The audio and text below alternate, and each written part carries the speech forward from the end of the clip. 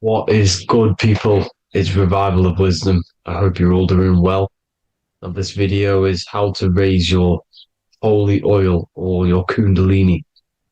Let's get straight into this. So, this is a monthly cycle.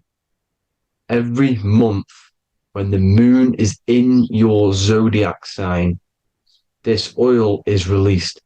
Now, the moon is in control of monthly cycles. For women, it's the menstrual cycle, and as well, this holy oil cycle. The moon changes sign every 2.5 days and passes through the zodiac signs in 27 days. So the moon tells the day, the sun tells the time, the stars tell the month. This reality is a massive clock, if you like to say. It's a cycle. Okay. The moon controls the night, emotions, water, fluids, and the mind. Okay. So this oil is produced in the claustrum. It's produced in the claustrum, which is here, right? This is where you get Santa Claus from. Now, the claustrum is at the center of the brain, and it is next to the pineal gland and the pituitary gland. Once it starts in the claustrum, this is the holy present. This is the present that Santa gives to us, Santa Claus. And it goes to the pituitary gland and the pineal gland. And what's connected to the pituitary gland and the pineal gland is the Ida and the Pingala. The Pingala is the pineal gland's nerve, which is the honey, which is the positive charge, electric. And the pituitary is the Ida nerve, which is the magnetic charge. This is the milk, the land flowing with milk and honey. This is the brain, the heaven, heaven, okay? And it travels down the spine using these two nerves, these electromagnetic charge. And this is what the ancients symbolized with the two serpents wrapped around the spinal cord, the Ida and the Pingala. And this travels down to the sacrum or the solar plexus. Okay. So once it's here, okay, the spine is an elongation of the brain. So the spine is pretty much the brain. It's an extension of it. And it's kind of a microcosm of how we descended from heaven to physical reality, to physical matter, which is our consciousness has done. Our consciousness has descended from heaven into physical matter, and this is a microcosm of it. Okay. So once we're in the sacrum bone, this holy oil, like I've just explained, this holy oil starts in the Santa claustrum, goes down the chimney to the sacrum. This is the sacrum, the solar plexus, and drops the present off at the sacrum. Now, once we're at the sacrum, we need to raise our vibration to take this oil back up the spine. Okay. And the River Jordan symbolizes this in the Bible. King Herod wants to kill Jesus in Nazareth, which is here, this is the River Jordan, is Nazareth. He goes to be born in Bethlehem and then goes back up to Nazareth to Joseph and Mary. Joseph and Mary, the pineal gland and the pituitary gland. The Bible is huge symbolism. It's all metaphors for this sacred process which goes on inside of your body. You are the Temple of Solomon. You are the Holy Land. The Holy Land is your brain. Once this oil is at the sacrum, you need to raise your vibration in order to take it back up. Once this oil has gone back up to the pineal gland, it activates the crystals which are wrapped around your pineal gland. Your pineal gland is this tiny little beam here. This is the claustrum. This is the pineal gland. And it's wrapped in crystals. And when this oil travels back up the spine by raising your vibration, back to the upper room where Jesus met the 12 disciples, or the 12 cranial nerves in the brain. And it activates and it turns on this pineal gland. And once it's turned on, it illuminates all the cells and the nerves in your brain and turns them all on and activates the higher God man, the God consciousness, Christ consciousness. And it regenerates the whole body. This is the secret to regeneration. It regenerates all the cells in the body. And this is how the ancients lived for thousands and thousands of years, as talked about in ancient texts. They lived for hundreds and thousands of years because they knew this secret. And this fluid, this brain fluid, the secretion, or the Christos in Greek, which means gold, because this is the alchemical process from turning lead to gold. Your body is the alchemical furnace. Now, the ancients knew about this center of the brain because they symboled it. This is the eye of Ra, and it's the brain, and this is what's wrapped around our consciousness. Our consciousness isn't wrapped around the brain. The brain is built around the consciousness. We are the consciousness. You don't have a soul. You are the soul. Okay. Now, the head, heaven, hell, heel at the bottom of your foot. That's hell. Head is heaven and hell. Simple. Now, the pineal gland produces DMT, which is dimethyltryptamine, which is known as the spirit molecule. So, let's move on. Now, when this oil travels up, back, the spine, the chimney, it crucifies at the top, which is called the vagus nerve. So when it reaches here, the optic thalamus, it crosses and crucifies once it's raised back up. And this is why Jesus dies at 33. He was crucified at 33. Because you have 33 vertebrae on the back of the spine. And then it's crucified by the cross of the vagus nerve. When this oil crosses the vagus nerve, this is the crucifixion at 33. And it symbolizes the death of the physical consciousness. You then become spirit. You then become God consciousness, activating the Kundalini, regenerating the body and the mind. Okay. The Garden of Eden. You are the Garden of Eden. The land of milk and honey is upstairs. The pituitary, which is the milk, the pineal gland, which is the honey, which is DMT. It even says this in the Bible. As he brought us into the place, and he has given us this land, a land flowing with milk and honey, which is also symbolized as the sun and the moon. The Bible also says, the light of the body is the eye, not the eyes, the eye. If therefore thine eye be single, thy whole body shall be full of light. This is the activation of the pineal gland by raising this oil back up to the pineal gland, to the center of the brain. Neither shall they say, see that here, or see there, for behold, the kingdom of God is within you. So he's saying, don't look out there. Nothing is out there. It's all inside of you. Everything's inside of you. You're the universe. Now, how to raise this oil back up to the pineal gland? Every month, like I said. The moon controls the cycle. The moon controls monthly cycles. When the moon is going into your zodiac sign every month, this oil goes down the spine and you must raise your frequency to get it back up. You must retain your seed. This is the most important. Your fluid, your secret, your holy fluid, your life force.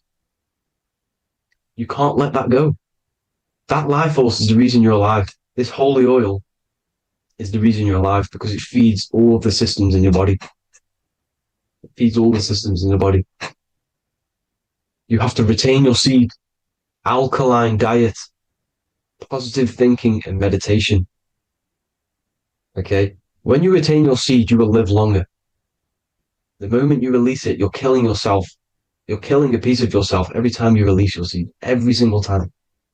You're killing a part of yourself. Okay. Now, this could be the illumination, the single eye on the Illuminati's symbol, the Freemasonic symbol, the illuminated eye, the triangle, which could symbolize the body, mind, and spirit, but the eye illuminated.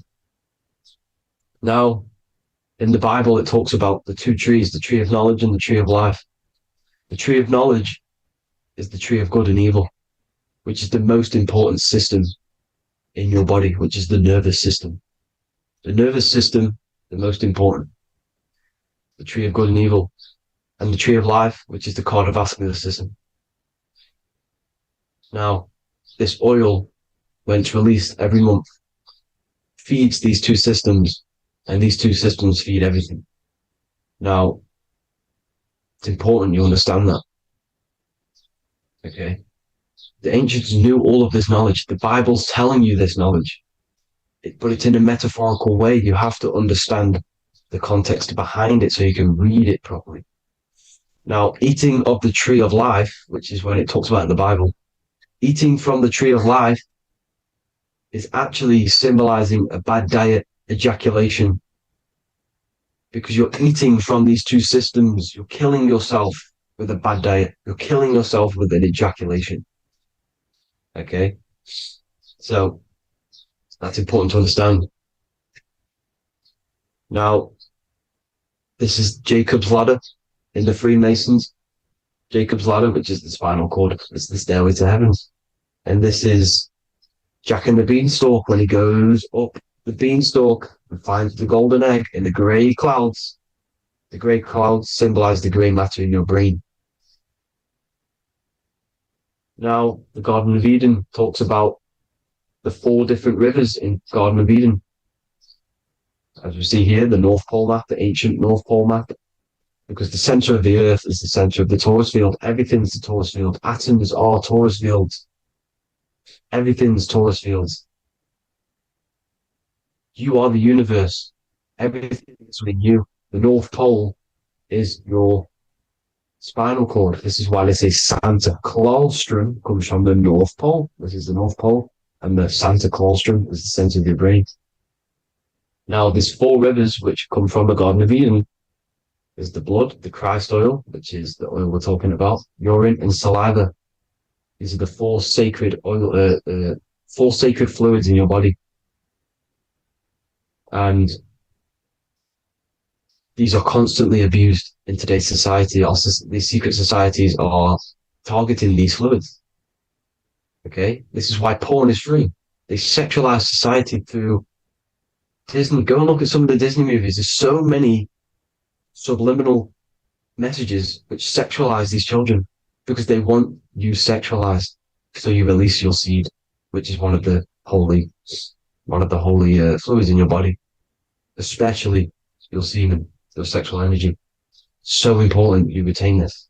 So important because it's your life force. It keeps you alive. Okay.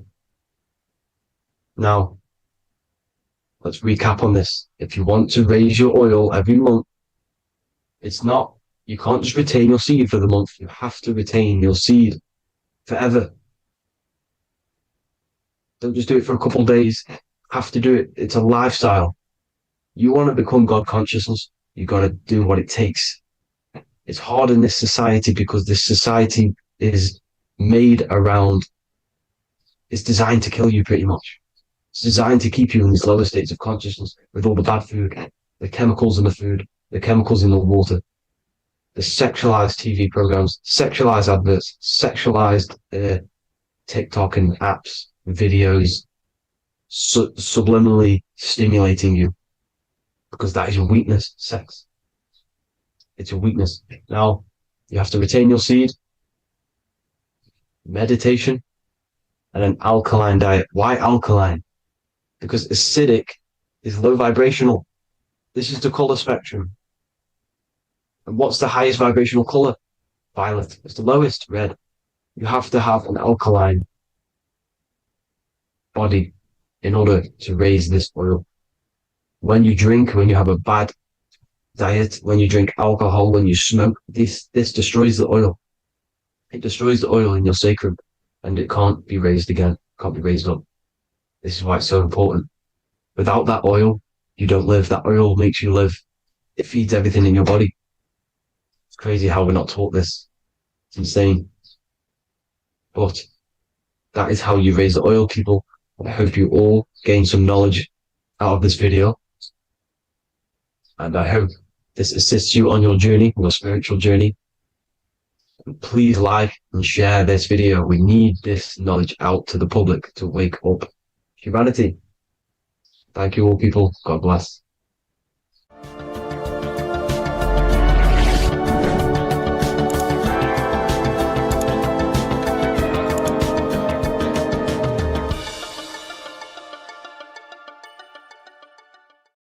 Geometry. This is the study of nature, of the codes, the mathematical codes behind physical reality. So today we're going to be going deep into geometry and the true esoteric internal geometry, the geometry that no one really talks about, and how geometry relates to human consciousness. So essentially, what we must understand when it comes to geometry, the basics of geometry is everything is vibration. And this vibration is vibrating on a certain frequency. And this certain frequency creates a geometric shape, which is why in nature we see all of these different geometric shapes. All matter takes form in shapes. So if we put sand on a plate and we vibrate the plate on a specific frequency, we see that the sand goes into specific geometric shapes and patterns. So essentially, matter is energy condensed. It's energy vibrating on a low frequency, vibrating at a certain frequency. So matter is condensed energy. And each geometric shape is manifesting and showing a specific energy. Some shapes carry more energies than others. For example, the cube is what traps energy. A square is what traps energy. So geometry and the flowers are basically how energy manifests itself into physical matter. We are in a world made out of energy or light. Light is energy. So everything is vibration, everything is frequency, and everything is energy. Even the words, each atom in our body, everything. So everything in nature has these mathematical energetic codes. So geometry is basically the study of nature and the shapes that are in nature and their energetic principles.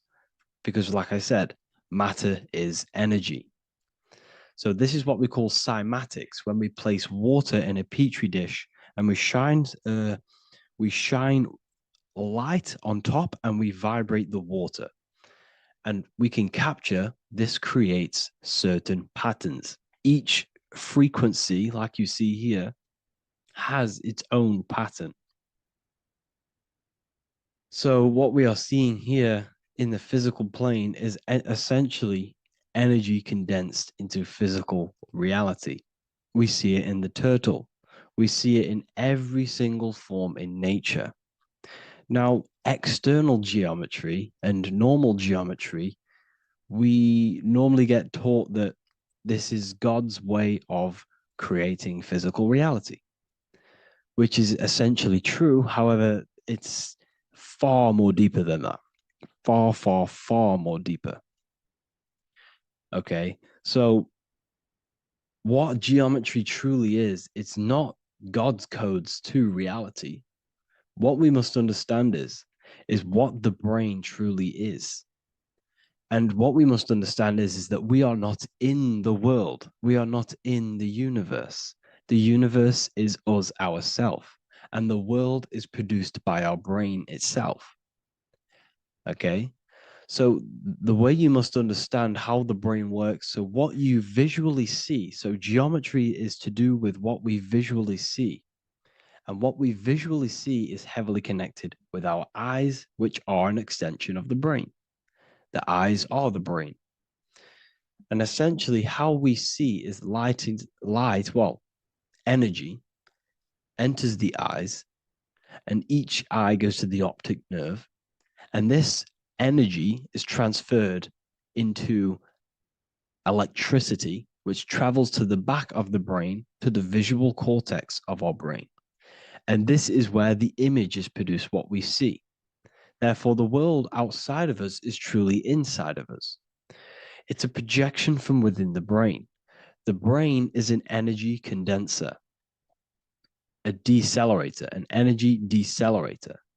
Everything outside of us is basically formless energy. It is formless energy vibrating at a certain frequency. So what the brain is, it's sucking in this energy, this light, and turning that frequency, that code, that light code, into a physical reality. It's condensing the energy and turning it into a visual image inside of the brain.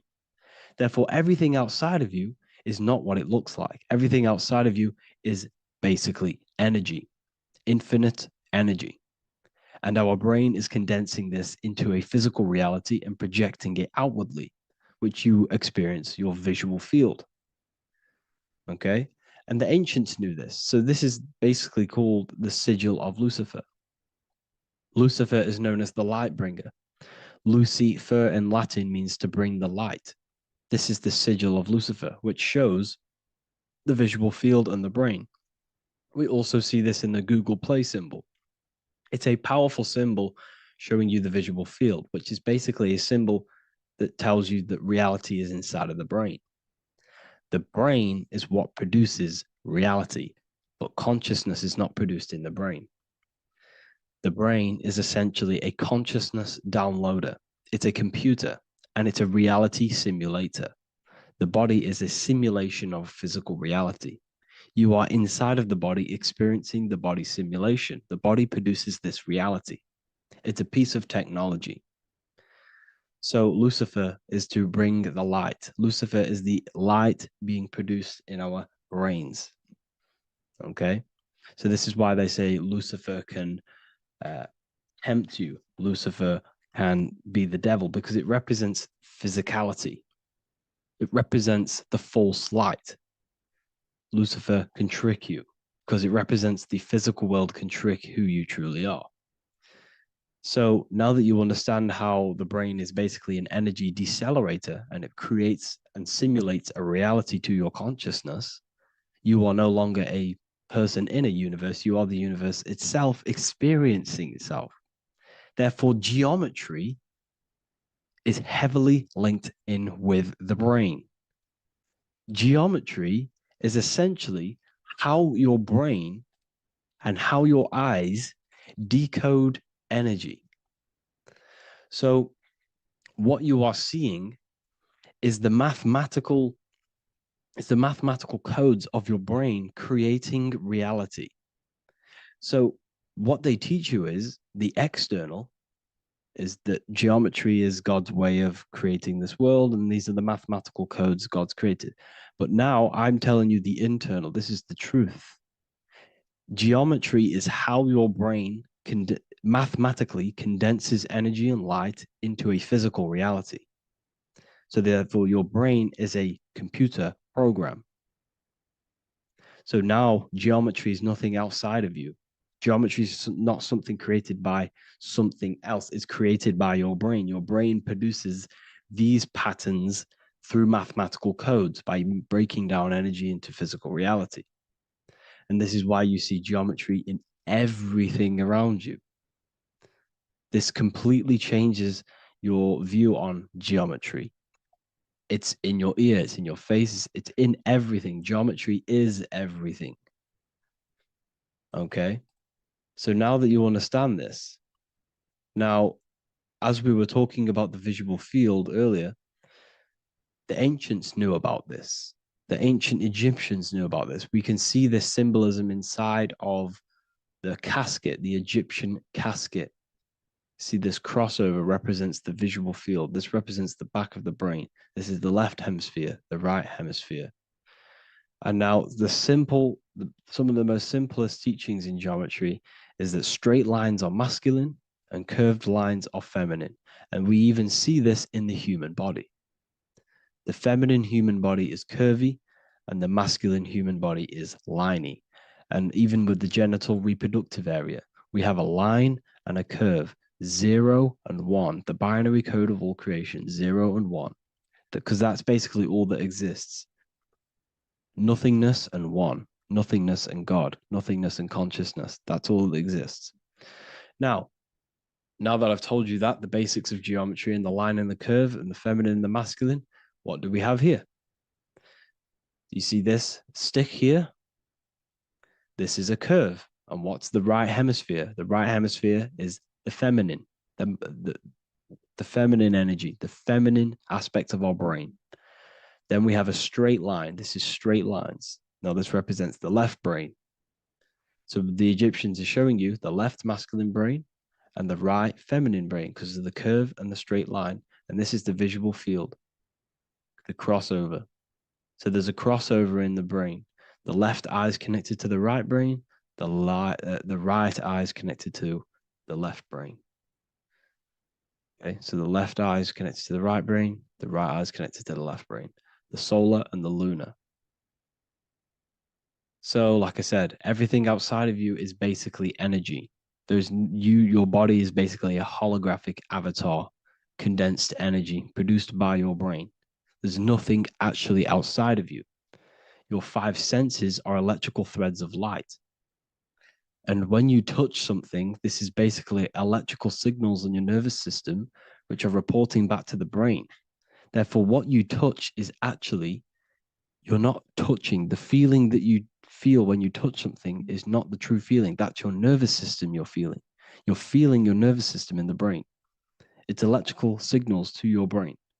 So the five senses do not decode, well, what you're experiencing as the five senses is not outside of you. This is your brain interpreting electrical signals. You don't experience the world, you experience your nervous system and your brain. The nervous system is an extension of the brain. So this is the truth. This is not woo-woo spirituality. This is true consciousness science that I'm teaching you here. Okay? So nothing is truly outside of you. It is a universe. You yourself are the universe, the fabric of the universe itself. The only thing that exists outside of you is essentially energy. That is it. And your body and your brain condenses this energy into reality. So when we look into architecture, why is architecture, the ancient architecture, so important? Because what did I tell you at the beginning? Shapes and physical matter is condensed energy. Each shape holds specific energy. Some shapes hold more energy, emit more energy. Some shapes condense energy. Some shapes transfer energy. Each shape, each geometric shape has an energetic principle because matter is essentially energy. So when we look into cathedrals and the ancient buildings, they were filled with geometric patterns, geometric shapes, because they understood the energy principle. Architecture is basically solid energy. It's physical energy. If we create this pattern here is an energy code. And if you stand next to it, you're going to gain that energy. It's going to be imprinted on your body. So essentially, they filled their buildings with high energy geometric shapes, points, triangles, pyramids are very, very energetic. This is why you have crystal pyramids made, organite pyramids. They're always in pyramid shapes. That's why the Egyptians built in pyramids, because pyramids hold high energy. They emit high energy. So this is why you see all these different geometric patterns. Okay. So in the real reality, in the energetic plane, this building would basically look like this: lines and grids of energy. Okay. This is what it would look like in the energetic plane, a blueprint of the energy body. So as you see here, these are the different frequencies in a petri dish. of water in a petri dish. And you can see they are specifically aligned up with these specific patterns. You can see geometry even within geometry. It's fractal. So essentially, when you would stand inside of these buildings, they would imprint the energy of the building in your body because your body is healed through energy. You have an electromagnetic field around your body. So by creating buildings with geometric patterns, we are essentially increasing the energy of the building because the building itself is energy. Okay.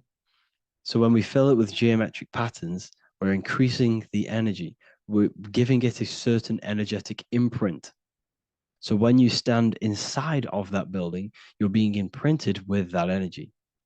Okay.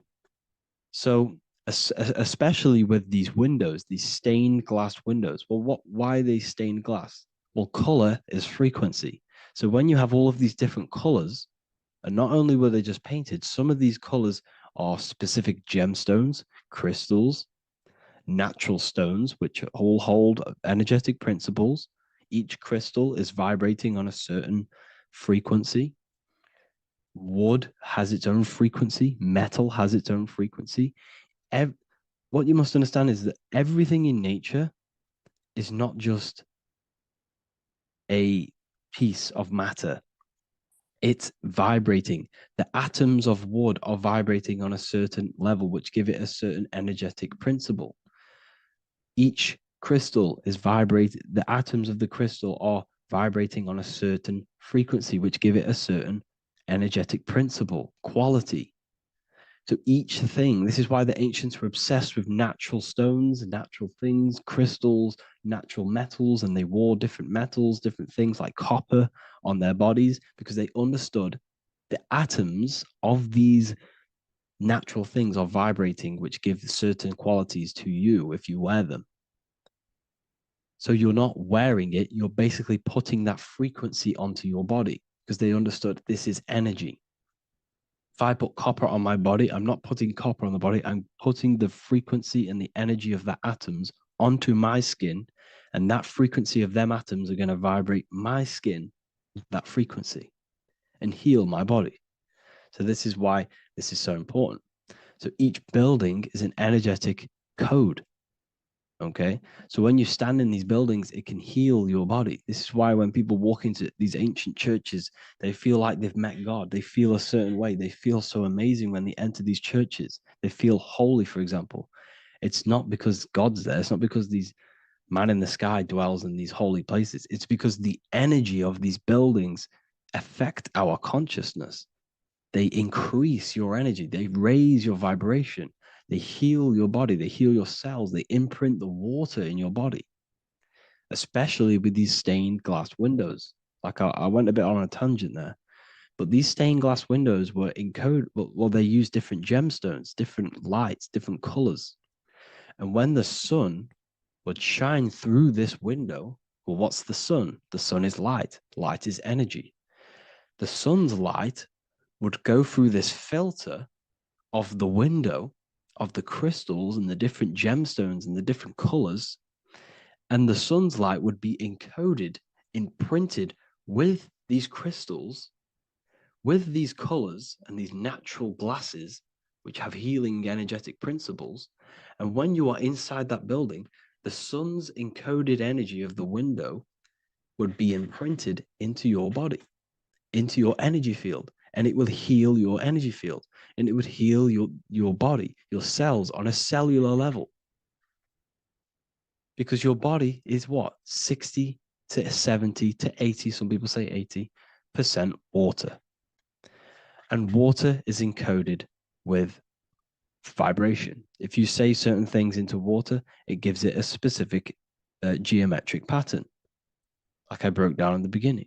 If you say love to a water and then freeze it, it will go to this. If you say hate, it will go to a distorted pattern. So when you are in these buildings, you're being imprinted by the energetic codes of these buildings, the energetic principles of the windows, of the structure itself. The ancients never used to build in squares. Their buildings, their insides were never square rooms because they understood squares trap energy. They always had pointed roofs so energy can escape. So there's many little things that we need to look into geometry. For example, when you see magicians, when you look at ancient magic, why do they stand in circles with different geometric patterns? They use different geometric shapes. Why? Because shapes are energy. They hold specific energy. So when the magician stands in a circle with a pentacle, they're working with the energy of that pentacle. You can work with different energies based upon the different geometric shapes that you draw. And you can use this in your structure, in your architecture, in your work, and it can influence everything. So this is the true geometry. I hope you gained a deeper understanding on geometry and how it relates with you and your consciousness. Like I said earlier, your brain produces geometry. It's basically how your brain decodes energy. It's not God, how God creates this reality. And no, you're in this reality. You are the reality itself. Your body produces the reality. Therefore, geometry is one with you. So therefore, if I play with the geometry of the buildings, for example, like the government have, everything's in squares. If you look outside, everything's a square, everything's a rectangle. You go to a city, every window is a rectangle, every building is a rectangle.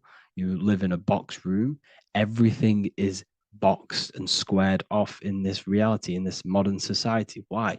Because they're trapping energy.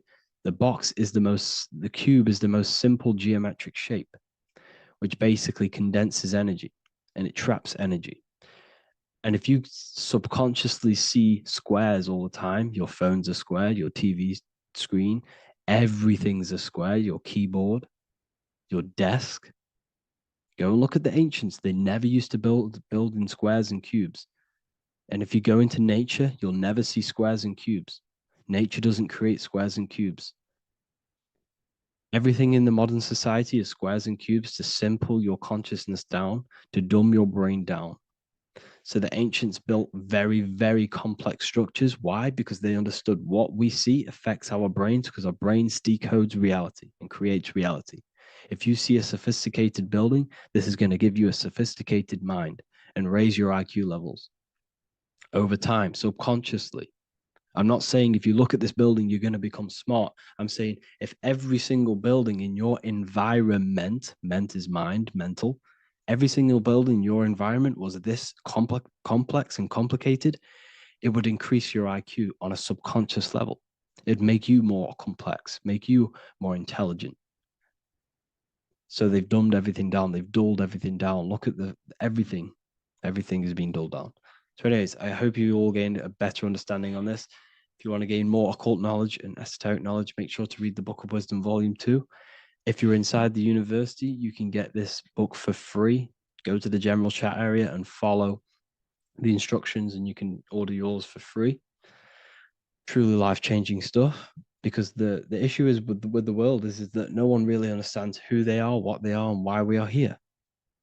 That is the issue for people's depression, for people's wrongdoings. They don't understand who they are, what their emotions are, what their mind is, what their body is, what reality is. This book gives you that. This book gives you the sense of understanding, the sense of well-being that will give you a better life because you understand life and what life is. And if you truly want to take your studies to the next level, we have the Ethereal University. This is the place for truth seekers where you can connect with like-minded people so you don't have to feel insane because not many people think this way. I've been there when you wake up and not many people around you are thinking the same way and you start to feel a bit insane and you can't really talk to people about these things. That's why I created this. So you can connect with people and learn at the same time and become the best version of yourself by understanding truth and knowledge. If you join, you'll gain access to free live calls every single week, every single Saturday morning. We do live calls. You can ask me questions and all sorts. So make sure to leave a like and a comment. And thank you all for tapping in.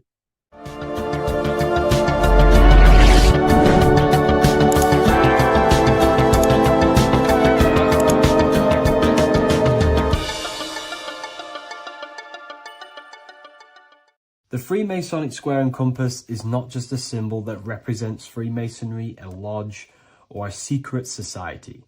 It is a symbol of gaining your own personal power. Now, in this video, I'm going to be breaking down this symbol in the most detail I can possibly go into. Most people live in a state of illusion. They live their life impulsively, acting based on their five senses, tasting.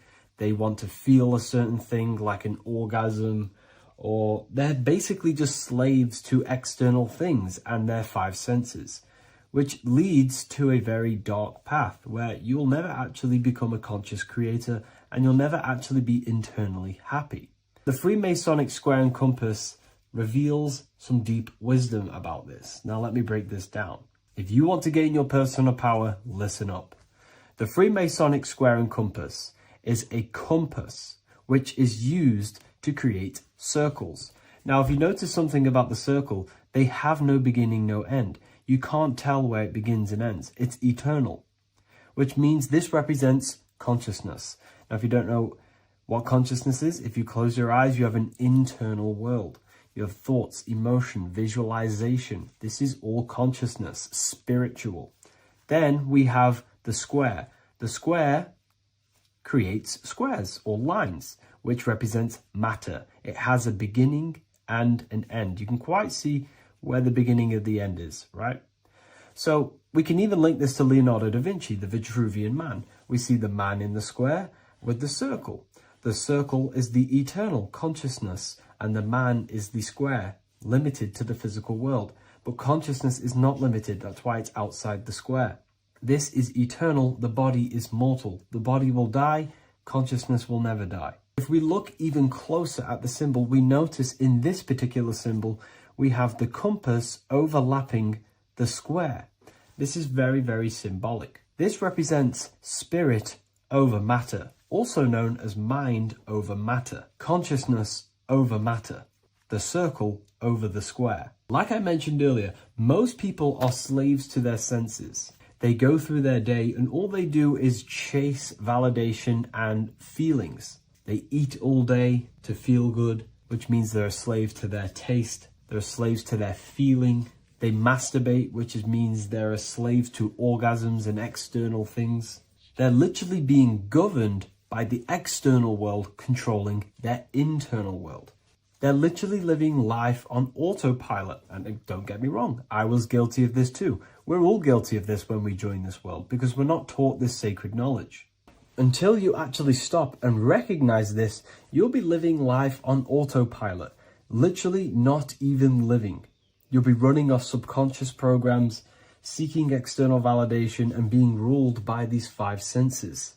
The square underneath the compass represents consciousness on top of matter, which means the internal world is controlling the external world. It is the mind controlling matter and not matter manipulating the mind. In the occult and esoteric world, it's very important that you are conscious of every action that you are taking in your day-to-day life. Never act subconsciously. Always be conscious. What are you thinking? What are you acting? What are you giving your attention?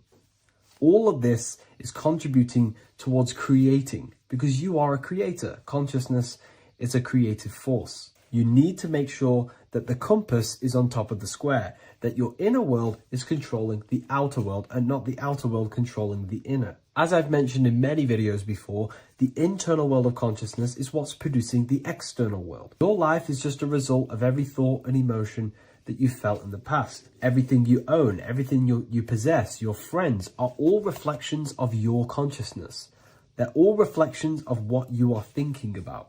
When you change your thinking, your external world starts to rearrange itself. On a basic level, this symbol represents the combination of spirit and matter. You are a spiritual being and a material being.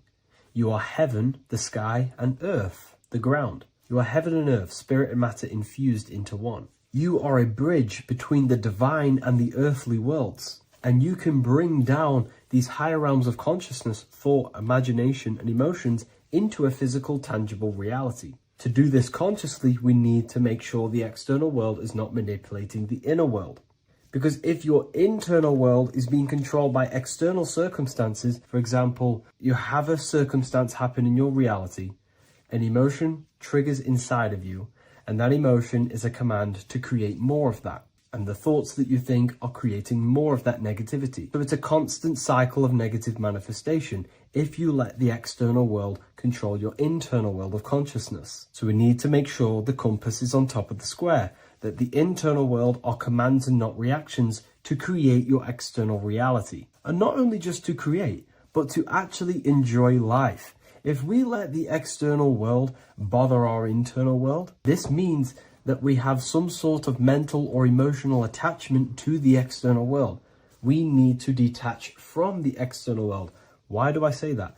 Because it's temporary. It's an illusion. We are going to die one day, and none of this will matter. You need to understand that everything in this world is temporary. You have to be okay with losing things, losing family, losing things in this world, because it's guaranteed to be temporary. We need to make sure the internal world is order and not chaos, commands and not reactions. Now, at the back of the Book of Wisdom, Volume 2, the book that I've wrote here, I go over the different meanings of the different arrangements of the square and compass. Sometimes we see the square overlapping the compass, which is the opposite of what we've just broken down. Or sometimes we see one leg of the compass on top of the square and one leg of the square on top of the compass. These are all highly symbolic. When we see the square overlapping the compass, this pretty much represents the beginning of the Freemasons' journey, when their internal world is being controlled by the external. They have a lot of spiritual growth and a lot of learning and inner work to do. Now, when we see half and half, one leg of the square on top and one leg of the compass on top, this represents the Masons' gradual emergence from the material realm into the spiritual. This interplay of symbols reflects the process of gaining greater light and knowledge as the Masons ascend from material concerns towards spiritual enlightenment. And of course, we've just broken down what this means. This represents spirit over matter.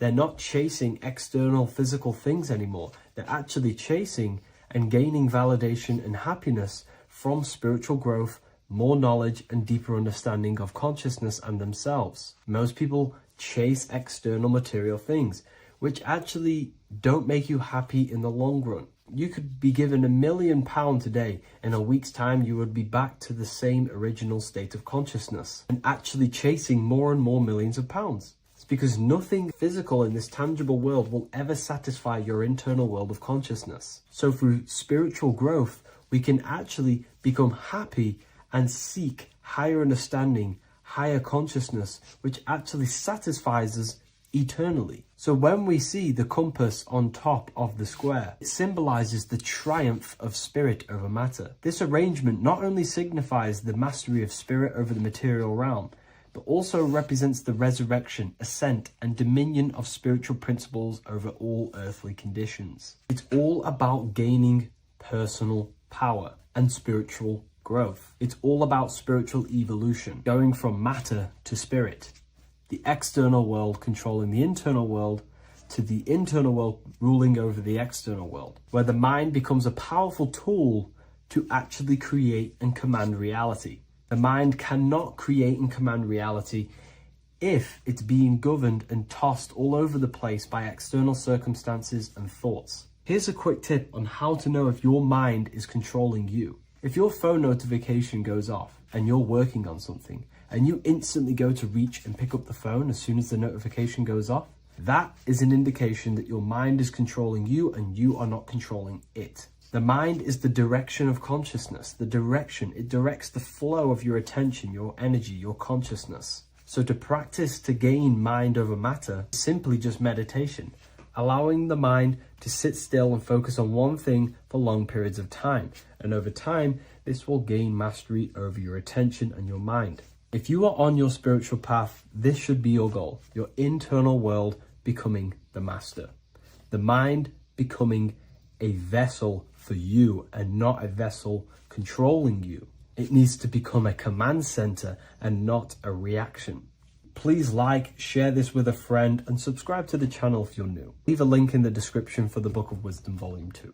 By the end of this video, you will understand the 3 expressions of consciousness, how to use them to create the life you truly want. You'll discover the hidden meaning of the word God, the secret power of the number 3, and how consciousness itself is the key to your reality. We have 3 main expressions of consciousness. We think, we feel, and we act. God is 3-fold. It stands for generator, operator, destroyer. The generator is the mind. This is what thinks, generates ideas. This is the beginning of all creation.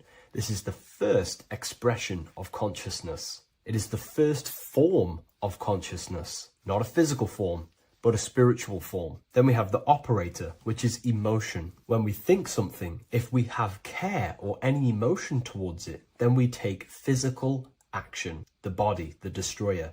We think, we care, we act. Thoughts and emotions are the 2 spiritual forces which merge together and give birth to actions. Think about it. Why are you watching this video? Because you had a care to watch the video. Therefore, the reality in front of you is because you had a thought, you had a care, you took action to express that reality.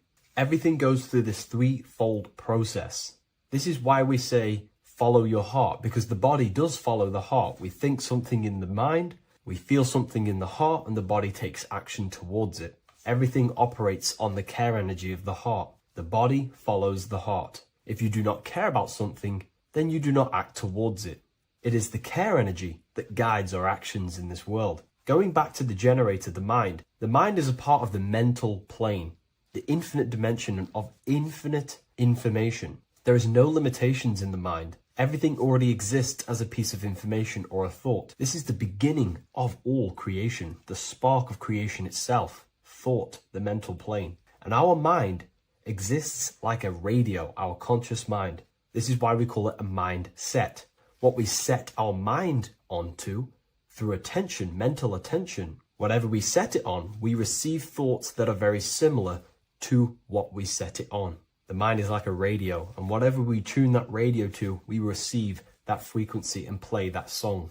So if we purify our minds through ritual work, meditation, and affirmations, the mind can become a temple to receive higher thoughts, higher ideas, and better genius ideas. Going back to operator, this is the Holy Spirit.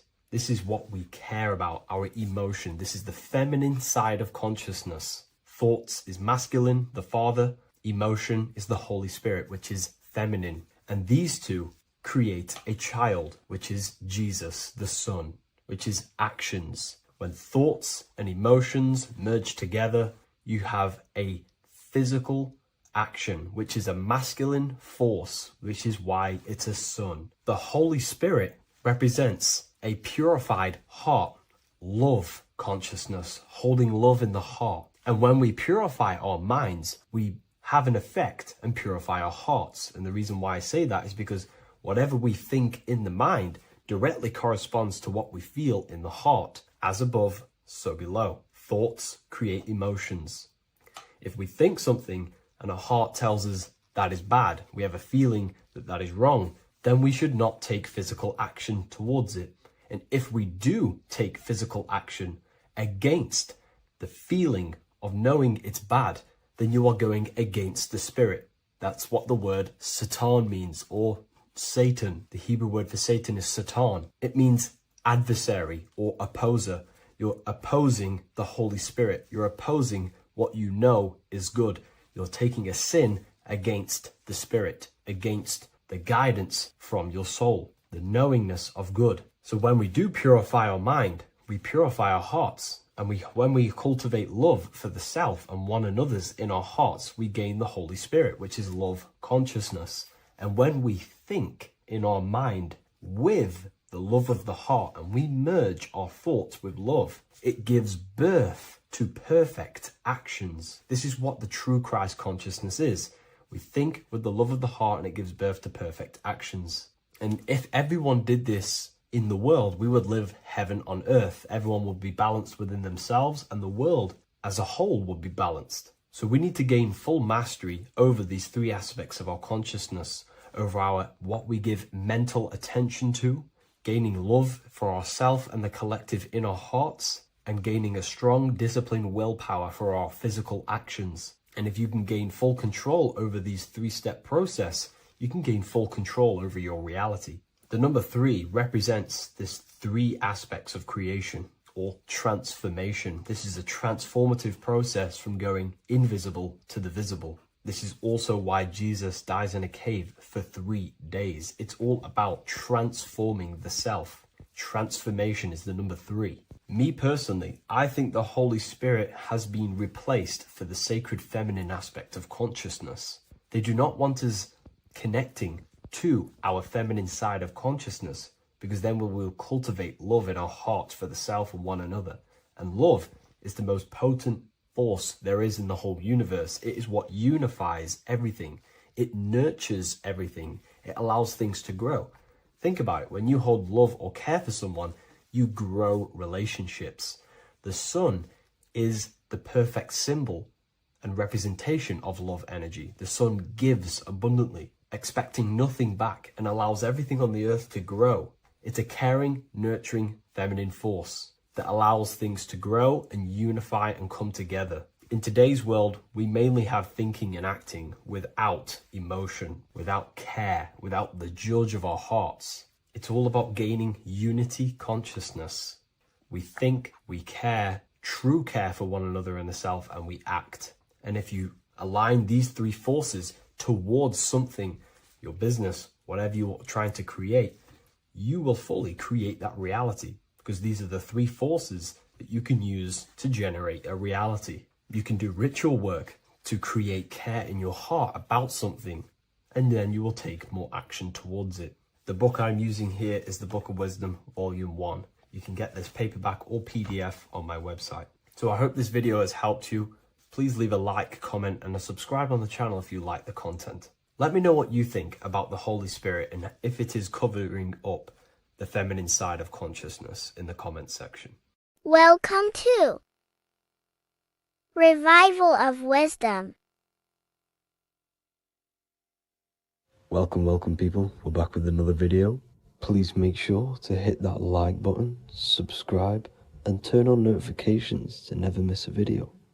The Earth is a giant torus field consisting of a positive and a negative pole. The Sun being the cathode with a positive charge and the Moon being the anode with a negative charge.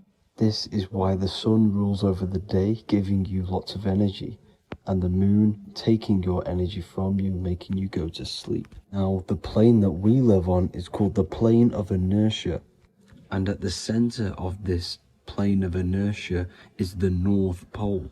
This is where the 2 electromagnetical energies meet. Now, this is where the most electromagnetic energy is stored. This is why all compasses will point north, because it's the most magnetic place in this reality. So the Sun and the Moon is spinning around this center point, which is stirring the ether of this reality and making everything move in circles, meaning this is a cycle. Everything's recycling itself.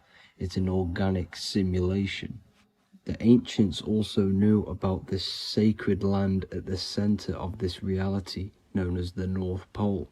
As you can see on this map from the 1500s of the North Pole, you can see 4 islands around this center black rock. Ancient civilizations like the Mayans, the Buddhists, and ancient Chinese also depict these 4 islands. The endless symbology of these sacred lands at the center has been going on for thousands of years. These sort of secrets are now kept by the elites, but as always they have to show the truth in plain sight, and this is what they are doing with the Windows symbol and also the Wizard of Oz. Now in the Wizard of Oz, as you can see, there's something called Munchkin Land. Munchkins are these unusually short people. Then on the ancient 1500s map it says Pygmy, and then the Pygmy people in mythology are also these unusually short people.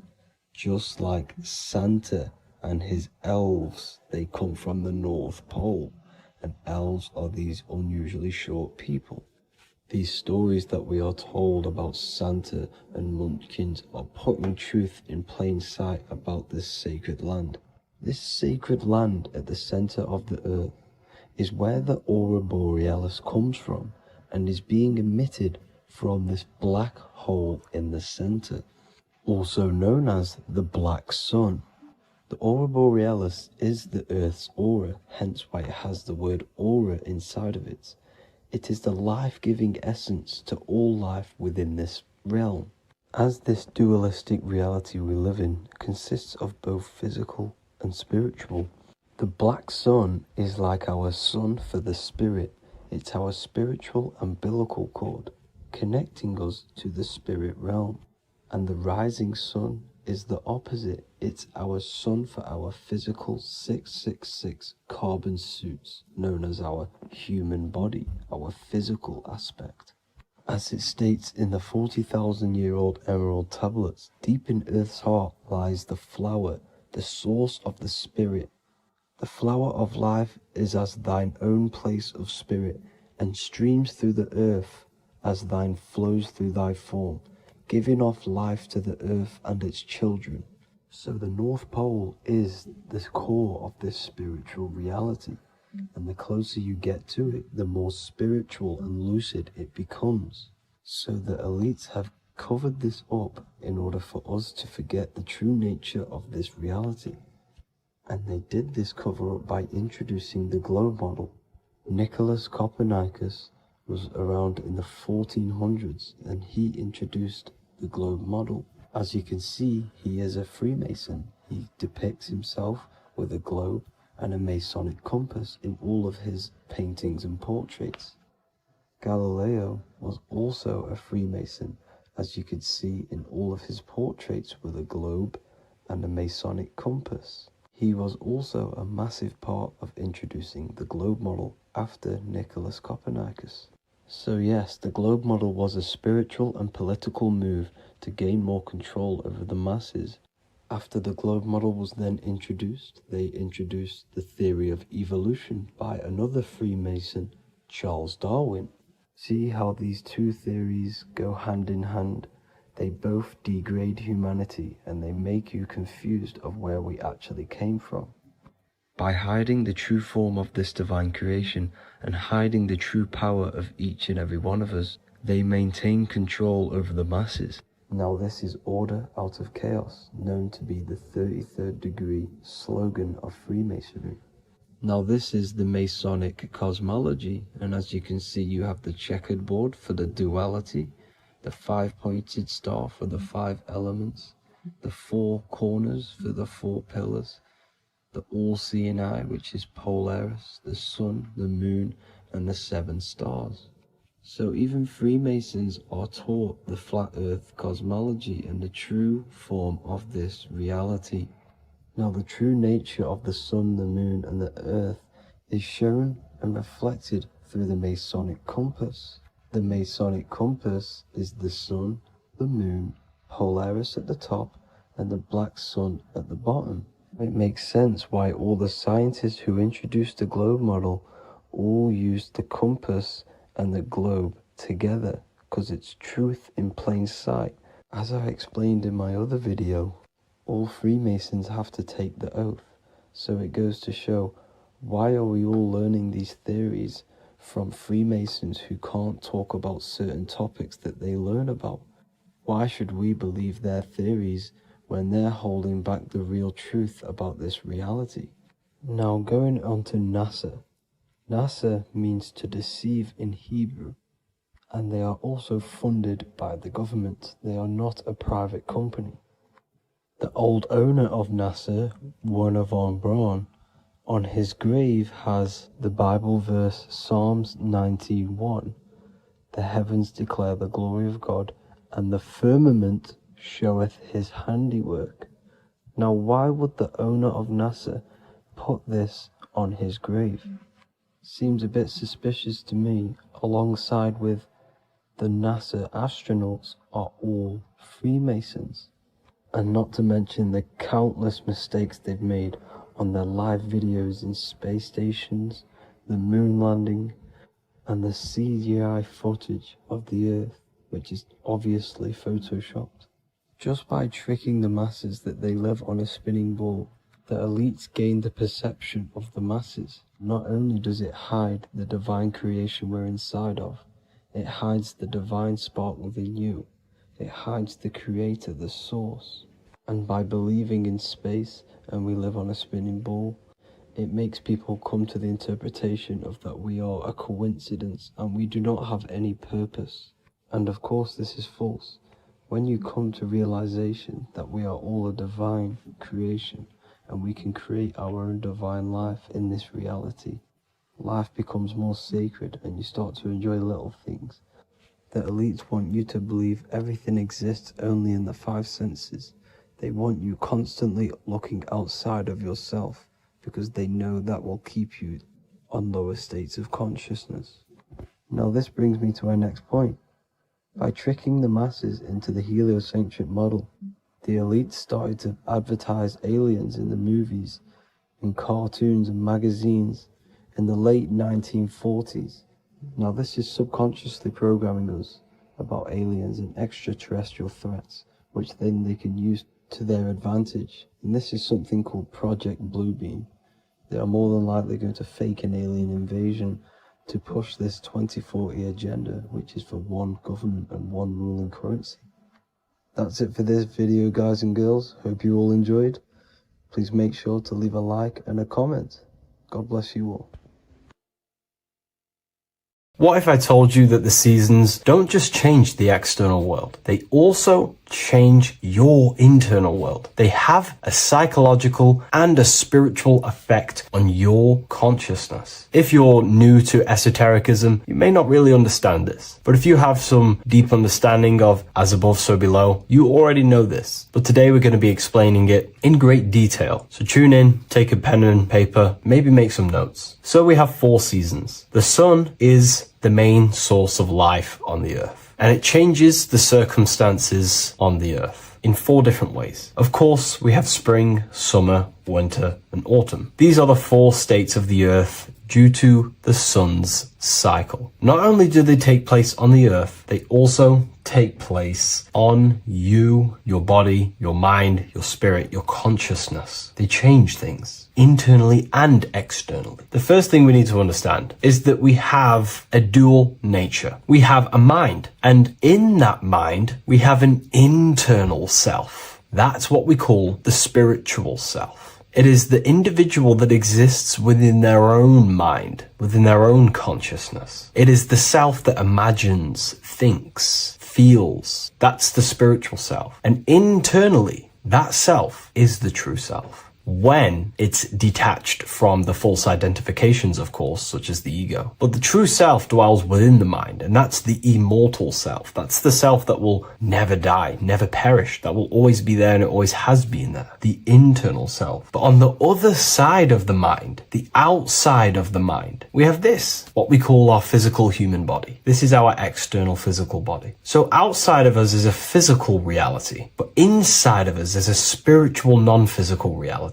Inside of us cannot be measured. Outside of us can be measured. So we have an internal world and an external world. I think this is the reason why the word individual has the word dual at the end. Dual meaning opposing or two. We have a dual nature. Inner world, in the mind, and a self out the mind. And the mind acts as some sort of doorway. It is a doorway into ourself. So in esotericism, this is what it's all about. It's about we work with the internal world. We try and figure out who we are from the inside out, not who we are outside of us. Because we realize that the external world is nothing but a crystallization of what's happening inside of us. Our lives are a result of every single thought that we thought in the past. So let's not get off track here. Let's carry on. As I was discussing the seasons, we have an internal world in the mind and a self outside the mind. And this is reflected even in the cycles of the heavens. This is how you know the universe is intelligently designed, and the law of correspondence corresponds with everything. The law of correspondence is as above, so below. It's not a Hermetic principle. It's not a Freemasonic principle. The law of correspondence, as above, so below, is just the law of life of the universe. It is in everything. So the daytime, the sun, this is external impressions or expressions, should I say. We express ourselves outside the mind, in the outside world, in the material body, taking actions outside of us during this daytime. The sun represents outward expression, the daytime. This is when we wake up, we're conscious, we do things outside of our mind. But then the nighttime comes around and it becomes dark and the moon rules over the nighttime. And we return back to our internal world. We return back to the darkness. We return back to the internal self, the self in the mind. Really is fascinating. And this is as above, so below. This follows the correspondence. This follows the law. Although that the outside world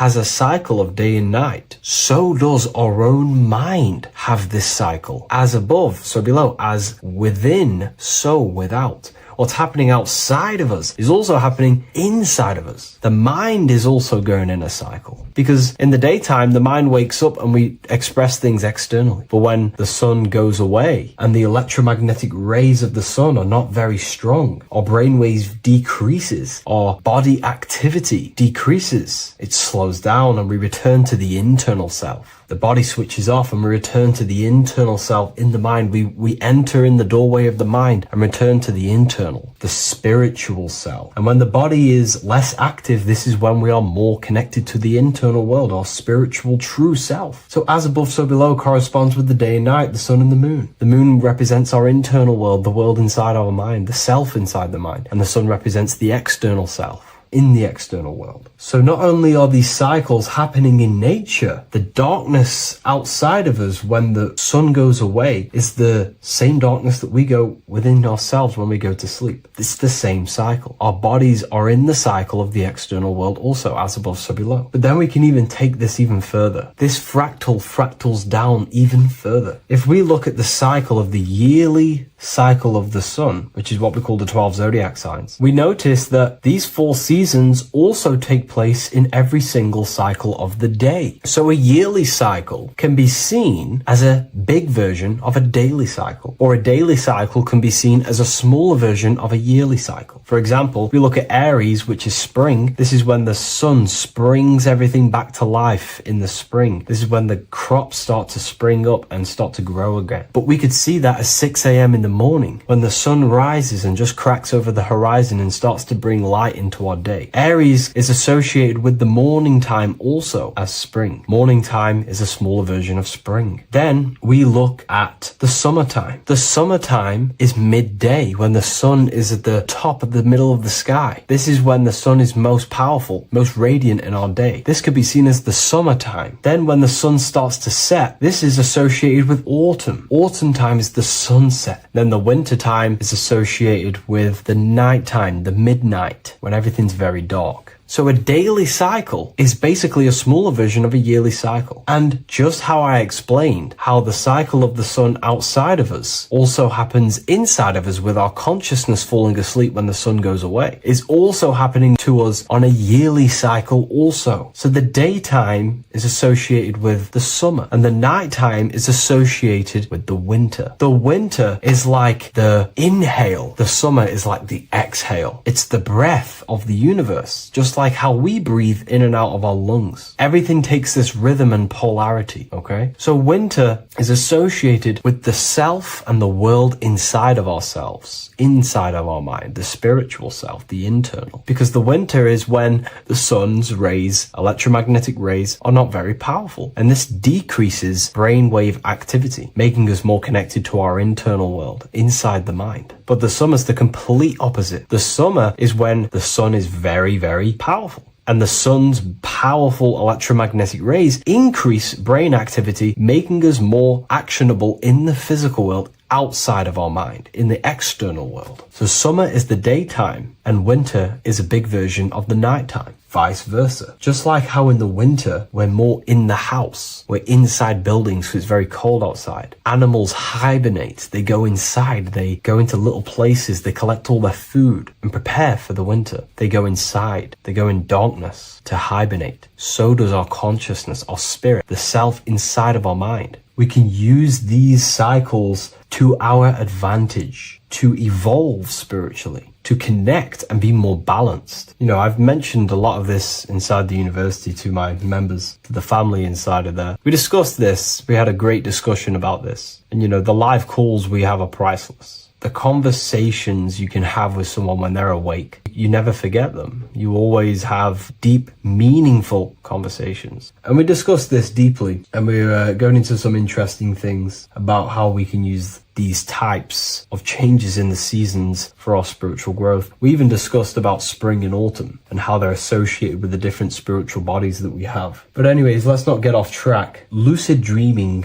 dreaming itself, and astral projections, I find are more easily accessible during the winter and the night times. Like I said, because the brain activity is decreased due to the sun being not powerful, we are more reconnected with the self inside the mind, the spiritual self, the immortal self. Wintertime is a great time to work on yourself, to start to gaining discipline, to meditating, to really working on the subconscious. Because spiritual work is harder than any physical labor. You really got to dig deep within yourself and be honest and true with yourselves. I think this is the reason why, you know, a lot of people convert to spirituality from religion. They come into spirituality and then they go back to religion because they realize spirituality is it's difficult. You have to be honest with yourself. You have to really face the traumas, the negative aspects of yourself, the dark side of yourself, and bring it to light and transform it. And that sort of work is a lot more difficult to do than any physical labor. So the winter time is the time that we go inside ourselves. We reflect a lot more. We need to work on ourselves, on our mind, on our negative habits, on our dark traits, on our things that we have been pushing away and not controlling. The winter time is that time we can really start to connect with the internal self, work on our imagination,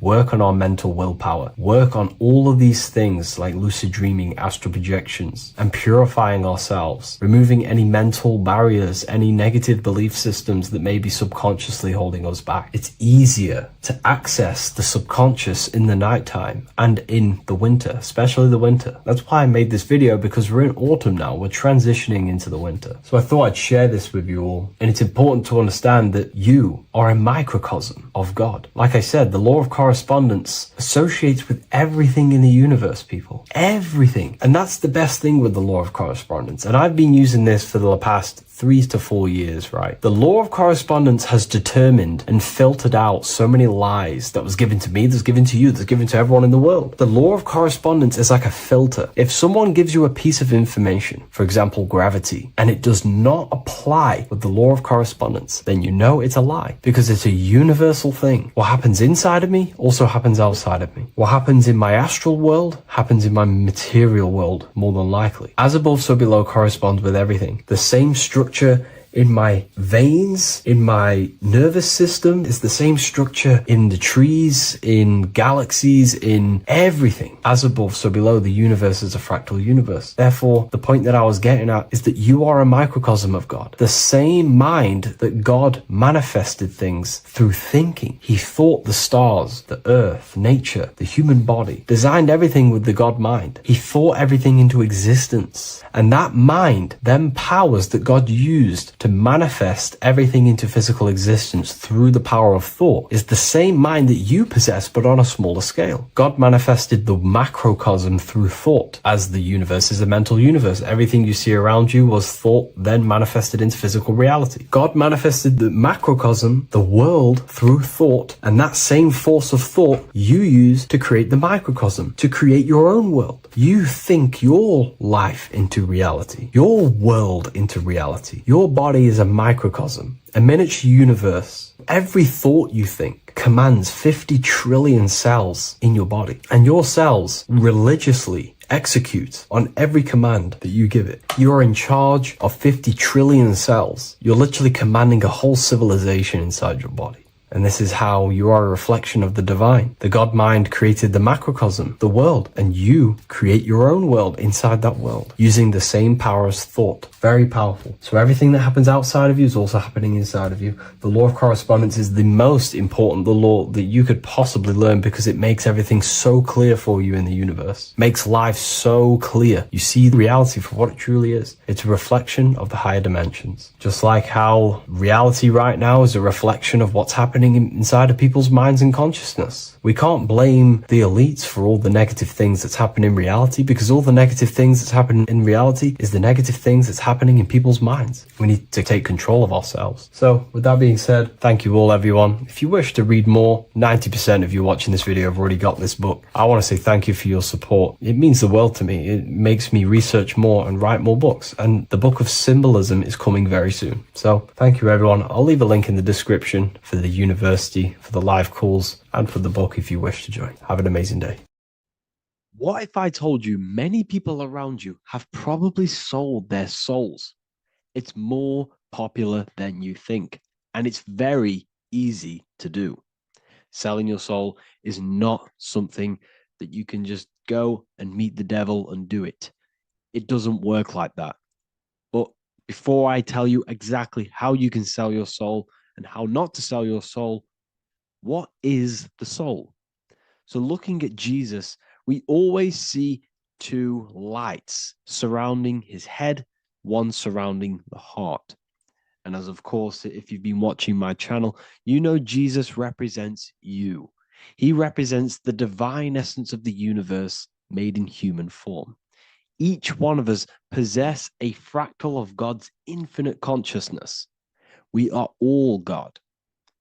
We are all God experiencing himself in a three-dimensional divided form, separated from his oneness. God wanted to experience himself, so he made this world. So each one of us possess a soul, and the soul is the spark of God's infinite loving consciousness, filled with God's loving moral law. So the reason why Jesus is always have a light above his head and a light on his heart is because this represents the brain and the heart. The brain is not the mind. The heart is not the soul. The brain is the physical manifestation of the mind. It is the physical mechanical computer for the spiritual mind. The heart is the physical manifestation of the soul. The heart is a brain.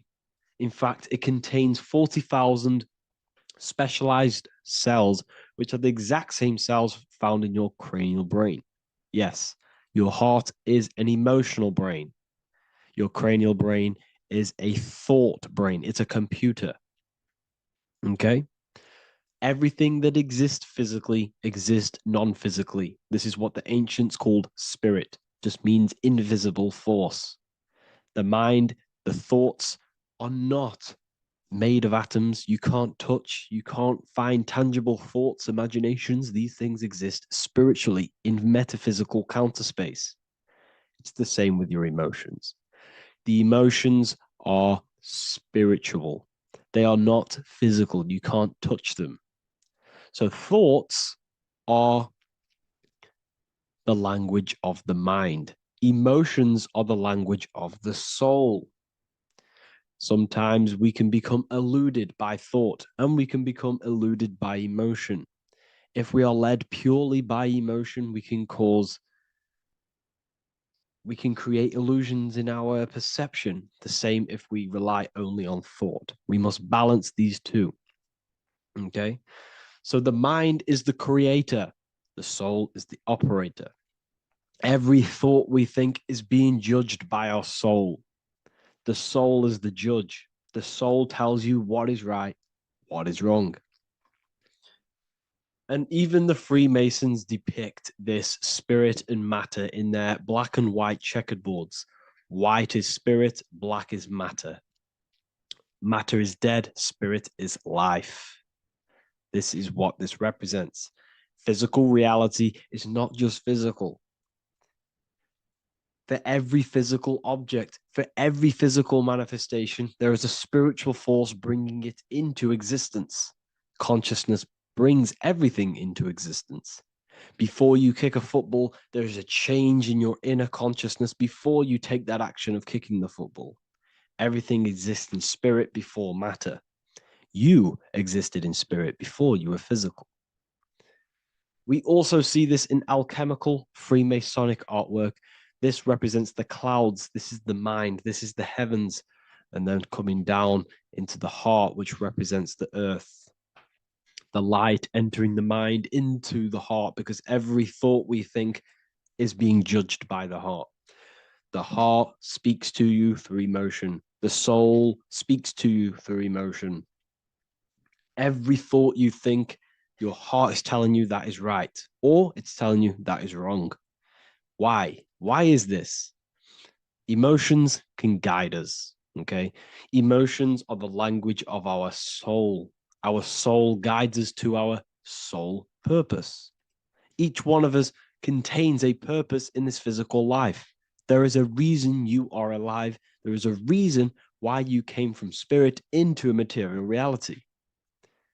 Your jealousy reveals where you need to be in life. If you are jealous of someone, this is your soul saying you need to be there. That's where you need to be. Your fear reveals your greatest growth in order for you to reach your life's purpose. If you fear something, this is your soul telling you you need to overcome this in order to reach your life purpose. This is the next obstacle. The soul, your life purpose is not found in your passion. It's found on the other side of your greatest fear. The soul's always seeking, it's always seeking truth. It's always seeking to expand, to learn. The soul must go through pain in order to overcome, in order to grow. That's why we are here, to grow and expand and create. We also see this in alchemical artwork. Again, the mind in the clouds, the heart and the soul. They must work in unity. Each one of us contains the spark of the divine, which is the soul. Okay? Which is the soul. This is the operator. G-O-D, generator, operator, destroyer. The generator is the mind. The operator is the soul.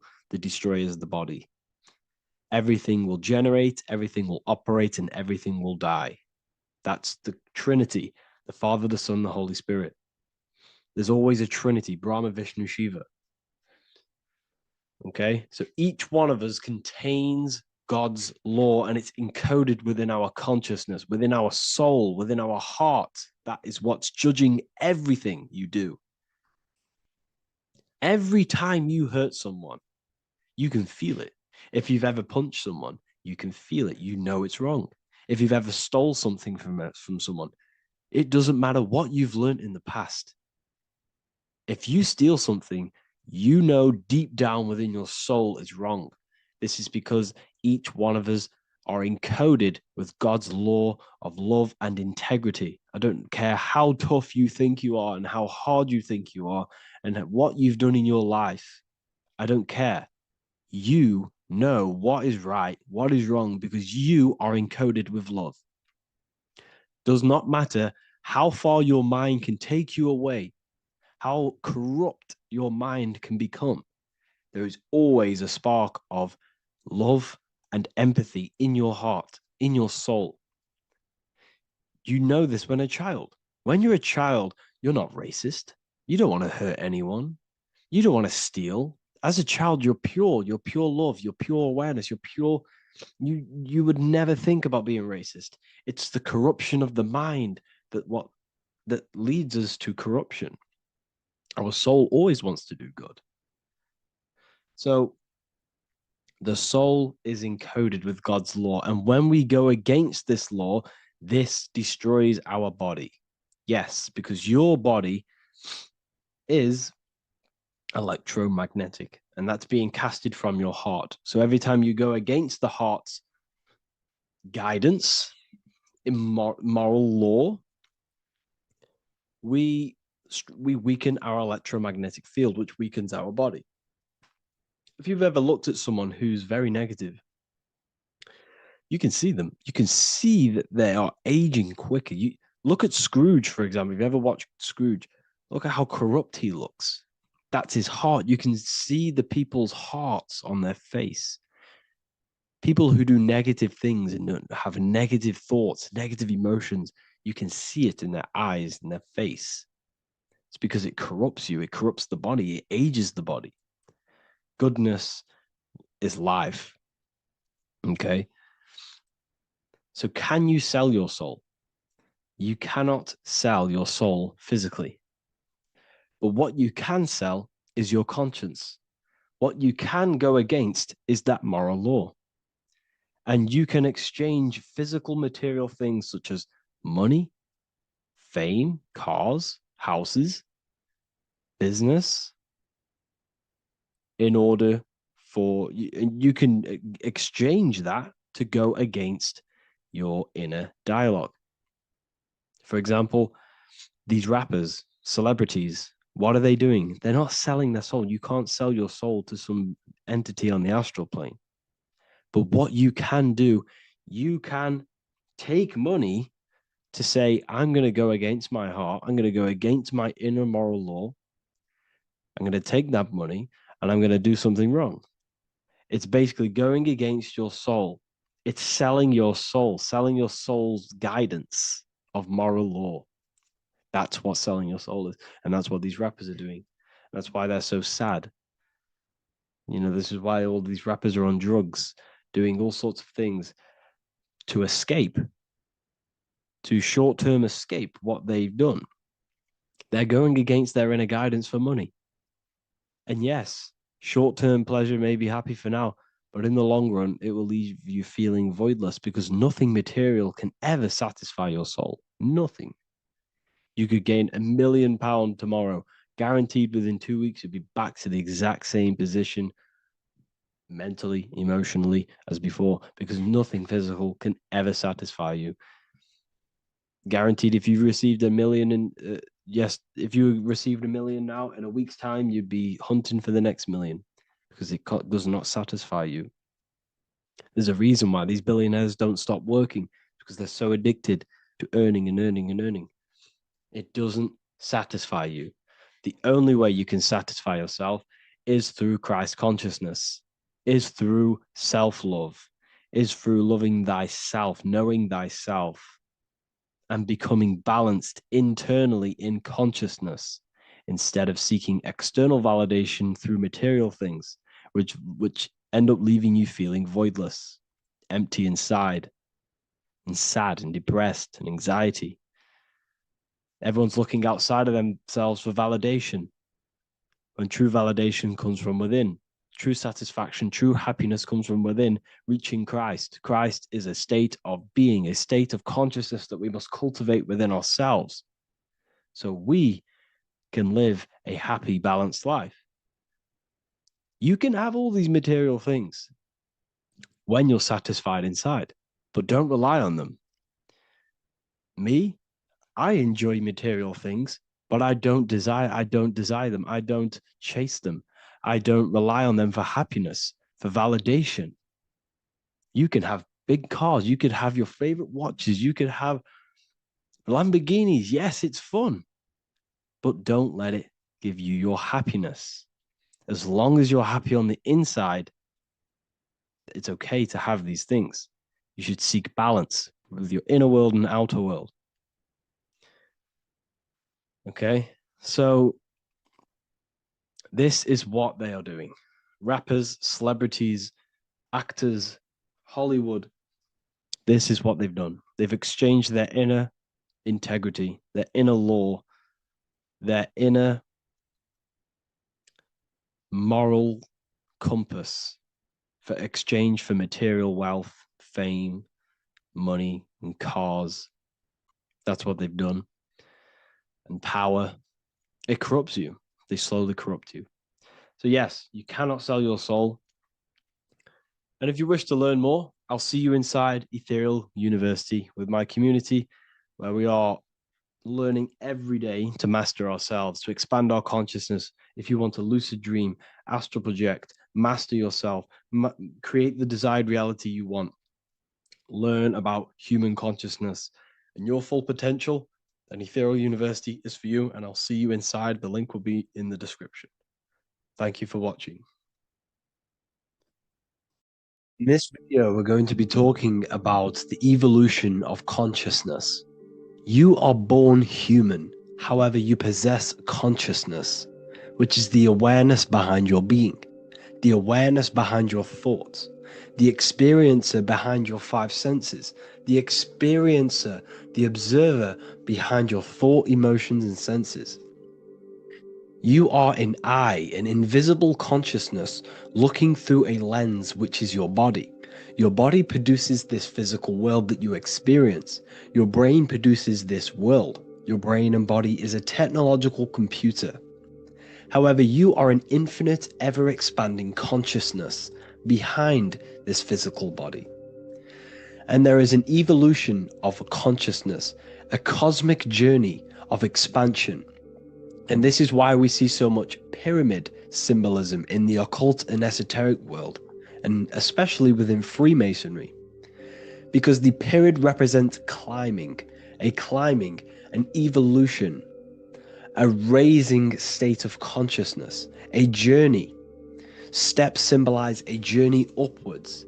This is the raising and the evolution of consciousness, our inner world. The transmutation of our inner selves, of our souls and consciousness and our minds. So when we see this pyramid, we're seeing a evolution, a way up to source consciousness. And the eye in the pyramid represents your source consciousness. It represents illumination. It represents divine guidance through this evolution of consciousness. This is why we see the ladder. Consciousness is ever expanding on an infinite journey of evolution. Each individual is a part of this cosmic process, contributing towards the ongoing expansion of both mind and awareness. As we evolve, we collectively explore deeper levels of existence, expanding the boundaries of thought and consciousness. The mind has the ability to expand infinitely into new realms of thought, into new dimensions of mind. The mind cannot be filled up. It is not a physical substance. The body can be filled up because it is a physical thing, but you cannot fill the mind. Therefore, the mind is constantly expanding, ever expanding into new fields of thought. So what we see in Freemasonry, the ladder, is again a journey, an elevation of consciousness.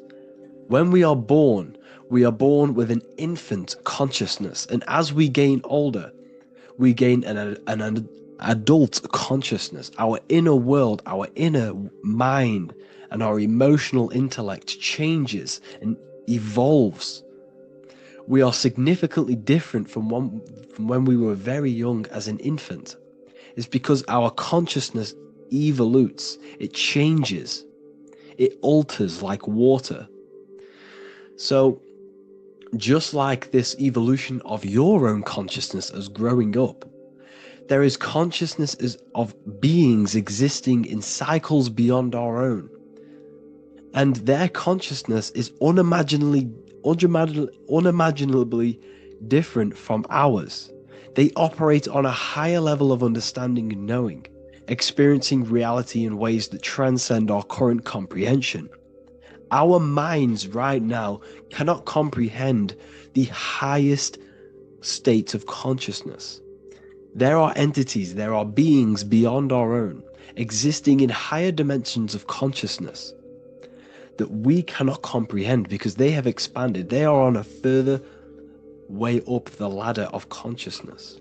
However, we are all on the same journey. None of us can take the same journey. There is one ultimate goal, reaching source consciousness. However, this is always ever expanding. However, we are all on a different journey. There is one truth, one source, one goal. However, there are billions in different ways of reaching it, and we are all on these different paths to source consciousness, to this ladder, this evolution of universal evolution. Okay? Their awareness is attuned to new dimensions of existence, reflecting a more advanced stage in the cosmic journey of consciousness evolution. So when you take DMT, you are shot into these higher realms of consciousness where you meet these beings who look similar to these images. They are not speaking to you physically. They don't speak to you three-dimensionally through vibration and words. They speak to you mentally. If you have done DMT, then you know this. And if you have met these beings, then you know this. You might have even met some of these types of beings on mushrooms or any psychedelic drugs. Because ultimately, when you take these mind-altering substances, it's altering your consciousness. It's merging your consciousness with the spirit of that substance. And you are essentially attuning your mind to higher dimensions of consciousness. That's why we say we're getting high when we take these substances. Therefore, when you meet these beings on DMT, you are essentially meeting beings who are attuned to higher dimensions of consciousness, and they speak to you mentally. They speak to you telepathically through thought, because the universe is mental. Everything exists within the mind. The way you are now, your physical existence, is a state of mind. Mind, thought creates matter. Spirit and matter are two opposing ways of thinking. If we have a very spiritual mind, we have an expanded mind, we are a spiritual person through the mind. However, if we have a very low state of consciousness where we think about food, sex, lust, and all physical things, then we have a physical consciousness. Matter and spirit are two opposing forces, two ways of thinking. The mind attunes itself to different levels of understanding in different dimensions. So, essentially, this is what we're looking at. The body is a vessel for the fluidic, formless consciousness, a temple that houses the essence of our awareness. While the five senses are limited to perceiving only the physical plane, the mind transcends these limitations, capable of perceiving the full scope of reality. It is through the mind that we access deeper truths beyond the material, tapping into boundless nature of existence. Physical existence is a thin band, a thin layer of reality. It's like 0.001% of reality. And your five senses are only tuned into this layer of reality. But the five senses are, by design, only allowed to perceive physicality. But the mind has the power to expand beyond this physical five sense state. The mind has the power to expand and evolute. It is a conscious decision whether you want to take this path or not. You can stay in a three-dimensional way of thinking, or you can expand your consciousness from within. It's not an external journey. There is no God going to save you. You must save yourself. Therefore, behind every single one of these eyes is the same source consciousness. However, we are all different cells in a different journey. The organs in your body, the cells in your body are all alive. They all possess same consciousness, universal consciousness. However, we are all on a different journey of evolution. As above, so below.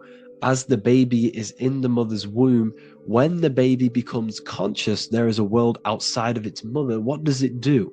It presses and seeks a way out to be born in the other world outside of its mother.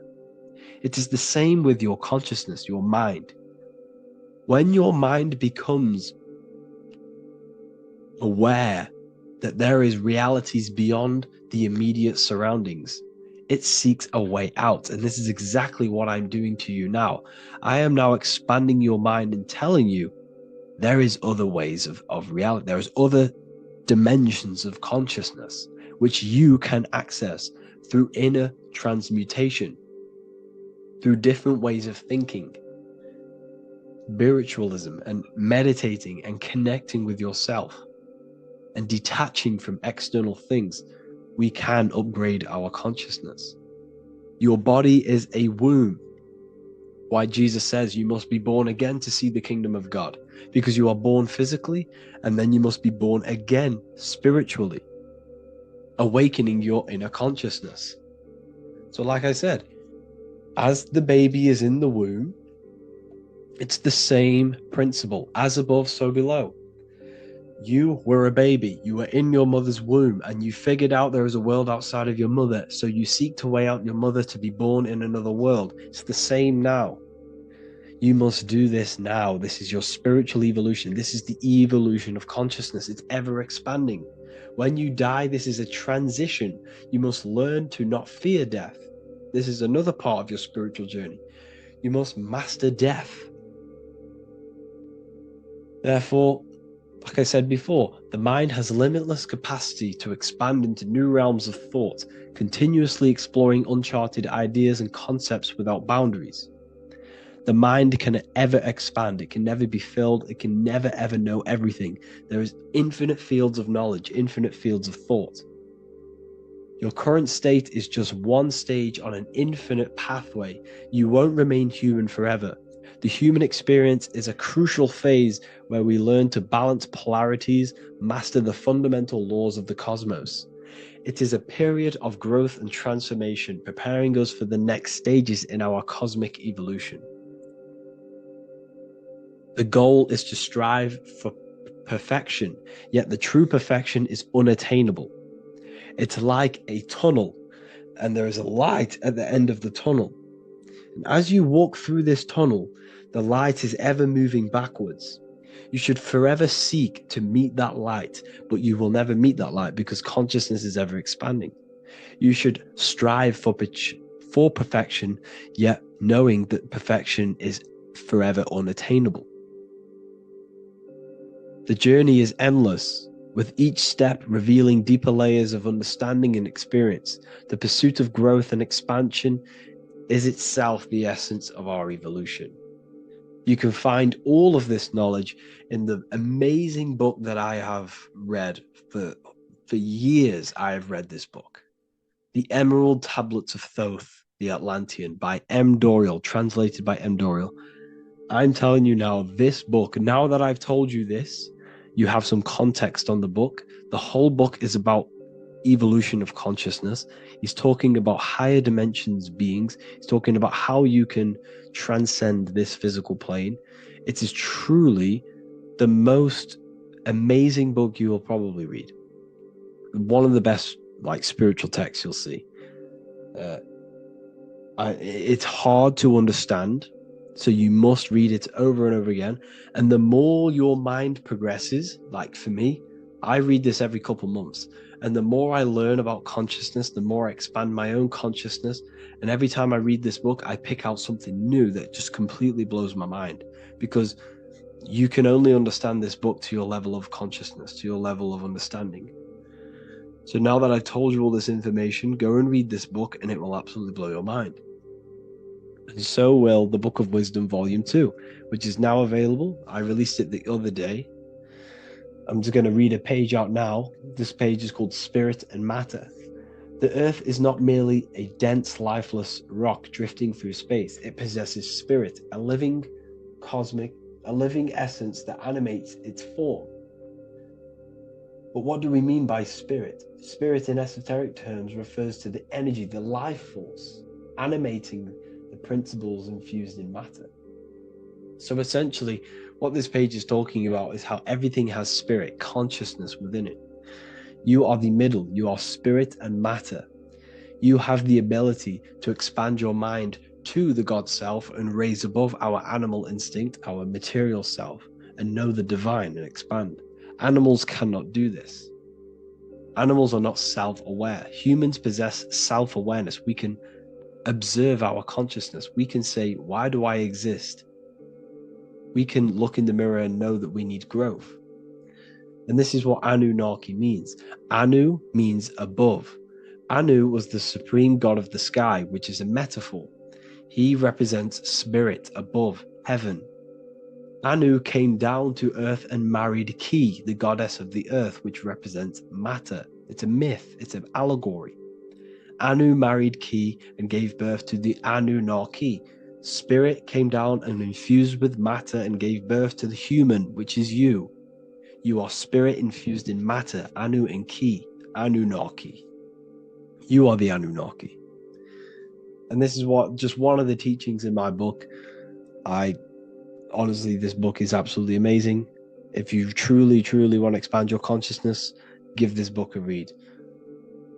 And obviously, if you're inside the university, I give you this book for free. A paperback version. If you join the university, follow the steps inside of the general chat, you'll be able to download this book. Sorry, not download it. Order a paperback for free. All you have to do is pay for the shipping. You'll also gain amazing knowledge inside of my library, where your mind will just be overblown with the amount of esoteric books. There's over 45 rare occult books, plus you get a PDF of the Volume 1 and Human Health Guide.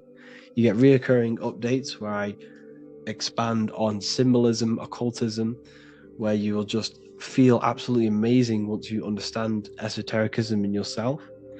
You'll also learn how to create the dream reality that you want with the Manifestation Mastery course, where I teach you how your consciousness creates reality. You'll have a real lectures where I post lectures on symbolism, occultism, esotericism. There's a conscious community and live calls and Q&A where you can ask me questions and I'll answer your questions. I just want to say thank you to everyone who has joined the university. Thank you for even liking and watching this video. Any support I just appreciate every single one of you. Please, if you can, leave a comment and a like on this video and let me know any videos you want me to make in the future.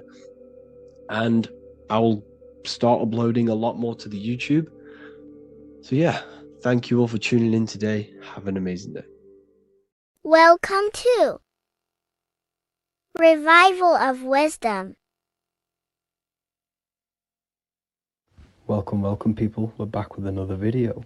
In this video we're talking about how Jesus Christ and Christianity is all sun worship. The Holy Bible of Christianity is not meant to be taken literal for history. It is a story and has lots of metaphors. Starting with the symbol of the cross of Jesus. This cross originates from this ancient cross of the sun. This symbol has been used for thousands of years, way before Jesus was a thing, in Europe, America, Asia, and all around the world. In fact, this symbol is still being used by Christians today, not knowing it represents the sun. This is a 4,500-year-old artifact, a golden plate with an equal-armed cross found in England. The gold to symbolize the sun, and the equal-armed cross for the 4 equal seasons of the year. So this is why in the Bible you have Matthew, Mark, Luke, and John, symbolizing the yearly cycle of the sun and the 4 equal seasons. Also in the Bible, Jesus is referred to as the light of the world. So yes, Jesus represents the sun.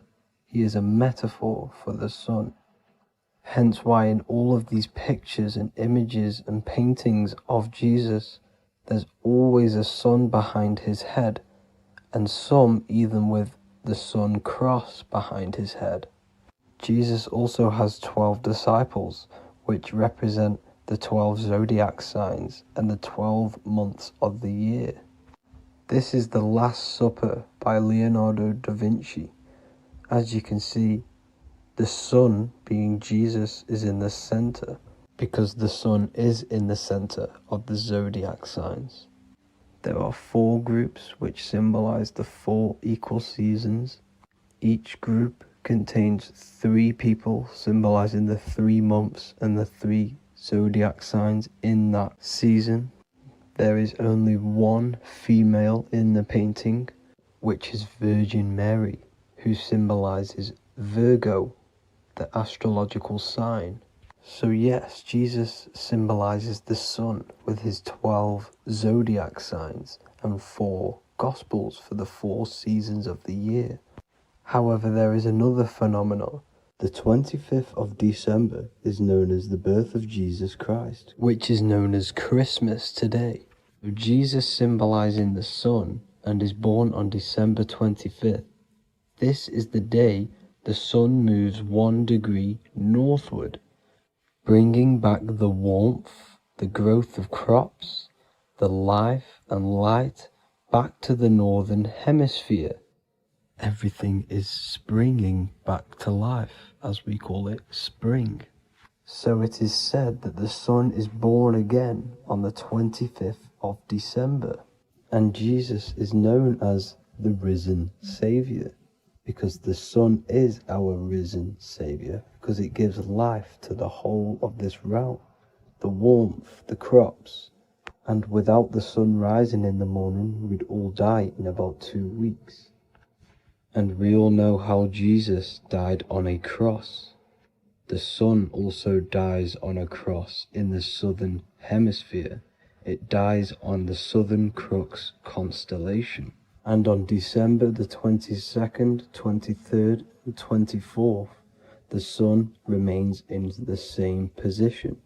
So the sun dies for 3 days and it is born again on December 25th, when it moves 1 degree northward.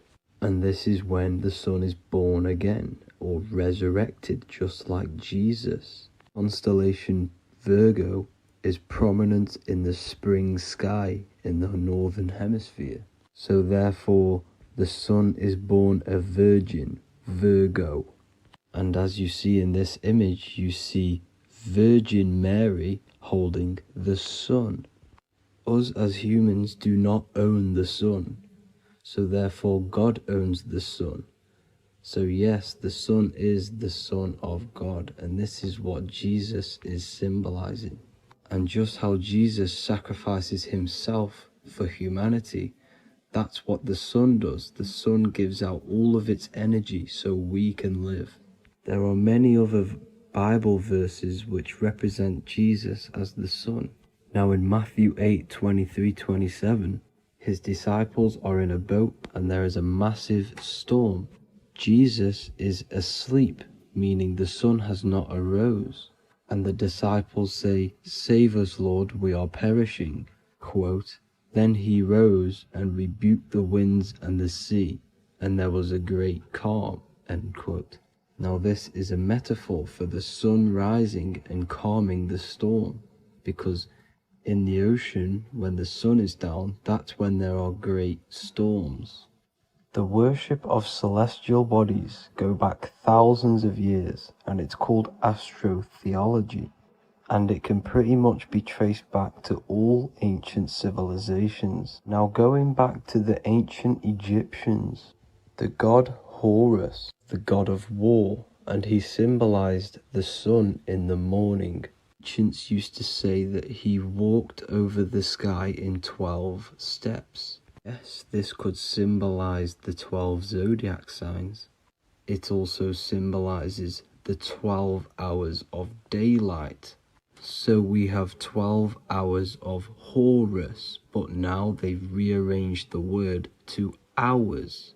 Horus and hours. And when the sun rises, Horus rises, we say horizon, which is Horus is rising.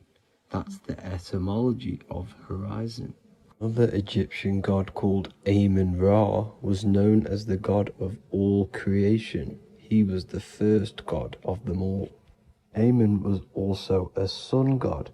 Therefore, after every Christian's prayer, they say Amen, sending their prayer through the sun to God. So this all goes back to the worshipping of the sun. Sun worship was around way before the Romans. However, in the Roman times, their sun god was called Mithra.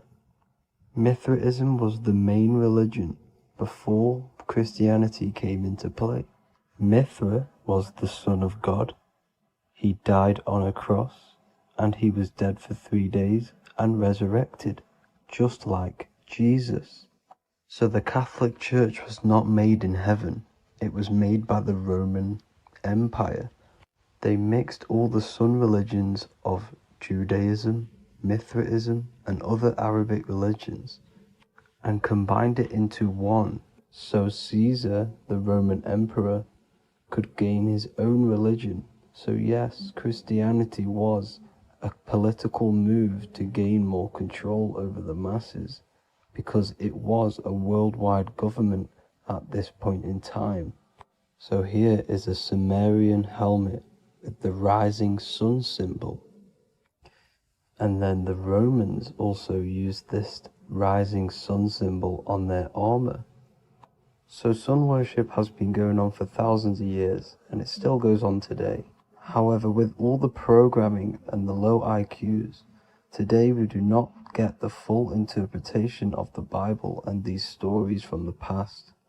And Christians and other religions are all brainwashed to not question their religion and not realize their true origins and where they come from.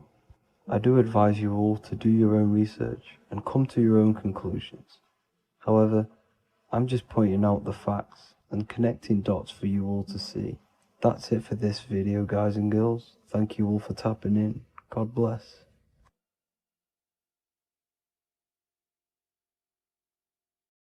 Hello, everyone, and welcome to another lecture inside Ethereal University. In this lecture, you will learn about the death process and how to prepare for it, and why that preparation is so important. So let's get straight into this.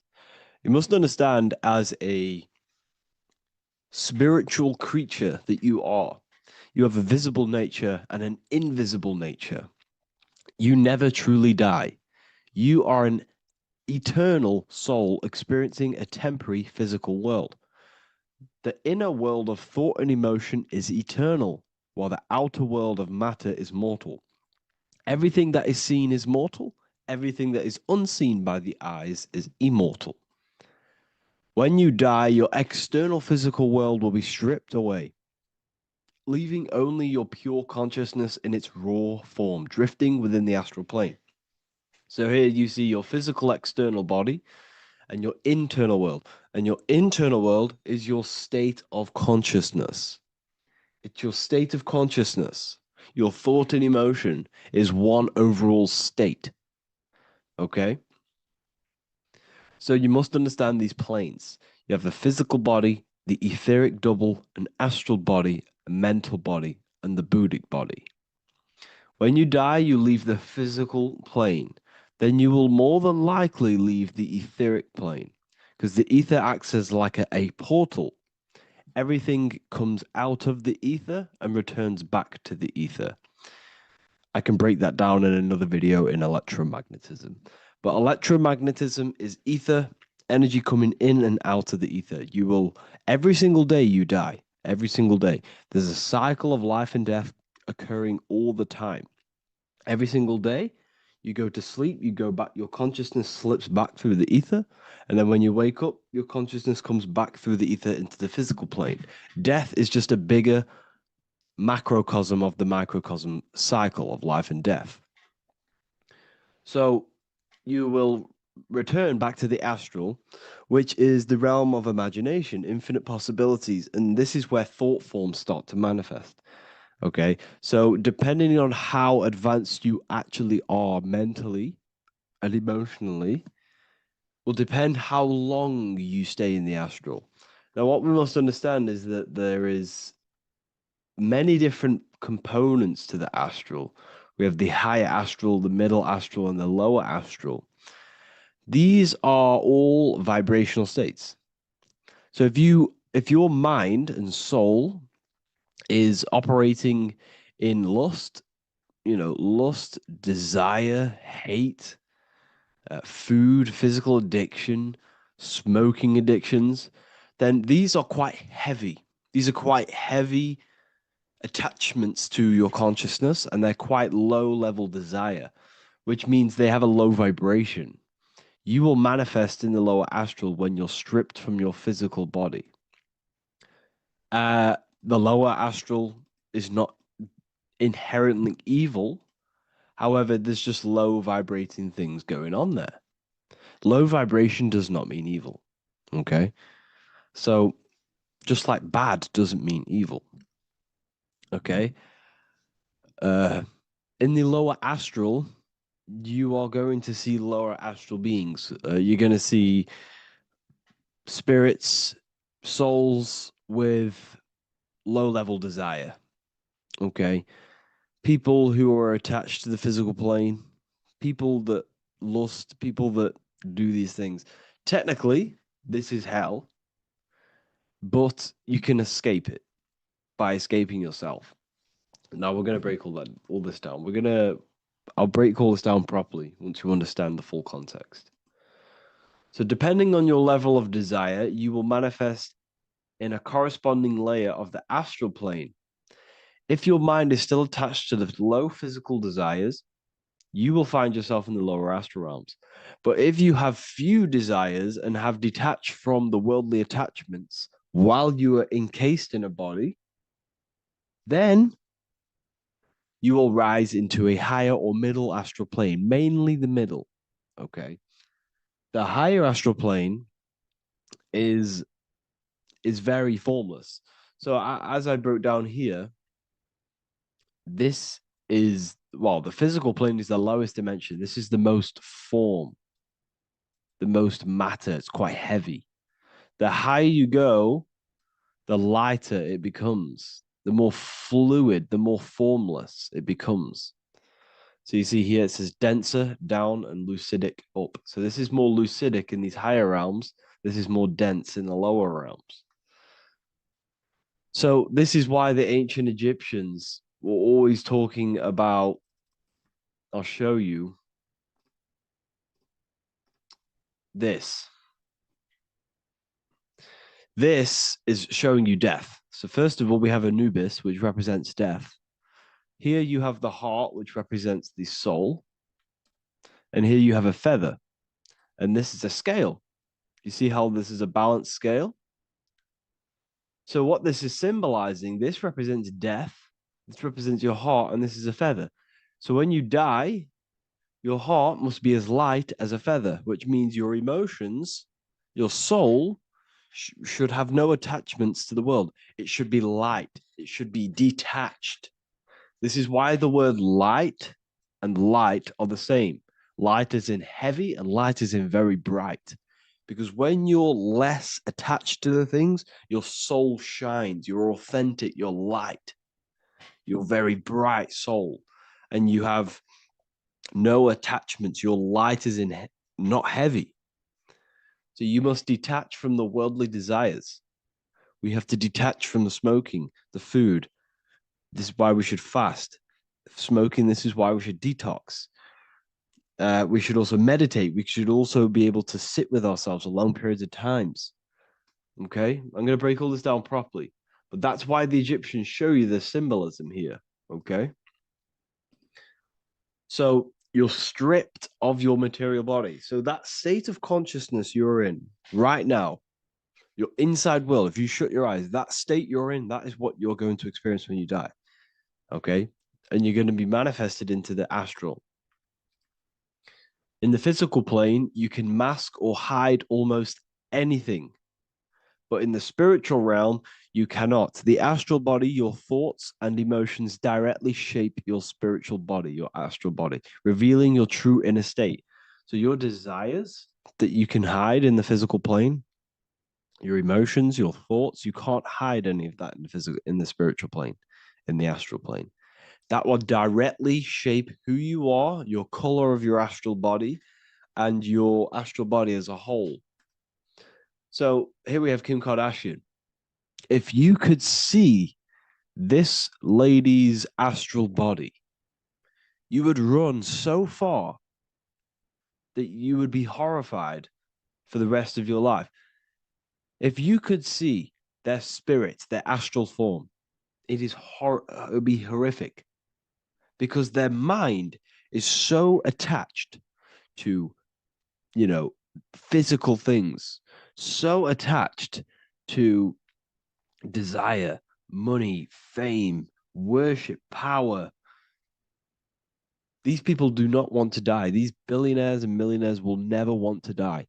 They will do whatever they can to stay alive because they understand when they die, they have to face themselves. They have to face their inner world. And their astral body, their true authentic self on the inside, is horrible and horrific and so low vibration. So this is where it comes in. You must be as light as a feather. This is what the Egyptians are showing you in their artwork. Your soul must be as light as a feather. In order for the soul to ascend to a higher plane and not look at that physical plane and say, I want to go back or I want to desire things down there, you must detach now and prepare for death. Hell is not a place, it's your own personal suffering born from within. If your mind and soul are deeply attached to mental fixations, emotional wounds, and physical addictions tied to the material world, that pain will follow you into the astral. This is your true judgment day. You judge yourself when you die. You see your authentic self. There's no hiding. Right. Imagine right now that you that everything you cling to was stripped away. No matrix, no electricity, no food, no TikTok, no phone, no possessions, no distractions, no one else. Could you sit alone with yourself for just 1 hour? Could you sit alone with your thought and emotion? That moment of truth is what you must begin to prepare for. Could you sit alone with yourself? Can you sit alone for long periods of time and just think? And if you cannot, then you're running from your internal world. You're running from your thoughts. You're distracting yourself from your thoughts. This is what we must address. Now, don't feel bad if this is you. We've all have problems. We all have internal problems. But this is what we have to face directly in order to prepare for life after death. We must meditate for long periods of time. Not even meditation. We should be able to sit with ourselves with no distractions and just think. This is what the people of the past used to do when we had no technology. People would sit and think for hours. This is what we need. Because if you cannot sit with yourself, imagine sitting with yourself with no physical body. That's the level that's going to happen. And we need to prepare for that. The soul and mind must become as light, as weightless, as radiant as a feather to ascend to a higher plane and move beyond the physical life. To rise, they must release heaviness, attachments, burdens, fears, and desires. The lighter and brighter your inner being becomes, the more freely it can rise into a higher state of existence. Ascension is not about going somewhere, it's about becoming something pure, clear, and luminous. Okay, this is very important. Very, very important. We must detach from the worldly things. So enough of that. How do we do it? How do we attach? How do we prepare? Number one, you must detach from the material things. Start loosening your grip on things, possessions, titles, even identities. They are temporary. Appreciate them, but don't let them define you. Let nothing outside of you define you. Nothing. Your name is not you. Your job is not you. Your reputation is not you. Your bad past is not you. Your good past is not you. Your business is not you. Everything outside of you is not you. Now, what I'm saying is, I'm not saying go full right-hand path and never care about anything physical, never care about your family, don't love your family. I'm not saying that.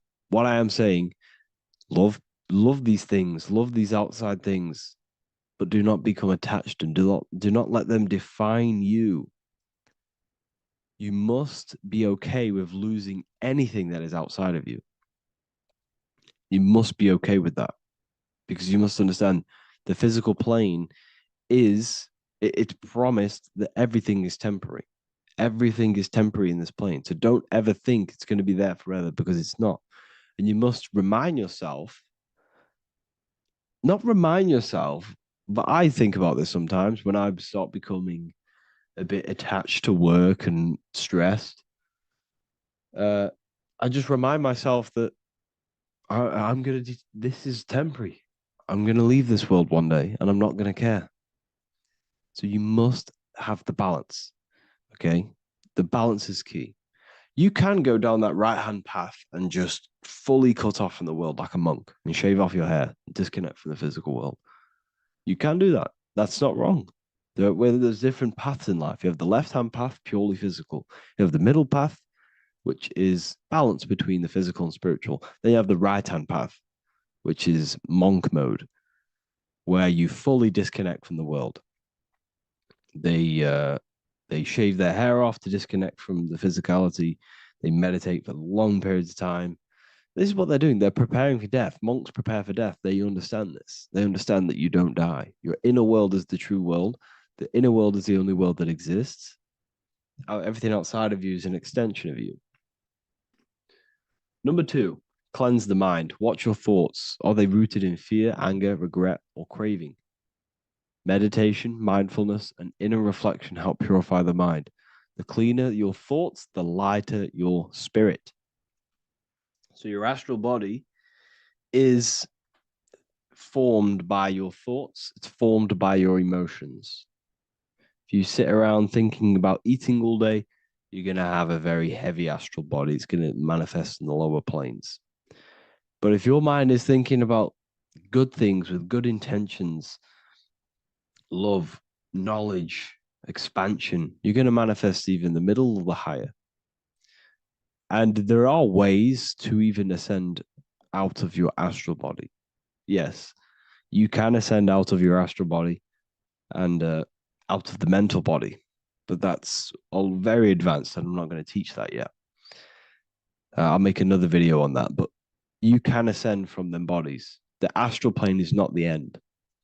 You can keep ascending as a soul until you're left with just the pure essence of the soul. But we're going to, anyways, cleanse the mind, reprogram the limiting belief systems, let go of mental attachments. And the way you do this is by getting a piece of paper and writing down every single attachment that you have. And you're going to realize, dude, there's more than you think. Okay. We have to detach from these. We have to. 4, practice presence. Can you sit in silence with yourself? The more at ease you are with your own inner being, the less you'll fear death. The afterlife is just an extension of your inner world. It's so important. This is so, so important. Can you sit with yourself? If you cannot sit with yourself, you have some inner work to do. You have some thoughts to address, some beliefs to address, and some feelings to address.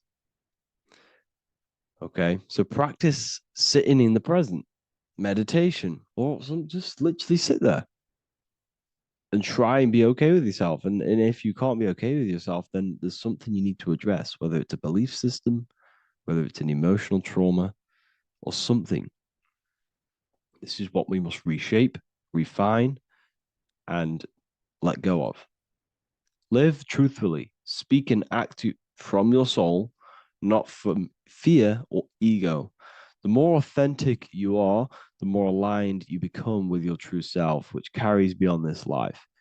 The ego is your mind's perception of itself while being incarnated in this world. It's been shaped by your experiences, your thoughts, your beliefs, and your emotions. So your ego is basically this false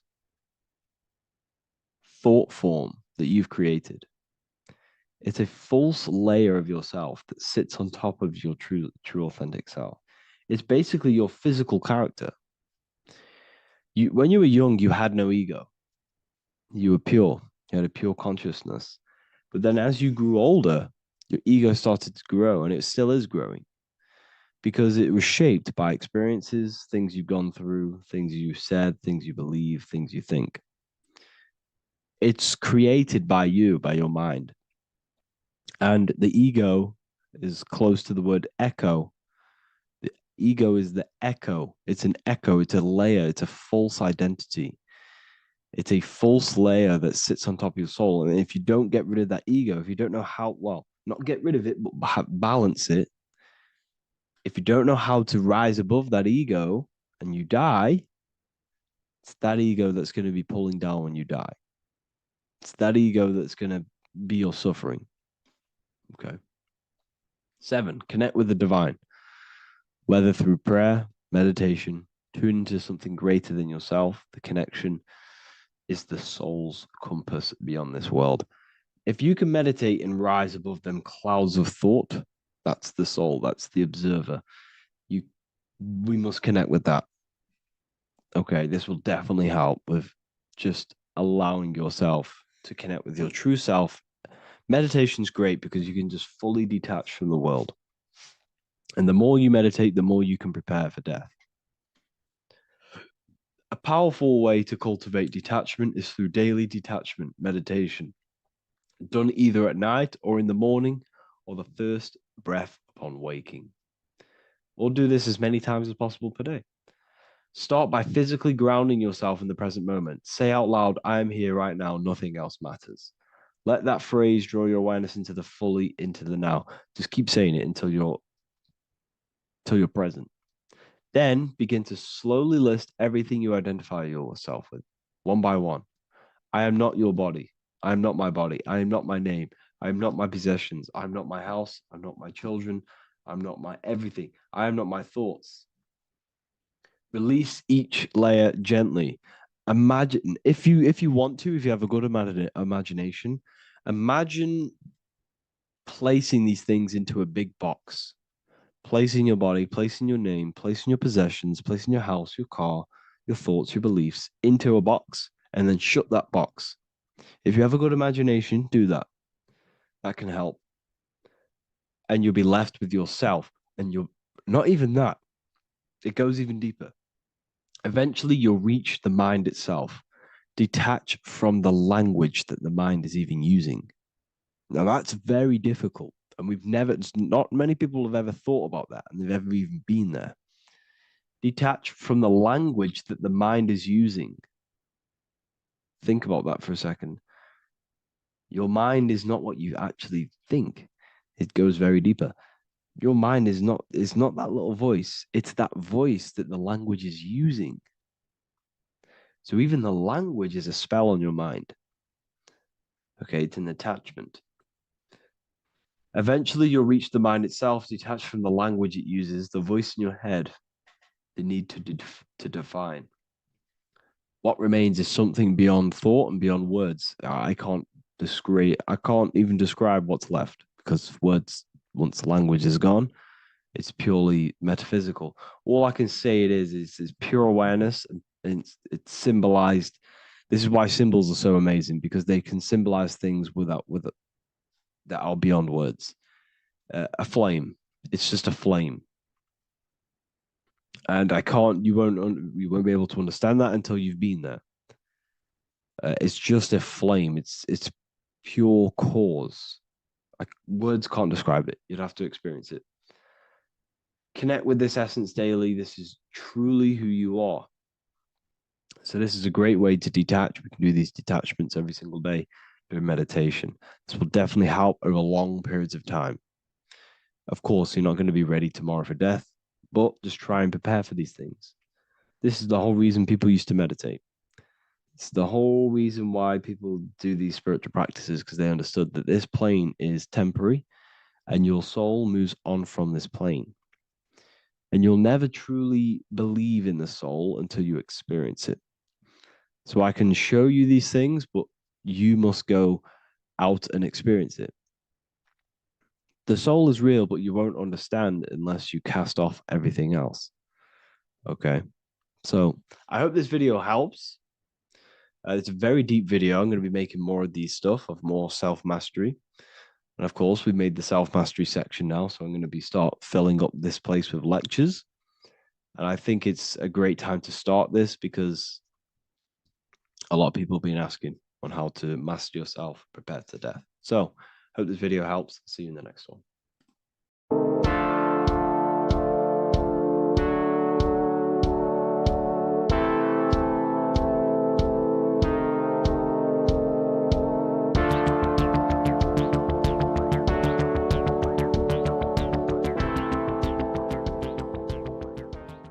Welcome back everyone to another video.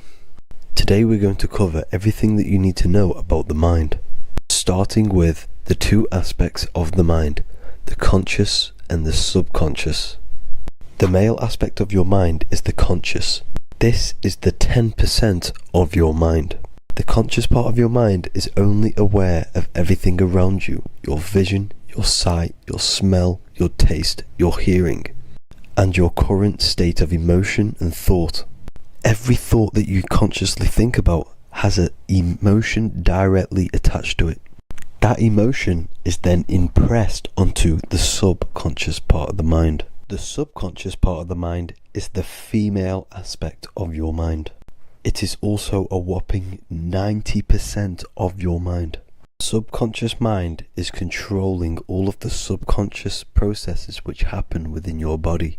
For example, your subconscious mind is controlling your heartbeat, your digestion of food, and all of the things that you do not have to tell the body to do. It is the hidden part of our mind which is controlling all of the hidden things. The subconscious mind is like a recording supercomputer. Everything that you have experienced in your life is all recorded and stored within the subconscious mind. One of the most important things about your subconscious mind is that it stores your mental programs. Everything in the subconscious mind manifests into behavior and actions within the body. Your daily basis routine and habits are all mental programs within your subconscious mind. These mental programs are created by mainly two ways. 1. Repetition, and 2. Emotional impact. The repetition is fairly simple to understand. The more you do something, the more it impresses onto your subconscious mind and becomes a program. That program will then manifest into your behavior. However, with the emotional programs, they work a bit different. The stronger that you feel an emotion, the stronger it is impressed onto the subconscious mind. And then that emotion becomes a program. For example, you had a very traumatic moment happen when you were a young child. The emotion that you felt was so strong in that moment that it impressed into your subconscious mind so hard that you can recall that moment like it was yesterday. That traumatic event that happened to you when you were young will still manifest into your daily basis behavior even to this day. However, it manifests subconsciously. For example, if you were in a car crash, you will be wary to enter cars with certain people.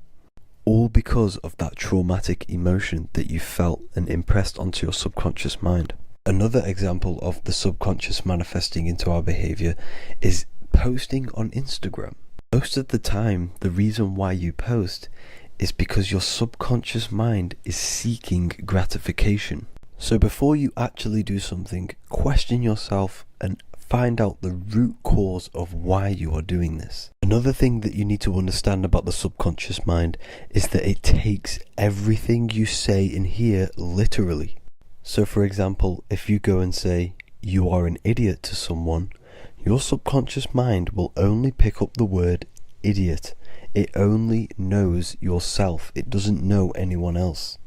You are casting a spell on yourself just by saying that to someone else. This is why the golden rule is to treat others like you'd like to be treated. Now, you can rewrite these programs which are already in your subconscious mind. However, it does take consistency. You have to change these programs which have been running for years. And by changing these programs, you change your behavior, because these programs manifest into your behavior. The best way to do this, personally, is to listen to affirmations first thing when you wake up in the morning, and do this for 10 minutes every single morning. Then at night time, you want to think and feel that you are becoming the reality that you desire. The more that you feel this reality, the more it will become a program and impress your subconscious mind. For example, you're trying to gain financial freedom. If you trick your subconscious mind into creating a program saying that you are financially free, this will manifest into your behavior. You will start doing more work. You will start looking for ways to make money. Your mind will be set on the frequency of money and financial freedom. Therefore, you will receive thoughts based around this program. If you take enough action, your life will dramatically change because of this program that you created in the mind. This is why we call it a mindset, because your mind is a frequency tuner which sets its frequency onto different thoughts, because thoughts are frequency. If you fill your mind with a specific frequency, you will gain thoughts and ideas based around that frequency. To create a stable mind, you need to master your emotions. You need to change your mindset. Everything that you experience is neutral. Based upon the mindset that you see it, you either give it a positive or negative charge. By understanding this deeply, you will then control your emotions. I hope you gained some wisdom and enjoyed this video. Please, if you can, leave a comment and a like, and subscribe to the channel if you like this content. Love and light to you all.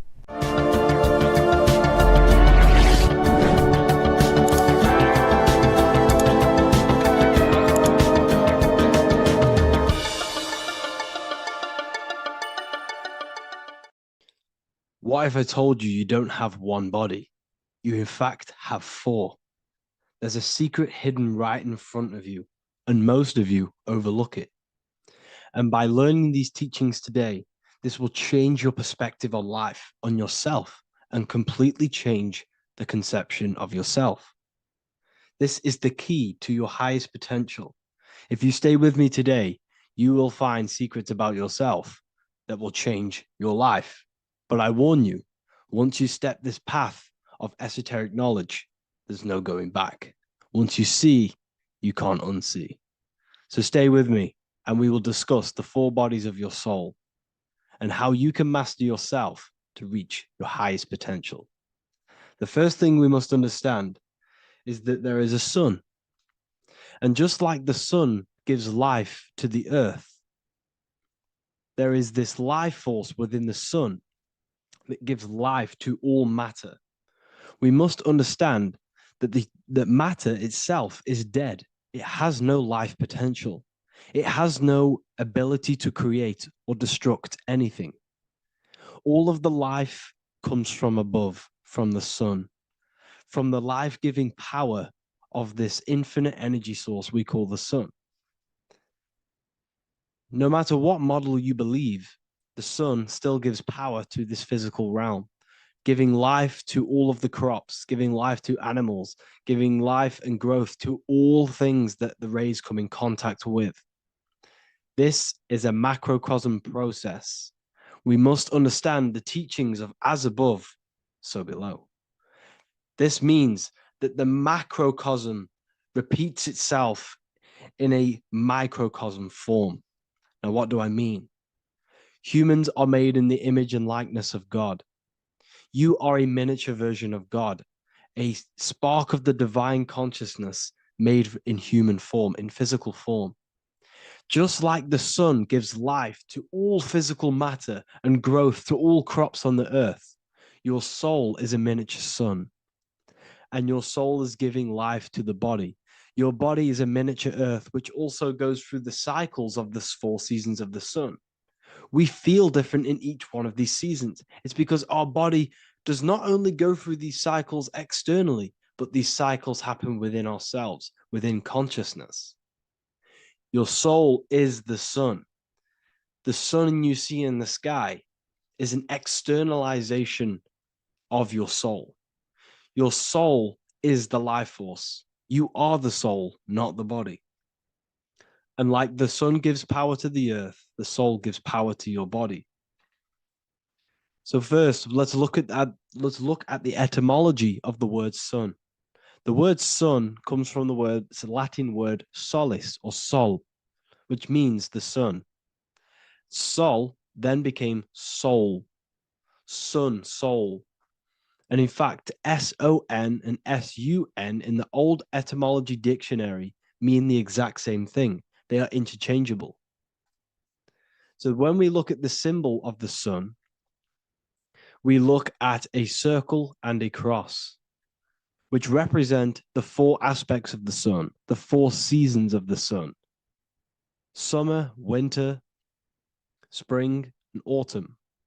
These are the 4 states of the sun. Like we said, this is why we get this symbol. You have the 4 states of the sun, which represent the 4 bodies of the soul. Now, this is where we get deep. Like I said, the sun you see in the sky is a macrocosm of your soul, an externalization of your soul. Just like your sun has 4 seasons, the 4 seasons within us are the 4 bodies. Our soul is incarnated and split into 4 sections. We have a mind, we have a physical body, emotions, and spirit. These are all interchangeable and they are all linked.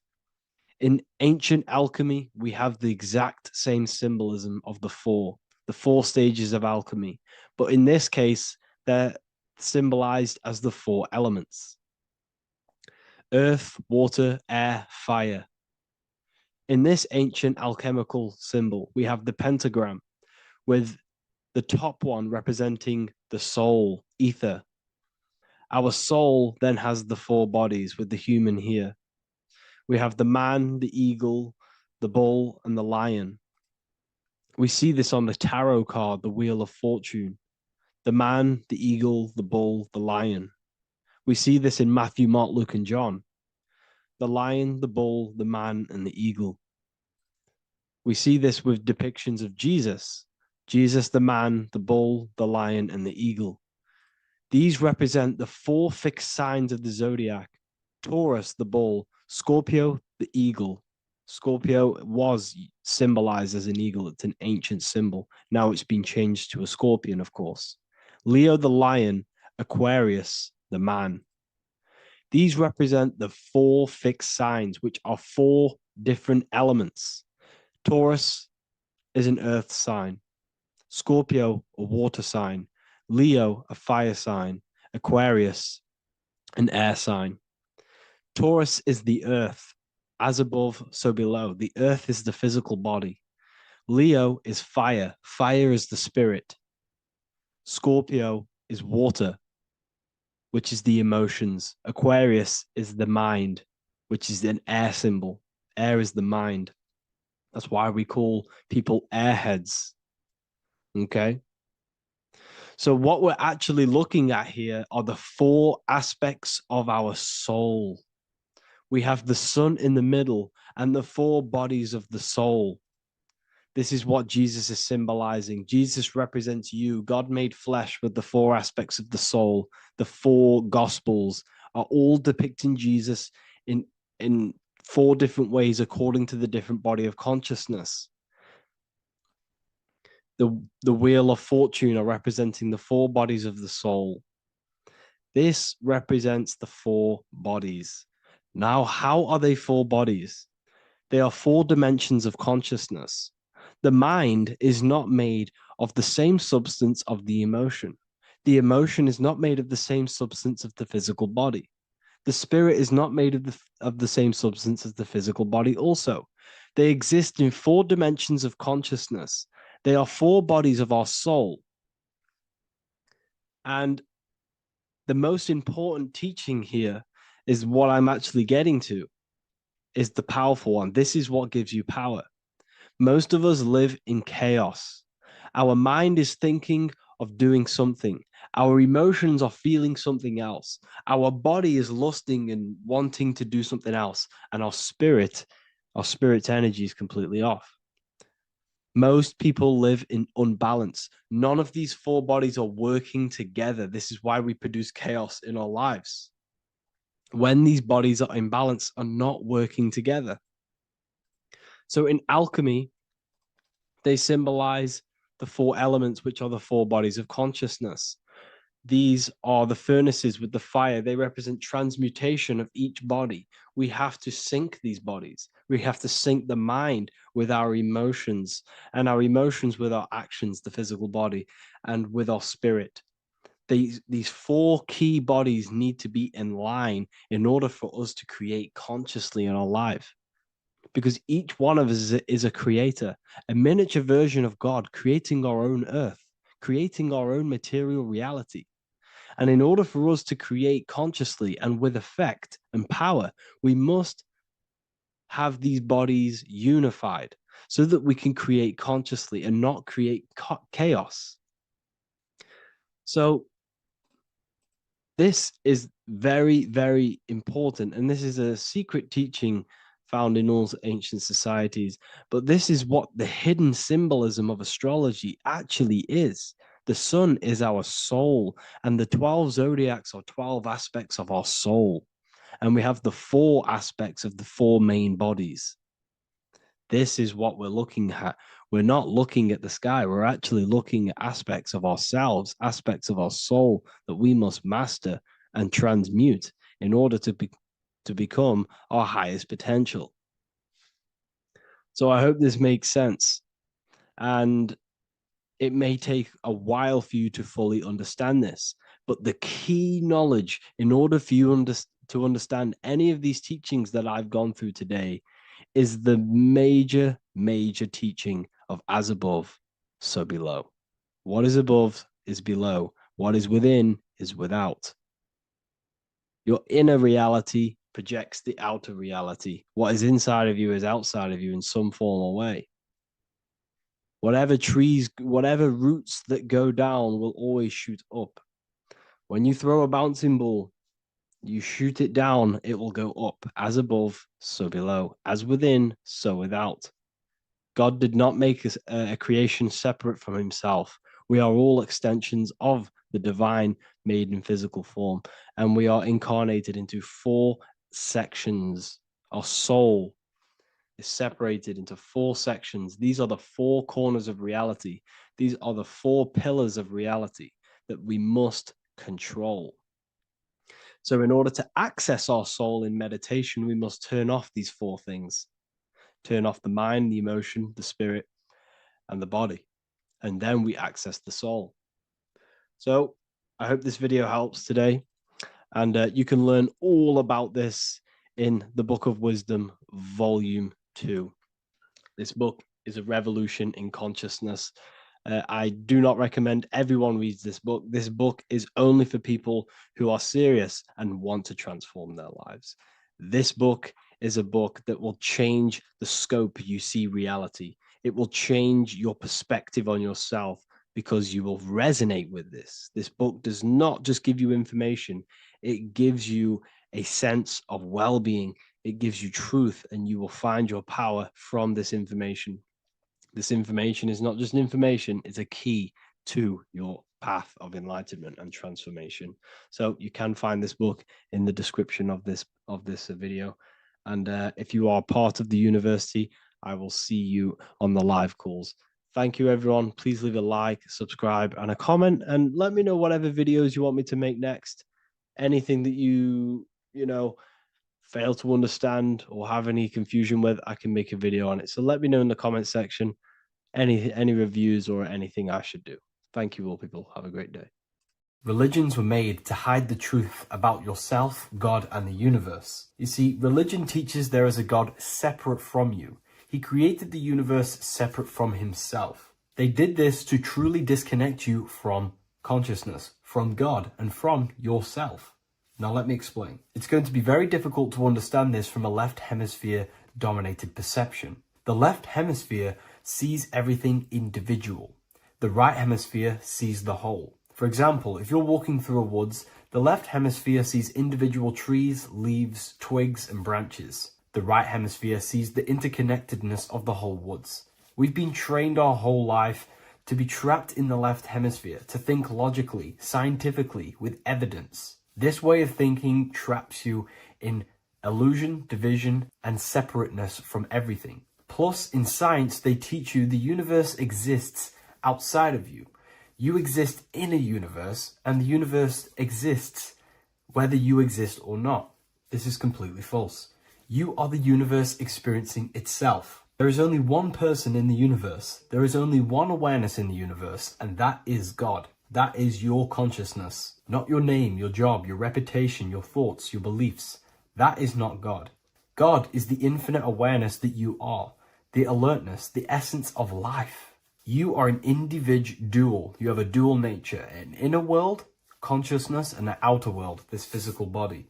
The inner world is the immortal, consciousness, awareness. This physical reality is for the immortal within us to experience and enjoy. And the immortal consciousness, the immortal self, the individualized expression of the only thing that is truly real, which is God, consciousness, is seeking a way to understand itself through infinite vantage points. The same consciousness inside of you, inside of the dog, the squirrel, the plants, the stars, the same awareness is in absolutely everything. Only the right hemisphere can see this connection. The universe is one mind separated into the infinite bodies and life forms. This is why scientists tell you that the universe is forever expanding. It's truth in plain sight, because the universe is the mind, and the mind is always seeking more vantage points to understand itself.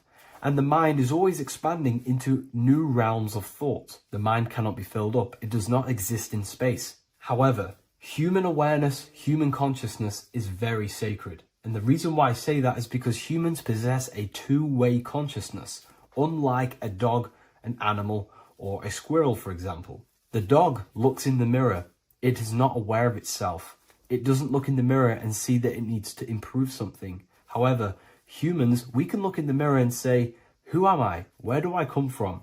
And I need to change this aspect of me. I'm lacking in this area. Dogs do not have this awareness. They function only on their immediate surroundings, on survival and instinct. Human awareness is special because we have the ability to reflect on the self. We can question our consciousness. We can question, who am I? Where do I come from? And where am I going after this? The human mind has no limitation. We can surpass our animal nature and rise to a godly nature. This is the whole purpose of reaching Christ consciousness, which is just an ideal consciousness where we have control over self and we know who we truly are. Humans have been given the tools to awaken. Our five senses are locked only to perceive the physical world, but the mind holds the gateway to understand the unseen aspects of reality. The mind holds the secrets to the universe and consciousness. We just have to study ourselves to understand God. We are all individualized aspects of consciousness. There is only one pure consciousness in the universe, but we're fractaled into infinite life forms, experiencing this consciousness in a different form, molding this consciousness into individual egos and individualized consciousness. Me and you are made of the same fabric. However, I have thought different things, believed different things, experienced different things, which has conditioned my consciousness to be my own individualized aspect of God. And that's what makes me, me, and you, you. God is the creative power within us to turn thoughts into physical reality, to create things. We are a creator. Each one of us is a miniature earth, creating and building in this physical 3D reality. Our consciousness holds power over the 3D reality. We can mold it and create anything we wish. However, we have been conditioned to live like an animal, living in our animal nature, eating, surviving, lusting, and these low-level desires keep us trapped from figuring out our creative power. This is why the ancients always depicted God inside of the brain. Even in ancient Christian artwork, William Blake, Anton Raphael, all depict God inside of the brain. Why is this? Because God is our creative power.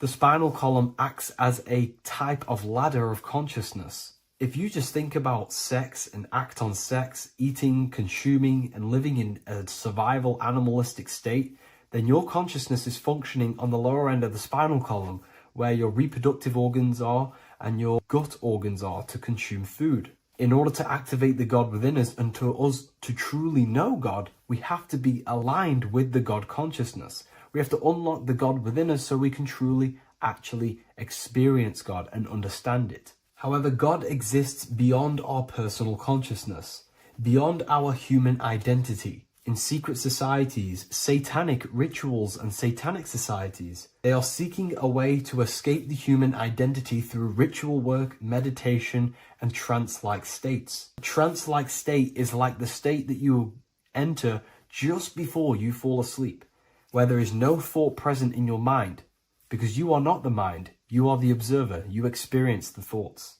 And when we escape the human identity through rituals, meditation, or trance-like states, we can actually experience beyond the veil of this material world. However, satanic rituals do this in a negative way. Satanic rituals include ways to make the human mind tap out by pushing the human minds to the limit through pain, suffering, and even torture, to allow the mind to pass out so you can temporarily pass on the veil of the physical world and escape the limitations of the human identity and the human thinking mind.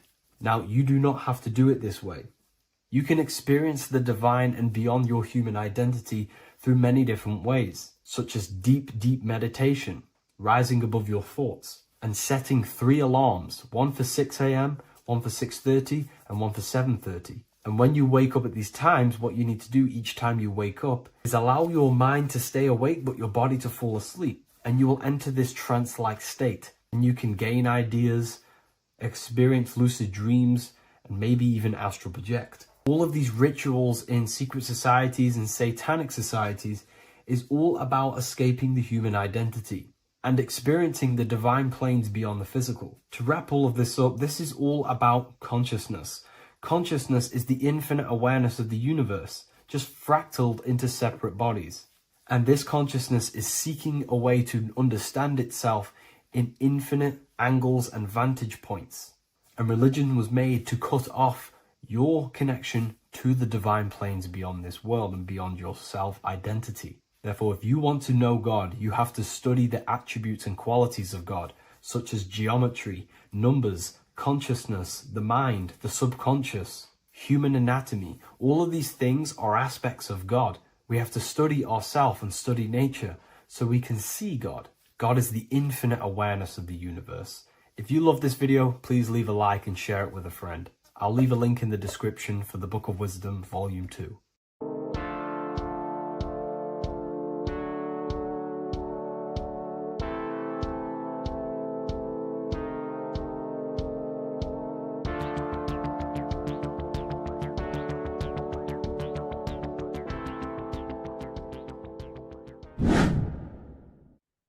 How are we all doing, people? It's Revival of Wisdom from the Wisdom Academy. Today we're going to be breaking down God, consciousness, and the higher and the lower self, and how to overcome the lower self. Now, the first thing you need to understand is that you are the invisible intelligence within the brain, within the body. This invisible intelligence is known as the mind. But you are not the mind. You are the observer of the mind, which is the soul, the invisible entity. The mind is your intellect, your intelligence. Now, the mind is, it's hard to put this in words, but the mind is something that gives you the ability to explore the universe. And this inner self is the I am. It's the quiet, the inner self, the voice you see in you hear in your head. This is why within spells high twin, inside, internal. The I is also the number 1, which is one line. Because the one and only, is the inner self, which is the I am. This is why you say, my name is Harry. You are not Harry, you are the I, the inner self, the intelligence. Okay, this is why Jesus in French is I am. You look with the 2 eyes and you see with the inner eye. I and I, the same thing. Okay, because the I inside is what gives you the perception of what you're looking at. So when someone's trying to explain something and then you catch on saying, I see now, it's because you're seeing with your inner eye, the one that gives you perception, gives you intelligence, gives you the ability to understand things. This is the internal I, the invisible self, which the physical body is nowhere near as complicated as this inner self. Is in infinite potential. God, G-O-D, generator, operator, destroyer, soul, mind, and body. Brahma, Vishnu, Shiva, the Father, the Holy Spirit, and the Son. They're all the reason why you see God is always a triad is because it represents yourself. Your invisible intelligence is God. Me and you are the same invisible intelligence. We are the invisible intelligence experiencing the program being ran by the central nervous system and the brain. I always say this in my videos, but I have to, in order for you to understand the things that I'm going to say later on in the video, you need to understand this concept, is that you are the consciousness experiencing the nervous system, the tree of knowledge of good and evil, which is you here. You would be in this invisible intelligence right here in the center of the brain. Now, this is why the ancient Christians show God is in the brain. This is the brain stem. This is the brain. This is also the brain stem and the brain. The brain stem and the brain. It's all depictions of the brain because the brain's the computer, the electromagnetic computer, which decodes the demands created by the invisible intelligence, the I, the inner self, you, your true self. The person moving, if you observe what someone moving, this is going to sound, but if you observe someone walking, it's not the body. The body is moving, but the thing telling it to move is the invisible intelligence. Before you kick a football, a decision is made within your invisible intelligence, your mind. And this consciousness, this invisible intelligence, is either stuck between the lower self and the higher self. Okay? When the invisible intelligence, meaning the true self, identifies itself with the physical body, it will trap its mind within physicality. This consciousness that we have is either operating in the lower self or the higher self. It's either feeding the material body or it's feeding the spirit. Okay? But because we are physical and spiritual, we need to be even. We don't want to be meditating all day long because we do have a physical body as well whilst we are here. We are playing a game in physical matter. Okay? Now, the reason that you incarnated here is to learn a lesson because the mind can manifest anything it wants within the astral planes, within the world of imagination. It can manifest anything it likes, but it incarnates into matter, into this game, so we can understand labor, because anything in matter, you have to labor to manifest. But in the astral, you can manifest at the click of a finger. You come here to learn the knowledge of good and evil. And your consciousness, I came out a bit off topic there, but your consciousness is experiencing the lower or higher self. The lower self is manifested in the lower parts of the body. Sex, food, and power, the lower three energy centers. These centers are like mini brains. You are literally thinking with these centers. And when your mind is stuck within these lower centers, have you ever heard the term of thinking with your penis or thinking with your, as a man? Even females maybe, but mainly this is a boy saying you're thinking with your penis. This is a truth. It's truth in plain sight. You think with these energy centers.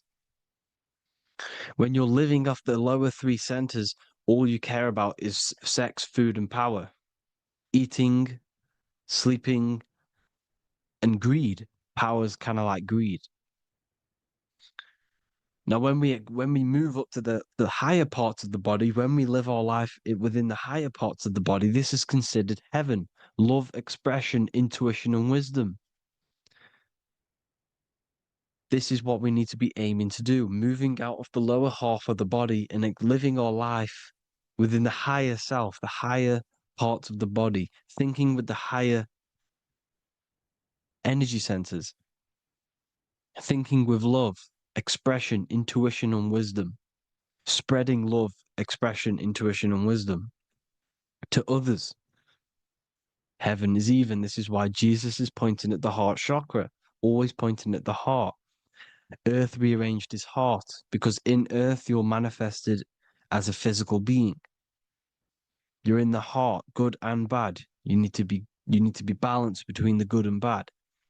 Because love can be a demon too. That's a whole nother video, but love can be a demon. Now, the seven chakras are known as the seven seals in the Bible. When the Lamb opened the seventh seal, there was silence in the heaven for about half an hour. This is a verse from the Bible. The Lamb is Aries, which is the higher brain, the cerebrum, Ram, Aries.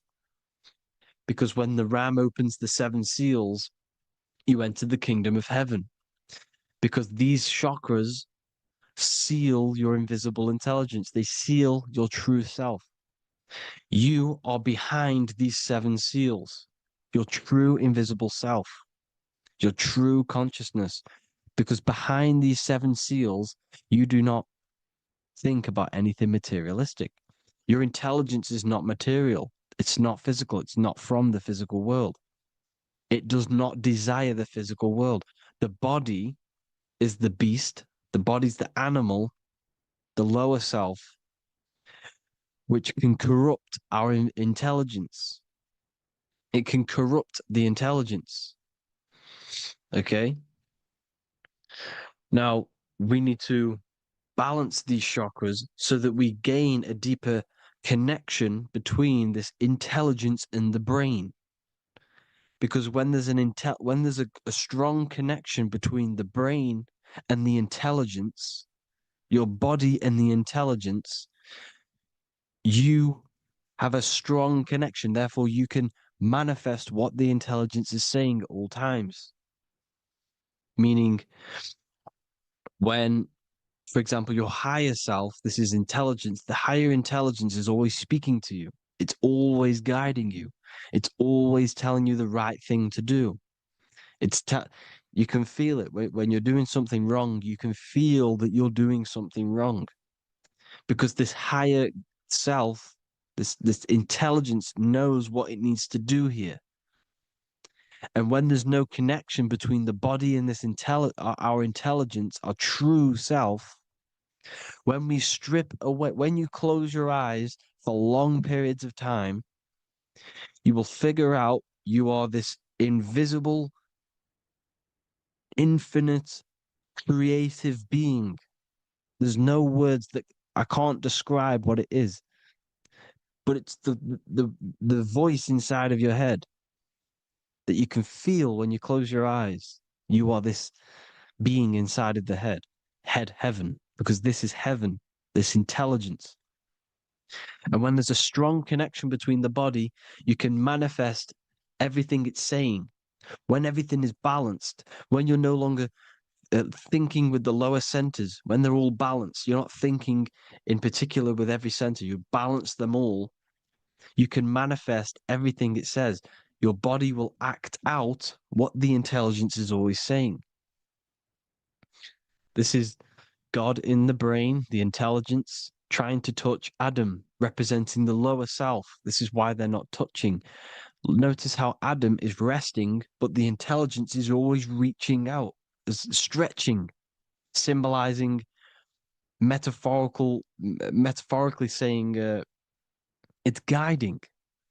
I'm always reaching out. The intelligence, your intelligence is always guiding you. It's always reaching out to you.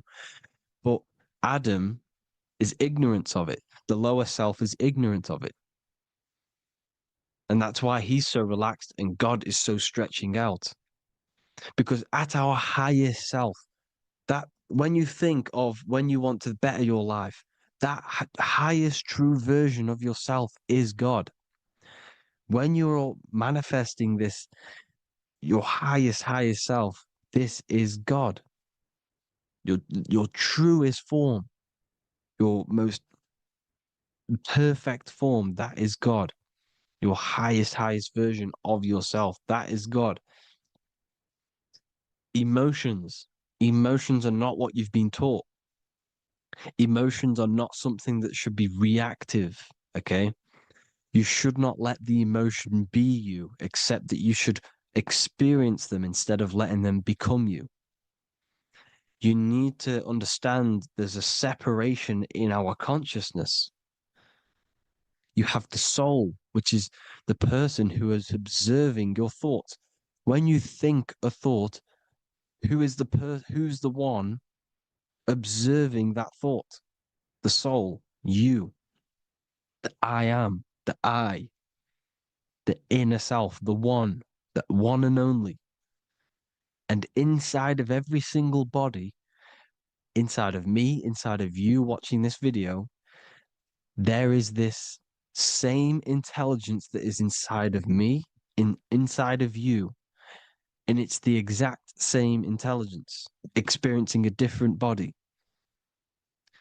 And this is what we mean by the universe is mental. We are all sharing the same ball of consciousness in a different body. The animals, the fish, the cells, all expressing this one consciousness. Me and you are the same. This is why the golden rule is treat others like others should be treated, because I am you and you are me in a different body. Now, going back, you need to identify that there's different levels of consciousness: soul, mind, emotion, and body. Okay? Your emotions are on a separate layer than the body, the mind, and the soul. So when you identify there's a difference between all of these, you do not let them become you. You do not let your mind rule you, because your mind can be corrupted. Your soul is the one that is pure good, pure love, but your mind can be corrupted. Okay? Your emotions can be corrupted. The body can be corrupted, but the soul can never be corrupted, only layered on top. You can only throw piles of programs within the subconscious, layering the soul down, but deep, deep down inside of every single one of you, there is a loving being. Because the love comes from the heart. Love is the universal emotion, expression. Now, your thoughts can become bondage, your emotions can become bondage. Now, what do I mean by bondage? By conquering the lower self, we need to conquer our own mind, because the mind is what's manifesting the lower self. When you're thinking with the lower half of the body, when you're becoming your emotions, you need to experience the emotion, not become the emotion. Do not let the emotion become you. Do not let your thoughts become you, because your thoughts are tools that you can manifest. Your thoughts are the idea. Your emotion is the energy that you can use to manifest that thought. Your emotion is energy in motion, emotion. You use emotion to manifest, to feel as if you already have the thought. Therefore, you become that vibration. Therefore, your emotions are actually a creational force that is given to you to manifest things, because you're a human, a manifester. You're here to manifest things. You're a creator. You are a god. Your inner self, your intelligence, your I am, the one and only inside of you, the inner self, the quiet one, the one that's deep, deep down, the invisible intelligence, is it's creating things all the time. All the time. Speak no evil, see no evil, hear no evil. This is the astronauts, they're Freemasons, but they understand this, because thinking, seeing, and hearing can corrupt your mind. And when you have a corrupted mind, you'll have a corrupted subconscious.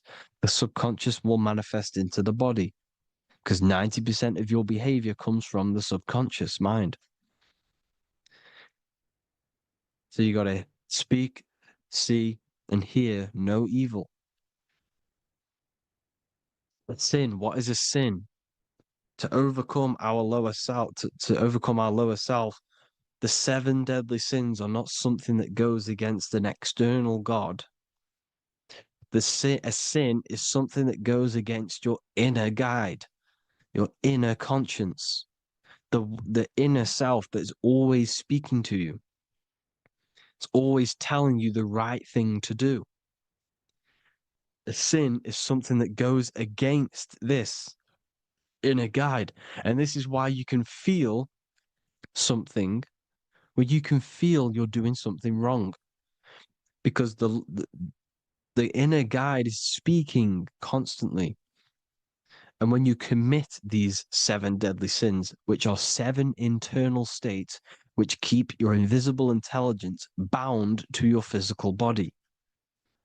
Because evil, right? Evil love bondage. This is why they stay in this realm and they control this realm, because they love the bondage of the body.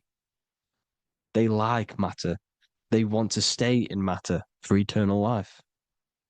They don't want to ascend back into the heavenly realms where you do not have a physical body. You can explore the universe within the astral planes. They stay bounded to the body, bounded to the 3D construct of the physical world. They have greed, lust, envy, gluttony, wrath, sloth, pride. They want all of this.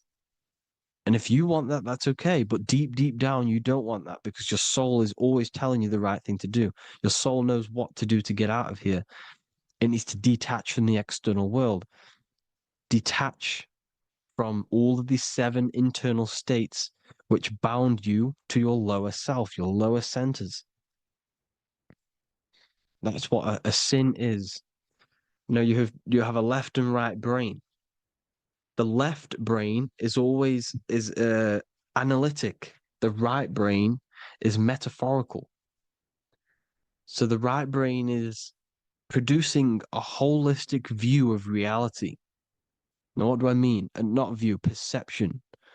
When you see, because your eyes are parts of the brain, so when you look at something and you look, that image is produced in the back of the brain in the visual cortex. And then the right brain produces a perception, a holistic, it breaks down what you're seeing into a holistic image, a holistic perception. So, for example, if you're in a woods, the right brain sees the whole woods as one big woods. The left brain is breaking that perception down into individual trees, branches, and leaves. So the left brain's to do with duality, the right brain's to do with wholeness, unified. The left brain's dualistic, analytic. This is necessary so that we can pick things up and manipulate them and break things down. We need the left brain, we need the right brain. I'm not saying any of them's bad, but the left brain, sinister in Latin, means left. Because when you're left-brained, you see everything in dualistic. You see everything is dual, when everything's actually one. We need to be focusing and strengthening our right hemisphere. I'm not saying sit in the right hemisphere all the time, but we need to be strengthening our right hemisphere. And this is why left is sin and right is right. Because when you focus on the right hemisphere, you see the holistic perception of creation. The right hemisphere sees humanity as one unified consciousness. The left hemisphere sees everyone as individual persons and egos. Because the left hemisphere is dualistic. And this is why the Bible says, cast the net onto the right side of the ship and ye shall find. John 21:6. What does that mean? Cast your energy, cast your perception into the right hemisphere of the brain, and ye shall find unified consciousness.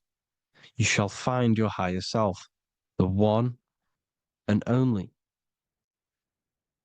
If then you have been raised with Christ, seek the things that are above, where Christ is seated at the right hand of God. Wow. Powerful. What does this mean? Seek the things that are above, where the Christ is seated at the right hand of God. God is your consciousness, your invisible intelligence between the 2 hemispheres. The right hand of God is the right hemisphere. Seek the things that are above the heart. Love, intuition, expression, and wisdom. Seek the things that are above the heart, the higher self, the higher part of the body. because when you seek the things of love, expression, intuition, and wisdom, you create a strong aura. You attract the same frequency, and this frequency is heaven, God. This is the Sumerian artwork showing the lamb. This is a step symbolizing stepping upwards, raising up. He's stepping over the lamb up to the bird. His hand is going to the bird. The lamb symbolizes the lower self. Okay? The bird with the wings is in the sky. It represents the higher self. This is why angels always have wings, because it represents the higher self in the sky. The lamb is a ground animal, symbolizing the lower self. He's stepping over the lamb to the bird, his higher self, his invisible intelligence. Horus and Set, Jesus and Satan. Look, Horus has an evil brother, Set, just like Jesus and Satan. Horus is a bird, higher self. Set is a ground animal, lower self, which is the devil and the angel on your shoulder. You see? The right and the left hemisphere, the two wings. So the devil and angels always speaking to you. The higher and the lower self. It's the battle between the higher and the lower self, between the invisible intelligence and the physical body, because the body's the one that wants the sugar, it wants the pleasure, it wants the sex, it wants the porn, it wants all of the materialistic things. It wants the 7 deadly things. Okay? It wants this. There's a battle between the higher and the lower self, your intelligence and the body. This is why you need to become balanced, so that there's a deep connection between the body and the invisible intelligence, the I am. You need to master your mind with discipline, and you gain a connection between the brain, the body and the intelligence. Resurrection, transmuting sexual energy. Okay, this is important. Res is Resh, which is Hebrew. The early Hebrew Resh symbol is the head. This is the head. Resh, erection. Erection is a sexual stimulation. Resurrection is rise erection. You got to raise your sexual energy up the base from the spine to the head. This is the Christ, the Christos. Because there's a psychophysical psychophysical oil produced in the brain every month. Go and watch my other video on raising the chrism. Okay? And every month there's this fluid produced in the brain, which takes 2 trips, because one's produced by the pituitary, one's produced by the pineal, magnetic female, magnetic and electric charge. And it takes 2 trips down the spine to the solar plexus, the bread of life in the Bible, or Bethlehem in the Bible, because the River Jordan's your spine. Goes down to Bethlehem. It gets born in Bethlehem, just like Jesus. Because when this oil travels to the solar plexus, it creates the seed, the seed of life, and it feeds the body, all the central nervous system, all the cells. It regulates the blood, does all sorts of good things for the body, this oil. Now, when you save your sexual energy and you raise your resurrection, you awake the Christ, you raise it from the solar plexus or the sacrum bone up to the brain, you activate 100% of the brain, and this is the true resurrection of Christ. Instead of wasting the energy and giving away your sexual fluids, because behind the fluids is the energy. So when you release that fluid, the energy is out there. You've released the energy. Your sexual energy is the most potent emotional force a human could possibly feel. Same with any animal or anything. The sexual urge, the sexual emotion is the most powerful potent emotion that you can feel. It takes over the whole body. When you feel sexually aroused, it takes over everything because it's so potent. And when you fight the serpent, when you fight the sexual energy, which is shown here in the Egyptians, the cat cutting off the head of the serpent, or Hercules fighting the serpent, or in the Greek mythology fighting the seven-headed dragon, the seven chakras. The serpent is your sexual energy because it symbolizes your kundalini. When you fight it and you transmute this energy instead of releasing it, instead of acting sexually on it, you can transmute the energy, transfer it from the solar plexus up to the brain. You can also you can do this with other tasks. Instead of releasing it, instead of raising it from the solar plexus to the brain, you can use it for other things. So, for example, you want to think critically. You can use it for critical thinking. You can use it for going to do exercise. You can transmute sexual energy into anything, but you can do this.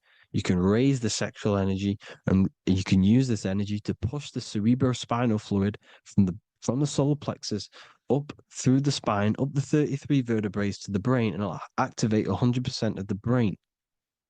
And this is the resurrection of Christ. Jesus was never dead. Jesus was never rose from the dead. It symbolizes the Christ, Jesus Christ. Christ is Christos, which means oil in Greek. The resurrection of the Christ, the Christos, the oil. When it activates 100% of the brain when it's raised, and it can regulate all the systems, it can regulate all the blood, it can regenerate the body. And this is the true Antichrist. They don't want us doing this process. The Antichrist is not against Jesus, it's against the fluid in our body that makes us live hundreds and hundreds of years and makes us live as gods. This is the true resurrection. And when you fight the serpent, you fight your sexual urges, your sexual emotion, the most strong emotion that you could ever feel. You can do this process. And this is the true secret of transmuting sexual energy. Because when you transmute the sexual energy, you can become a god. And this is why Hercules is fighting the serpent. Notice how the serpent is low. He's reaching down to it. It represents the lower self. Because the lower self wants the lust. It desires sex. The body desires sex. There's a fight between the higher and the lower self. But when there's balance, there's even. Heaven is even. When there's evenness between these, this is the kingdom of heaven. This is when heaven is on earth. So at our highest levels of ourselves, the highest level of our intelligence, this is God. God is something that we manifest.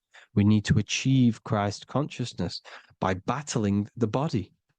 There is no battle outside of the physical body. It's an internal battle. Jesus and Satan have been externalized.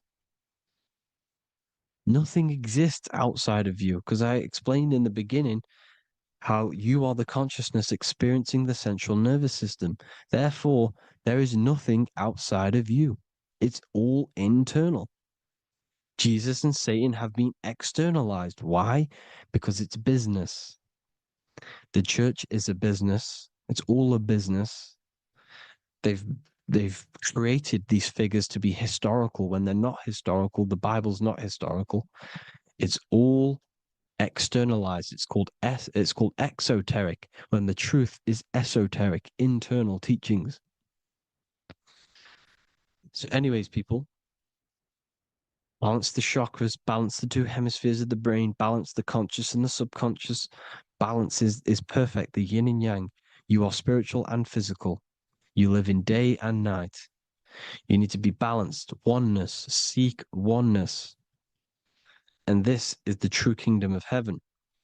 And when we all realize that we are all the same intelligence, the same consciousness expressed in different bodies, when we all realize this, we all realize we're all one. Doesn't matter what race you are.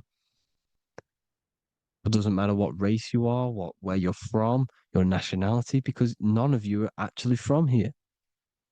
None of you are from the physical world. You're manipulating the physical world through the physical body.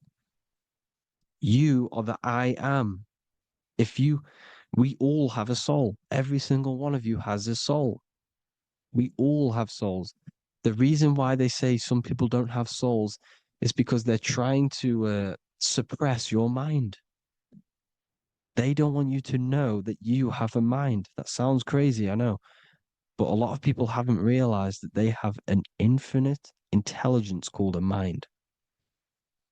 And behind that mind, if you can observe your thoughts, the person who is observing the thoughts, you have a soul. Everyone has a soul. Don't listen to all these people saying some people don't have a soul, some people do. We all have a soul. Every single one of us. So anyway, you need to break the lower nature of yourself. At our highest levels, we are gods.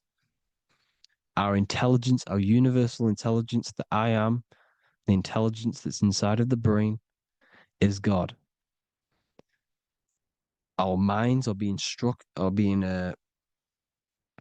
corrupted within believing that you are the body, and the result of this is a society like today, because everyone thinks they're the body, and everyone's living in the lower nature of self, where everyone only cares about themselves. But when we realize we're all one big consciousness ball, we're all the same consciousness expressed in different bodies, there will be peace. So thank you all, people. If you do want to learn more, if you do want to read my book, it's called The Book of Wisdom. I'll put it in the description. It's an amazing book, people. It's going to give you the best understanding possible about creation, yourself, and the world. It's amazing. The Bible, everything. I have just launched a new cymatic library.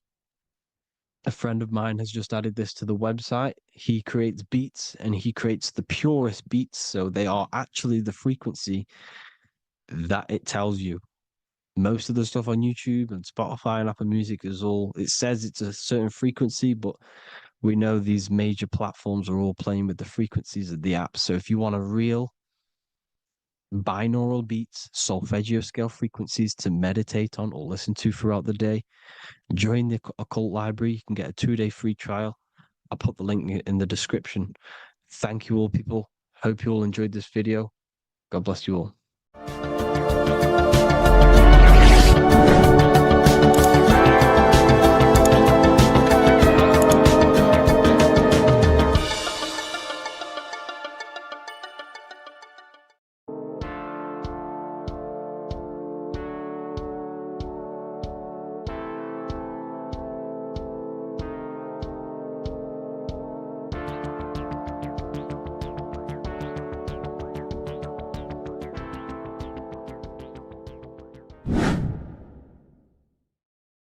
What are we all doing, people? Survival wisdom. Today we're going to be breaking down the Bible and its real, true metaphysical meaning.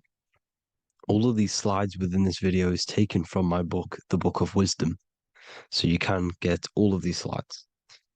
So the Temple of Solomon, you are body, mind, and soul, which is the Holy Trinity. The moon, sun, and earth. The sun is your soul because the sun is its infinite source of energy. It is its own source of energy. And that is what your soul is. It's its own source of energy.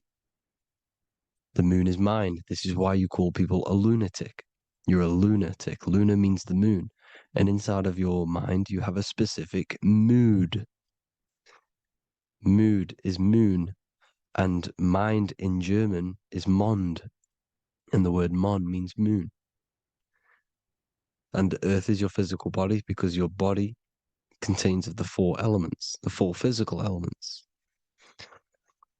Well, the Temple of Solomon is the temple of the soul and the mon, the soul and the mon, the soul and the mind. And it's the temple of the Holy Spirit in the Bible. Everything leads back to one singular point in the center of the brain. The brain is not the mind. It's mind over matter. Okay. The brain is the physical manifestation of the mind. The brain is the electrical computer which decodes the light waves given to it by the mind. This is why everything in the body leads back to one singular point. And we'll go over this in a minute. But this is controlling the physical body. This is the within. If you rearrange within, it spells high twin, because within you is your twin, your true self. And it's just an entity in the center of the mind. And if you shut your eyes, you can feel it. Your awareness is in the center of the brain. So there's just an empty chamber in the center of the two cherubs, the two brains. They are two separate brains. They're two hemispheres. And the empty chamber, when scientists chop it up and see it's just an empty chamber, well, because you can't see in that plane of reality, you cannot see the mind. You cannot see thoughts. It is invisible to the human eyes, to the visible light spectrum, to the two eyes. The reason why we call it the third eye in the center of the brain, it's not the third eye, it's your true self. It's the mind and soul. It's an eye because it does see. It's the all-seeing eye that you always see here. There's some Masonic artwork showing the two pillars, the two cherubs, the two hemispheres of the brain, and the inner eye. This is the eye that sees all things. What do I mean by seeing all things? Not physically. It sees the mind. It's what, because your soul is watching the mind. You can observe the mind. You are not the mind. And if you meditate deeply enough, you can go beyond the mind.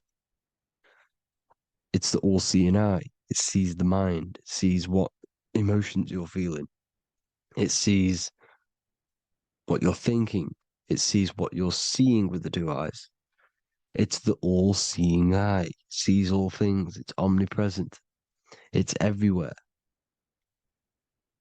Because the mind can be anywhere.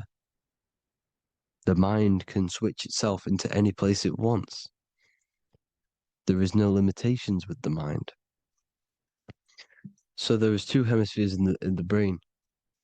And in the Bible, there is a quote saying, the most holy place between the two cherubs. The two cherubs is the two hemispheres of the brain, and the most holy place is between them, which is what the Masonic artwork is showing. This is the all-seeing eye, the soul and the mind, in the center of the brain. And you will not see this with the two eyes. So when scientists come to seeing the empty chamber in the center of the brain, they wonder, because they do not understand the occult side of the world. They do not understand the layers of reality. How the two eyes, everything physical comes from the unseen. Everything seen comes from the unseen. Now, the two hemispheres of the brain play a major role in our lives. The right hemisphere is the artist. The left hemisphere is the scientist. The right hemisphere controls the left side of the body. The left hemisphere controls the right side. So there's a crossover. Now, the right hemisphere is to do with your feminine energy, creativity, unification, metaphors, visualization, intuition. The left hemisphere is to do with sequencing, facts, materialistic details, language, and logic. So they keep us normally trapped within the male aspect of our mind, which is the left hemisphere. You know, if you listen to Spotify, Apple Music, and radio, they're all tuned to 440 hertz, which shuts down the right side of the brain, makes you left brain dominant.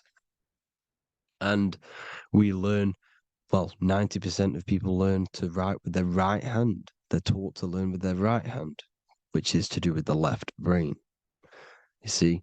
So we are being trapped within this left side of the brain, which is all to do with logic, thinking logical, not creative. You know, very analytic. But the right side of the brain is to do with your creativity. So the right side of the brain is perceiving reality as a holistic perception. Now, what do I mean? If you're riding through a woods, for example, if you're riding through a woods, your right hemisphere is seeing the whole woods as one unified woods. The left hemisphere's job is to break down the perception given to it by the right hemisphere and break it down into individual trees. So what am I saying? The right hemisphere is seeing humans and everything in creation as one unified consciousness.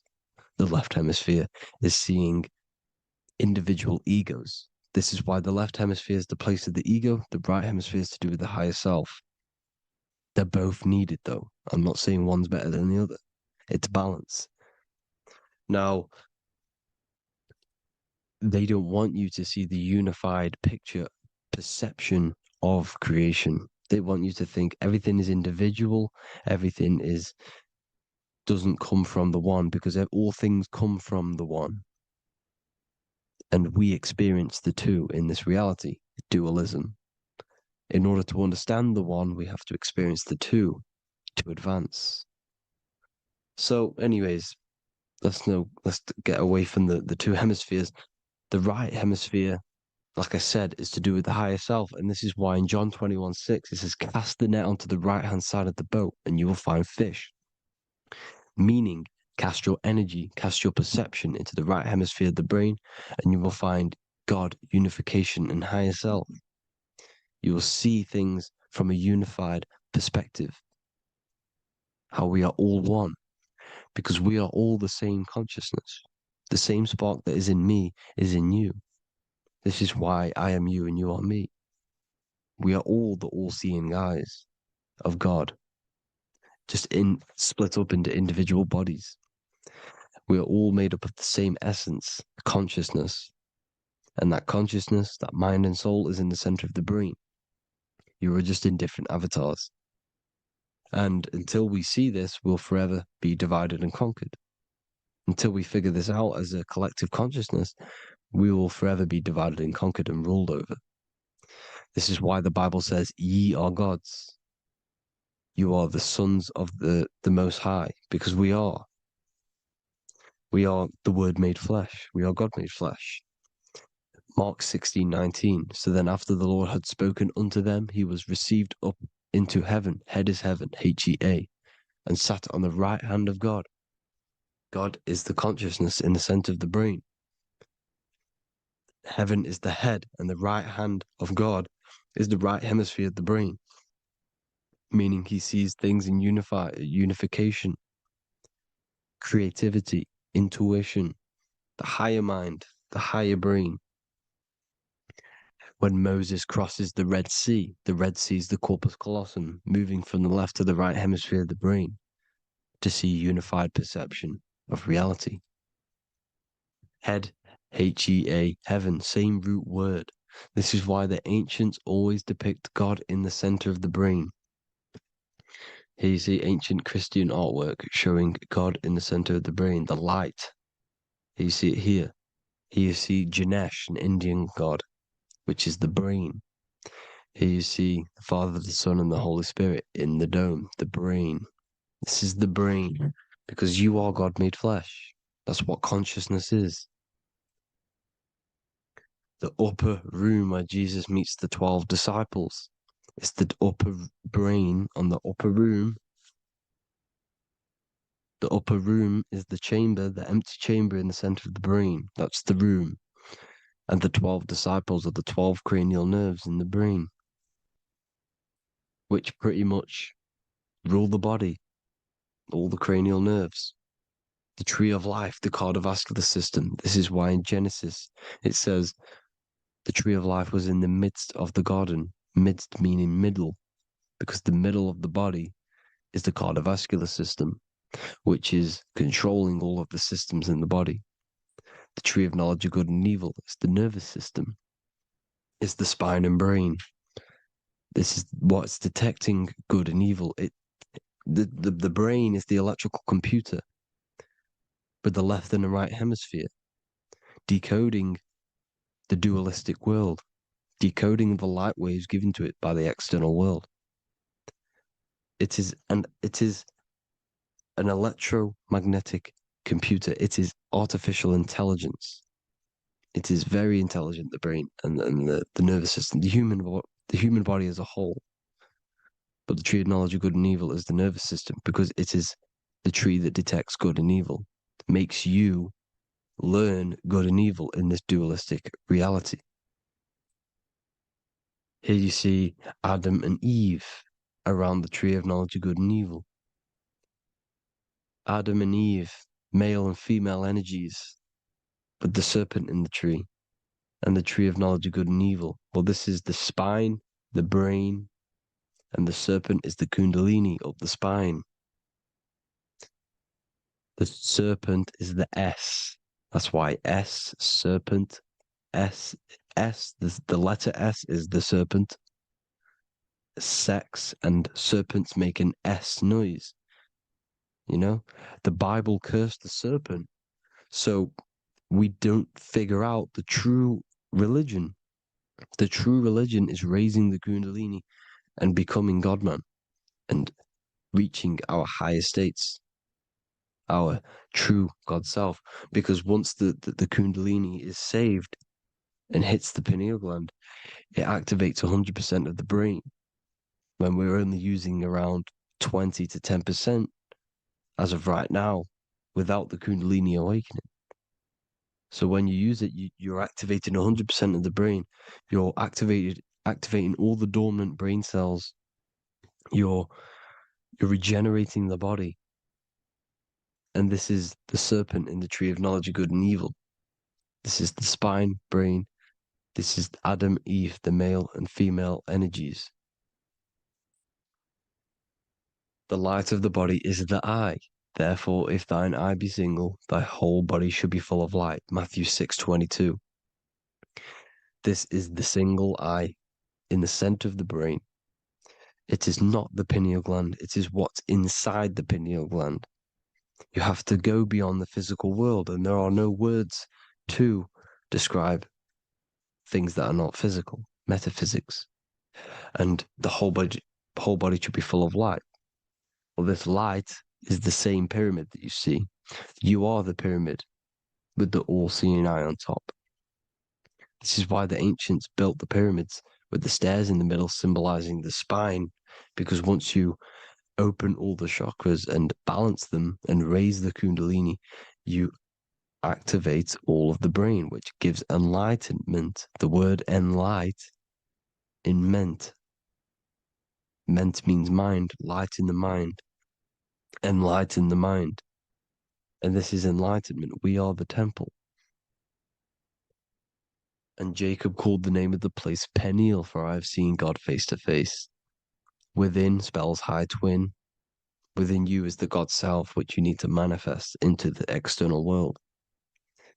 And he's seen God in Peniel, the consciousness. He's seen his true self, consciousness, in the pineal gland. Genesis 28:10, Jacob's ladder. Jacob, he took a rock there and laid his head on it to sleep. Jacob had a dream. He dreamed there was a ladder that was on the ground and reached up into heaven. Head is heaven. The rock he fell asleep on is the sacrum bone, because he's symbolizing the oil that comes down the spine, hits the sacrum bone and rests there, falls asleep, and it looks up and it sees the ladder to heaven. Because when you raise this oil, you become God-man. You become God in heaven. You can leave the body at will. Do you not know that your body is the temple, that your body is the temple of the Holy Spirit? Corinthians 16:19-20. Or do you not know that your body is the temple of the Holy Spirit within you? Your body is the temple of the Holy Spirit, the soul and the mind within the center of the brain, the temple of Solomon, temple of the soul and the mind. Romans 8:10. Christ is in you. It's not external. When you give where attention goes, energy flows. When you give your energy to external things, your attention, your worship to external things, you're giving energy, meaning it's draining you, and you're feeding something within the astral plane, a mental thought within the astral plane. So with you realizing that the Christ is in you, that you don't have to worship anything outside of you, this means that you're internalizing your energy. You're not giving your energy, because where attention goes, energy flows, which means you become more present. You become healthier because you're not giving off all of your special electromagnetic energy that's charging you. This is why the religions ran by the Vatican is all external. They're exoteric. Exoteric means external teachings. The esoteric is the internal, the hidden teachings. In Psalms 82, I have said, ye are gods, and all of you are children of the Most High, because we are the Most High, split up into individual bodies.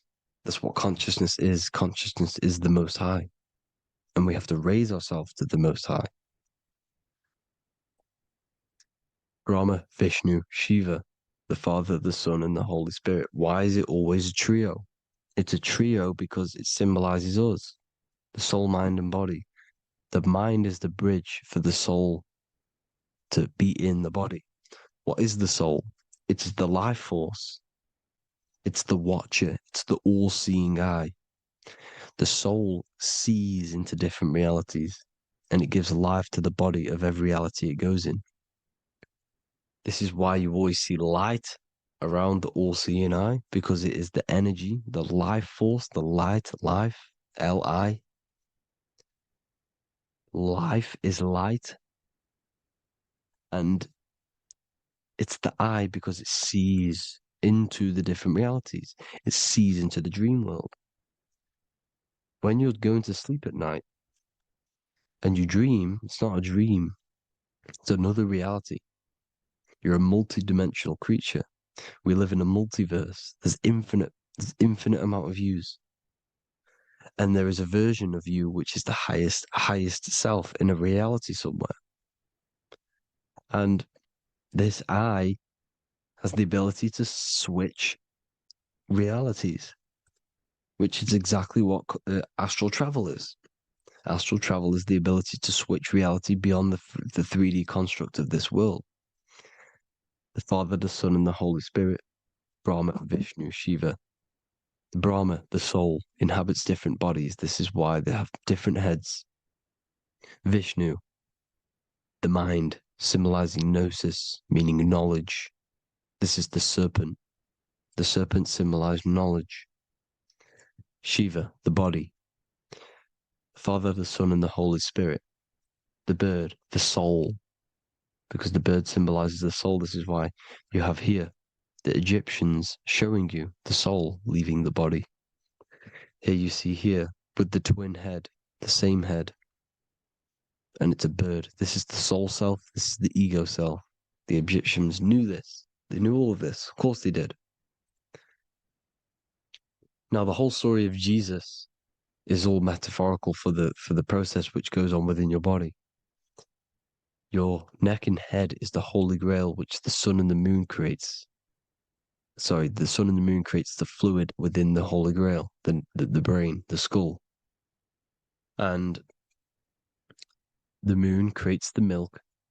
Sorry, the moon makes the milk. The sun makes the honey, the land flowing with milk and honey in the Bible. The land flowing with milk and honey is the center of the brain in the Holy Grail. Here you see the Masonic artwork showing you the sun and the moon creating the fluid in the spine. Here's the serpent. Serpent symbolizing the two Kundalini channels, the Ida Pingala up the spine. Here's the furnace raising the Kundalini, raising the oil, heating it up and rising it to the crown. You see? So here you see more Masonic art, seeing the sun and the moon creating the holy fluid in the brain, in the cup, filling the cup This is why it's a cup, because it's the Holy Grail.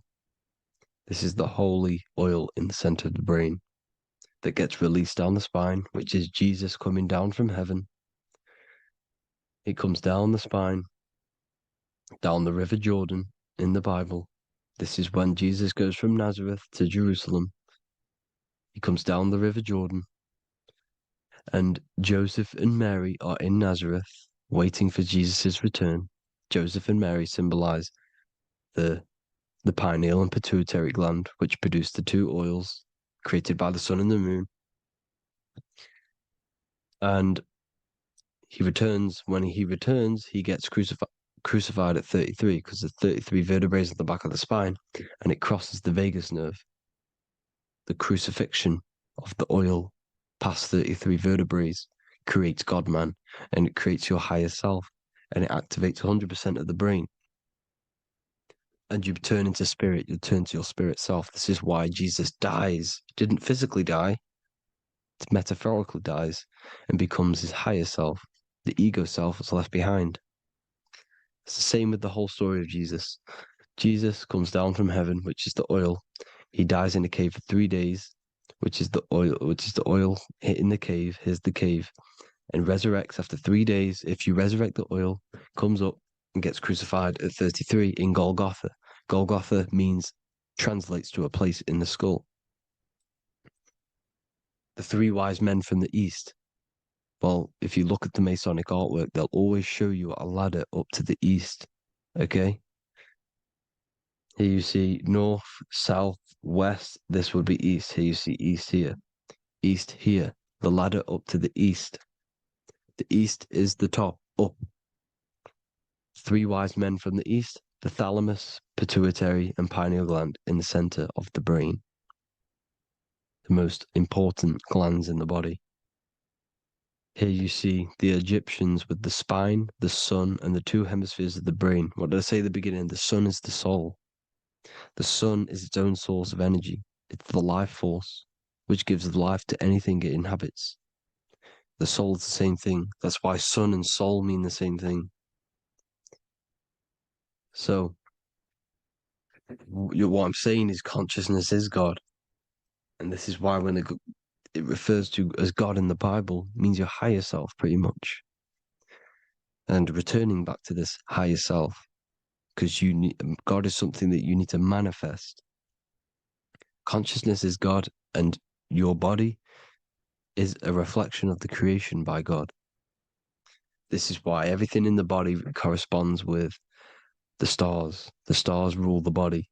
We are an image of the stars. This body is an image of the whole of creation. Aries rules the head. This is the cerebrum, the ram in the brain. Here's the ram, Aries. And we have something called the cerebrum, Aries, the ram. This is the Lamb of God moving to the higher mind. Taurus, which is the lower brain and neck, the cerebellum, the bull Taurus, the lower mind, and the cerebrum and the cerebellum, the ram and the bull, is what makes you ramble on. Ramble meaning walking. The higher mind and the lower mind working together makes the body ramble. Ramble is what makes you walk along. Thank you to Santos Bonacci. Gemini, the two twins, rules the two arms, the hands, and the lungs. These are the two twins of the body. Sagittarius, the horse, which rules the hips. Hips means hippo. Hippo means horse. Hippopotamus means water horse. Hippo means horse, and this is why we call them hips, because horses have massive hips. Capricorn, the kneecaps. Pisces, the two fish, the 2 feet. Then they make us swim. We are an image of the stars, people. Well, the body is anyway. Consciousness is God, and the body is the image of the whole of creation. It's a reflection of the whole creation, as above, so below. 12 systems in the body, 12 cranial nerves for the 12 constellations, 12 cell salts. The body's made out of 12 cell salts. So this is where it gets kind of deep. This is where we get deep. And he said Jesus was known as the fisher of man. And fisher of man, meaning man does not mean man as in the male. Man means mind. He's the fisher of minds. So the Bible is not patriarchal. It's not patriarchal. Man just means mind, pretty much.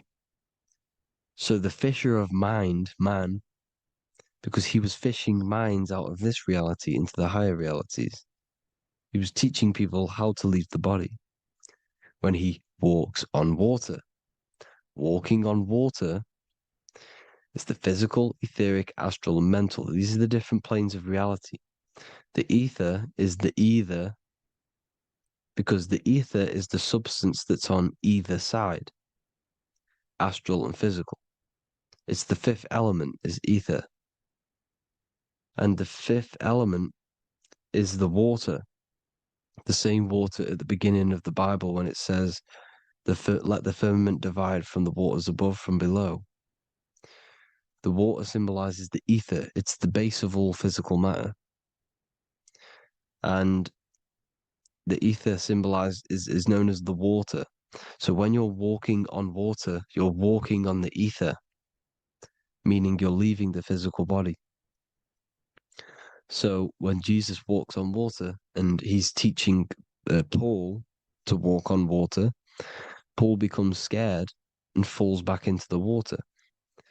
Well, when you astral travel and you become scared when you're projecting, you'll fall back into your body. So he's pretty much saying walking on water is leaving the body, and walking on the ether, because the ether is the veil between the astral, and that's what devil means.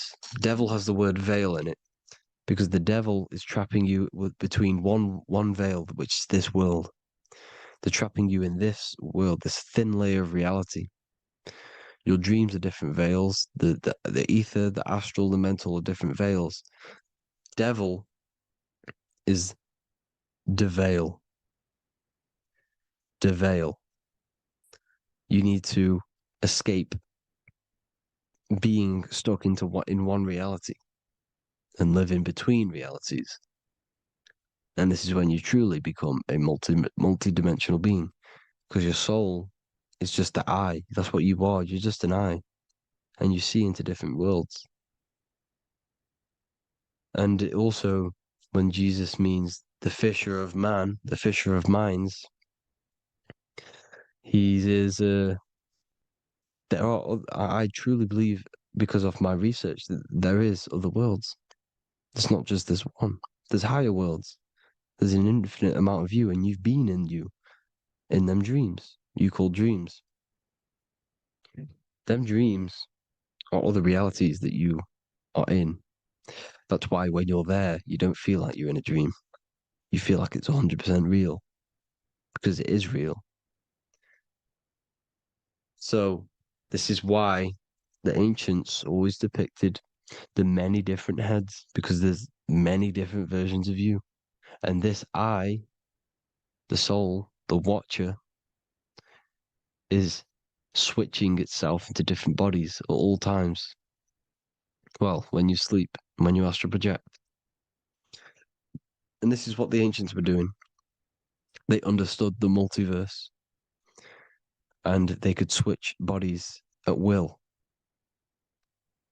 And this is what the 7 seals are in the Bible, also known as the 7 chakras. These are literally portals within us to these different worlds. We're in the heart at the moment. Earth, rearranged spells heart, meaning middle. This is where good and evil exist. It's the middle point, the midpoint of realities. So I hope you all enjoyed the video. All of this knowledge that I've give you in this video is inside of my book, the Book of Wisdom. The Book of Wisdom gets updated every single month with new pages. It's a one-time payment for a lifetime worth of research and knowledge by me. So if you do want to get it, the link will be in the description.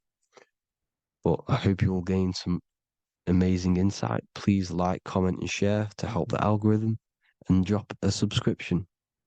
And for more lectures, every 2 days, I drop lectures and knowledge within the Patreon. If you want to support the channel, join the Patreon. Everything's in the description because we are not monetized on YouTube. Thank you all. Have an amazing day.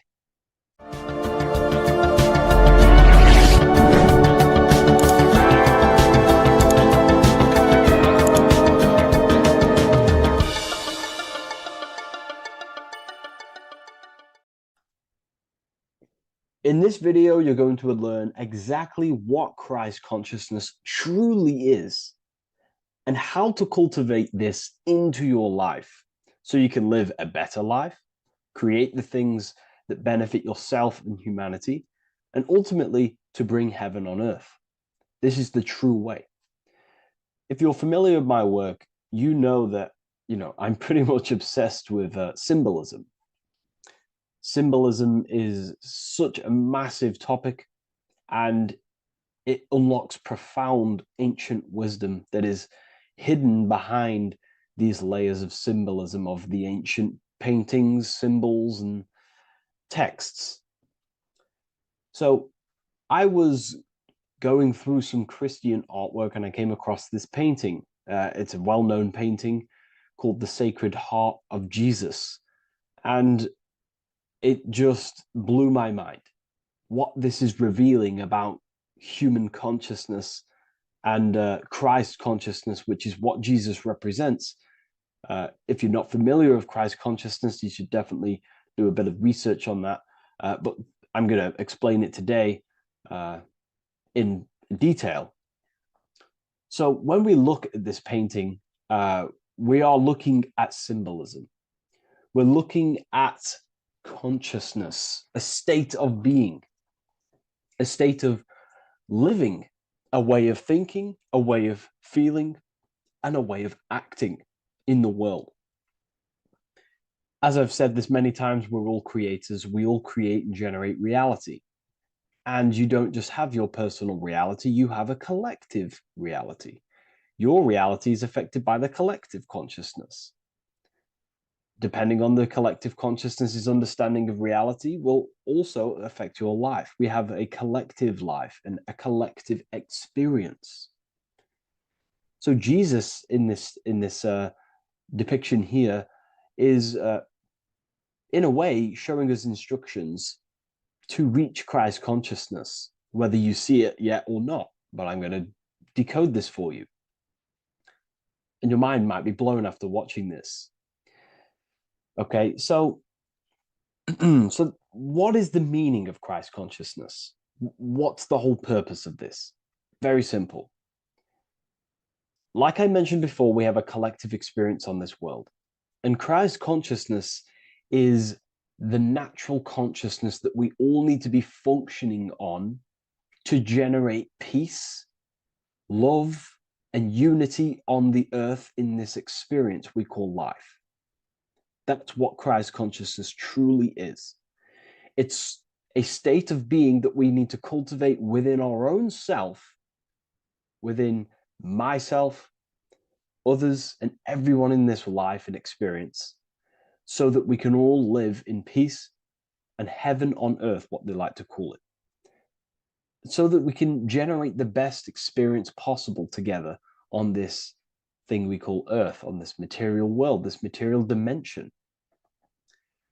The material dimension is simply just a physical dimension of thought. It's a physical outcome of thought, but that's a whole other lecture. So please leave a like, leave a comment if you have any topics to talk about that you wish for me to cover, and definitely leave a subscribe if you like my content and channel. So to go deeper into this, right, we've explained what Christ consciousness is and what it actually, will do to the earth and what it will do to reality in our collective experience. And it's also representing a profound understanding of self. a deep understanding of the true nature of self, the true source of self, what the self is, pure consciousness, pure God. We are all Jesus. Jesus is you, a physical manifestation of the divine made manifested physically. A physical manifestation of consciousness, okay, of spirit descended into matter. However, Jesus is a symbol that should not be worshipped, but something that we need to cultivate, maybe look up to, and cultivate within our own mind and hearts and actions. So he is someone that we should embody into our own very own being. We need to reach a level of intellect, the mind, a level of emotional understanding, and ultimately this creates Christ consciousness. Okay, and now I know that was very, very vague what I just said, but I'm going to explain it a bit more. I don't want to give it fully away yet because you need some more information, more keys. So let's observe the top end of this painting. Jesus with this circular light emanating around his head is symbolic of the mind, of the our thinking aspects of consciousness, the way we generate thoughts, ideas. The mind is also good at also ruling communication. It also rules what we give attention to. Okay, so this is symbolizing the mind of every human being. The mind is a very powerful center of consciousness located in the head, of course. This is why Jesus is the head at the top with the circle around it, representing the mind. Now, to reach Christ consciousness, we need to purify our minds. Purification of the subconscious mind. The subconscious mind is the hidden aspect of our mind with all of our memories, belief systems, and everything we've ever experienced is stored within there. We have traumas there. We have bad belief systems that hold us back. So it's about reprogramming the subconscious and aligning the subconscious with higher consciousness, with higher understanding of self, removing any mental blockages from the mind. Because in today's world, most people's minds, including myself, before I, purified myself, and I'm still continually purifying myself. That's not to say I'm perfect, because I'm definitely not. But what I was saying was purifying the mind so we can have a powerful mind. Because like I was saying, most people's minds are not their own friend. They let their mind control them. They let their thoughts create negative influence on them, negative emotions. They let their mind destroy their confidence, destroy themselves. We do not want a mind like this. We need a mind that is our best friend, that receives powerful thoughts, that gives someone power. We do not want our mind taking away our power. Okay, so in this specific image here of Jesus, this represents a light mind, a powerful mind, enlightenment. The word enlightenment means light and ment coming from mental or mind, light in the ment. This means a powerful mind. Light is also symbolic of knowledge, information. When someone's very intelligent, you call them a bright person. It's a bright mind. It's knowledge of self. So the mind is conscious of self. That's another thing. We need to be conscious. A lot of people are not conscious, including myself before I did this, before I woke up. Most people are not conscious of their actions. They're not conscious when they're actually awake in the day. They do things unknowingly. Are we conscious of our thoughts, emotions, and actions, what we're giving attention to in our mind? Because ultimately this shapes our experience. There's a great quote, I think it's Julius Caesar or one of the Roman emperors, who says the quality of your life is dependent on the quality of your thoughts. Something along them lines. I don't know if I'm 100% correct there. but it's very true. Our thoughts dictate our happiness. So to cultivate Christ consciousness, we need to be conscious of our actions, conscious of our thoughts that we're giving attention to. There is a level of mastery that we can achieve within ourselves where we become conscious of every single thought that enters our mind. That sounds easy, but it's definitely not. But that's a high level of mastery that we can achieve and cultivate within ourselves. So we're looking at a powerful mind here from Jesus, a powerful mind, a purified mind. And we purify the mind through, affirmations, meditations, ritual work.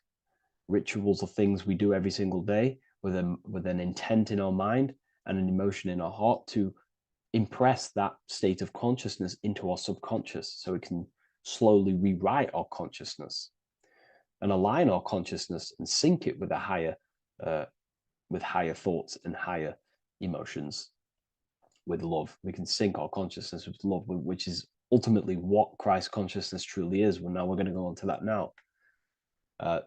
So we've gone over the mind. Now we go over the heart. Now notice, before we go into the heart, Jesus is revealing.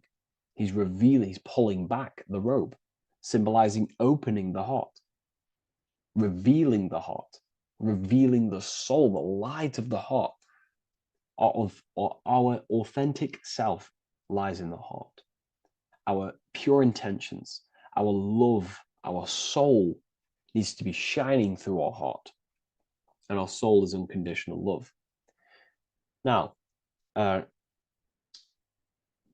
that's not to say that we can get corrupted hearts. We surely can have corrupted hearts, for sure. We can love sick and twisted things, and that's evident in today's world.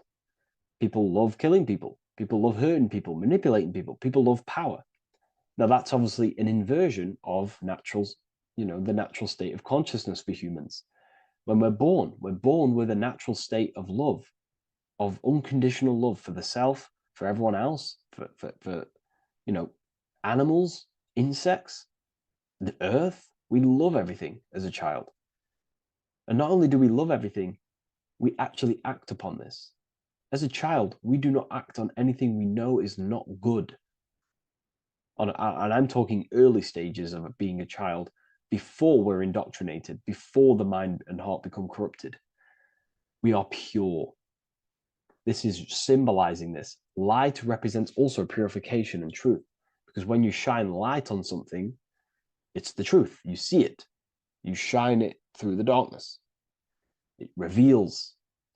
So light, this is symbolizing revealing the light of the soul, of love consciousness, holding love in the heart, true love. Not love for sick and twisted things, but true love for the self, the body, and for everyone else and all things.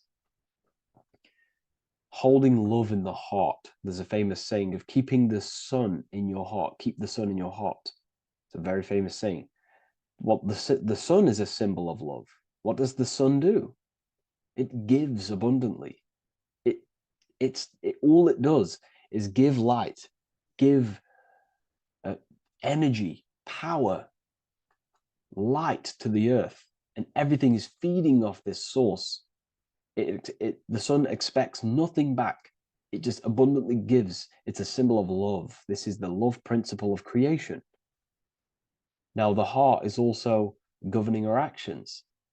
What we think about, in our mental field of consciousness, is directly corresponded and observed in our hearts. What we think about directly corresponds with what's going on and what we feel in our hearts. Thoughts produce emotions. So if we give attention to negative thoughts, there's no wonder we're having negative emotions in our hearts. So purification of the mind is also having an effect in purification on the heart.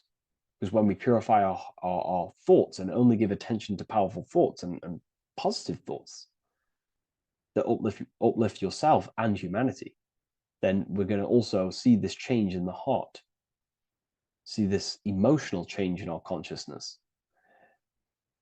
So this represents the purification of well, a purified heart, the light emanating around the heart. Love for the self, love for one another. And you're revealing this, you're shining the heart on others. This represents, revealing your true self to everyone without suppressing aspects of self.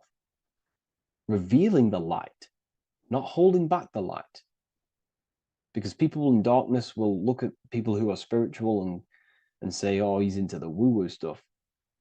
It's about revealing that and not caring about others. Because when you shine a light, you're also planting seeds in other people. Now, I'm going to tie this together with the hand gesture. Now, what we're looking at here, we're looking at a hand gesture with 2 fingers up. We have the middle finger and the index finger upwards. And notice how they're crossed over. They're crossed. They're not separate. They're crossed, representing unification. Unification here. This is a unified 2 fingers. 2 represents division. Crossed over represents oneness.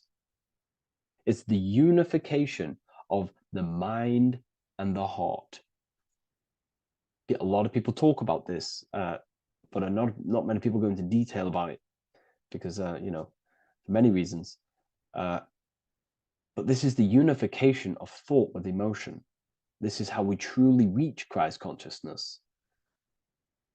And ultimately, when we do gain the love in our hearts and we do slow, it's a gradual process of cultivating love for the self and everyone else in the world, because we're so programmed to be divided, but it's a slow progress. But when we do cultivate love in our hearts for the self and one another, love is a very, very nurturing and growing force.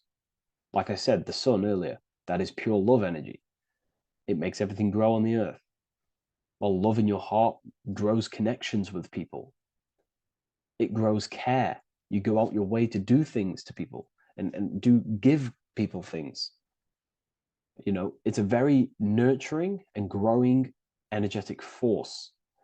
And me personally, I think the whole universe is built upon love. The whole thing. Without love, without the love, there is nothing.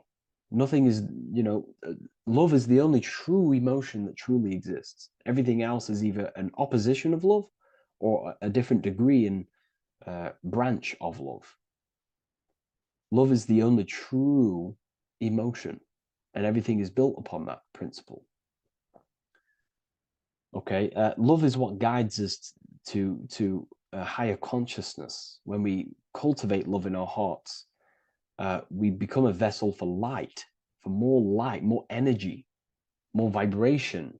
Our electromagnetic field expands, or biofield, when we hold love in our hearts. It's a very powerful force. And when we do cultivate a strong spiritual compass within our heart, because that's what our heart truly is, it's a spiritual compass. It tells us, well, it doesn't tell us, it knows what is right at all times. If you think something, your heart tells you whether that is right or that is wrong, whether you should act upon it or whether you should not. The heart knows what's good and evil. No one told you this as a child. As a child, you already knew this. You came into the world, you knew what was right and wrong. You knew it was wrong to hurt people. So this unification that he's doing with his hand symbolizes thinking with the love of the heart. Represents thinking with love of the heart. Thinking with love of the heart for the self and the collective. Now, ultimately, what this does is give birth to perfect action. Why? Why does this give birth to perfect action? Think about it. Every time you've taken an action, why did you take the action? You would have thought about it, you had a feeling towards it, a care energy, and you took action. Why do we go to work? We care about paying the bills and staying in our house. We go to work to earn money. We think, we care, we act. Everything you see in front of your reality, on the screen that you're seeing right now, you called your eyes. Everything is in front of you because you care. It's the heart energy. that leads the body. Okay. And that's even present in the body. Have a look at the body. We have the head, thought, then emotion, then our feet is at the bottom, and our feet take action. Thought, emotion, action. Thought, emotion, action. So even the body is basically a blueprint of how creation is manifested. So we receive thoughts from the divine planes, from the higher planes of consciousness. We receive them. That's another thing that I missed. If we purify our minds, we're basically attuning our mind to a higher part of the mental plane, and we will receive higher thoughts. We will receive thoughts that are more genius, what we like to call today, or better quality thoughts. We receive good ideas when we attune our mind to a higher consciousness. Okay, so we are like a radio. We receive thoughts based on what our mind is set to. That's why we call it a mindset. So, like I was saying, we receive thoughts through the head. We feel the emotion, then our feet take action. Thought, emotion, action. So the body's a blueprint of creation. It's beautiful when you really notice this. So this unification is about thinking with the love of the heart, which gives birth to perfect action in the world. And this is the state that we need to cultivate within myself and everyone in the world, so we can give birth to heaven on earth through action. Because ultimately the world is molded through action, physical action. And them actions are molded from thoughts and emotions. Now,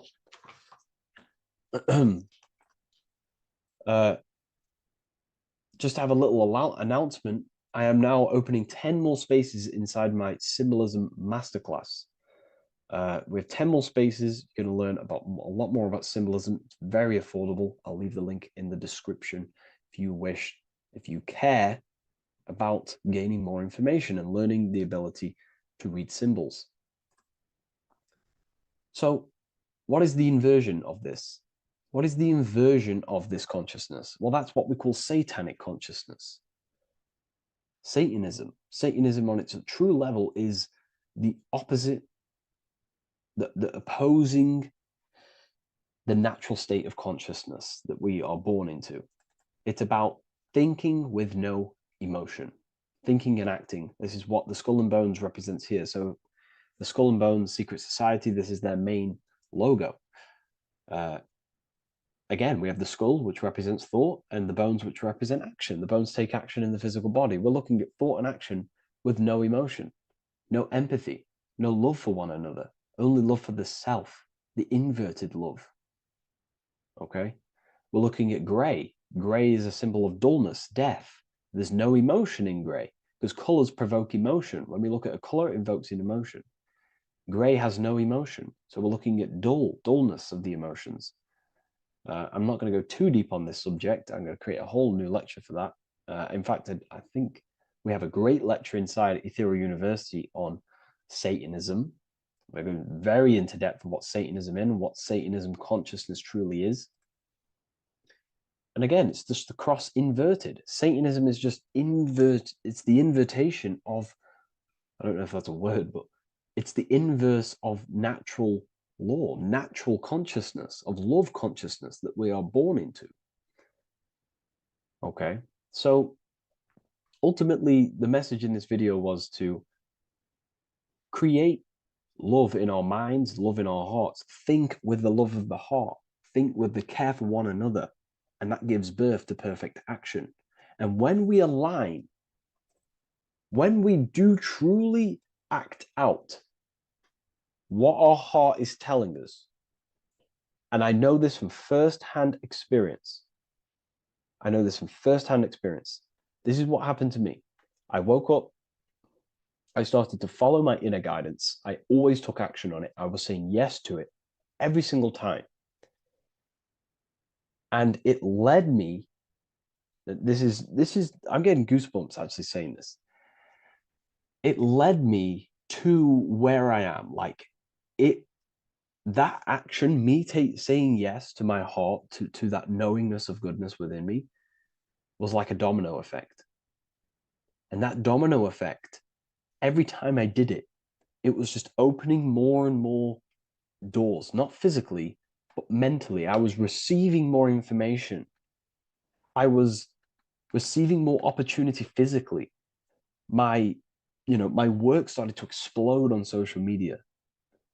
Like, when you follow your heart and truly take action on what you know is good, it's like a domino effect that leads you step by step to where you're meant to be. And it's so profound and it's so, beautiful. And I'm telling you this from firsthand experience. This is ultimately how you kind of unlock your purpose in this physical world as well.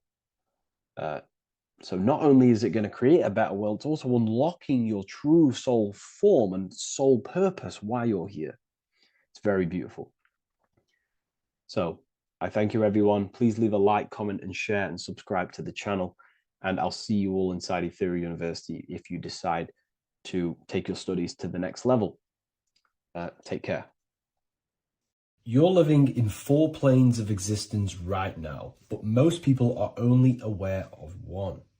And that's why they feel lost, disconnected, and stuck in cycles they can't explain. If you don't understand the blueprint of reality, you'll keep trying to fix the physical, while the real causes lie in the unseen dimensions that you have direct access to. You must understand that the universe only exists in the mind. Everything is a projection of consciousness. Therefore, consciousness produces everything. Our internal world is consciousness. Our external world is this physical body, physical world. Everything is an externalization of consciousness. For example, this was a thought. Now it's made physical. But before this was invented, it was existing in someone's mind, in consciousness, invisible. Then it was made manifest, made physical. So everything in this physical plane is the effect. The cause is consciousness, mind, the mental plane. So now I'm going to explain these different dimensions of consciousness. You don't just exist in this physical plane. The physical plane, in fact, is the lowest plane there is. It's the illusionary plane. So first of all, we have the Buddhic plane. This is the nothingness. So think of it like this. Absolute nothingness. If you turn off thoughts, there is nothingness. This is the void. And out of the void springs infinite potential, which is the mental plane. Now, your mind has no limitation. It can think anything, be anywhere, anytime, any place. In the whole world, there is no limitation with the mind. This is the realm of infinite possibilities. This is the realm of thought. Thought is a dimension, information and thought. To go a little bit deeper on this, there are pockets of thoughts, what we call in the occult fields of thoughts. Your mind does not think thoughts, it receives them. Your mind is like a radio. Whatever the mind is tuning into, setting its mindset, setting your frequency or setting your mind, you will receive thoughts based on that set, whatever you set your mind to. So there are pockets of thoughts that we penetrate in the mental plane. The mind is the mental plane, the infinite possibilities. This is the spark of creation. This is where all things begin to manifest as an idea in the mind as a thought. So if you want to gain certain information, you need to meditate or do thought exercises where you are penetrating that dimension of thought, that pocket of thought. For example, if you want to find a way on how to make financial wealth, you would use your mind, set your mind on wealth and money and think, close your eyes and think about that specific topic and see where your mind takes you. And you will expand your mind into different pockets of thought and gain information. So this is the mental plane. This is how you can use the mental plane. You can use the mental plane to do this. Then we have the astral plane. We have higher, middle, and lower astral plane. The astral plane is the body for thought. So every dimension, physical, etheric, astral, mental, Buddhic, is a body for a dimension above. Each dimension below is a product of the dimension above. So for example, the astral plane is imagination. This is the lucidic realm of imagination. This is where thoughts begin to manifest into some sort of form. It's not a physical form because this is physical, but imagination is a lucidic form. It's not really physical, but it's there. It's a projection of light. It's astral matter condensed by the willpower of the mind. So depending on the vibration of that thought will depend whether it manifests in the higher astral plane, middle astral plane, and lower astral plane. If you think about more material things and visualize material things, this will manifest on the lower astral plane because material matter is low vibration. Now, that does not mean it's evil. That does not mean it's bad. Okay? It just means low vibration just means more material. But if you think and imagine more spiritual things, this manifests on the higher astral plane. So the astral plane is the screen in your mind that allows you to vision an apple, that allows you to vision anything. It's that mental projection that's inside of your mind. Now, this is what we call the third eye. It's an eye because the eye is the mind, and the mind can see into the astral plane. It perceives this spiritual world, this lucidic realm that we have access to. This is where also infinite potential takes place. This is the realm of spirits, demons, jinns, whatever you want to call them. Spiritual entities exist in this because this is where thought forms manifest into form. This is where thoughts create bodies. Think of it like this. The mental plane is a thought of a chair. The astral plane is the imagination of that chair and all of the different possible chairs that could possibly be. The etheric plane is the energy double of that chair. And the physical plane is the physical chair. So as you can see, the higher we go up, the more formless and lucidic it is. The lower we go down planes, the more dense it becomes. This is formless and this is form. Everything manifests through this process. This highlighter is down here in the physical plane, but the idea began in the mental plane. Everything begins in consciousness before it creates a physical body. It goes through this process. Therefore, if you want to start to mold and create your own reality and create things in your world, you can use these planes to your advantage. You can use your mind to do mental thinking exercises by closing your eyes and expanding your mind into a different pocket of thought to gain wisdom, gain information, gain downloads. The way you do that is simply get into a meditative state, close your eyes, pick a topic that you want to think about and see where your mind takes you, but always remain centered on that topic. And you can do this for maybe an hour or two or half an hour, and your mind will take you places where you will unlock information. You can even use this to make decisions in your life. Think of the topic and see where your mind takes you. You'll gain information. This is how you use the mental plane for ideas. The astral plane is imagination. You have to reconnect with your imagination very vividly. Your imagination, your consciousness is infinite. It's not a three-dimensional plane. It's an infinite plane. You can think and make form anything in your consciousness, in your imagination. You can think anything and you can imagine anything in the most vast details. You just have to reconnect with your imagination. I have a free book on my website. I'll leave the link in the description. It's an ebook. It's called Activating the Inner Eye. This is going to help you reconnect with your imagination.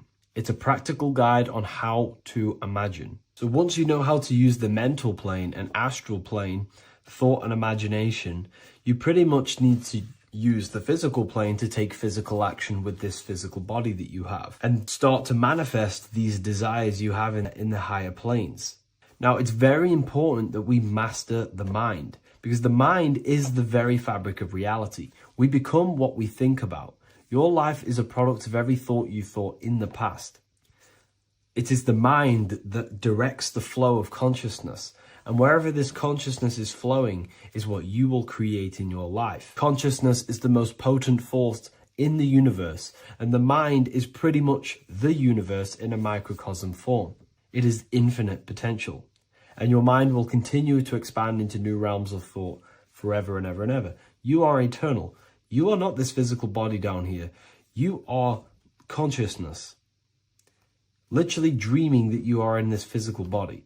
So everything begins with the mind. We need to be conscious of the thoughts that enter our mental field of consciousness. There is a level of self-awareness that you can reach where you can become conscious of pretty much every single thought that enters your mental field. Now, we have over 7,000 thoughts a day. You can gain such mastery over your mind where you can become conscious of every thought you think. And that is when you gain superior power. Because when the mind is fully under control of self, you can direct the mind's potent force into a specific goal. Most people's minds are dualistic. They want something, but their mind is thinking something else. They have limiting belief systems. They have the little voice that comes in and says, you can't do this, you're a failure. That is a fractaled mind. The mind needs to be singular. It needs to be on your team and not an enemy. Do not let your own mind take away your power. Your mind should be on your team, giving you power, giving you the best possible thoughts and the best possible beliefs. When the mind is in this condition and on your team and not taking away your power through the destructive thoughts, it becomes a potent, powerful force used for manifestation to create anything. And the way we get the mind on your team is through constant meditation to learn how to control the mind and turn it on and off. Subconscious reprogramming through visualization, affirmations, cultivating emotions associated with your goal. All these three ways we can reprogram the mind slowly over time so that it becomes powerful and becomes on your team and doesn't give you negative contradicting thoughts. When the mind is fully aligned on one thing, it can create massive empires and things in your physical reality. So I hope this video helps, and I'll see you in the next one.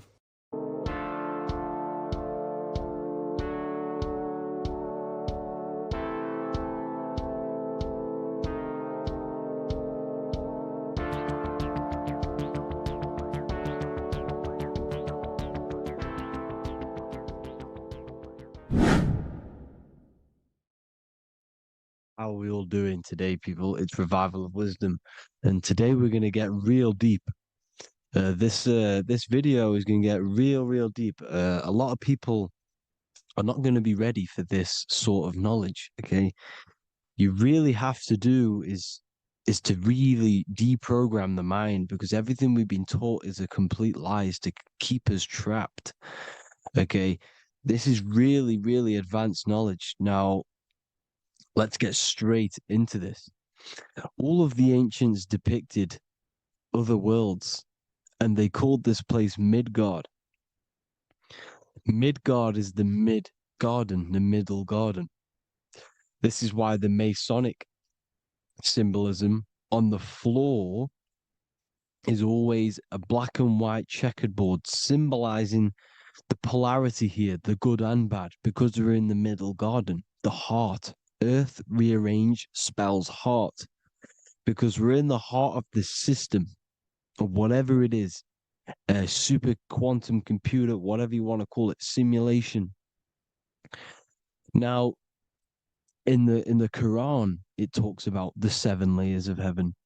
All of these ancient artworks are depicting these different layers of reality. Okay, and look at the Egyptians here with the boat outside of the firmament. Boats travel on water, and this is exactly what the Masons are doing. So they're still using the same symbols. Why? Because it's the same knowledge, just hidden. The Egyptians have the same knowledge as the Freemasons. It's just hidden. Now, this cosmology that they're showing here, which is probably made maybe 100 years ago, this painting or artwork, is the exact same as the one we see here, with the arch, the boat.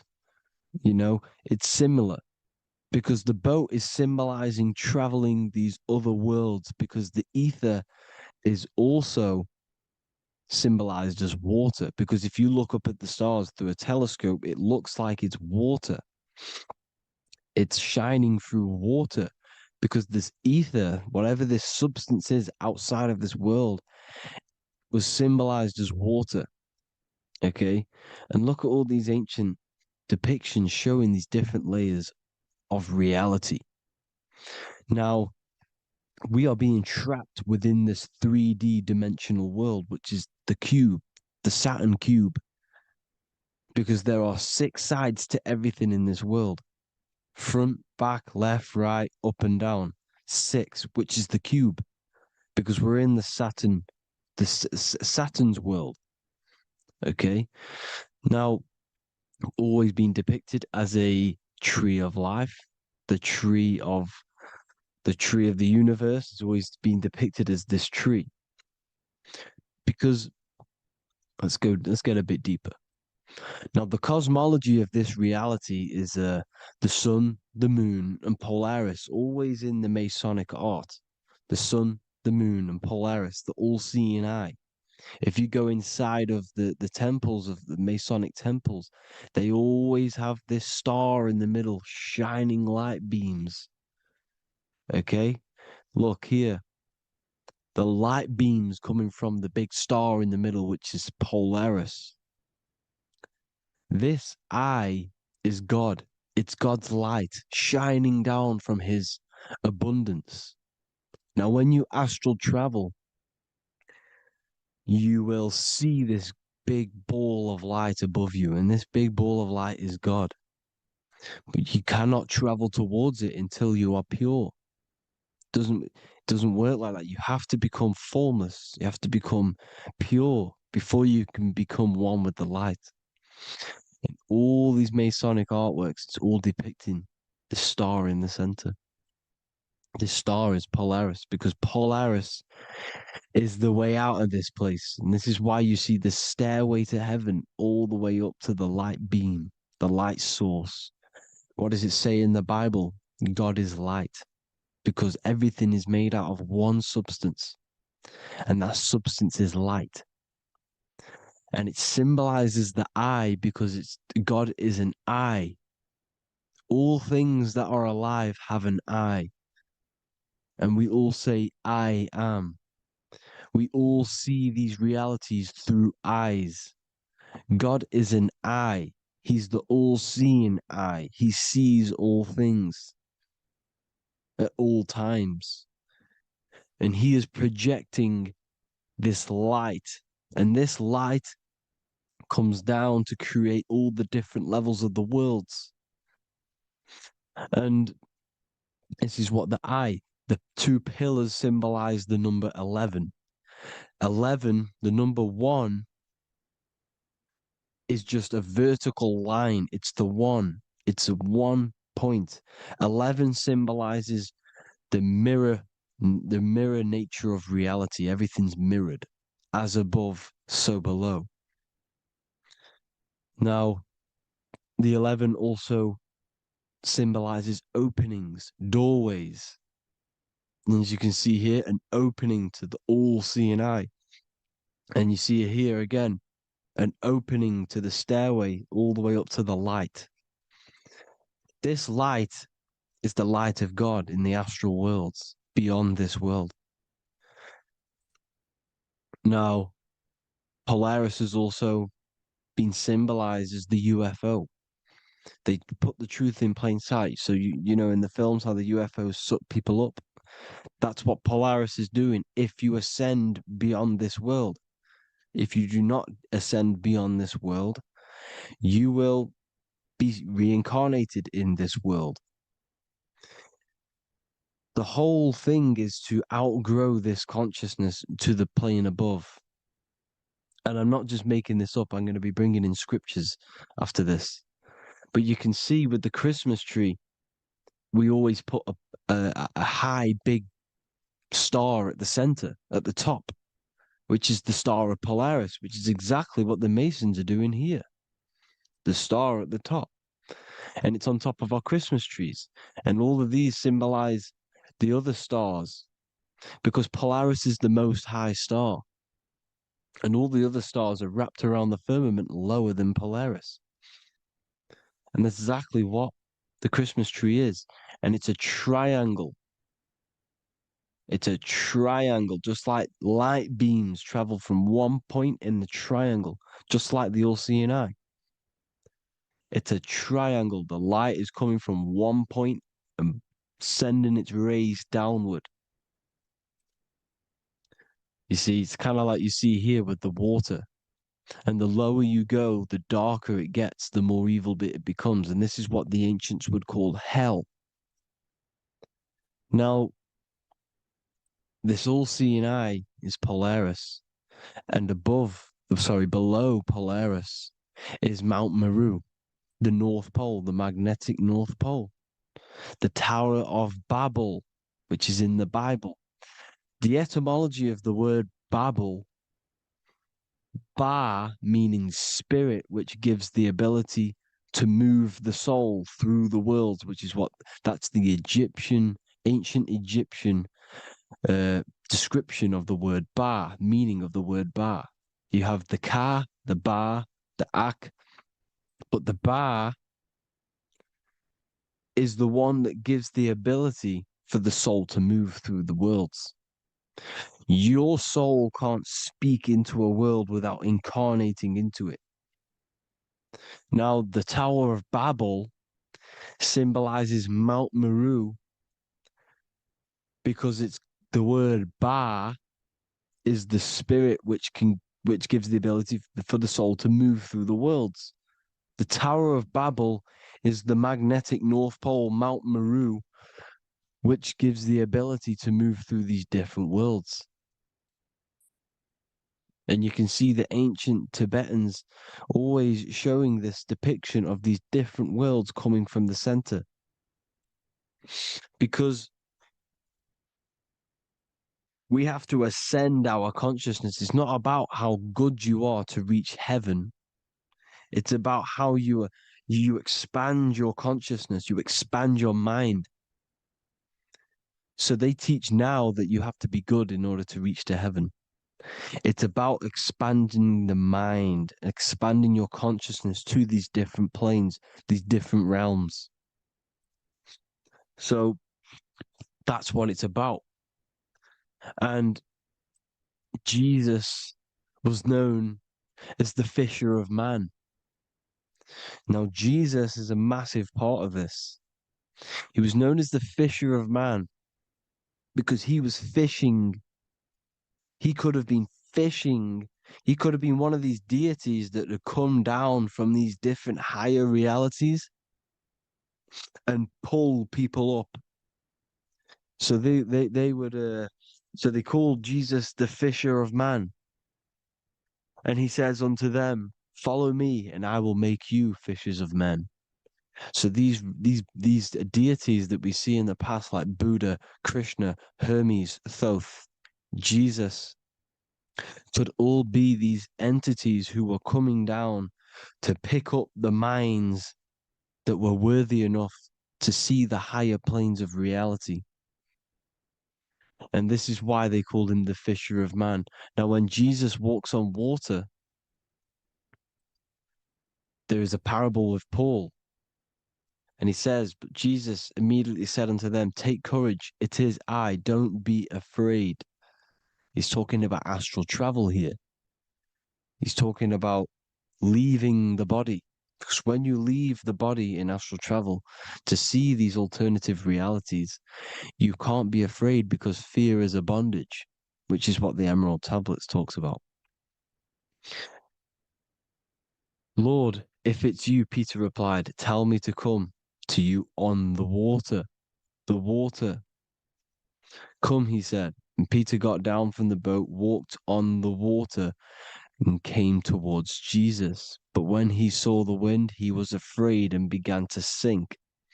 When you become afraid in astral travel, you sink back into your body.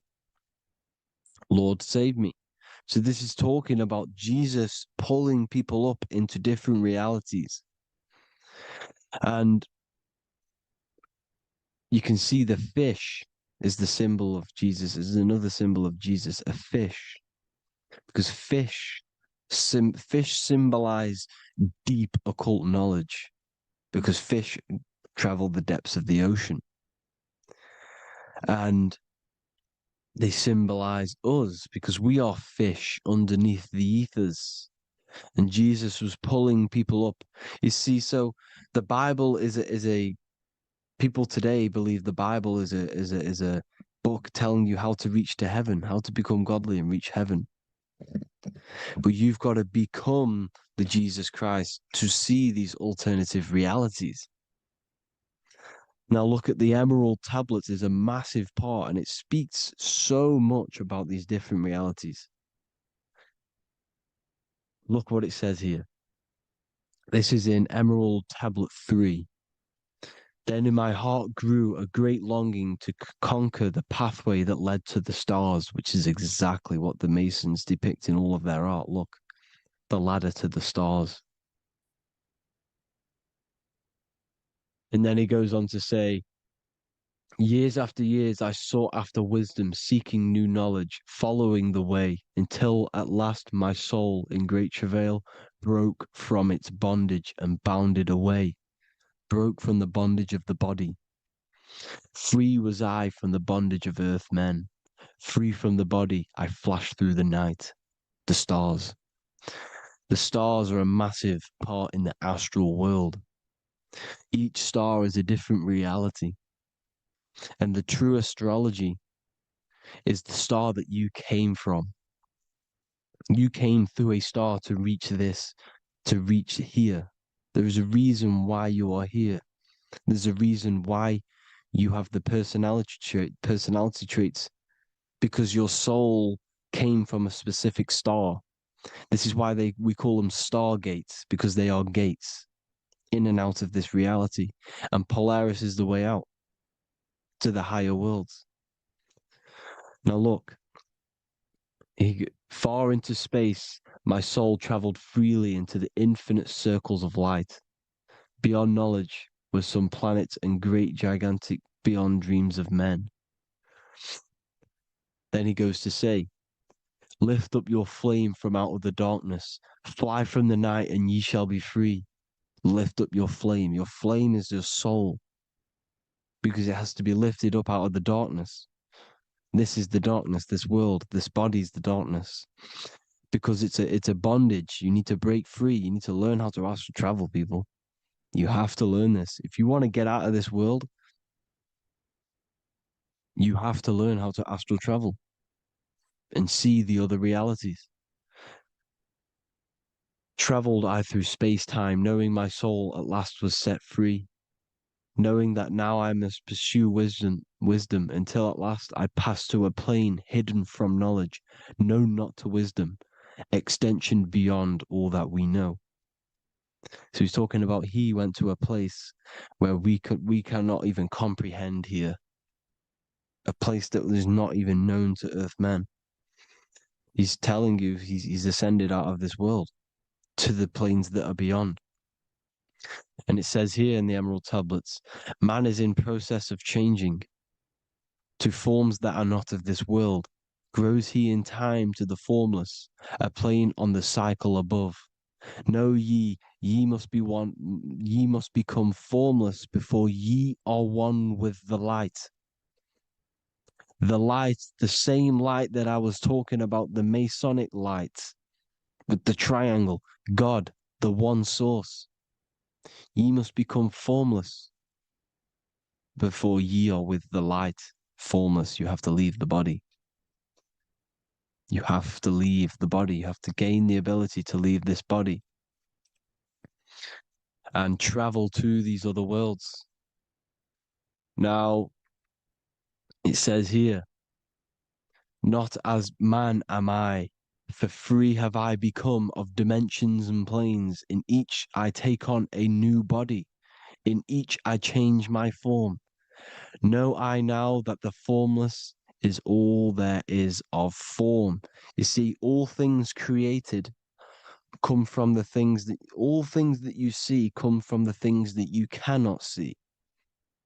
All of us have the same spark of consciousness, the same I am. Every dog, every animal, every human has this same I, this same thing which sees through the eye. It's formless. it takes this formless entity is the same entity of us. We are all the same entity in different bodies. And this entity it was represented as the flame, the cosmic flame, which is inside of all of us. And this is why the Masons depicted your spine as a candle or the Holy Grail. You would either see this or a candle with a flame on the top, because the Holy Grail is your consciousness, which is on top of your spine, which is the candle. Now, Jesus, Thoth, Buddha were all these deities which were coming down to lift people up because they were fishermen of men. And he would lift you up to the higher worlds, out of this world, to the ones above.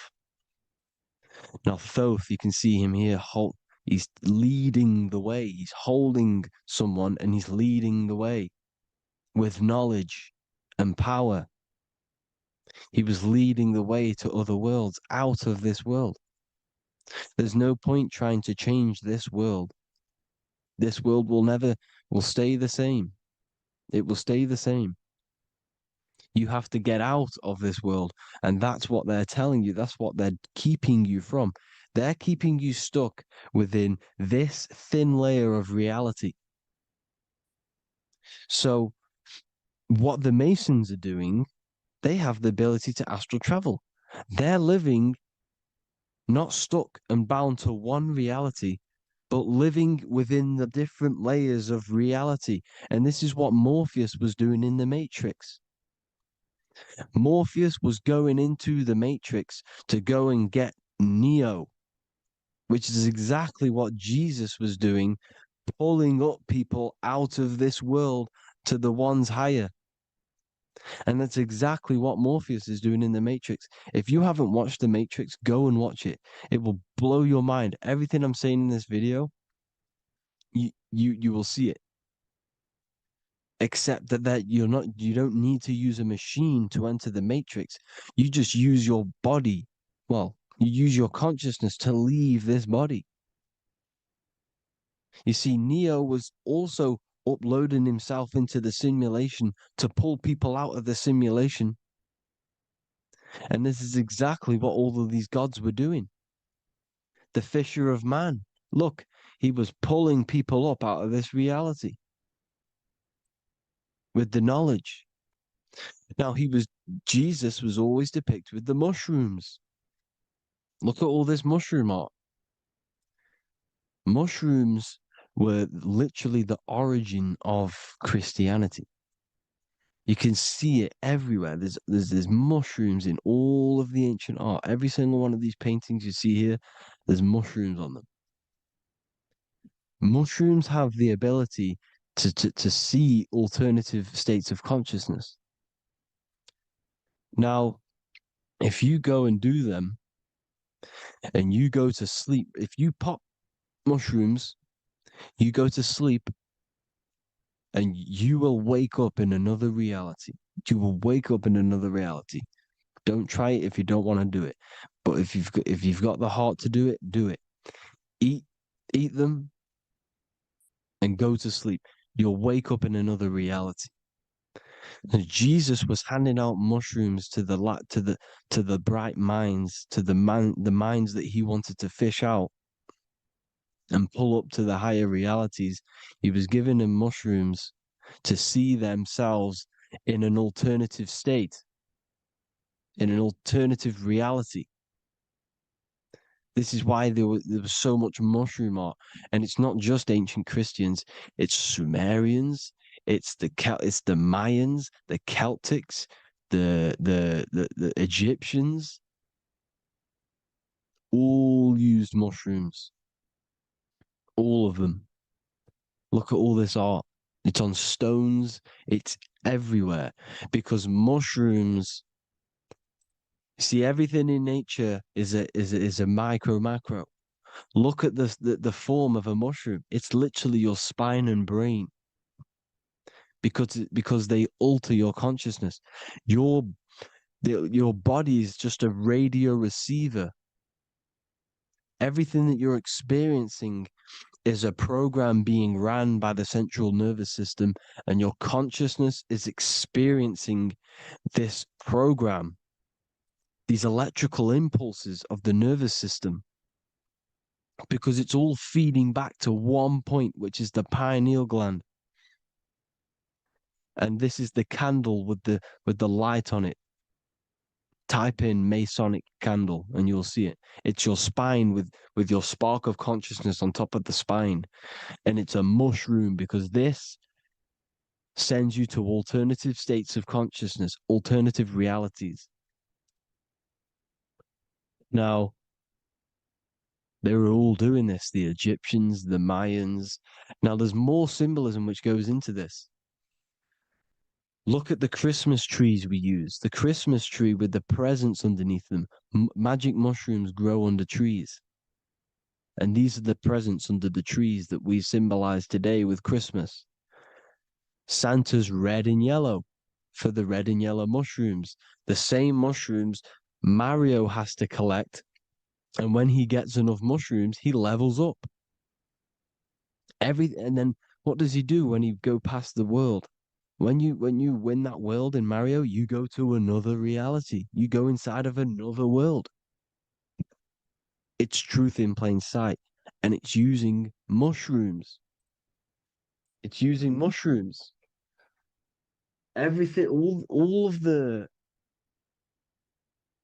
characters in Mario, well, a lot of them are mushrooms. Look at this one. The presents, black, yellow, and red and white. Red and white mushrooms. And the bow on the top is the mushroom head. That's a bit of a reach, but you know, the symbolism never lies, is what you need to understand. And it's as above, so below. Now look at the Sumerians. The Sumerians were also multi-dimensional beings. Okay, look at how they have the double faces. They had 1 foot in this reality and 1 foot in another reality. And look at this one, a double-headed god inside of like a portal.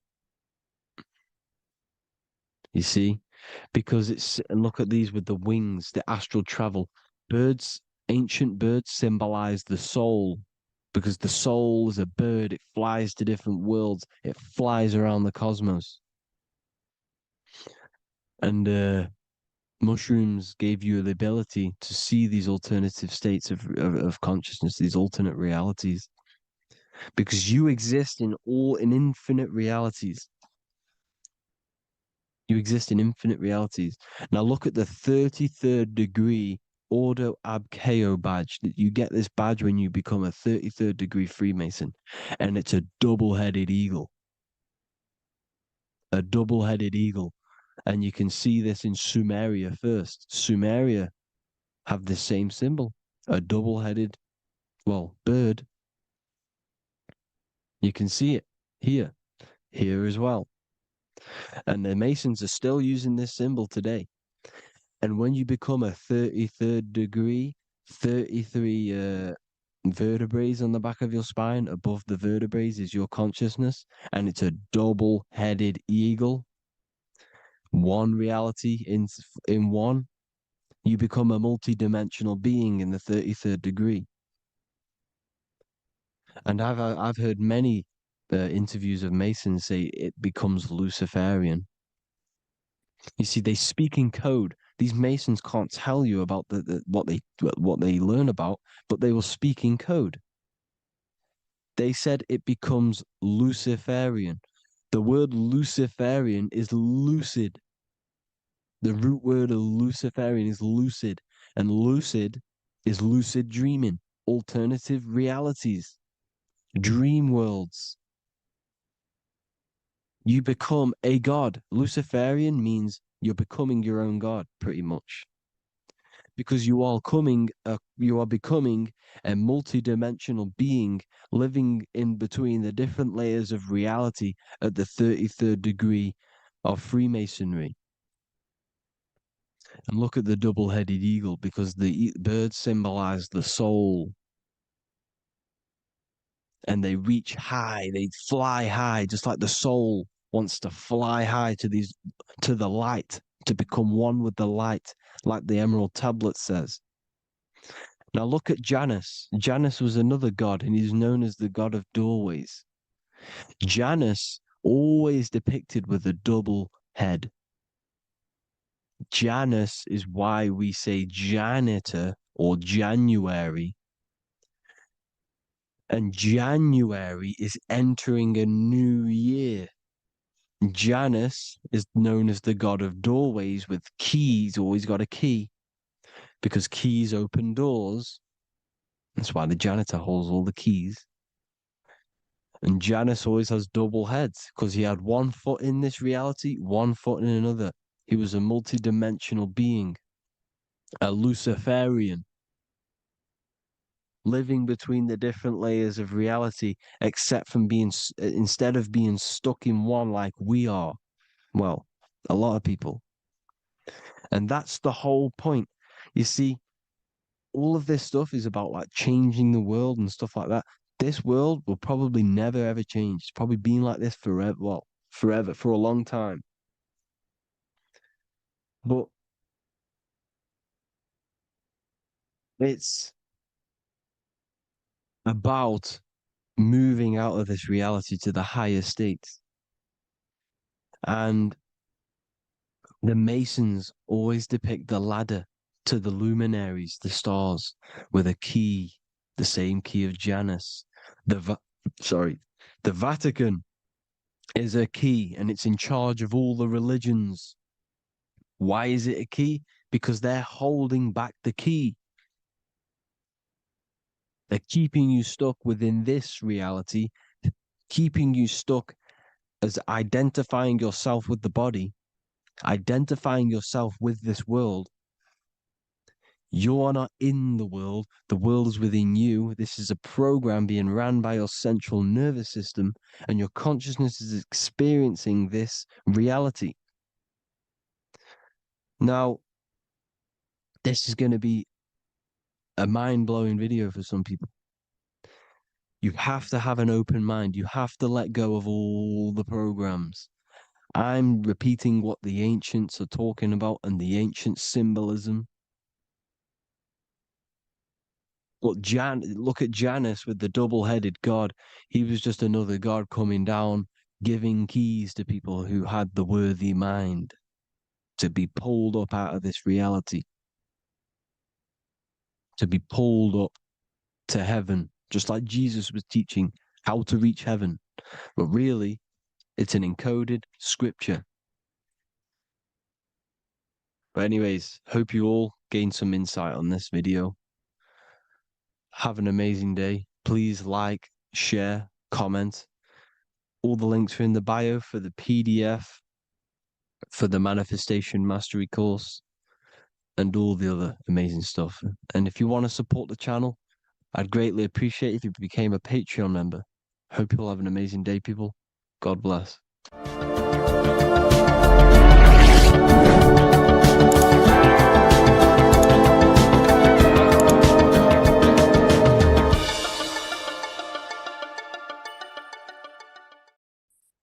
The Pope is supposedly opening 5 portals on Christmas Day. Now, I know this video is a bit late, but I'm going to be commenting on what I think this symbolism and this ritual truly means and what they are trying to do to society with this symbolic ritual. So the first thing we must understand is that everything these people do on a mass scale, all of these major events that they take place on, are all symbolic. They're all ritual. They all have purpose. Okay, so when we look at the locations of these 5 doors that are in Rome, we actually see the sigil of Lucifer when we connect the dots of all of the 5 door locations. This is the sigil of Lucifer. Lucifer is not what you think. Sigil of Lucifer represents the outline of the human brain and our visual perception field. Now, the human perception field is how our brain interacts with the external reality. Our external reality is not physical. The only thing that exists outside of you is pure energy, formless, vibrational energy and light. Your brain is an energy decelerator. Your brain decelerates this light, this energy, into a material reality or perception that you can interact with. You don't look into the external world. The energy, the light enters the eye retinas, goes through the optic nerve, and travels to the back of the brain called the visual cortex. And the visual cortex is what shapes your visual screen. Now, if you are seeing the screen, this means that you are not the body, you are not the brain, you are the perception observing the screen that you are seeing. You are the eye behind that, you are the person behind that. So, what this is actually symbolizing is perception. This is a symbol of perception, of perceiving the material plane, of how spirit interacts with matter. Now, what's Lucifer? Now, the word Lucifer means the light bearer. He's known as the light bearer. The word Lucifer originates in Latin. Luci means light, and fer means to bring. It's the light bringer. The eyes, the visual perception of the light bringer to your reality. You see, everything outside of you is light. You are made of light. The word hue man means light. Hue means color, which is a form of light. And man means manifest. We're light manifested into material form. Every single one of us is Lucifer. When we fall for the material world, the external world, is an illusion. It is the false world. It can elude you. It can make you fall in love with the material things, material pleasures, lust, money, fame. These things make you fall. This is the fall of Lucifer. This is the mythological story. This is the symbolism behind Lucifer. It's you. Are you falling for material pleasure because you are a divine spiritual being from the higher planes, not from this plane? Now, if you let your divine being fall for this material plane and fall for the evil that can take place in this plane, then you are Lucifer. It represents the false light, the false reality. This symbol, the sigil of Lucifer, it symbolizes the interplay between light, consciousness, and the perceptual experience of the physical reality. The external world is truly internal. What we visually perceive is essentially light waves carrying information, which then gets processed by our brain, the central computer of our nervous system. Okay? So, how many doors are open? 5 doors. So 5 is the number of perception as well. 5 fingers on each hand, 5 points on the human body, 5 toes on each foot. We have 5 senses. 1, 2, 3, and 4, they're spiritual numbers. 6, 7, 8, and 9, they're material numbers. 5's the gateway. 5 is the middle bridge of how our spiritual self interacts with the physical self, how spirit interacts with matter. So this ritual is symbolic of perception. This is maybe bringing in a new perception. A new event will happen after this, a new perception of the world. Or personally, I think this ritual was to obviously shape the collective consciousness, because your reality is an externalization of your inner consciousness. It's simply just a mirror. Your material life, your material world outside of you is simply a mirror reflecting with mathematical and geometric precision of your internal consciousness. Your consciousness is creating and causing the effect called reality, physical reality. Your life is a result of every thought you thought in the past. Therefore, with that being said, Everyone who perceives this ritual of, oh, the Pope's opening 5 spiritual portals, who's letting in demonic energy into the world, they're going to let demonic energies and demonic spirits all in the world. Well, what if I told you the only portal they're opening is a portal in your own mind for negativity? By you believing in negative forces coming into the world and going to possess everyone, that's opening up your own mind. The collective spiritual community has been brainwashed in thinking there's going to be demonic energy. Therefore, what will happen? There will be demonic energy. Not because the Pope opened up a portal to the demonic energy, it's because everyone opened up their own minds to the demonic energy. Therefore, we as a collective consciousness shape the external world on a macrocosm scale. For example, the microcosm is your personal life.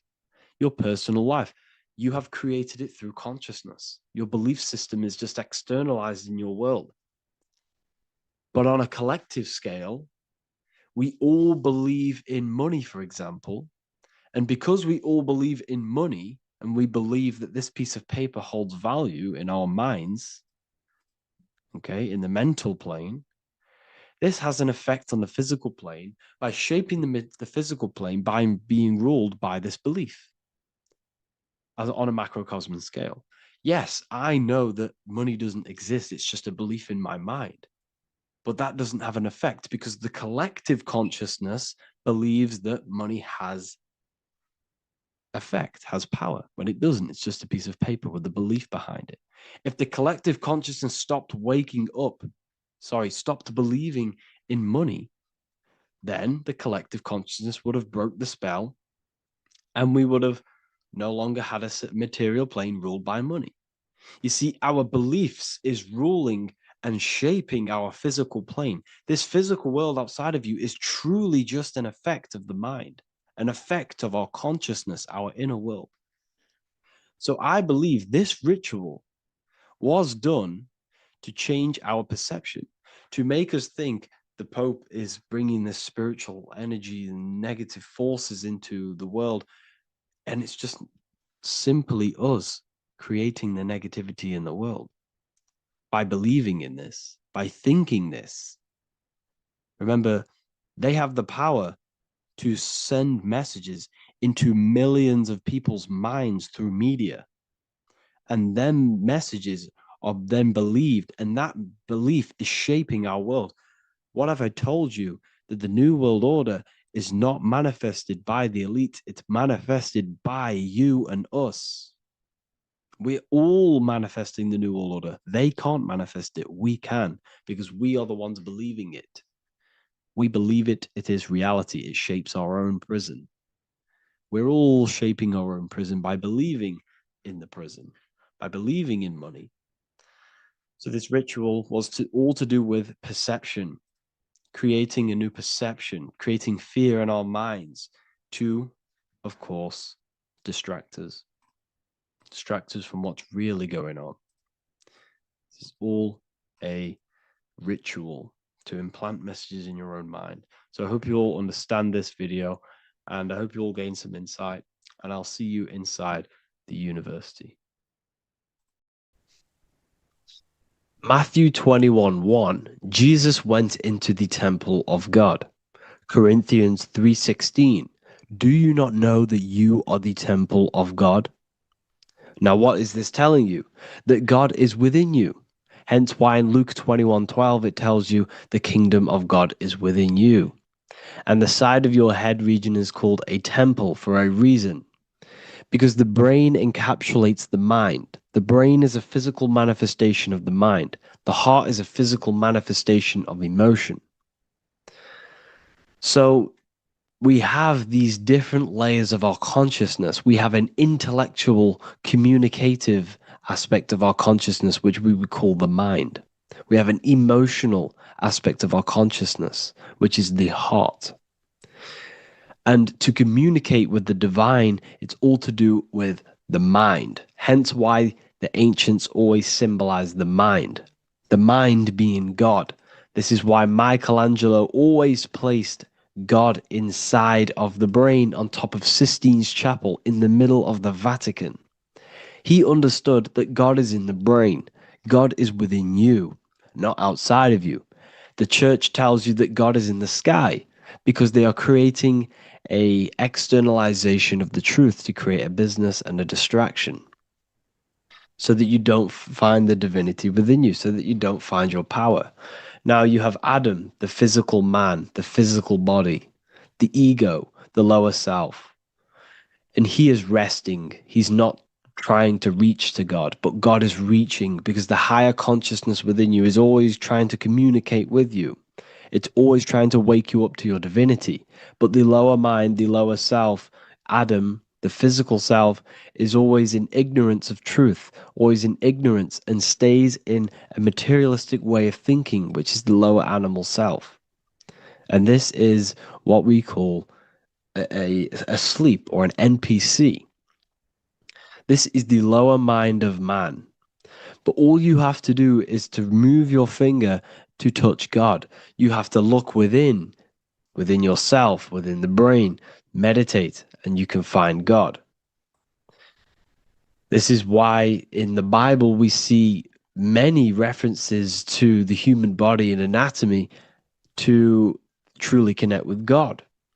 Kings 6:8, the door to the middle chamber was in the right side of the house, which is the right hemisphere of the brain. The middle chamber is the pineal gland, where the seat of your consciousness is, where the seat of your higher consciousness is, the mind.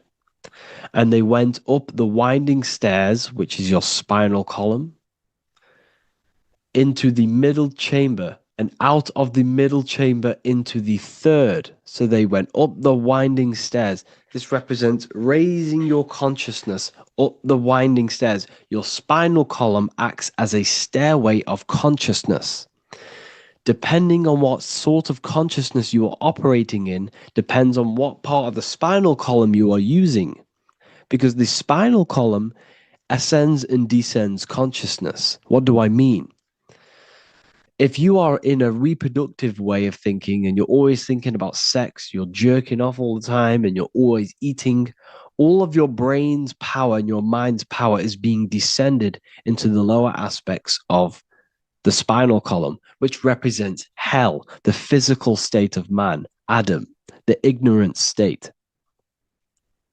We're basically living off low-level pleasures like an animal. And the stairway to heaven is your spinal column. They went up the winding stairs into the middle chamber, which is your mind, your pineal gland, and out of the middle into the third stage of consciousness, physical, etheric, astral. When you meditate and you start to raise your consciousness during meditation, you enter the astral plane when you turn off thought. But this is the middle chamber inside of the brain. Here we see another painting inside of Sistine's Chapel of God inside of the brain. This is the brainstem. This is the brain. This is the frontal lobe. This is the back lobe. This is the back lobe. This is the cerebellum. Here's the reptilian brainstem. Here's the claustrum. This is what we are seeing here. Anatomy. Here is another one in Sistine's Chapel in the middle of the Vatican. This is depicting the brainstem. God's neck looks exactly like the brainstem. Here we see a real brain compared to God's neck, because the neck is just below the brainstem. And this is what they are symbolizing, because they knew that God is within you. God is a part of the human body. God is inside of the body, because the body is a vessel for consciousness, for universal consciousness. Inside of you, inside of me is the same spark of consciousness. And this same consciousness is spread out into every living essence, because everything comes from the one source, the one God, the one consciousness. Matthew 6:22-23. The light of the body is the eye. If therefore thine eye be single, thy whole body shall be full of light. Practicing the single eye. What is this? This is meditation. This is entering within yourself. So the Bible's telling you to practice the single eye. But if thine eye be evil, thy whole body shall be full of darkness. What does this mean? If your consciousness is in an evil way of thinking, if your mind is filled with an evil, negative mind space, then your body shall be filled with darkness, with evil, with negativity. Because negative thoughts destruct the body. Positive thoughts heal and regenerate the body. So he tells you to be, the light of the body is the eye, your consciousness, the inner eye of consciousness, the eye that lets you see. And what do I mean? You look with your two physical eyes, but you see with the inner eye. What you see is perception. You look with the two eyes, and what you see is perception. You are seeing, you are understanding, and that's what consciousness, the mind, gives you. Consciousness, or the mind, is the force that allows you to be a human being, that allows you to understand things and interact with things and make decisions. It's an infinite intelligence. See, the mind is not the brain. This is a big confusion with people. Hence why the eye on top of the pyramid is separate from the bottom half of the pyramid, because the consciousness is separate from the body, the eye, the all-seeing eye. It represents the observer, the eye that sees into this body, into this world, into this. You are the perceiver. You are the invisible spirit within the body. Theologians 4:17. After that, we are still alive, and our left will be caught up together with them in the clouds to meet the Lord in the air. You don't meet the Lord in the physical air. Okay? This symbolism of the ancient Christian artwork is showing you this is symbolic. These things never happened. There's no man in the sky. Moses didn't go on a mountain to meet with God. The air represents the mind. This is why you say you're an airhead when someone's very stupid. Earth is your body. Water is your emotions. Fire is your spirit.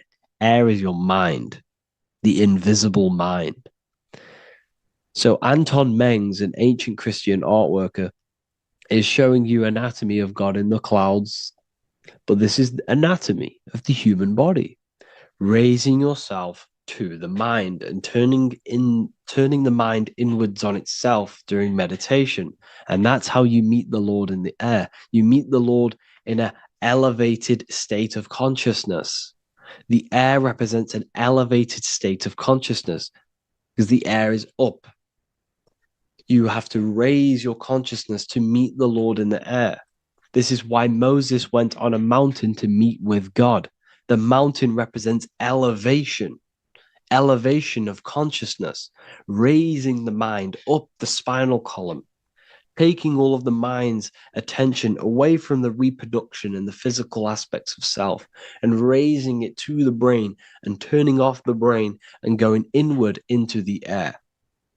It's talking about raising consciousness.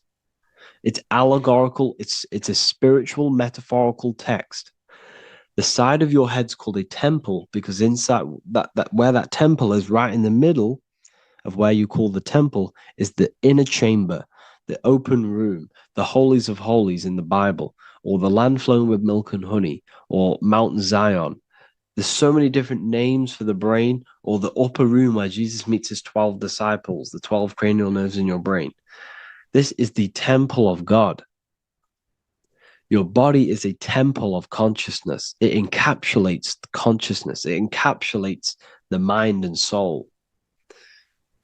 John 10:30, Jesus states, I and the Father are one.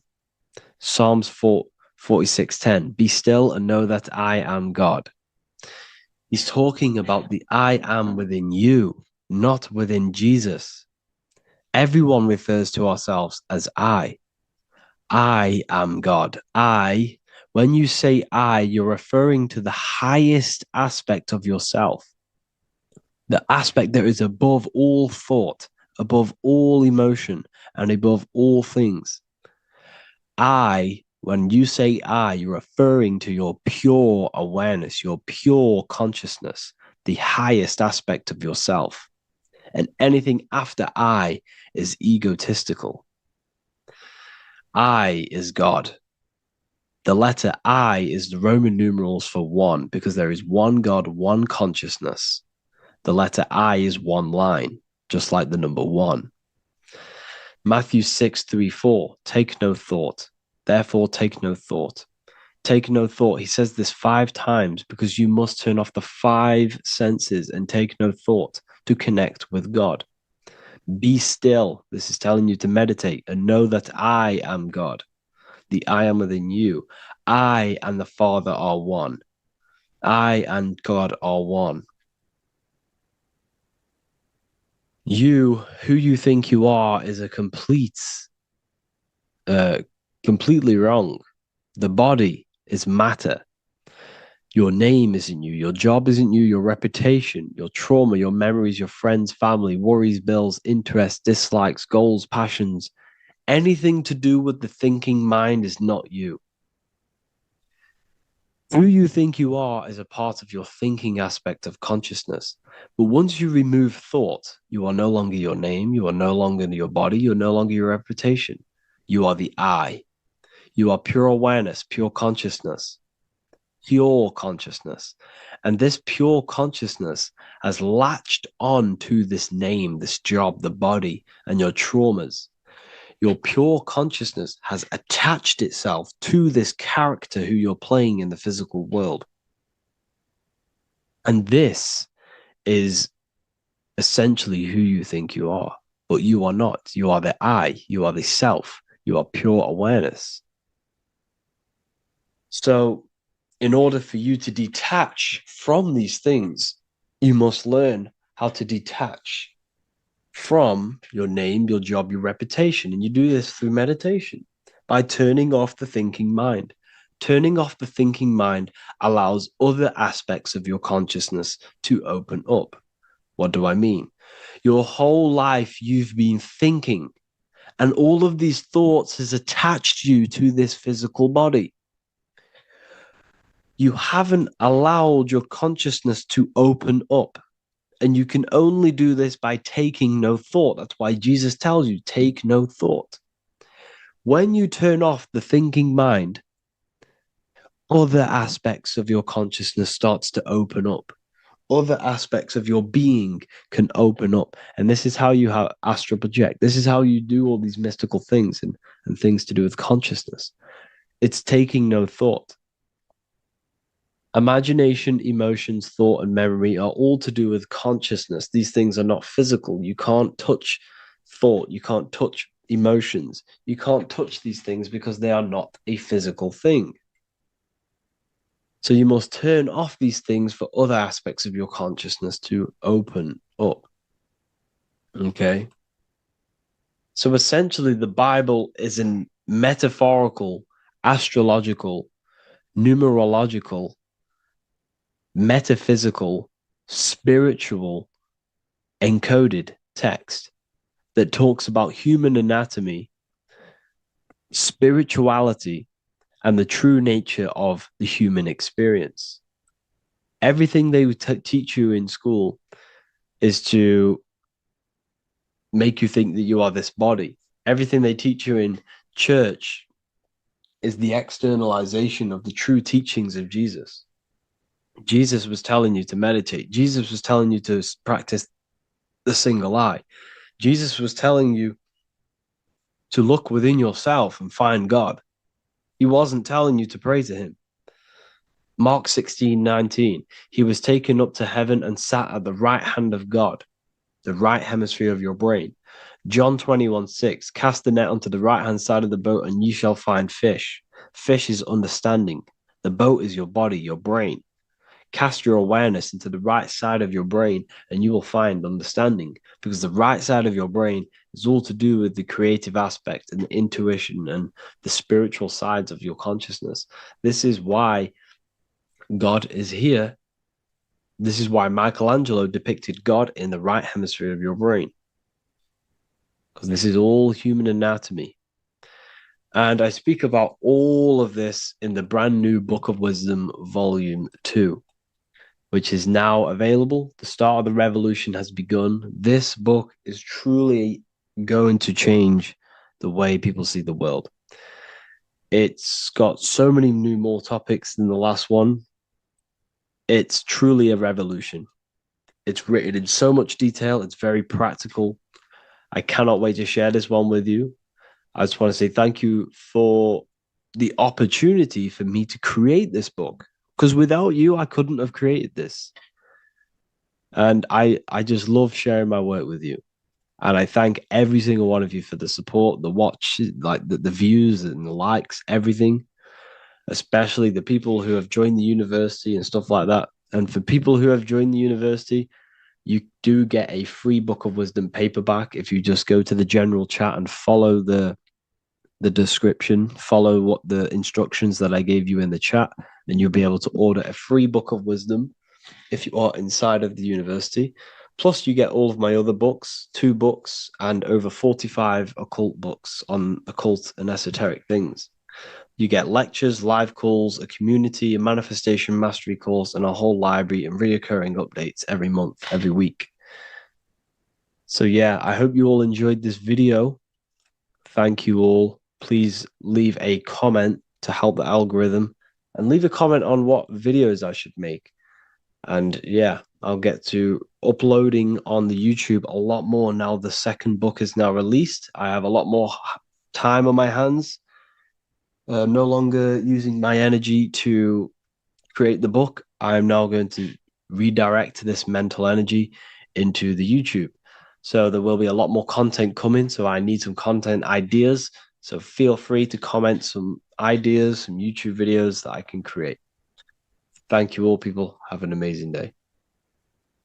What if dreams aren't random at all, but messages from a deeper part of yourself, trying to show you things? In this video, you're going to learn exactly what dreams are from an esoteric view, how to control dreams, and how to dream more frequently. Dreams are not nonsense. They are expressions of the subconscious mind. In the daytime, we're using our conscious mind, what we are aware of. This represents the daytime, the sun, the external world. We're operating in the external, outside the body in the day. But when we go to sleep, we return inward. Everything does this breath. We breathe in through the nose and out through the nose. Everything does this in and out process in the universe. We live, we die every single day. We wake up, we express things in the external. Then at nighttime, we return back to darkness, back to the internal. This is the breath of the universe. We have summer, we have winter. This is the breath of the sun and the seasons with the earth. You have an internal world and an external world. External is physical, the internal is spiritual. Like I said, when we go to sleep, we are returning back to the internal world of your own consciousness and subconscious mind. Your subconscious mind holds everything about you, your memories, your traumas, everything you've ever learnt, your language, your name, your job, everything you identify with is stored within this vast network of the subconscious mind. It is your own personal consciousness. Therefore, when we dream, we return back to the subconscious mind, and we are in fact thinking, but in a subconscious way. The subconscious does not speak the same language as the conscious mind. The conscious mind uses language, thoughts, and all things that are very logical and very easy to understand. The subconscious is the complete opposite. It is very indirect, metaphorical, and symbolic. The subconscious communicates and works in symbols. Ultimately, symbolism is the language of consciousness. This is why in occultism and esotericism, it is filled with occult symbols, because symbols are used to communicate directly with the consciousness within the subconscious mind, and the subconscious mind is ultimately connected to the collective consciousness. We are all connected and tapping into the mental plane, where we receive thoughts, ideas, depending on what we attune our mind to. That's why we call it a mindset. But getting back on topic, the subconscious mind is your own personal network. It is like a net, an interconnected web of your thoughts, memories, traumas, emotional blockages, and all the things you identify with and have experienced in your life is stored within this network. It can be seen as a web, One example of the subconscious mind using symbolism is this next story I can tell you. Let's say I was in a very traumatic car crash as a young child. I experienced a lot of emotional trauma in that car, and that deeply impressed my subconscious mind with that trauma of emotion that I felt. Therefore, every time I see a car in my external world, that car is now a symbol that represents the state of consciousness I was feeling in that particular time of the traumatic car crash. The car is a symbol for a state of consciousness within my subconscious mind. Just like when you see a word, that word triggers what you believe that word to be in your subconscious mind. Symbols are the language of the subconsciousness. Therefore, when we dream, we are basically seeing symbols of our own personal subconscious mind. Our higher mind, which is basically our subconscious, the higher version of you that exists beyond your human thinking mind, communicates using symbolism. The higher mind does not speak human thoughts, human language. It speaks the language of symbolism. Therefore, when we dream, every event, every person, everything that happens, and everything you see is your own personal subconscious mind materializing within the plane of the astral plane. This is a dimension that sits just above the physical world that everything is pulled out of. For example, look around you. Everything you see around you was thought, then imagined. Imagination is the astral plane, and this astral plane sits above the physical world. As above, so below. These objects were thought, imagined within someone's mind, and then pulled into a physical reality. Therefore, the imagination is what you're experiencing within a dream. It is your subconscious mind thinking and materializing within the imaginative plane.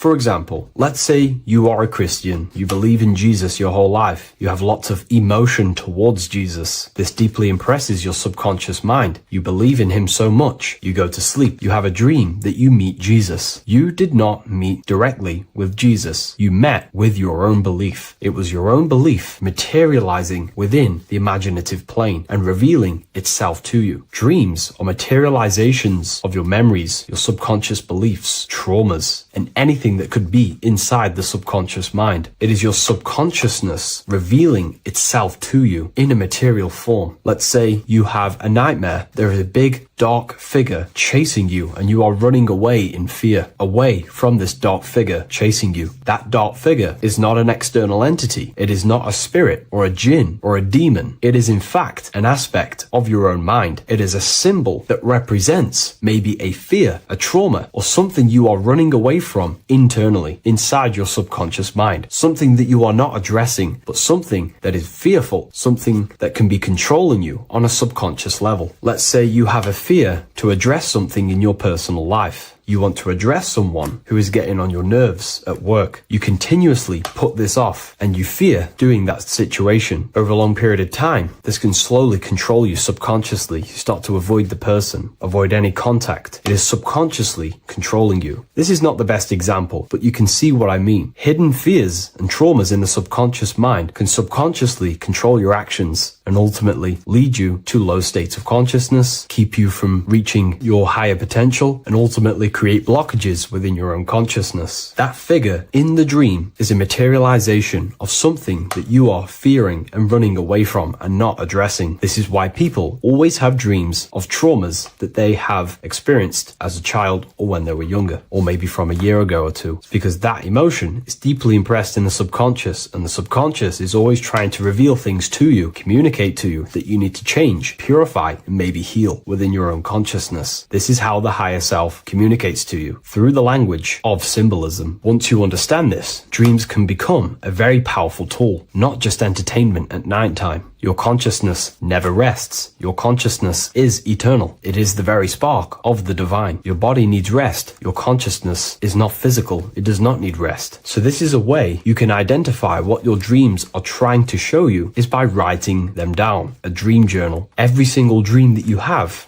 a book placed near your bed. Every time you wake up, first thing you should do is pick up the book and write every single detail that you can remember about the dream. The people that you met are all symbols symbols are aspects of yourself. Maybe it is a friend you saw in your dream. That friend represents a state of consciousness that is within you and is trying to reveal something to you. It's about making the subconscious into the conscious, to become conscious of the unknown. Write down every detail, everything you saw, every event that played out, even the details of the clothes that they were wearing. Everything is symbolic within dreams. Write everything down and then analyze the dream. Don't analyze it from a logical mind. Analyze it with the right hemisphere of the brain, which allows you to see metaphors, read between the line. Try and gain the message that it's trying to show you. What does this overall mean to you? And what could this reveal about aspects of yourself that you need to heal or maybe take action in your life and world? Because your higher self is always guiding you towards awakening and fulfilling your mission in the manifested physical world. Dreams speak in symbols, not logic. Ask about your dreams. What is this trying to tell me? Don't take things literally. Look for an emotional tone and symbolic resonance. With practice, you'll begin to understand the personal language of your subconscious mind. Now that you understand that, again, please leave a like or a comment on this video. This is now a technique for lucid dreaming and dreaming more often. This is not going to happen overnight. This is not an easy method. It simply takes practice and dedication. Every morning, choose 3 time slots. For me, I choose 4:30, 5 a.m. and 6 a.m. 3 alarms that are going to go off at these 3 times, half an hour apart from each other. Each time you wake up, stay awake for 5 to 10 minutes. Turn off the alarm. Try and keep your conscious mind awake, but drift back into sleep. There's no other better way for me to explain that. It's very difficult, but try and keep the mind awake, but the body falling back asleep. More than likely, you will drift off back to sleep. Then the next alarm will go off half an hour after. This will wake you up again, guaranteed. You will probably drift back to sleep by repeating this process. After the 3 alarms go off, each one of them times, you're either going to have a dream or a lucid dream, but definitely you will have a dream. And if it doesn't work one time, keep trying it. I've been using this method for a very long time, and I can tell you 70-80% of the time it triggers a dream, and a very vivid dream. And it's ideal for lucid dreaming because keeping the conscious mind awake while letting the body fall asleep, you can become conscious within these subconscious realms of your mind. But when you are conscious inside the dream world, you can do what you want, but you also want to let the dream naturally unfold. If you try and take too much control, then you will wake back up. If you feel any fear in your dream, you will wake back up into the material world. Another tip to dream more often is to meditate before bed. Simply close your eyes and think about nothing for 5 to 30 minutes. Detach from everything outside you, your name, your job, work, thoughts. Mentally detach from the world and the physical pleasures and become pure awareness before you try and go to sleep. This will help you become conscious while being within the self. If you wish to learn more about consciousness, yourself, the Book of Wisdom Volume 2 can definitely help you. I'll leave a link in the description. Thank you for watching this video, and I'll see you in the next one.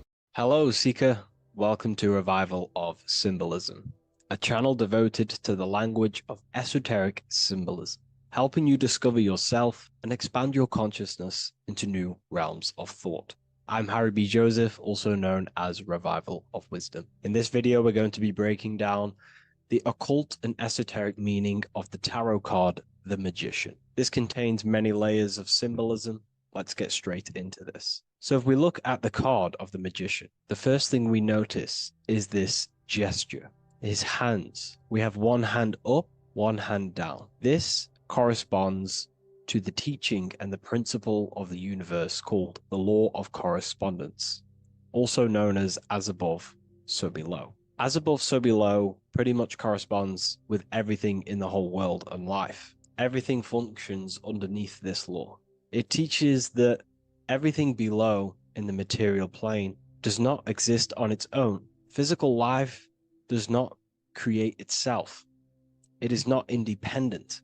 It cannot sustain itself. Everything below in the material plane has its spiritual counterpart within the heavenly realms of higher consciousness dimensions. Everything above manifests that which is below. It's simply representing how reality is dual and you are dual. You have a self outside the mind, which is the physical body, and a self inside the mind, the spiritual self. While most people are fixated on the external self, the physical body, they never give attention to their internal self, the self inside the mind. The self inside the mind is limitless.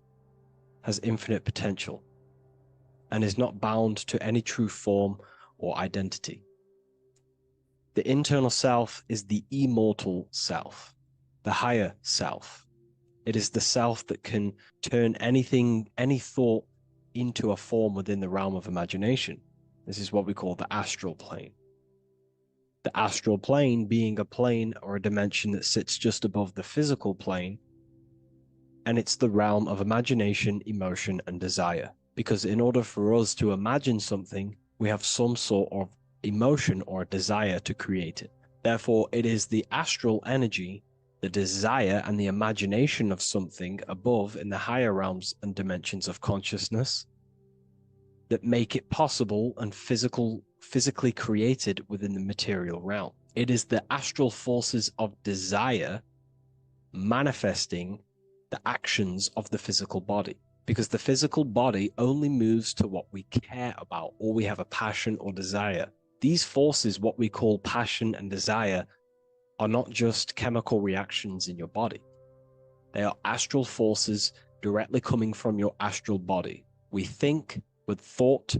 This is the beginning of all creation. We think, we imagine, we desire, then we act. It is the higher realms first, then the external realm, the material. Higher dimensions over the lower dimensions. This fits in perfect with the magician, because a magician is not someone, like Harry Potter shows you with wands casting spells. This is fantasy. The real magic is about changing consciousness at will, because consciousness above creates that which is below, the material, as within, so without. Reality is created from the inside out. So the magician understands that by changing consciousness, we change our external circumstances. You see this reflected in your life, and I've seen this reflected in my life. When you change your consciousness, for example, you start to spiritually awaken. You start to think differently, see the world differently. What happens to your external reality? Notice your friends start to say you've changed. You may not fit in with your current friendship circle. Your friends will change and you will outgrow them, and you'll have to seek to find new friends that fit with your new internal state of consciousness. This is teaching that the internal world rearranges the external world. While most people stay in a cycle of trying to change the external world, not realizing that they must first change the internal. This is what magic is about. Magic is about changing consciousness at will. Because when a magician holds the ability to direct all forces of their consciousness to a specific reality within them, to create that form and reality within the internal self, they can actually start to produce change in the external reality. We have masculine forces of consciousness, feminine forces of consciousness. The feminine forces of consciousness are imagination, intuition, emotion. The active masculine forces of consciousness are willpower, actions, and intellect, thinking. When we combine the imagination, seeing the reality within our mind, forming the reality within our spiritual vision, the internal vision of the soul, because imagination is the expression of the soul. It is creating with astral light, astral vision. Freemasons, occultists call imagination spirit vision. When we see that reality with our spiritual vision, this is why we have to increase our ability to vividly see within our imagination or the astral plane. If we do not develop these faculties of consciousness, we will struggle. This is what the esoteric is about. We have to increase and develop every part of our consciousness to develop spiritually, to try and reconnect with the internal world, while our whole past life we've been focusing on the external. When we combine the soul's vision of imagination with a feeling and a desire of creating that reality, that's then the internal world pretty much sorted. Then we have to combine that with willpower and actions. The masculine and feminine come together to give birth to a child. The masculine and feminine come together in your consciousness to give birth to a reality. It's about changing what's inside the self to produce change below. This is what true magic is. Look at the word magic, magi, and the word imagination, imagination. Imagination is about working with the forces of the soul and the forces of consciousness, producing change in consciousness at will to produce change in the external. This is what this represents. Changing above so we can change below. No point trying to change the external world because the external world is already formed. It is a form, it is an effect. So to produce true change in the external world that lasts long term, we must first gain control over ourselves and produce change internally. This is why the magician is called to gain mastery in every element of their being. They have to gain control over every aspect of consciousness and develop every faculty of the soul. This includes developing strong imagination, developing a very strong willpower. We can do this through exercises such as imagination exercises, holding one specific vision for a long period of time, meditation, thinking on one specific thing for a very long period of time. This will increase the willpower. It's also about gaining control over the subconscious impulses, the subconscious thinking patterns that seek to control us. It's about gaining control over every aspect of our consciousness. This is what a true magician is. And this is what the true spiritual path is. Developing every faculty of consciousness. It's a never-ending journey of self-mastery. If we look at the magician, we see this infinity symbol rising just above his head, symbolizing the mind being filled with higher knowledge, the mind aware of higher dimensions. You see, the mind is the cause, physical reality is the effect.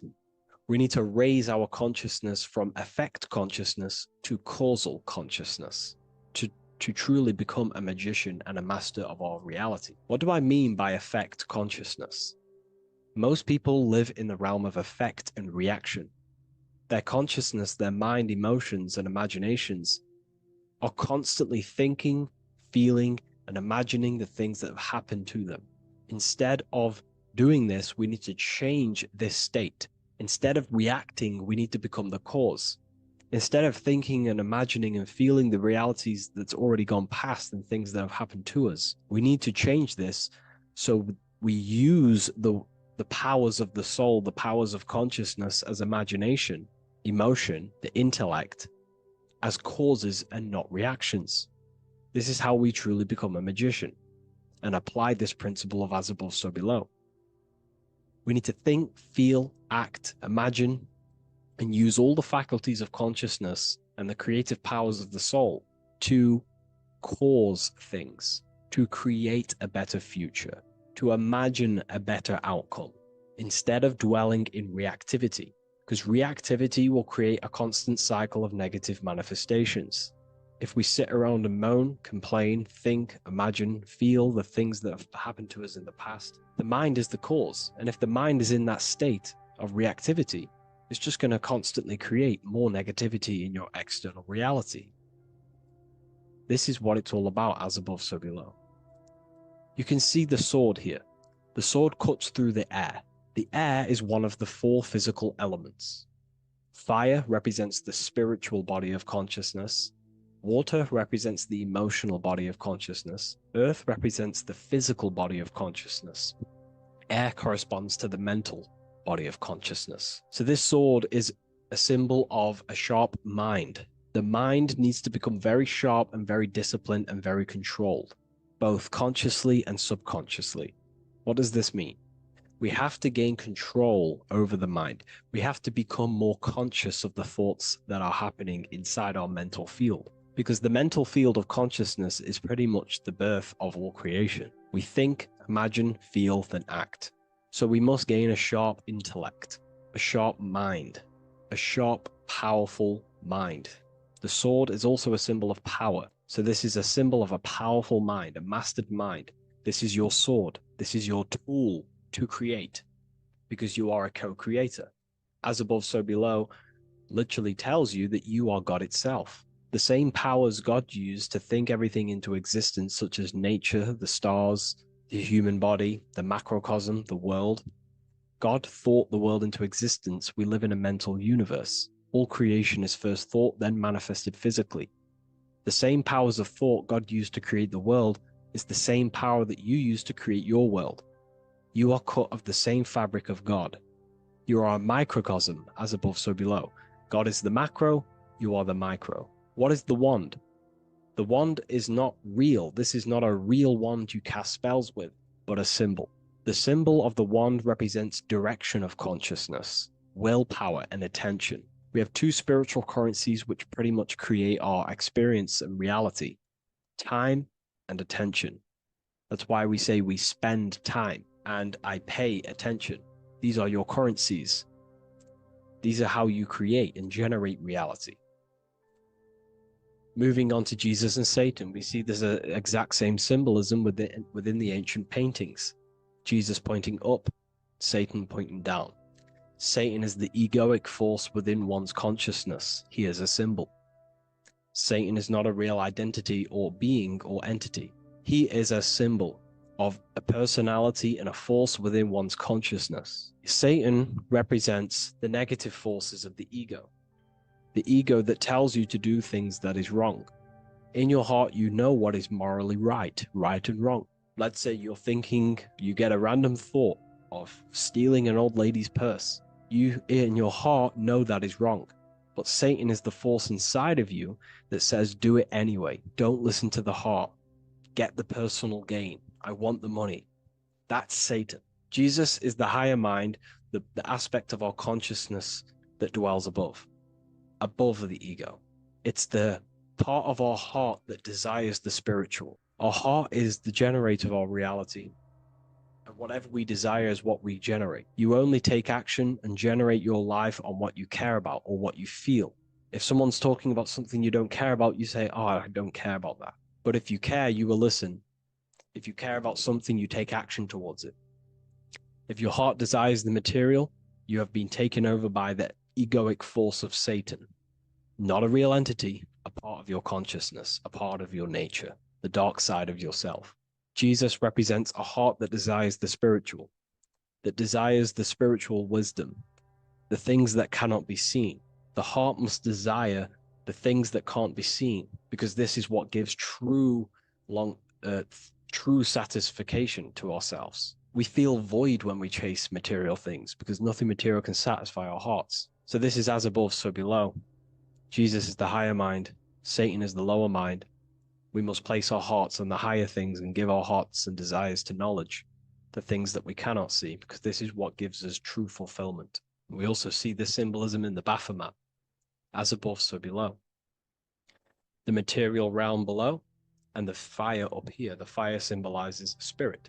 The spiritual made manifest in the physical. This is all the same symbolism. It corresponds to everything. You can use as above, so below to determine truth. If someone tells you something, tries to make you believe it, and it does not correspond with the law of correspondence, then you know it's a lie. You can use as above, so below to manifest things. You can use as above, so below to see the world as a reflection of God. We are in God's kingdom. This is God's world, and you are creating in the world through the same powers of God, thought. You are a small version of God, co-creating a world and reality in earth. You yourself are an earth. Your body's the earth.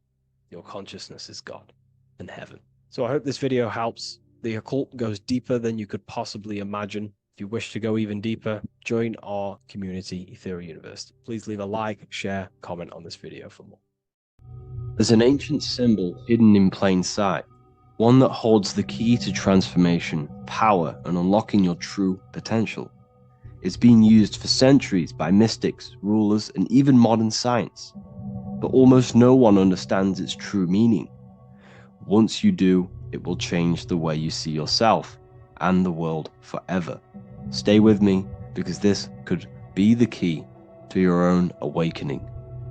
The symbol of the snake, or the serpent, is a very powerful symbol that refers to something within you, that we all are on this journey. So first of all, we see this symbol in ancient Egypt on the top of the pharaoh's head. We also see this with Buddha, with the snake on top of the Buddha's head and below. We also see this in Rome, with the Roman god Mercury holding the staff with the snake. We see this in Adam and Eve's story with the snake tempting Eve. We even see this today on the medical facility. But what does this mean? Why is this symbol being used for thousands and thousands and thousands of years? It has a very deep esoteric meaning. We see this in the Caduceus staff, and we even see the snake representing the Kundalini. What does the snake actually mean? A lot of people think it represents the Kundalini, which it does. However, there's a deeper interpretation of this symbol, and it goes very far beneath the surface of what the snake actually represents. Okay? So first of all, when looking at symbols, we need to observe what the snake does in nature. The serpent sheds its skin. The serpent shedding its skin is a sacred symbol of an inner transformation. It transforms from its old self to a new self. It sheds layers of itself. As the snake discards its old exterior, it mirrors our own journey of realizing outdated beliefs and patterns, paving the way for a renewed, authentic self on the esoteric path of awakening. Essentially, it represents transformation, but not transformation of our physical bodies, transformation of our inner world. Now, this is where things get a little bit tricky and you may become a little bit confused, but I'm going to make this very clear for you. The snake symbol or any symbol can be used for different context. For example, the Kundalini. We see the snake representing the Kundalini. We all know that energy can't be destroyed, only transferred. Like I said, this is a transferring of energy. It's a changing, a transforming, shedding its skin. It represents transformation. Sexual energy is energy, and we can transform the sexual energy into a Kundalini awakening to activate dormant brain cells in our brain and to activate the human light body, which is the spirit. We can cultivate, save, and retain our sexual energy, transmute it up the spine to activate the brain. This is a symbol of transformation, of energy in this context. However, when we go to the emergency services, this does not mean the same thing as the Kundalini.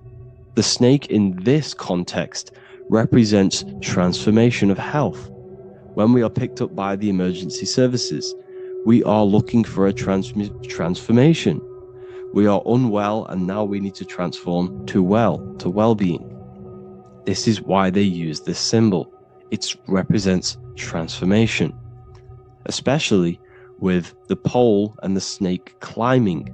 It's climbing, it's transforming from the bottom to the top, shedding its skin, shedding old layers, transformation. We see this in the Bible with the snake tempting Eve to eat the apple of the tree of knowledge of good and evil. Well, what does this mean? Where's the transformation in this? Well, this is a very hidden one. The transformation takes place in Adam and Eve's consciousness and their mind. They go from a pure, whole state of consciousness, from being tempted by the snake, and they eat it and they transform into knowing the good and evil, into the dualistic ways of thinking and the dualistic meaning of this world. Let me rephrase that. They understand the dualism of this world, and they now understand the two good and bad ways of thinking. They know the knowledge of good and evil, of duality. They shifted from a whole state of consciousness into their consciousness being split into good and evil. This represents the journey of every single soul that incarnates into this world, including yourself. When you were a child, you were whole. You had no understanding of good and evil. But as you grew older, you eaten the fruit. You grew to understand the knowledge of good and evil. Your consciousness split from a whole into a separate and divided way of thinking and divided understanding of the world. We suppressed aspects of ourselves to fit in with society norms. And we just limited ourselves with limiting belief systems. We knew the knowledge of good and evil. Our consciousness split from a whole state. This is what Adam and Eve is symbolic of. We see this with the Roman god Mercury, with the snake. Mercury represents intellect, communication. He's always flying in the air, which represents the air, the mind, the intellect.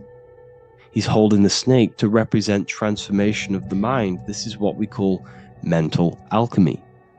Turning base metals into gold, turning the unenlightened aspects of our mind into enlightened ones, turning our negativity into power and control. We see this with Buddha, and Buddha is all to do with transformation of the inner world, transformation of the mind and the soul and the emotions. And it also represents the Kundalini. We see this in ancient Egypt. We always see the snake on the head, representing the place where the third eye is, representing the intellect or the mind, the mind's eye, the third eye, whatever you want to call it. This is the place of the invisible intelligence within us. This is our mind, or intellect. And this is the transmutation of the mind. This is why the snake is on the head, representing the transformation of the mind, going from the unenlightened into the enlightened, going from the uncontrolled to the controlled mind, so that we can control the very fabric of reality. I've kind of just given that away. Why is this important? Humans are creators. We're the architects of creation, endowed with the divine power to channel the fourth dimension, which is the imagination, into reality. Each thought and intention is a seed. When nurtured with focus and clarity, transforms the unseen into the tangible experience. This creative process bridges the gap between the ethereal and the material. Humans are creators. It's impossible for you not to create.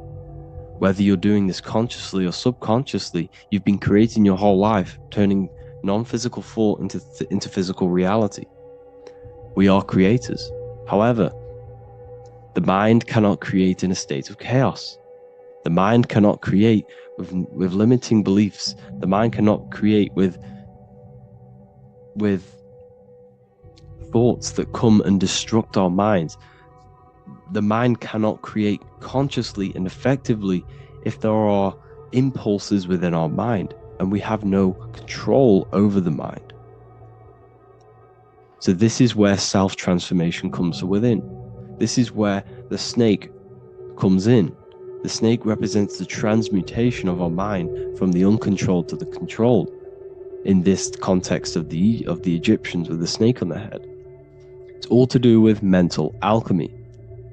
In the occult tradition, the mind is seen as a delicate instrument that demands constant vigilance. Left unchecked, it reverts to archaic and destructive thinking patterns. Like a finely honed blade, it must be continually sharpened through discipline and self-refinement. In this unending process of unveiling and mastery, we learn to shape reality, harnessing the power of our thoughts to manifest the highest potential. It's all to do with mental alchemy, and this is how the snake is connected to you. And what the snake represents to you, it represents the transmutation, the changing of ourselves, of our consciousness, so we can gain control in this 3D world. If we lack control, then we'll constantly be manifesting chaos. Now, there are 3 ways that we can transform our world, and we can slowly transform our mind. Now, this is not an overnight process. It takes periods of time of purification. And number 1 is affirmation. Let's say we have this dirty cup of water and we have a tap of water. And in this tap, it's pouring in more water, clear water. Over time, if I keep pouring clear water into this cup, it's going to slowly purify this cup. And then in the end, it will look like the cup on the right. It's the same with your mind. The cup represents the limiting beliefs, the negative thoughts, the negative mind, the uncontrolled mind. But if we keep repeating affirmations over and over and over again, such as I am disciplined, I am powerful, I am limitless, over time this can purify our subconscious and we can gain control over the mind, and we will become conscious of the thoughts that we are giving attention to. The second way is meditation. Meditation allows one to develop an off switch for the mind, providing a sense of control over it. Over time, we gain the ability to filter our thoughts and become more conscious of the ones we choose to engage with. Meditation, over a period of time, will give you this button that allows you to filter out negative thoughts. If you have a negative thought in your mind, you'll be able to become conscious of this and redirect your mind's attention. This is all about self-control, because remember, we become what we think about. The snake represents the transmutation of the self. And another way is visualization. Visualization allows your subconscious mind to experience the reality you desire, accepting it as truth. As the subconscious becomes more immersed in this imagined reality, it works to manifest it into your conscious experience. Your visual eye, visual eye. You're using the mind's eye to see and mold your future. That's what imagination is for, to create in your future. You can become your future now in your imagination. And this can slowly purify your consciousness, slowly purify your mind, which will then, if you do all three of these over periods of time, you will see great transformation from the inside out. And your outer world will start to mirror your inner transformation, because it's as within, so without. You change your inner world of consciousness, of thought and emotion, you'll change your external reality and your circumstances. So I hope this lesson has gave you a great understanding of what the snake actually represents. And now that you see it, you will see this everywhere. Every time you see a snake, you know it represents the transformation. So please, if you can, leave a like, comment, and subscribe, and turn on the alerts to make sure you never miss a video. And if you have any video suggestions, feel free to make a comment and I can make a lecture on it. I appreciate you all watching this video today, and I'll see you all inside my university if you're inside, and I'll see you all in my Telegram if you join, and I'll see you in the next video, of course. Thank you and take care. What if the word Yahweh is proof that God is embedded in our very own being? Stay with me, because what I'm about to show you might change the way you see yourself forever. Today's topic is decoding the mystery name of Yahweh, the sacred name of God from the Hebrews. By the end of this video, you'll uncover the true meaning of the word Yahweh and how your connection to it unlocks your own personal power. When we look at the word Yahweh in Hebrew, we flip it on its side. We're actually looking at the human body. These are the legs, this is the torso, here are the arms, and here's the head. So if we actually switch this on its side, we see the human body. The Hebrew name Yahweh often translates to I am, the I am. Now, what is the I am? The I am, when you say I, you're referring to your highest self. Everything with the letter I in the beginning, most of them words are referring to our inner self, inside, intelligence, internal, in. The I represents the inside self, the invisible self. You cannot see the I am, because this is the spirit, this is our consciousness. It's the intelligence controlling the human body. When you say I, you're not referring to your name, your job, your reputation, your ego, or your thoughts. You're referring to the observer who is beyond the thoughts, the one who's observing the thoughts. That's the soul. Look at the word Yahweh, Yahweh, the sacred name of God. Yahweh can be observed in the natural rhythm of the human breath. When inhaling, we subtly hear Yah. When exhaling, we hear Way. Do this yourself. Breathe in through your nose, you'll hear Yah. Breathe out, you'll hear Way. And in fact, the letter H, H, When it's pronounced, it carries the soft sound of wind or breath, a gentle exhale that mirrors the very essence of life, giving air. Breath is the spirit of life. It's what connects us with consciousness. If we stop breathing, we lose consciousness. The body shuts down. We're breathing the spirit of breath. We're breathing in the spirit of life. It's the very essence that gives us physical existence, and we're constantly staying connected to this breath at all times. Now let's look at Yahweh. 1, 2, 3, 4. There are 4 letters. The Tetragrammaton is the 4-letter Hebrew name for God. Okay? Tetra meaning 4. We have 4 gospels of Jesus. Jesus is depicted with a cross with 4 sections. Jesus has the 4 sacred animals around the side of him, always depicted with these 4. A bull or an ox, an eagle, a man, and a lion. These are the 4 fixed signs of the zodiac. Aquarius, the man; Scorpio, the eagle; Leo, the lion; Taurus, the bull or the ox, which are related to the elements. Leo is a fire sign. Aquarius is an air sign. Taurus is an earth sign. Scorpio is a water sign. These are the 4 elements. And the 4 elements correspond to the 4 bodies of consciousness, as we see here. This is fire. This is air. This is water. This is earth. So we are made out of the 4 elements, which represent the 4 bodies of consciousness: mind, emotion, spirit, and body. The soul is incarnated into 4 sections. Hence why Jesus has 4 gospels. Hence why Yahweh is a 4-named word, because we are tetraform. We have 4 bodies of consciousness. There are 4 pillars to reality: the mind, emotion, spirit, and the body. So what we're actually looking at here is the name of the very essence of the self. Yahweh represents the universal consciousness that we're all tapped into, because the body is like a radio. The body is basically a radio antenna, which is picking up the stream of consciousness, and we're all the same consciousness, just experiencing it in a different body. And Yahweh is the name for this intelligence that we're all acting out, that we're all manifestations of.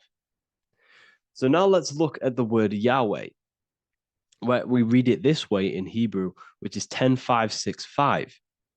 10565 in the Hebrew letters and the numerical values. And the DNA is made up of 4 bases.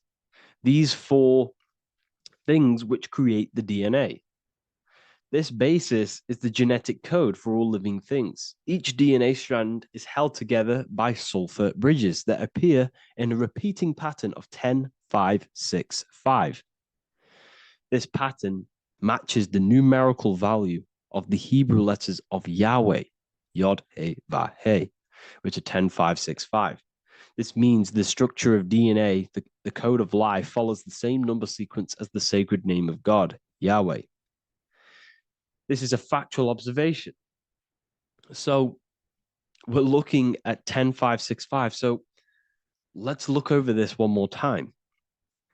Yahweh represents the breath. Yahweh, inhale, exhale. It translates to I am. It's written in our DNA. The word Yahweh on its side looks like the human body. Now, this is where things get a little bit deeper. 10565 adds up to 26. The number God, well, the word God adds up to 26. Allah adds up to 26. There are 206 bones in the human body, 26. 26 adds up to 8. 8 is the number of infinity. We are all the infinite consciousness. Consciousness will never die. It's immortal. It's infinite. We are all infinite. We are not these skeletal structures. We are Yahweh, the universal consciousness. The creator of all things is our essence. We're all God with individual identities, but the highest versions of ourselves is God. The ego is our own personal experience of God. Does this make sense? So in conclusion, Yahweh is not the name of a separate God from us, but rather the reflection of the divine consciousness manifesting through the human form. The human body is like a receiver acting as an antenna that tunes into the infinite intelligence and life force we call consciousness or God. This means that rather than being external, the divine presence is within us, expressed through our very existence. It's very interesting when we look into this, and what religion has done has flipped all of this knowledge. All of this sacred knowledge has been externalized. They've externalized God so that we worship God and we view God as something separate from the human experience. They do this so that we don't find the God within us, so that we don't find that we have the power of creation. The mind is the creative force of God. The body is the will to act out that thought. They don't want us to figure out that we are creators and we're all creating our own earthly experience. We're all projecting this reality. And they don't want us connecting with the divine intelligence within us because they want to be the creators. They want to keep this knowledge. They don't want the masses to wake up to this powerful knowledge. So what they've done is that they've taken the scriptures, they've externalized it so that we start worshiping and giving away our power to these external things. And when God is external, we start to fear God because we start to think that God has power over us. He can send us to hell or heaven. So this is what's going on. They've been externalizing this for thousands of years to keep us in a suppressed state. Okay. Humans are very advanced because we possess self-awareness. We possess the ability to move our awareness and our thoughts outside of the instinctual nature. For example, a cat or a dog. These things can only live in their instinct. They live based on instinct. They smell, they eat. That's pretty much all they do. But humans, we have the ability to rise above that nature and turn to our infinite selves, our higher selves. We can move beyond our instinctual nature and create very advanced things. That's why humans are made in the image of Yahweh. We are literally God in human form. So this is what we all need to realize. And I hope this video has helped. Please leave a like, a comment on inside of the description. I'll have some links to my books and my university. The people who have read them have just absolutely changed their lives. You could probably see that in the comment sections if someone leaves a review of the book. We also have Trustpilot. But yeah, I thank you all. And I'll see you in the next one. Hello, everyone. Today we're going to be discussing the esoteric and occult meaning behind the story inside of Genesis, the story of Adam and Eve. This is a widely known story, but not many people know the true esoteric meaning behind it. Okay. So today we're going to be breaking this symbolism down. Before we get into this, please leave a like and a subscribe on the channel. I would greatly appreciate it. And please comment below any lectures or anything you wish to know, and I could maybe make it in the future. The first thing we must understand about the Bible is that it is an esoteric and occult book. It is written in allegory. It is written in such a way that we understand the book compared to our level of perception. Now, what do I mean? If a child read the Bible, they would gain a standard meaning and story behind it. They would gain a normal interpretation of the book, of being good, praise God, and be a good person. However, me, who have studied the occult and esoteric and symbolism for a very long time, when I read the Bible, I see a deeper meaning. I can read between the lines of the allegories, which means the Bible is written in such a genius way that it speaks to your level of intelligence. Depending on how advanced you are mentally and with knowledge will depend on how you decipher this book and how the parables inside the book can speak to you in your personal life. Okay?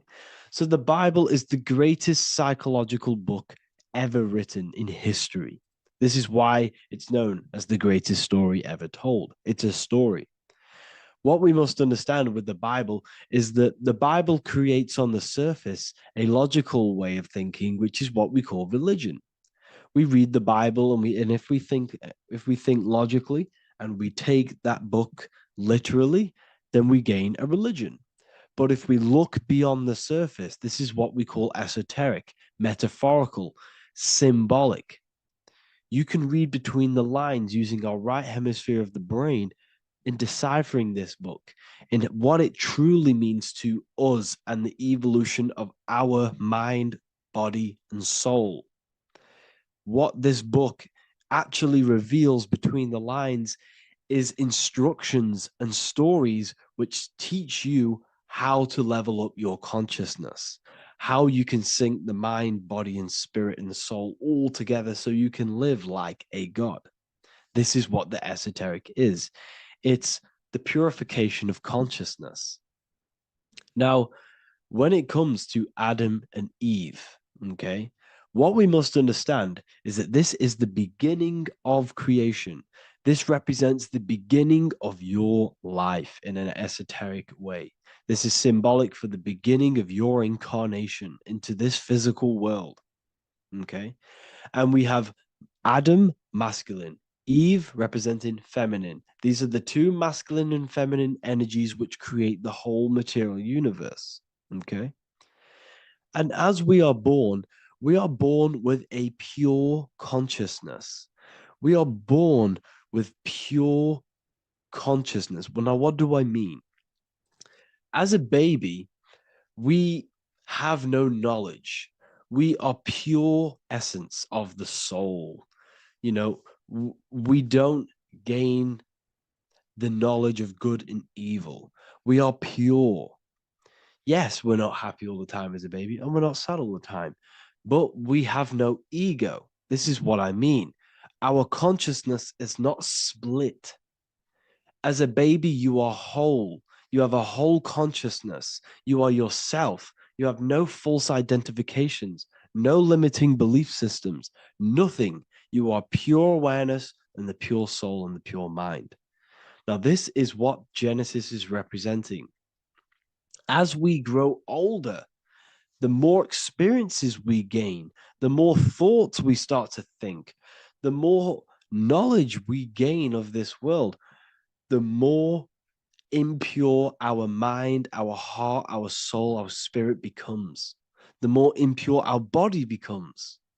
As we grow older, we're infected with negative beliefs, negative thoughts, and society norms. This is a big one. As we grow older, we are molded by society. We shut off areas of ourself and we push them away so that we fit in with society. We all know this. We all did this in school. We pushed away parts of ourselves to act cool or to fit in, whatever it may be.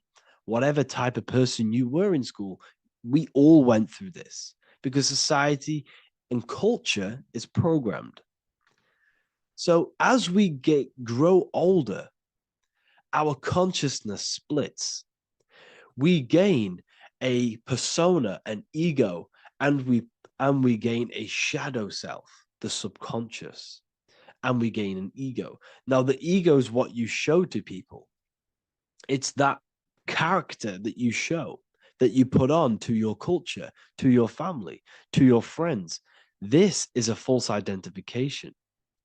And we also gain a shadow self. The shadow self is gained through experience. This is the subconscious. Our ego is created through experience. And so is the subconscious and the shadow self.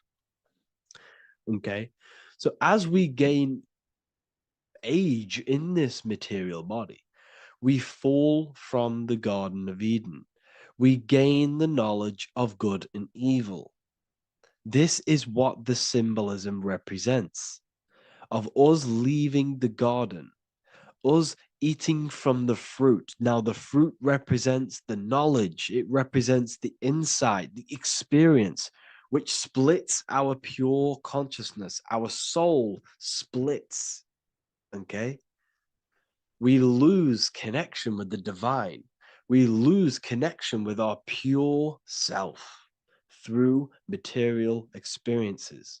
We may lose ourselves in material experiences. We may lose ourselves in lust and material gain, wealth, and all of these lovely things that the material world offers. We lose ourselves in this. Okay? And not only that, there's another symbolic thing that we're missing with being a child. There's another symbolic meaning behind this tree in this story of Adam and Eve. And this is sexual energy. Okay? As we are a baby, we have no ability to create another human life. We have no sexual urges. We have no desire for the material things as a baby. Nothing. As we grow older, our sexual energy cultivates around the age of, it's like 10, maybe earlier for some people or later for some people. This is what we call puberty, when our sexual energy activates. This is when the masculine and feminine energies are present within the body. And we are now given the ability to create human life. We're now given the ability to bring in a soul into the material world. Now, this is what we believe and know in the esoteric world. That is what sex is. You're bringing a soul from the astral into the physical. Okay? So as you grow older, you gain this ability to use the power of creation. You gain this force within you that allows you to open a portal in the astral and bring in a soul to the material. Now, this power can be misused. This power is very powerful and it should not be misused. In occult and esoteric teachings, we teach and learn sexual transmutation, how we transmute sexual energy into different areas of our life so we can grow and create. Because sexual energy is creative energy. It creates a whole new human being. So if we retain it, we can transmute it into creativity. So this energy is kind of corrupting us as well. And now I'm not saying growing up is evil, all this thing is evil. This is a natural cycle that we must go through. The soul of us must go through this cycle so that we learn, so that we overcome it, so that we gain mastery over ourselves, so that we expand ourselves. I recommend you watch the Evolution of Consciousness lecture that I did on my YouTube. An amazing lecture. Talks about the evolution of consciousness and how we're on a never-ending cycle of life and death and expansion. So leaving the Garden of Eden is symbolic. You see, Eve represents emotion. She's feminine. Adam represents action. That's why he bit the apple. You see, Eve takes the apple and tempts Adam because she's the emotion. She's the sexual desire. And Adam eats it. He releases. He misuses the power of his creation. He misuses his consciousness because of material illusions and material desires. This is natural, okay? As we grow older in this life, our soul has to experience sin. We have to experience negativity. We have to experience evil, okay? And we have to misuse this power within us to learn about it so we can overcome it and gain control over it. Now, this is why the Bible says in Genesis 3:6, "For God doth know that in the day ye eat thereof, then your eyes shall be opened. Ye shall be as gods, knowing good and evil." This is very, very, very symbolic. We come into this world to experience a dualistic way of reality. We come into this world to challenge ourselves so the soul can grow, because the soul comes from pure love from God. But we come into this world so the soul may know what it's like to be evil. You see, we are like a seed. Our soul's like a seed. And when that seed grows, Okay, and it's planted. Them roots must grow to hell in order for the top of the tree and the roots to grow to heaven. In order for the soul to reach the highest states, it must descend down into the lowest states. Good and evil. This is the story of good and evil. Okay. And this is the story, a psychological story of how the human mind has functioned in this life. This is what this story is representing of how our soul and mind is functioning, how our consciousness is splitting and growing up and evoluting. Okay. Like I said, snakes represent sexual energy. They represent, snake, when you've been snaked. This is why we say you've been snaked, because it represents a temptation of sexual energy. This is why the Kundalini is symbolized as a snake. This is the serpent within us that we can rise to activate dormant brain cells in our brain. Now that's called the Kundalini awakening. I'm not going to get into that into this video, but this is what it symbolizes, the tree and the knowledge of good and evil, because our body is the tree. Our central nervous system is the tree. The snake is our sexual urges and this false temptation that tempts us to interact with sin, the material world, okay, and go against our higher divine self. This is what it represents. Now, it's very, very symbolic. Not everyone is going to agree with this, but this is my interpretation of Genesis based on my research of occultism, symbolism, metaphors, and me studying the Bible. This is my interpretation, and I hope it resonates with you. It might not resonate with you, but this is what makes sense to me, and this is what has made sense to many other occult researchers who are in this space as well. Okay. So please leave a like, leave a comment, leave a subscribe. I'd greatly appreciate if you could, just give me some support on this channel. We're nearly at 100,000 subscribers, which is insane. I just want to say thank you all. And yeah, I will see you inside the university if you join. I'll look forward to mentoring you, connecting with you on the live calls. There's a new symbolism course which is going to be available very, very soon.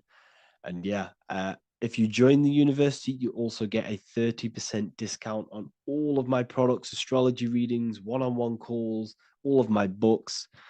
Yeah, so I hope you gain some insight on this video, and I'll see you in the next video, and I'll see you inside the university. Have an amazing day.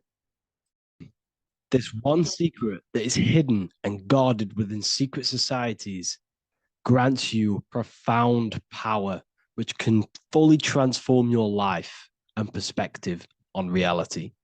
Today, I'm going to reveal this one secret, which you probably already know, but never realized how deep it truly is.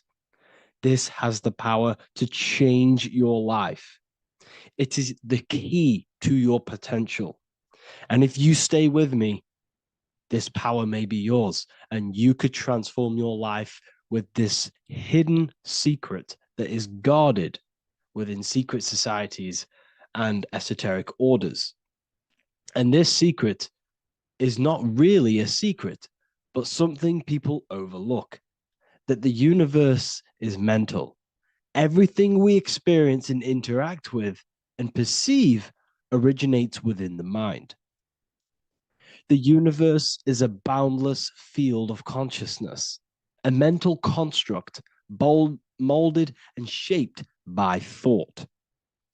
We do not just live in a physical world, as they want you to believe. There are hidden forces that mold the material world. They want you to believe that you are only a physical being inside of a physical universe. But this is completely wrong. You are the architecture of the universe. Your consciousness is the very fabric of reality, and you create your own universe. The universe is an infinite field of consciousness, a vast and limitless mental construct, intricately woven and shaped by the power of thought. It is a dynamic and ever-evolving field where the interplay of awareness and attention gives form to existence. Within the boundless realm, every idea, perception, and belief contributes to the creation and transformation of reality itself. Each thought holds the power to transform reality. Your consciousness is the very fabric of reality. And this is shown in the symbol of the flower of life. The flower of life is a symbol. It symbolizes the interconnectedness of all existence, illustrating how every thought is not merely a fleeting moment, but a ripple that reverberates across every layer of reality. Each action, like the intricate overlapping circles of this pattern in the symbol, extends its influence far beyond its origin, weaving a web of interdependence where every choice impacts the whole. It serves as a profound reminder that everything is connected, bound by an unseen field of consciousness. This symbol represents how one action, one thought is a ripple in the whole vastness of the ether of consciousness. To master your mind is to master the universe, because your mind is a miniature universe. The mind is the very fabric of reality. So if we gain the hook, if we gain the power and the mastery over our minds, we have now gained the power to create reality to your will and intent. You see, most people live in a cycle, and this cycle is the outer world manipulating how they feel on the inner world. People's external circumstances are creating their thoughts and emotion in the inner world of consciousness, which is producing a constant cycle of negative manifestation. For example, let's say something negative happens to me in my external world. Then I start to think negative and feel negative. What that is actually doing is manifesting and projecting more negativity, because our thoughts hold the power to control and weave our own life. Your life is a direct correlation of every thought you thought in the past. What we need to do is stop and not let the mind control you in your reality. You need to control the mind so you can control reality. So what does this actually mean? Reality is an externalization of consciousness. Consciousness and matter are one. They're not separate. They are inseparable and interconnected. Everything we see, experience, and observe is a manifestation of thought, beliefs, and consciousness, shaping the world around us. Now, this ties in with the secret fifth element that they have hid from you. They've hid from you this sacred and very important symbol and pillar to reality. And this pillar, this sacred thing they've missed, is called the ether. And they've held this from you for a reason, a specific reason. This is the true fifth element. Why do they hide the ether? Because the ether has the power to shape and manifest whatever we imprint upon it. Every thought is a vibration interacting with the ether and actively shaping our reality. The ether, you could see it as the codes to physical reality. It's like an energetic blueprint which surrounds all physical objects. It is the life force that gives life to all things. All energy comes out of the ether and returns back to the ether. Energy, it's 0-point energy, and it is an infinite source of energy. So this is why they hide the ether, because whatever our mind can imprint onto the ether, we can create into a reality. And we imprint the ether through thought and imagination. The mind holds the power. The mind is the very source of reality. The material realm is not separate from the mental realm. Rather, it is intricately shaped and influenced by it through the ether. This subtle, all-pervasive medium bridges thought and matter, allowing consciousness to mold and manifest the physical reality. To transform our lives, we must first transform our minds.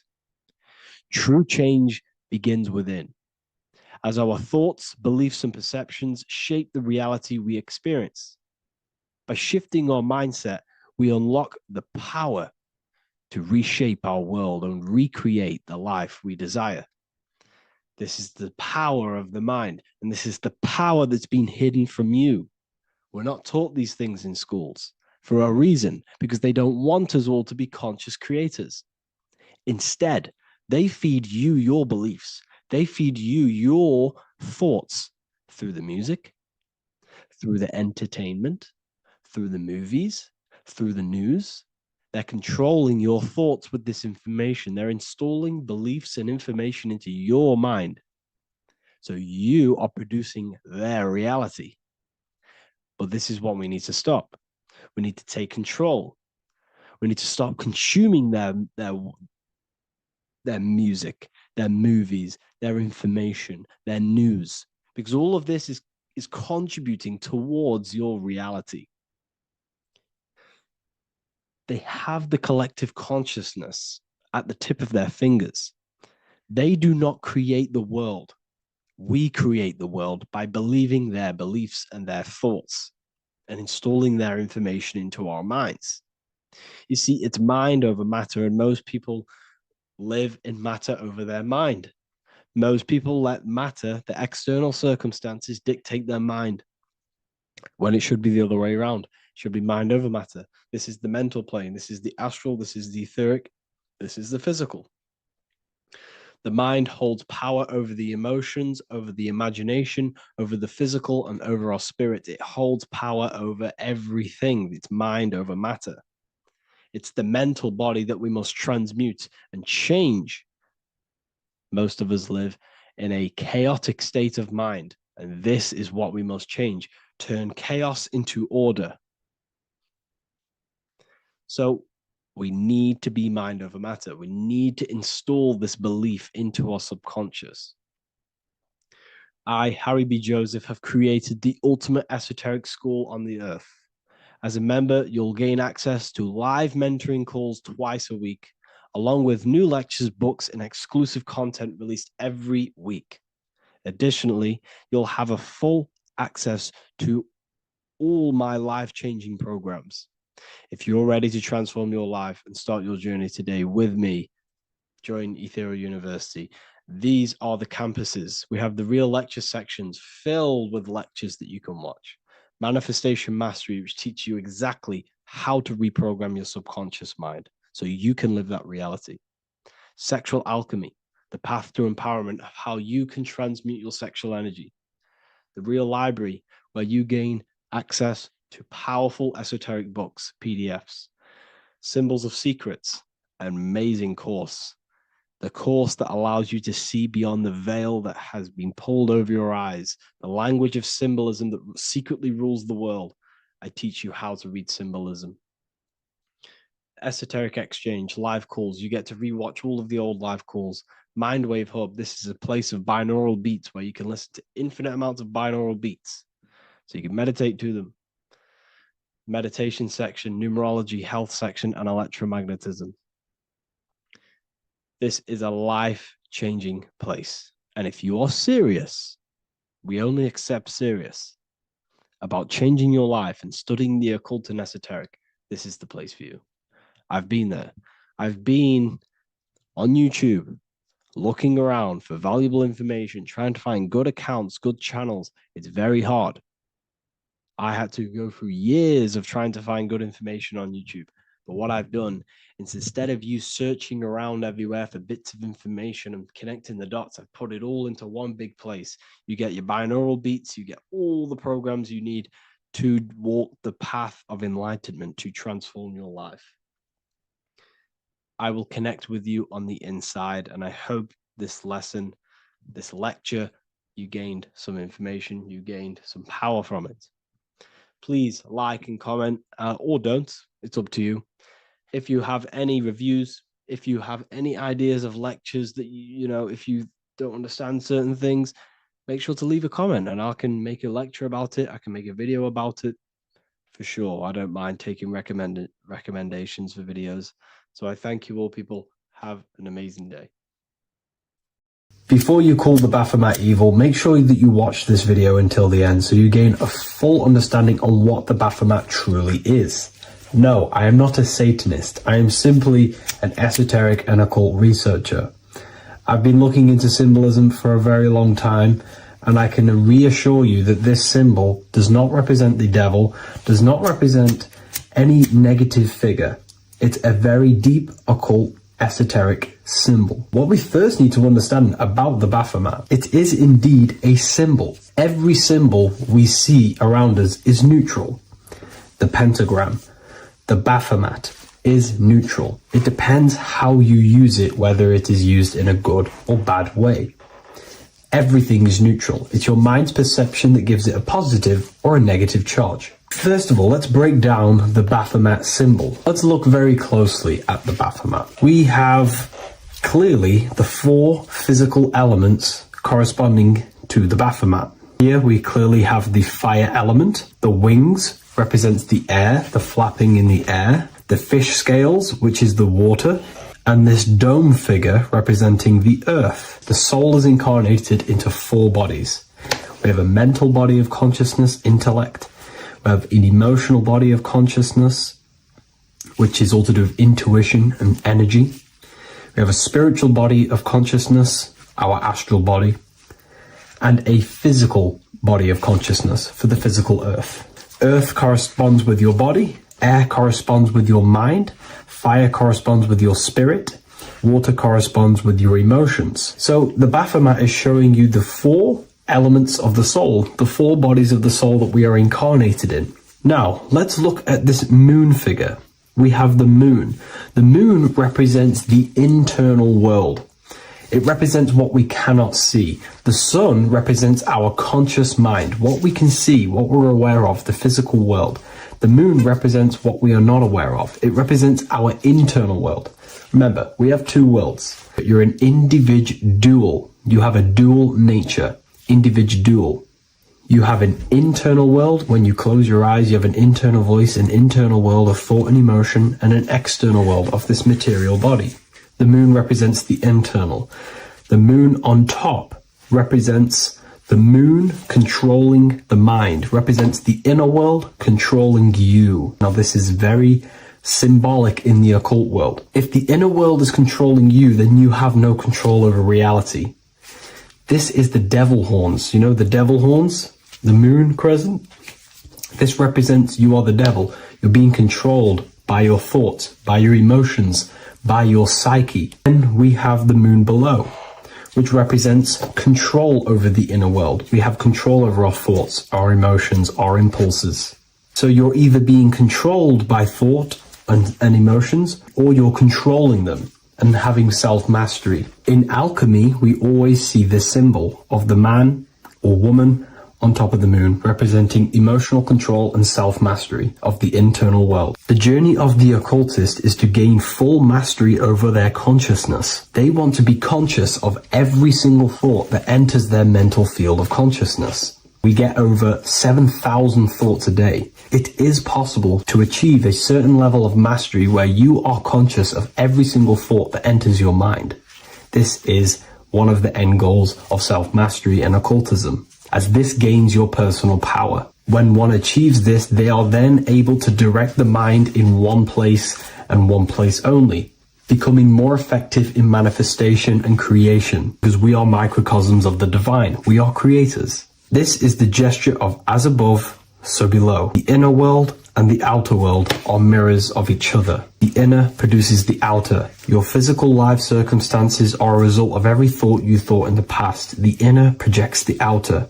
If you want to produce a change in the outside world, you got to produce change in the inner world of consciousness first. As above, so below. As within, so without. This corresponds with absolutely everything in the universe. Now we have the goat head, which represents the animal self. This represents the lower carnal mind. Lower carnal mind, which is earthbound, because A goat is on the ground. It's not a bird. It's on the ground. It represents the lower self, the beastie nature, the one that tells us to hate, to steal, to eat all the time, to consume. It's the beast within us, the beastie side of our consciousness. It has a human body resembling this, the human in the beastie nature, or we have the spiritual nature, the higher self. In essence, this symbol of the Baphomet represents the higher and the lower self of human consciousness.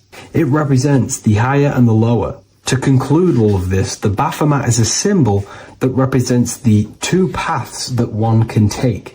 We can take the beastie path and become an instinctual animal, our body, or we can take the divine path of reaching our higher self. It is a symbol that represents the higher and lower self and the four different bodies of consciousness. In essence, this does not represent Satan or the devil. The devil represents the lower aspect of our human psyche. The war between Jesus and Satan is symbolic and allegorical for the war that happens within our mental field of consciousness. The internal war between good thoughts and bad thoughts, positive emotions and negative emotions. It is the constant war inside the battlefield of your own mind. Jesus, Satan are symbols, characters that are symbolic of aspects of your own consciousness, because the universe is mental. The only thing that truly exists is your mind. Therefore, all of these ancient spiritual texts like the Bible, the Bhagavad Gita, the Quran are all symbolic of what's happening inside of our mental body. It is the inner chaos that can destroy our life, or when we create structure and restructure our inner world, we can live a peaceful life. If you are struggling from the internal world and you want to gain mastery of yourself while learning the occult secrets, join Ethereal University, a community of like-minded individuals who are all striving for the best versions of themselves. We host live calls and we have an abundance of lectures that you can watch. Or check out the Book of Wisdom. This is volume 2. I'll leave all the links in the description. Have an amazing day.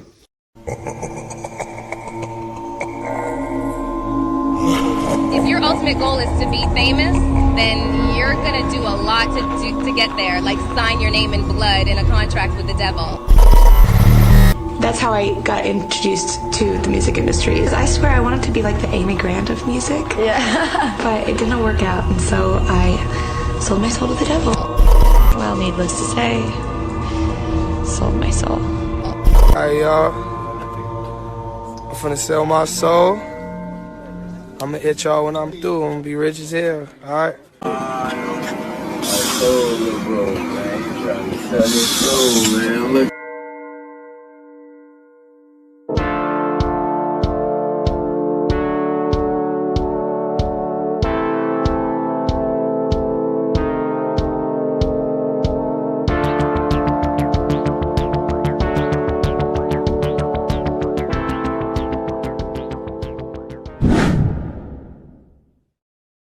So what exactly is selling your soul?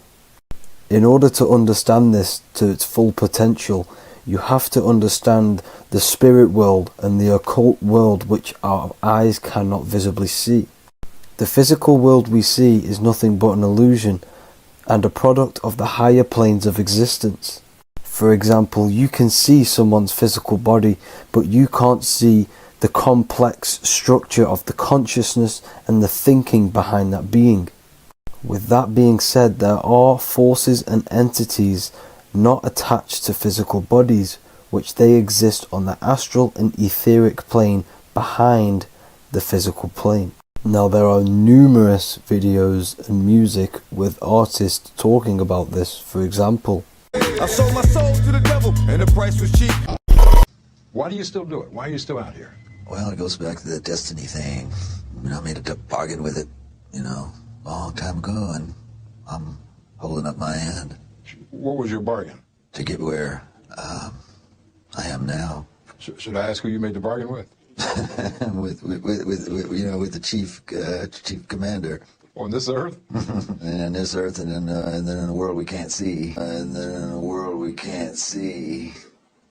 So selling your soul is cutting a deal with an astral plane entity in exchange for wealth and fame on this physical plane. This is classed as black magic because you're bending reality against your intuition. Now, making deals with entities beyond the physical plane, you always have to give something in exchange. When it comes with demonic entities, it always involves some sort of sacrifice, bloodshed, or humiliation. Now, there are countless of rappers who someone close to them have died just before their career takes off to the next level.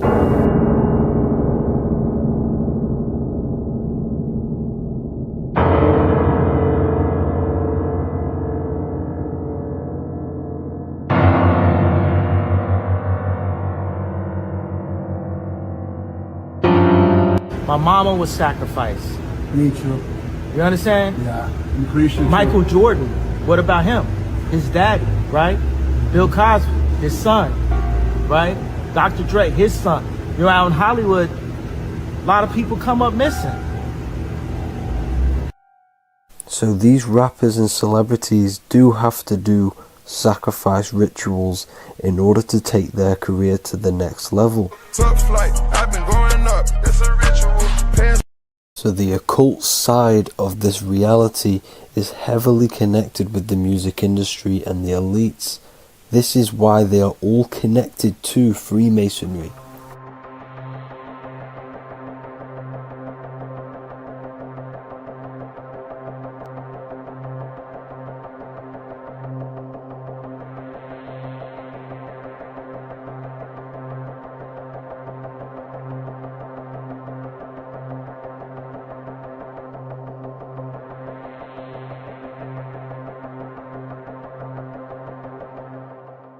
Now, this is why the music industry is one of the most important industries for the elites to stay in control and keeping the masses on low states of consciousness. Frequency is one of the most powerful things in reality because it's the only thing which can enter your soul and body without consent.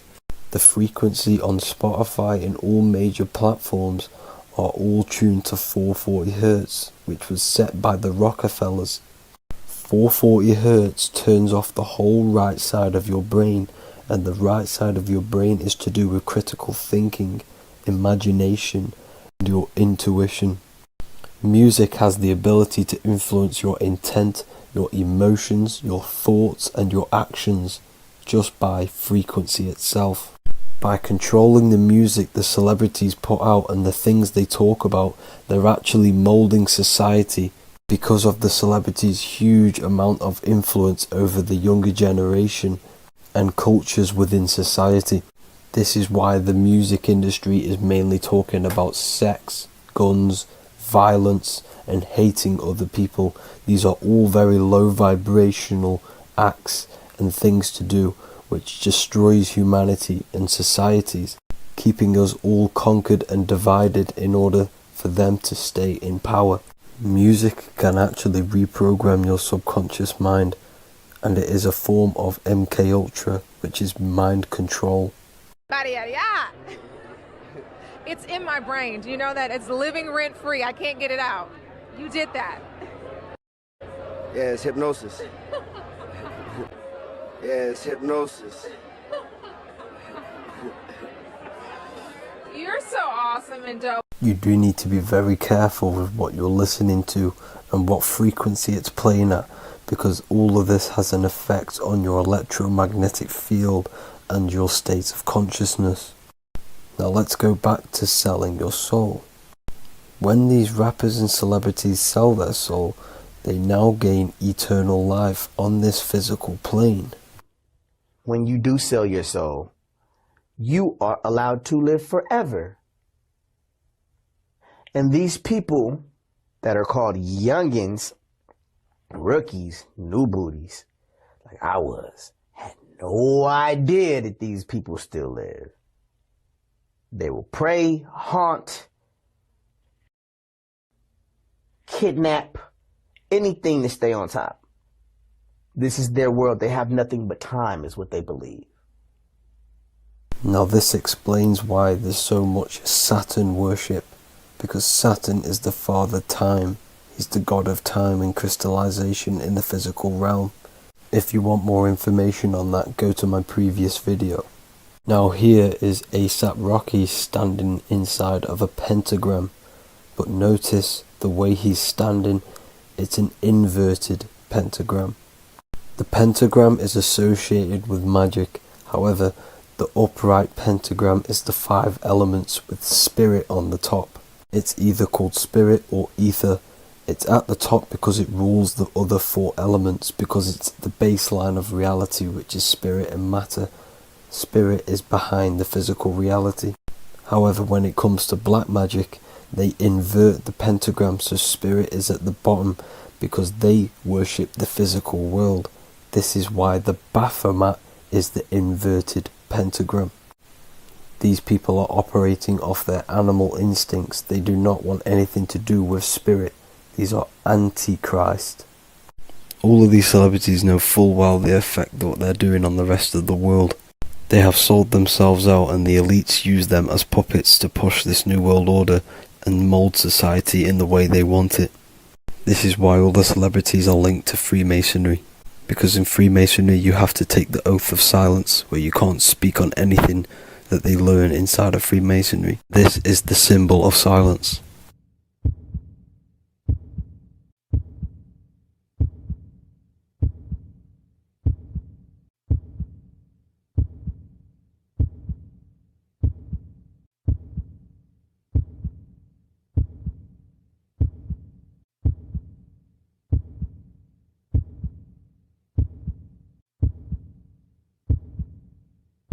The elites need them under this oath, so they do not talk about certain topics and certain things to the public because of the amount of influence they have on society.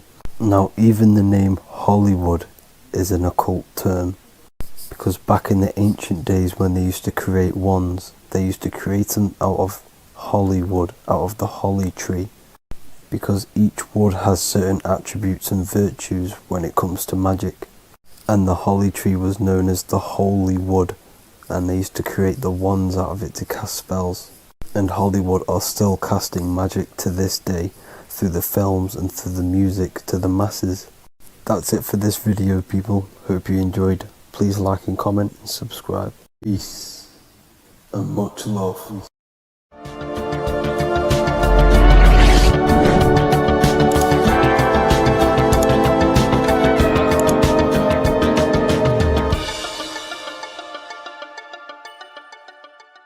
There is a secret meaning behind the number 666. 666 is 3 sixes. The number 3 in occult and esoteric numerology represents the 3 aspects of human consciousness. We see this symbolism in the all-seeing eye with the light and the triangle. The triangle is the number 3. The eye represents consciousness, observation, and the light represents the light of consciousness, because consciousness is pure light. The 3 aspects of our consciousness is thoughts, emotions, and actions. Every thought creates a feeling, and the feeling creates the action. All physical manifestation is driven from these 3 aspects of our consciousness. All physical manifestation comes from thought. Every object you see around you, this screen, the phone you're on, the laptop you're using, or the iPad, was a thought in the invisible realms of consciousness. Then it was brought into physicality through feeling and action. This is because man is made in the image and likeness of God. We are all mini creators. We are all extensions of God's creative consciousness. Therefore, the number 666 represents 3 sixes. 3 is thoughts, emotions, actions. The number 6 represents the cube, because cubes have 6 sides. This material world that we experience, everything has 6 sides. Everything's created by cubes. We can move forward, we can move backwards, we can move left, right, up and down. This is the cube that we are stuck in. Therefore, 666 represents our 3 aspects of our consciousness, thoughts, emotions, actions, all contributing towards our physical self, material world, material pleasures, completely cutting ourselves off from our spiritual, true, divine self, which means 666 is representing a state of consciousness. A state of consciousness where we only operate from a place of material needs and survival things. As humans, we possess a physical material body in the physical material external world.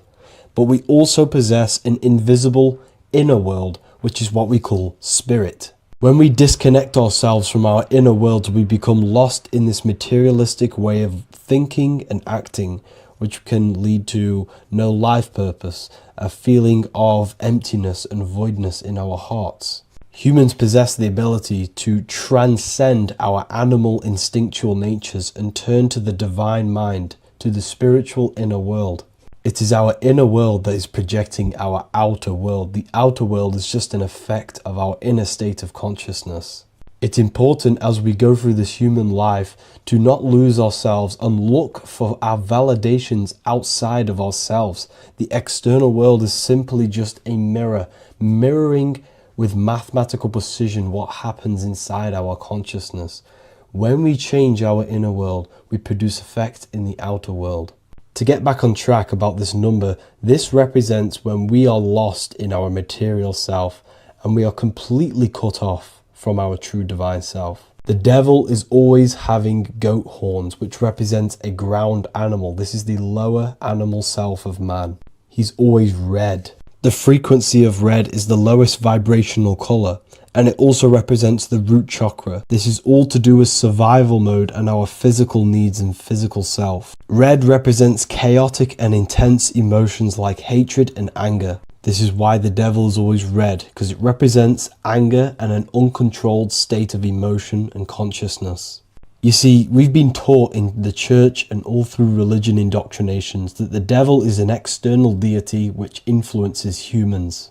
And in fact, this is nothing but a metaphorical story. The devil is a character which represents an aspect of the human mind, the lower aspect of the human mind, a facet of our own consciousness and psyche. The voice that we have in our head that tells us to do these negative things is not an external deity pushing us to do something bad. This is an aspect of our own mind.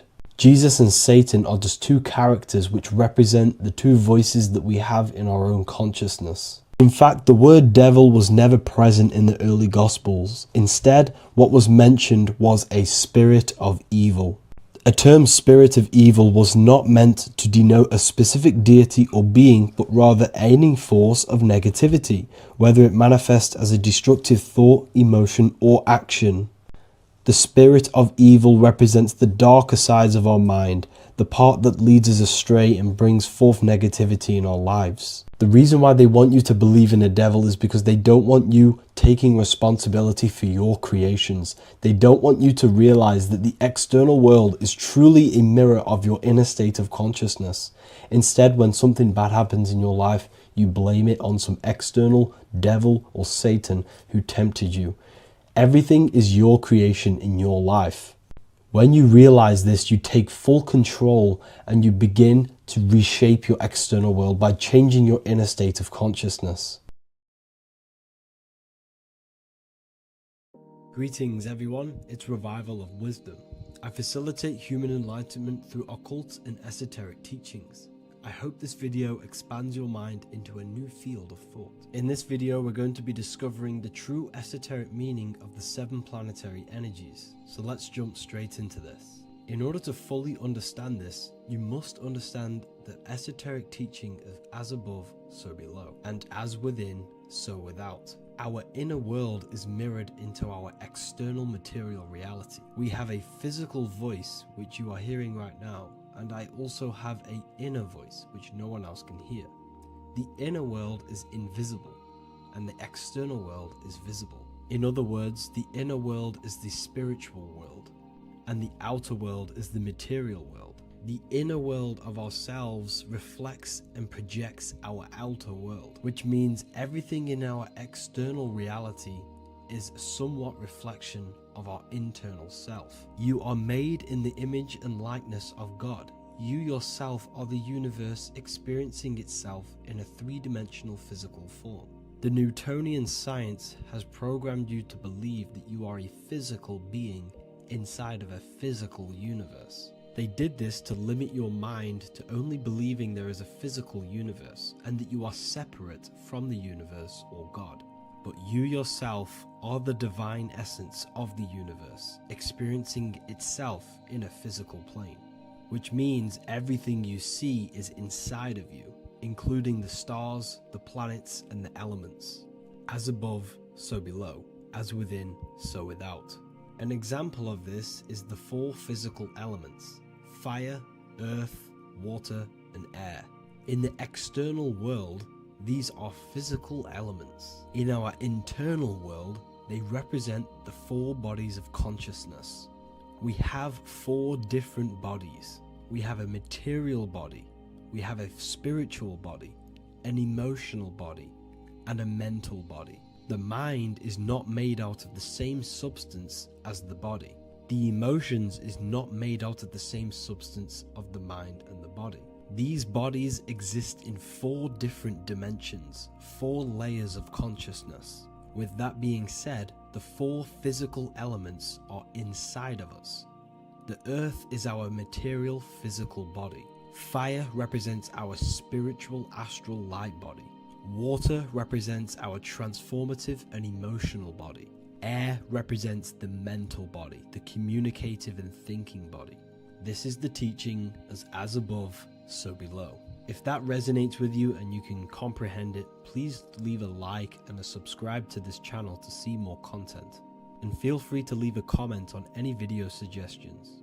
Okay, so now we've gone over the 4 physical elements and how they correspond with your inner world of consciousness. This is going to make it easier for you to understand what the planets actually are. The planets are a bit more in-depth and more detailed aspects of our consciousness. The 4 physical elements are generic, but the 7 planets go deeper. They are deeper aspects of ourselves. On a macrocosmic scale, the 7 planets rule the material realm.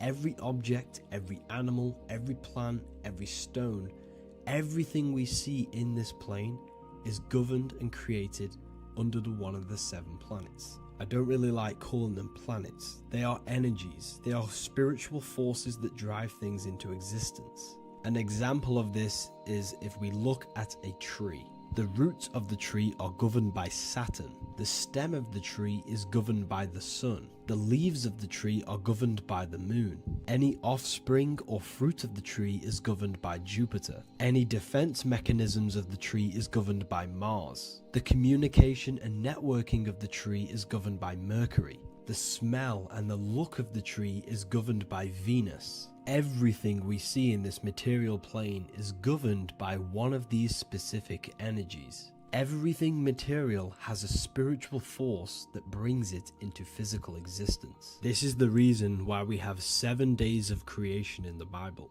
The 7 days of the week, all governed by the planetary energies. Monday is moon day for the moon. Mars governs Tuesday. Mercury is Wednesday. Jupiter is Thursday. Venus is Friday. Saturn is Saturn day. And Sunday is for the sun. This is the reason why there are so many 7s in this physical plane. 7 days of the week, the 7 colors, the 7 chakras, the 7 diatonic musical notes, the 7 lamps on the Jewish candlestick, the G inside of the Masonic square and compass. G is the 7th letter. Now let's go a little bit deeper into every planetary energy. Saturn in the external material plane governs the foundational and enduring aspects of existence, such as roots of plants, the bones of our body, and even the insects that dwell beneath the ground. Saturn represents the dull, hard, and unyielding forces of life, symbolizing structure, limitation, and conditioning. Under Saturn's influence, things become rigid, bound by restrictions and boundaries. This is the reason why Saturn is known as Father Time, because Saturn rules anything that is a restriction and a limitation, which is time. The whole of this material plane is governed by time. You will be born and you will die. This explains why there is so much Saturn symbology in this material plane. Saturn is one of the most important planetary energies. You are a spiritual being in a physical body. Your light, your consciousness is bound to the physical body until you learn how to escape the physical body. The body is a limitation for our infinite minds and spiritual bodies. Our infinite mind is stuck in this material body, governed by Saturn's limitation of time, matter, and space. Now let's dive into what Saturn means to our consciousness within our internal world. We've gone over what Saturn means in the external world. What does it mean to our consciousness? Internally, Saturn embodies the conditioning within our consciousness. When the Saturnian aspect of our consciousness dominates, we become overly rigid, fixated, and restricted in our thinking and actions. For example, Saturn's influence is strongly felt in today's world, where many people's minds are confined to societal norms and conditioned responses. Saturn is the aspect of our consciousness, our minds, such as limiting belief systems and limiting thoughts and emotions. This is the negative thought that you can't get rid of, that's holding you back.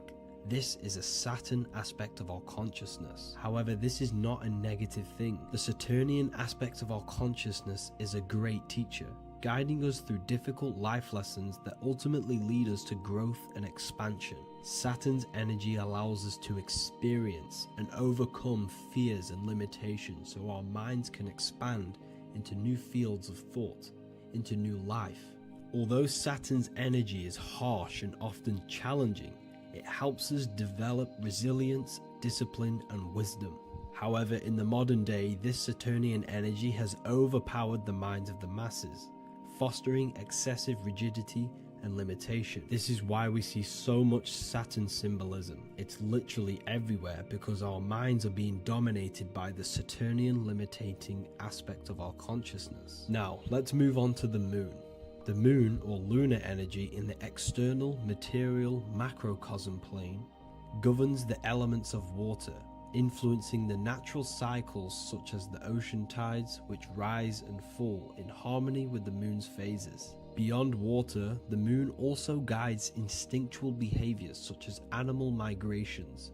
Birds, insects, and other creatures rely on the moon's subtle energies to navigate their journeys. For example, dung beetles use polarization patterns in the moonlight to orient themselves and travel safely home. The moon creates the months. M-O-N is moon. There are 28-day cycles, and this 28-day cycle of the moon is reflected in the woman's body, known as the menstrual cycle. The moon is a feminine energy, governing the feminine elements such as water and the feminine cycles of the body. The moon is the womb.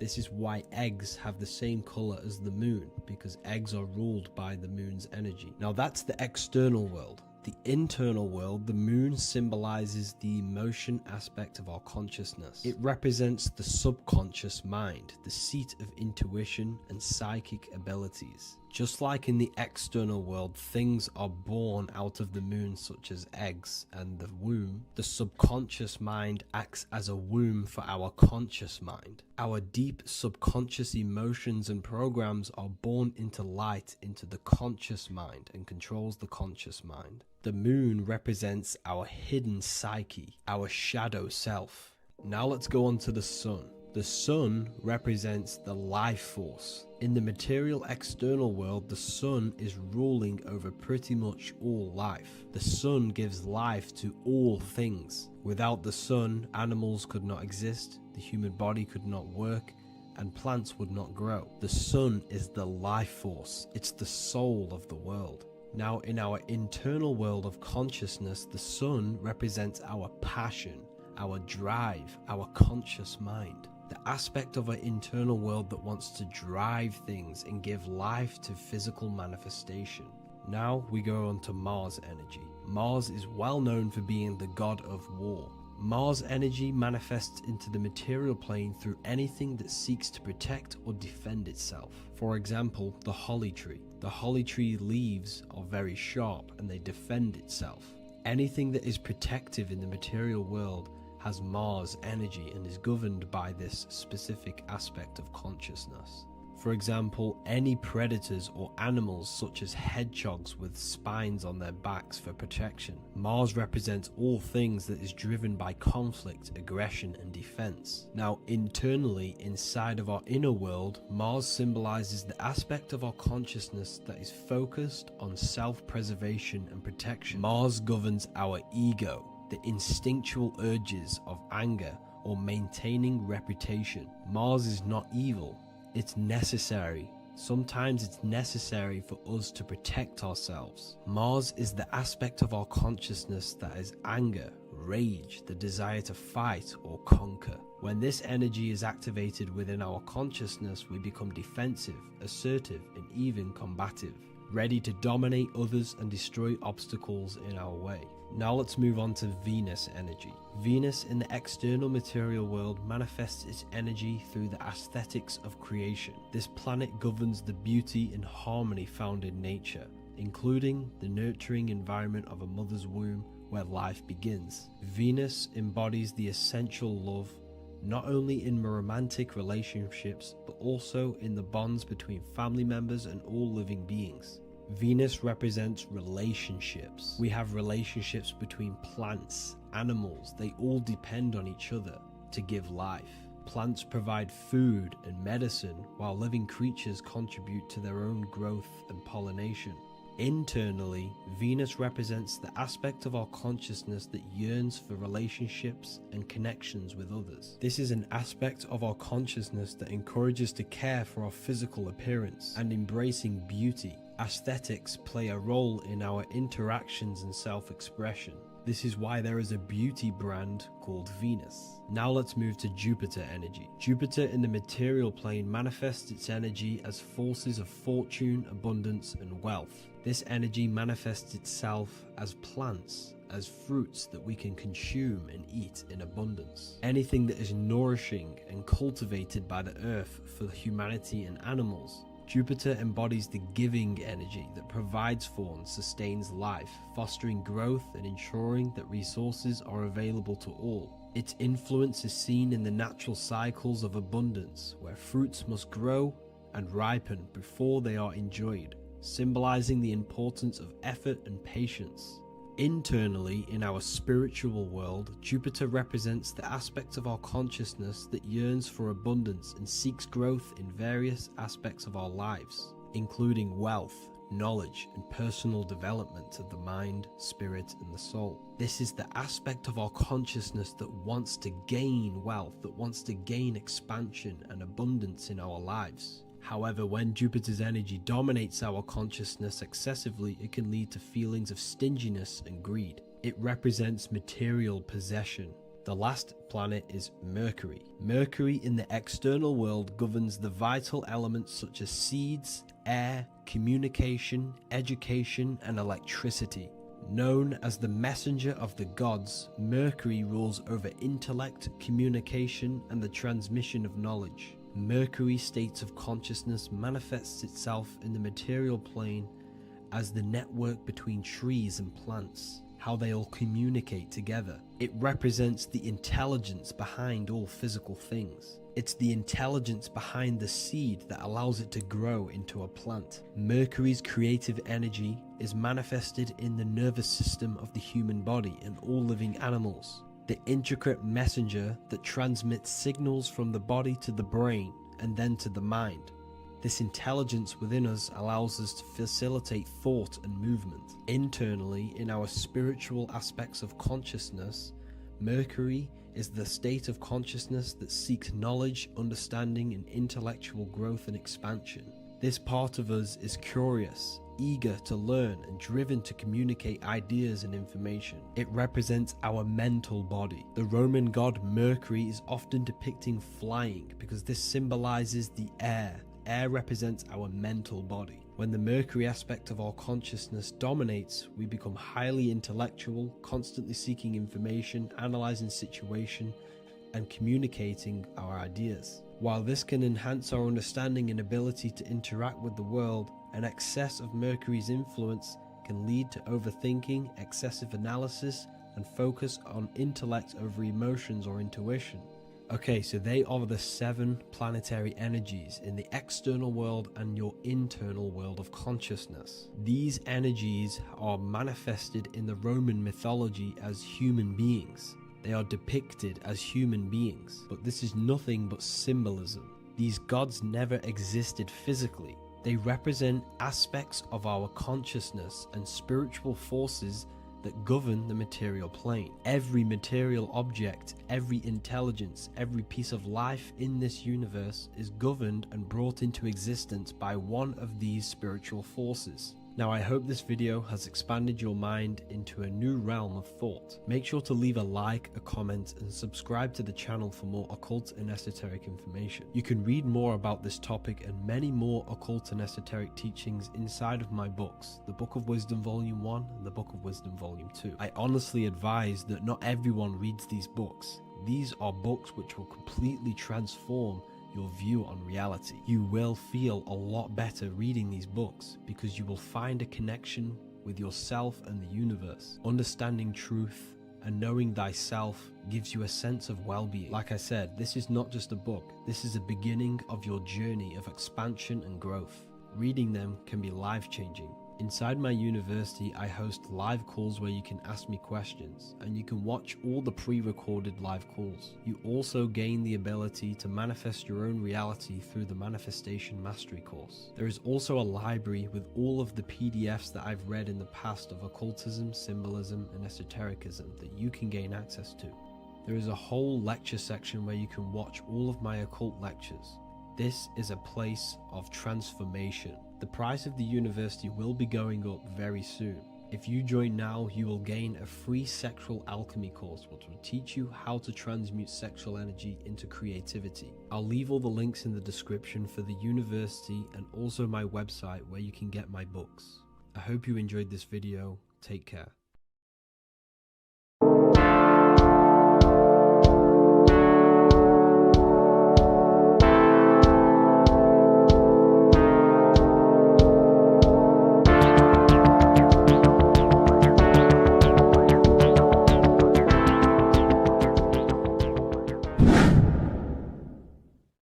What is good, people? We're back with another video, and today we're talking about the chakras. Let's jump straight into this because I know there's been a lot of requests for this video. So let's jump straight into this. So you have 7 chakras, right? 7 chakras, and these chakras are feeding off your electromagnetic field, known as your aura. This is both positive and a negative pole, male and female, right? This electromagnetic field is made out of electric and magnetism, and together they come as electromagnetic. Now, your chakras, the word chakra just means wheel, spinning wheel, because that's what they are. They are spinning wheels of energy. They do not exist on this physical plane. They exist on the etheric plane. Okay. Now, these energy centers are known to regulate your emotions, and each energy center controls the organs and cells in that particular area of the body. So, for example, your sacral chakra will control the cells and organs of your sexual reproduction area. Okay, the navel chakra or solar plexus will control the digestion in your body. Same with the heart, same with the throat, right?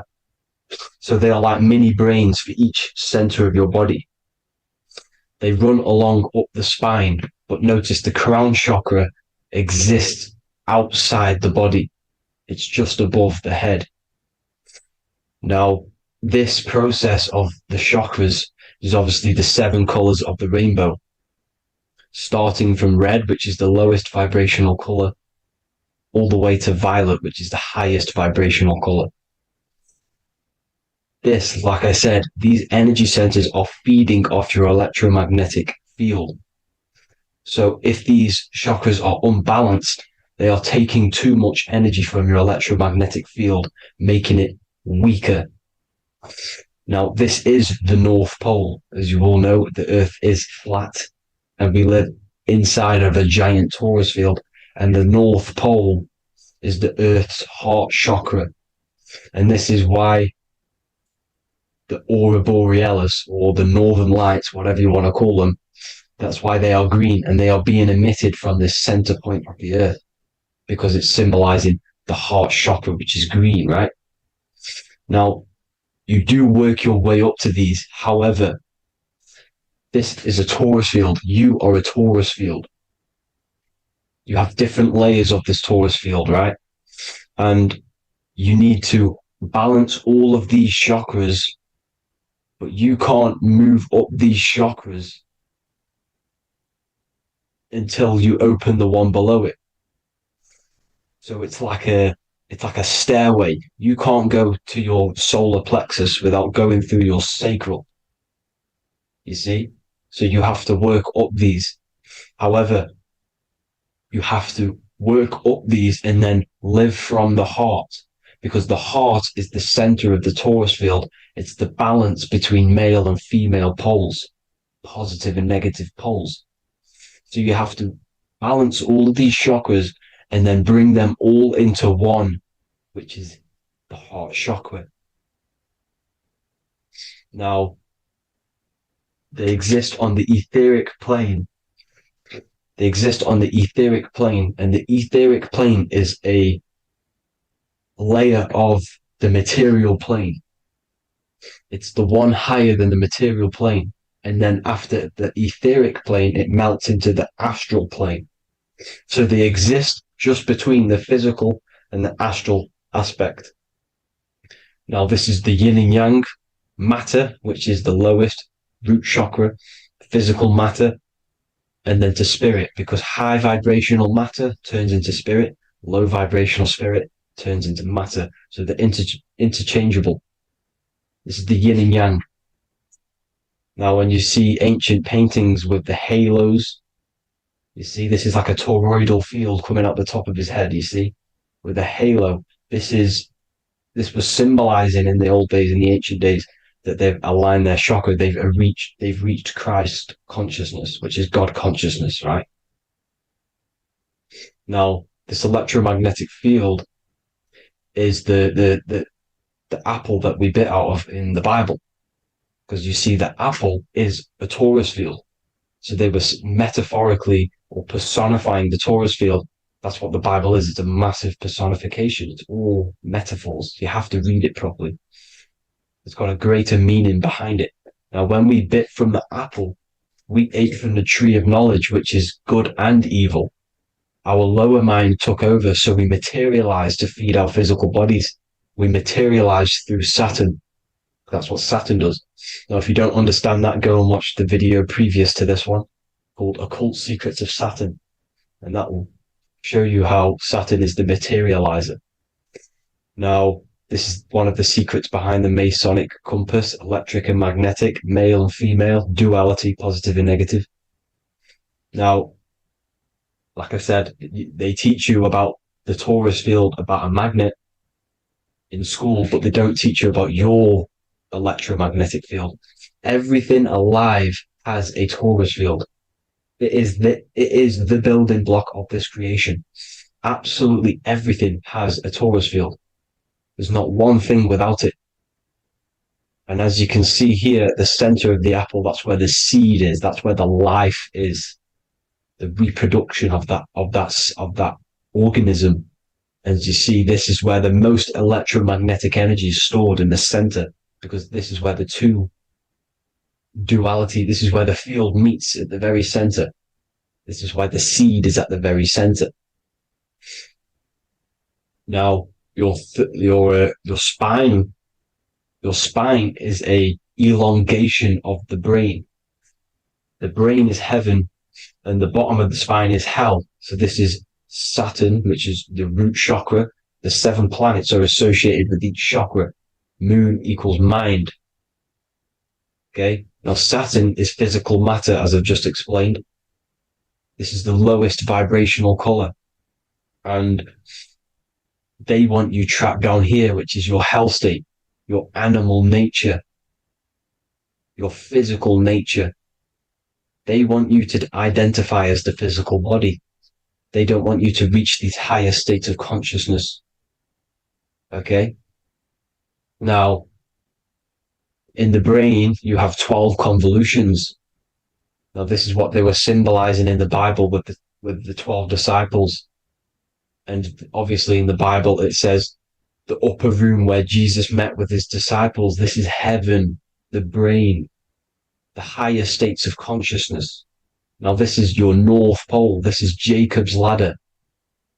Okay, this is why you have 33 levels of Freemasonry, because it's symbolizing the 33 vertebrae, which are these little things here on the back of your spine. Because once the Kundalini energy from the bottom of your spine rises to the top, this is when you get enlightenment and opens your third eye. Spiritual enlightenment. As you can see here, this is Jacob's ladder. This is the Kundalini symbol, right? And they're even showing you this in the medical symbol. They're putting it in your face. The serpents are wrapped around the spine. Now, the serpents symbolize how the energy moves around the spine, because it's a torus field, you see? At the center of the torus field, it wraps around the center pole. It wraps around it, and this is how the energy moves up. So they're symbolizing it with the serpents. Okay? Now, every religion has a sacred river. For the Egyptians, it's the River Nile. For Christianity, it's the Jordan River, right? This river is the canal, the energy canal at the center of your spine, all the way leading to heaven, to the Holy Land. This is the chamber which the energy rises up, right? Now, they used to say the gods descended from heaven to man. This is just heaven. This is the mind state. And they said the gods were connected by a rainbow bridge. That's the chakra system, the rainbow bridge. Okay. Now, the ancients called this place Midgard, Earth, where both evil and good live, right? Midgard. But you can go to heaven, which is a pure mind state, because once you're in heaven, nothing negative can ever bother you. That's completeness, pure Christ consciousness. Now, this is why Jesus dies at 33. He didn't actually die, but it's symbolizing the death of the physical body. Not the death of the physical body, but his consciousness rising above the physical body to, as I said here, matter to spirit. Matter died off and he came spirit consciousness. This is symbolized by the 33 vertebrae, which is obviously the 33 levels of Freemasonry. And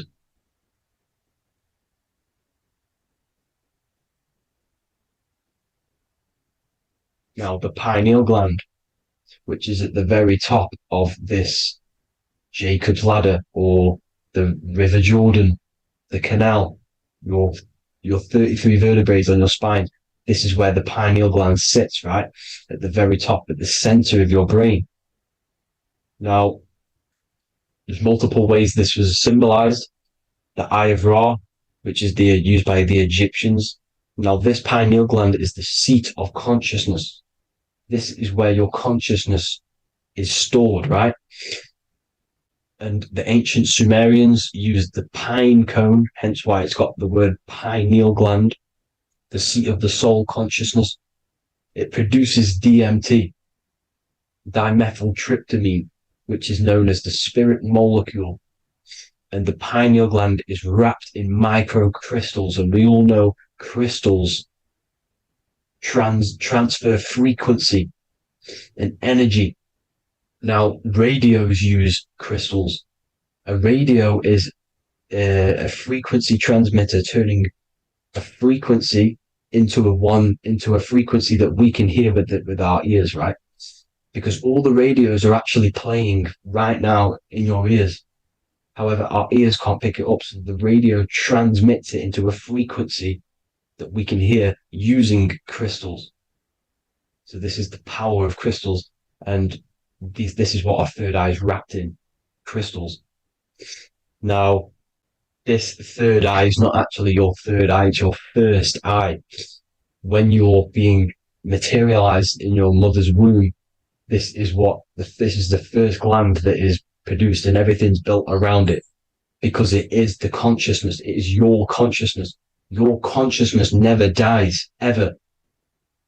It's an eternal essence. It lives forever.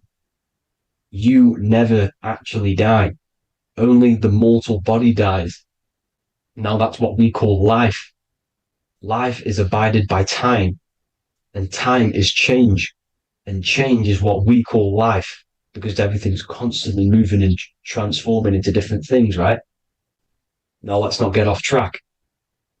The pine cone is obviously, this is in the Vatican here. The pine cone is symbolized as the pineal gland, pine. And this is the opened pine cone. The opened pine cone means or symbolizes the awakened man, the awakened third eye. But the ones here, which the Sumerian gods are holding, these are shut pine cones, symbolizing the unawakened man. But let's not get confused, people. These gods were not gods. They are human beings just like you.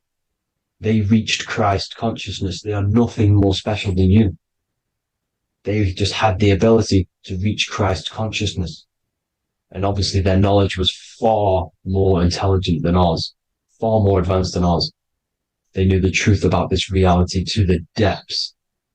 Now, the ancient Hindus had a goddess called Kundalini, which is said that she descended by the means of a ladder or a cord from heaven, which is symbolizing the spinal cord.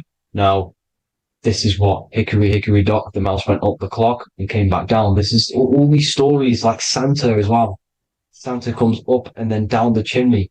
This is symbolizing the Christ oil. There's an oil which is produced in your pineal gland, right?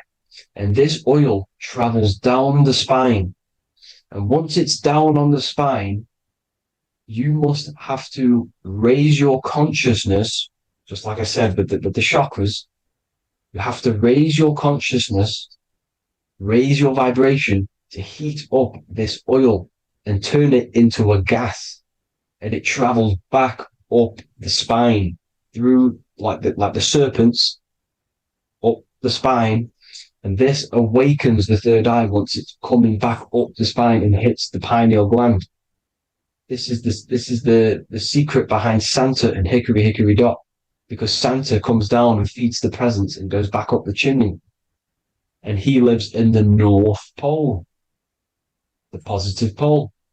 This is the North Pole, people, and the presence is your sacred oil.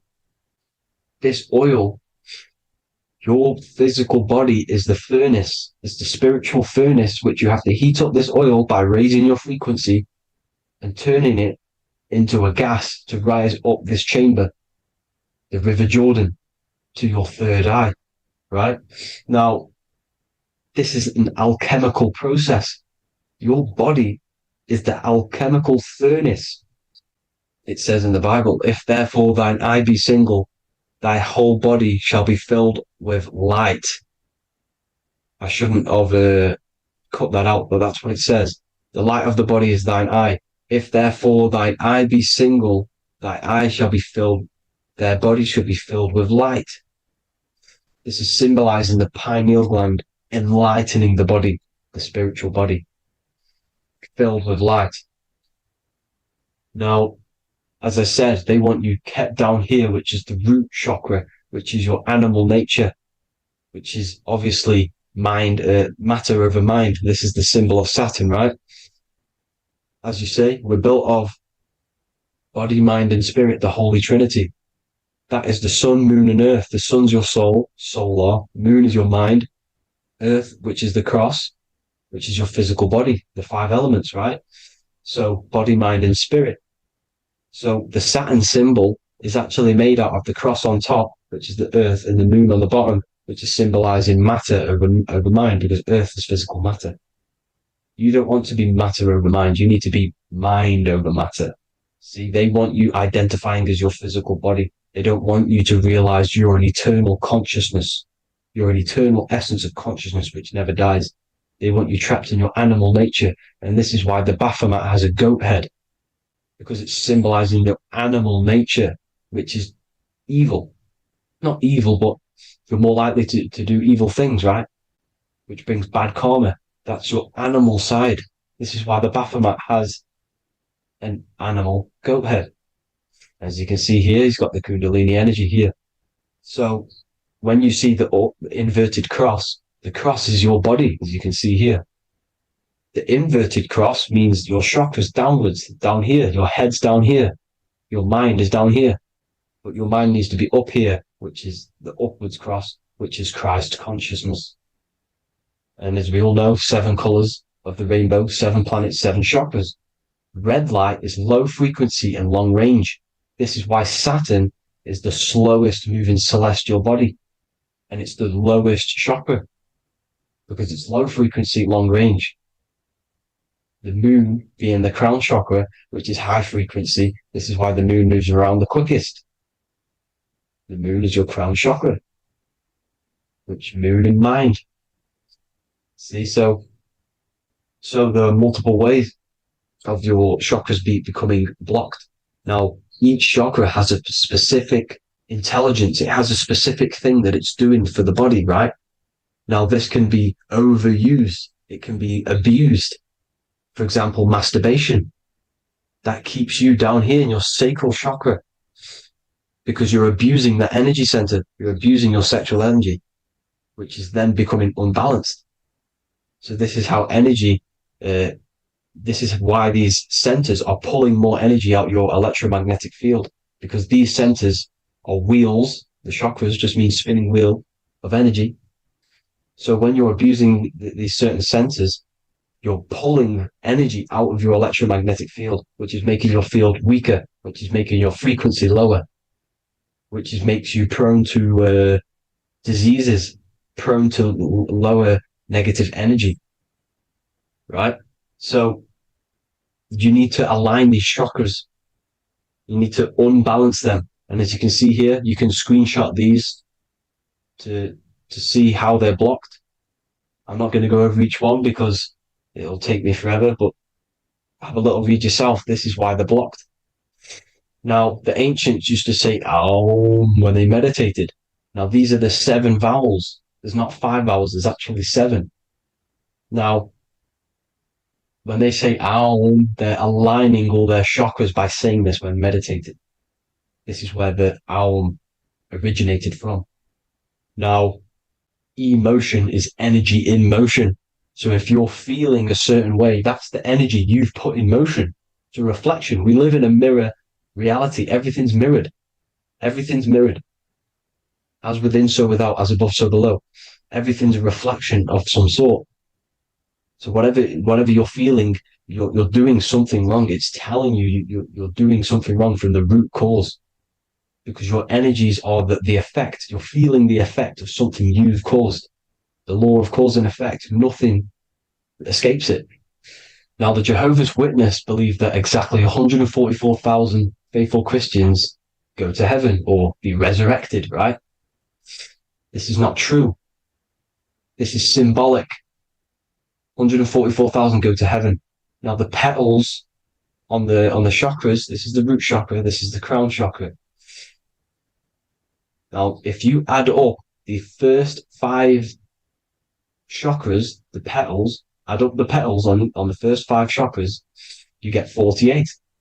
And then you get to the third eye, which has 2 petals. 48 times 2 equals 96. 96 plus 48, which you got from here, equals 144.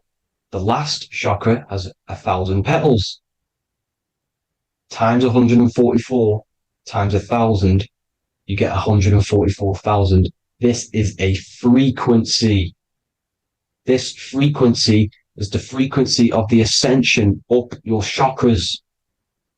This frequency is a high frequency, which turns that oil into gas, which rises up the spine, activating your third eye. Right? So this is all the religions are all symbolic for this sacred secret of Christ consciousness. As it says in the Bible, the kingdom of God is within. It's not out there, people. You must look within yourself. You are God. You are a spark of his consciousness, infinite consciousness, right? So 144,000 is a frequency, and you must achieve this. Like I said, these people in the past, they're not gods, people. These were just humans. Nothing special. They just reached Christ consciousness. Now, they keep you in these lower vibrational states with the food, right? And as you can see here, all of these fast food restaurants are mainly are red and yellow, which are these lower states, these lower two chakras, lower vibrational colors, because they want you trapped down here in matter. And these foods are so low vibrational, they will keep you down here because your gut produces, I think it's like 80% of melatonin. Melatonin is your feel-good hormone. These foods will not make you feel good. This is very low vibrational. Meat. It's not meat. It's raw flesh. These animals are stripped from their family, put on a conveyor belt, watch their friends be tortured, and then get slaughtered in a slaughterhouse. Think of all the fear that's running through their blood, all the hormones, all the fear, and you're going to go and eat that very low vibrational energy. As you can see here, this is the light photons within fruit. You can see the life force in this fruit. You must think, feel, and do positive to raise your vibration. As you can see, earth equals heart. If you rearrange it, everything in nature is green, right? The aurora borealis is green. You must align all these chakras and then live from the heart, because the heart's the center of the Taurus field. You must become the consciousness in the center. So that's it for this video, people. Thank you all. God bless.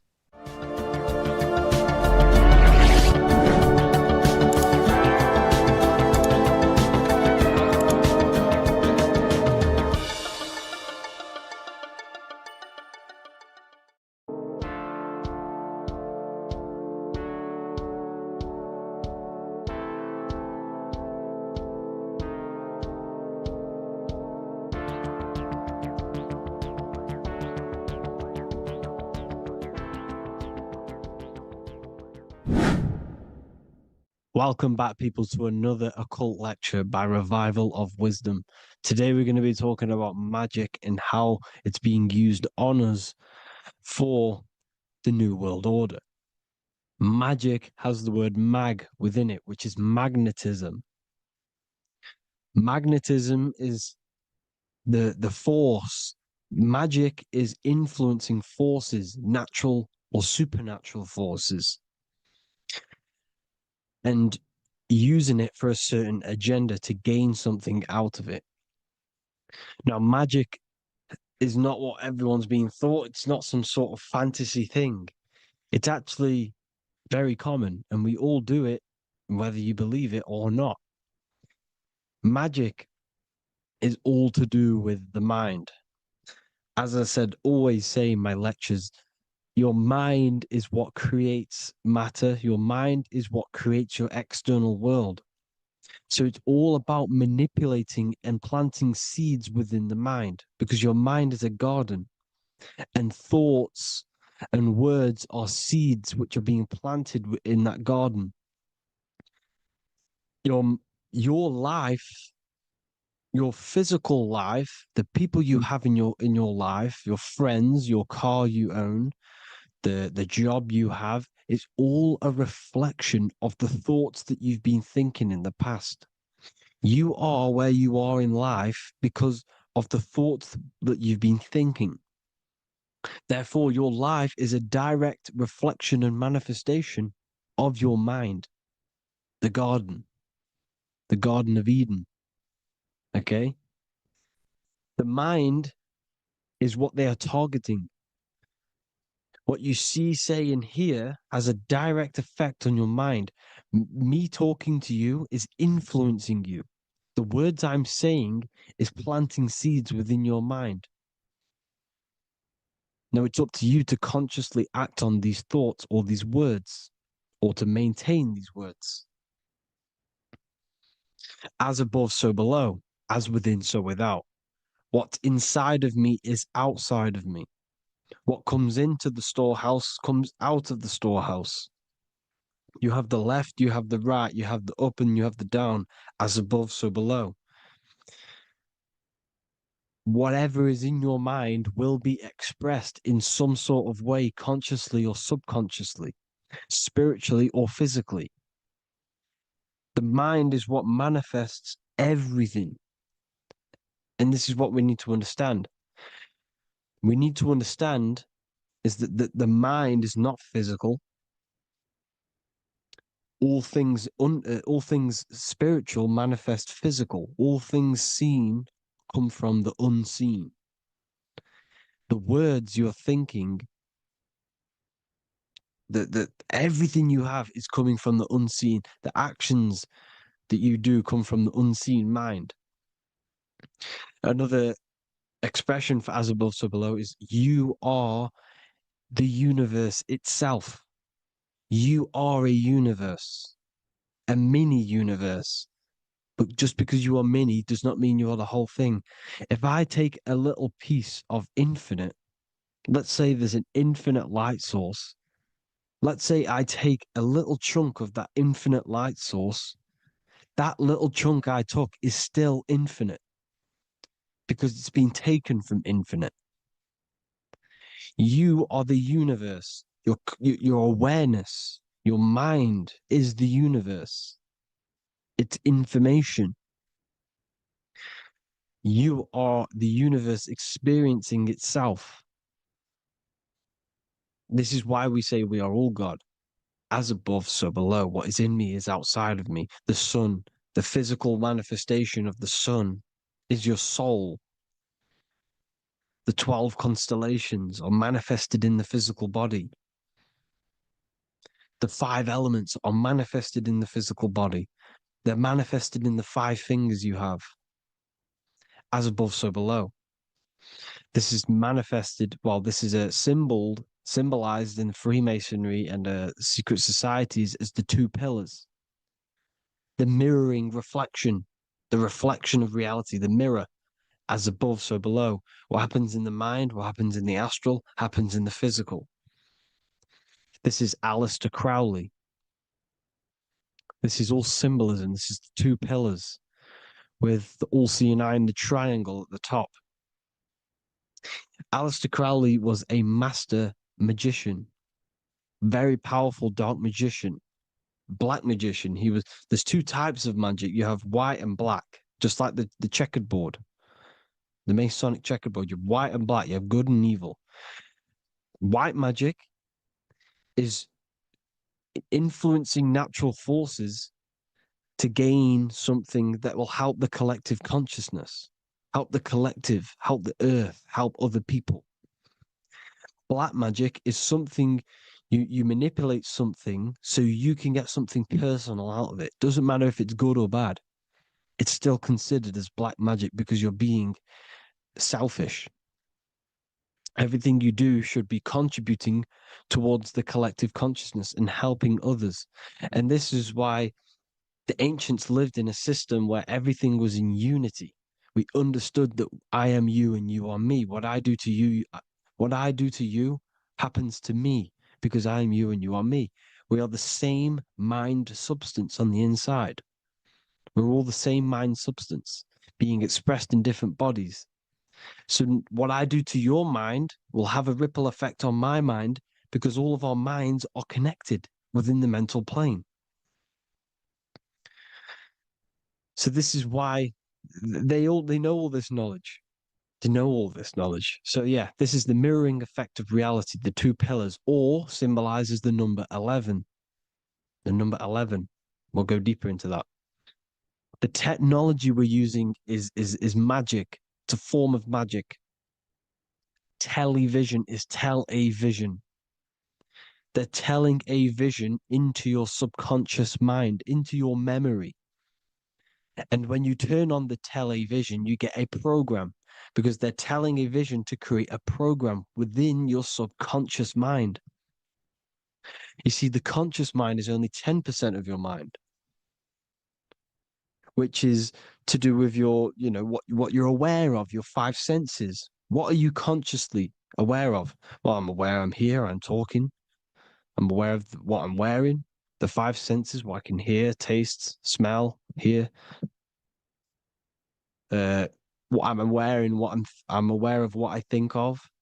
But the subconscious mind is the 90% of your mind. It's the hidden part of the mind, which is telling your heart to beat, telling your body to breathe. It's storing all of your emotions. It's storing everything you see. storing all the belief systems that you have. It has everything. It stores all of the habits you have, the values. It stores everyone's name that you know. All the words that I'm speaking right now is all coming out of the subconscious. Everything is subconscious. And it literally manipulates 90% of your daily basis behavior. Most people don't know this. What you did yesterday is what you will do today because of these beliefs and mental programs within the subconscious, stored within the subconscious. So the subconscious is what they're aiming at. They're trying to create programs within the subconscious because the subconscious manifests 90% of your thought patterns, 90% of your actions and words. They know all this stuff. So the subconscious mind is the most powerful part of the mind. Another way the subconscious manifests and influences your life is, let's say you were in a car crash years and years ago, 10 years ago. Let's say you're in this car crash, right? And you really hurt yourself. The emotion you felt in that time when you were injured in that car crash had a great impression on your subconscious mind. You see, the stronger you feel something emotionally, the stronger impact it has on the subconscious. You can remember and recall that moment and very vividly because of the impact it had on the subconscious. For example, you become that terrified of cars that it manifests into your life today, that you are wary to go in certain cars. You don't want to go into cars at all, maybe, because of that moment that stood within the subconscious. And it will manifest into anxiety. It will manifest into not going into cars. It will manifest into depression, maybe. These things, these emotional, very emotional, traumatic events have a great impression on our subconscious and they control your life. This is why you need to meditate and let go deep within yourself and let go of these internal, deep emotions that you may have repressed and keep pressing down and ignoring. But you need to address it and let go of these subconscious impressions you have, which are controlling your life, like anxiety, depression. All of these things are stemming from things that are stored within your subconscious years and years ago, more than likely. Broadcasting. They're casting spells to a broad audience, to news, north, east, west, and south. They're casting spells. No, if you watch the news, everything's red. Breaking news in red writing or the red background, everything's red. Why? Because red's the root chakra, which is all to do with survival. They want to stimulate this root chakra because they want you down there in survival mode. They want you in survival mode because you're easier to control. They control out of fear. And not only they're casting these spells as if they're constantly bombarding you with, there might be a war breaking out, war this, war that, kill here, kill there, murders. It's impressing, it's casting spells on your subconscious mind. So when the event does turn up in real reality, in physical reality, you're less emotional, you're less surprised. You're not as surprised because you've already heard it before. Your subconscious has already heard it all before. If you never heard of a war and then a war broke out, you'd be going crazy. So they subtly program your subconscious mind through the words, because the words they say is impressing your mind. It has an effect on your mind, which will have an effect on your behavior, your words, your conversations you have with people. They're casting spells to north, east, west, and south on the tell a vision. They're telling a vision by broadcasting, by saying spells. This is why we call it spelling. Even the word, listen, the words we say cast spells. Bless. Oh, bless you. That's be less.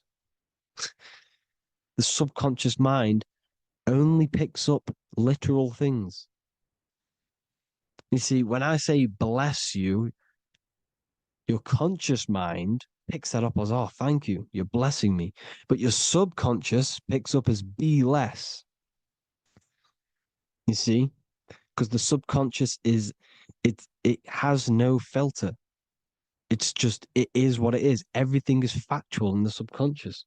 Therefore, if I call you an idiot, your subconscious, my subconscious will think I'm talking to myself and calling myself an idiot, and it will take that as true. That is truth. Everything is truth within the subconscious. And the subconscious manifests your behavior. The devices this is the biggest one. Black scrying mirrors, device, the devil's vice, the device. Okay? Black scrying mirrors, black screen is scrying. Black scrying mirrors were used to communicate with spirits within the astral plane in the medieval times. They're still being used now by black obsidian mirrors. And look at your phone, it's a black mirror. And there's some sort of, I'm not saying this is facts, but personally, I believe these are portals for spirits and ethereal entities to come into your life, to come into your surroundings.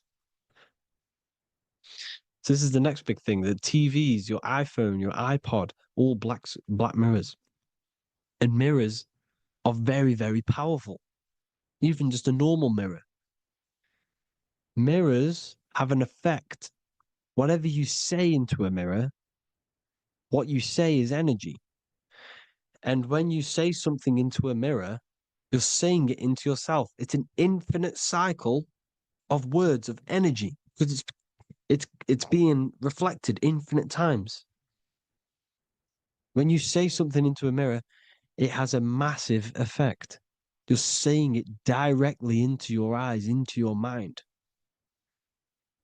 So what you say in a mirror should be said with precaution. Never say anything negative into a mirror, because mirrors are very, very powerful ways for you to reprogram your subconscious mind for the good. You can say very positive things into mirrors and it will reprogram your subconscious mind. Okay? Manifesting is all magic. It's all magic. Everything is magic. But consciously doing it is what they're doing. They hid this knowledge.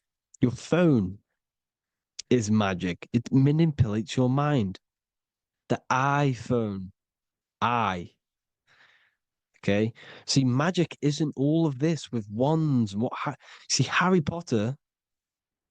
Okay, that was created to give you this perception of a mystical and amazing form of magic with magic wands and all sorts of stuff like that. Yes, that stuff was true when the collective conscious minds were on a higher level and our belief systems believed in these things, because the universal mind, all of our minds contribute to reality.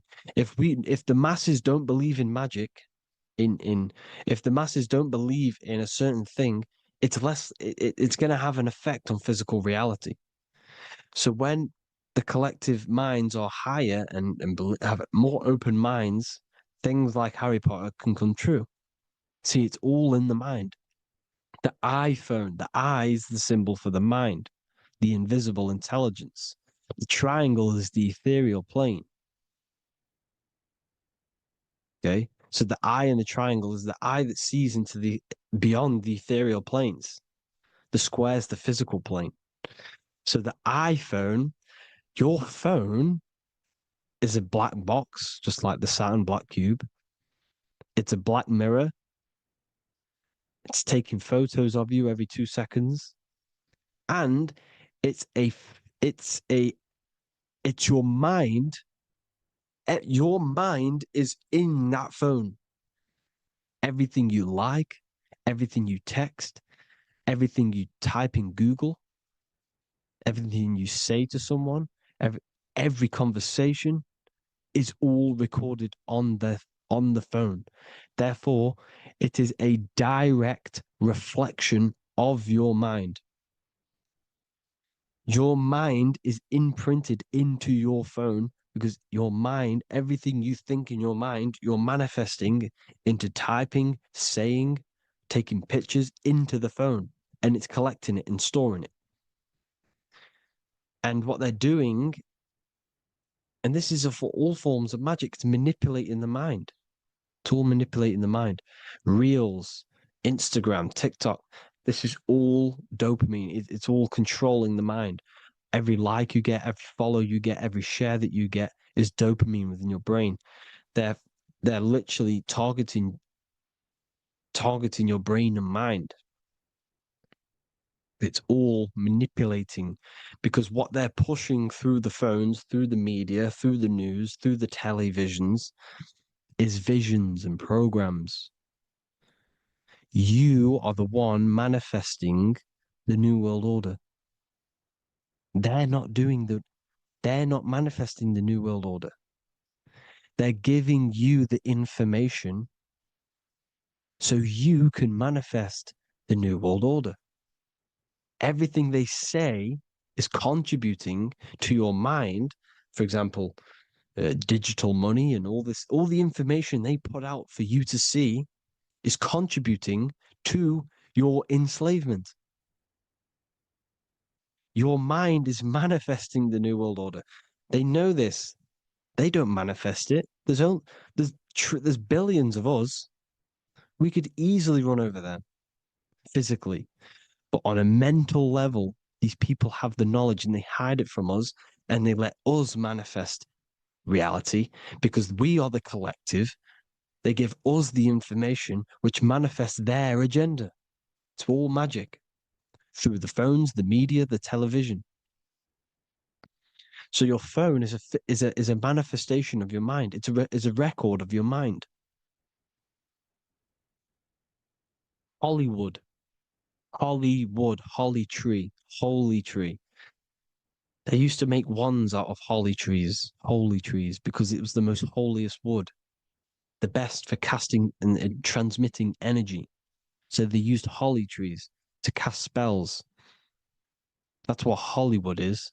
And in Hollywood, they have the red tear, the blood drop next to the Hollywood sign, because it's all satanic. They're all black magicians. They use Hollywood to cast the spells through the music, through the films. You see, music is a form of magic. All of this is magic. Everything they do is a form of magic because they want an agenda behind it. But it's not black magic. They're letting us create our prison. This is what you have to see. Yes, they're evil, but they're not doing anything evil, or else they would face the karma. They let us manifest this agenda through giving in the information, by telling you what's going to happen in the movies. Everything that happens in a movie, it's all there on purpose to program your subconscious, to plant a seed within your garden, your subconscious, your mind. Because when the mind is already seen something, when it comes up and turns up in physical reality, you will be less shocked and you won't rebel. So they lure you slowly. They make you aware of these things over time. They make you gradually think it's okay. Like the technology, we never used to use these phones. How did we become so addicted and reliant on them? Well, because first they gave you a little flick phone. Well, no, sorry, they gave you a phone in your house. And then once you got used to that, they say, oh, here's the newest version of a little flick phone. You started texting your friends. Everyone was loving it in high school. They could now meet up without saying, let's meet on the weekend at this point at this time, like your parents probably did. Or maybe some of you watching this, you probably had to tell your friend to meet on the weekend at a certain time because you had no way of communicating. So everyone got these phones and got addicted to them. Then they slowly got addicted to the new iPod with the touch screen. Now they invented touch screen. Then everyone got addicted to touch screens. Then because all of this is producing dopamine in the brain, which creates you to become mentally addicted to things and physically addicted, chemically addicted. Because dopamine's a chemical. Your subconscious becomes a program within your subconscious, and your body becomes chemically addicted to these phones. And these phones are the enslavement of humanity, technology. Without this, we wouldn't be in this mess without technology. Because they're creating a hive mind. We're creating a hive mind. So back on track anyways, they program you. Look at the films, 9/11, 9/11, produced by Hollywood. Here's the 11, like I said at the beginning, the two pillars which reflect reality. What happens in the mind happens in the physical. What happens in the astral happens in the physical. Okay, what happens in the physical happens in the mind. It's the two pillars, the mirrors. 9/11. 9 plus 1 plus 1 is 11. Flight 11 was hijacked.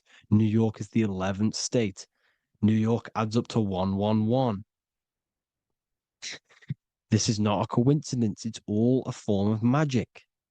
It's a ritual, energy harvesting ritual, because your mind produces energy. Your mental attention produces energy.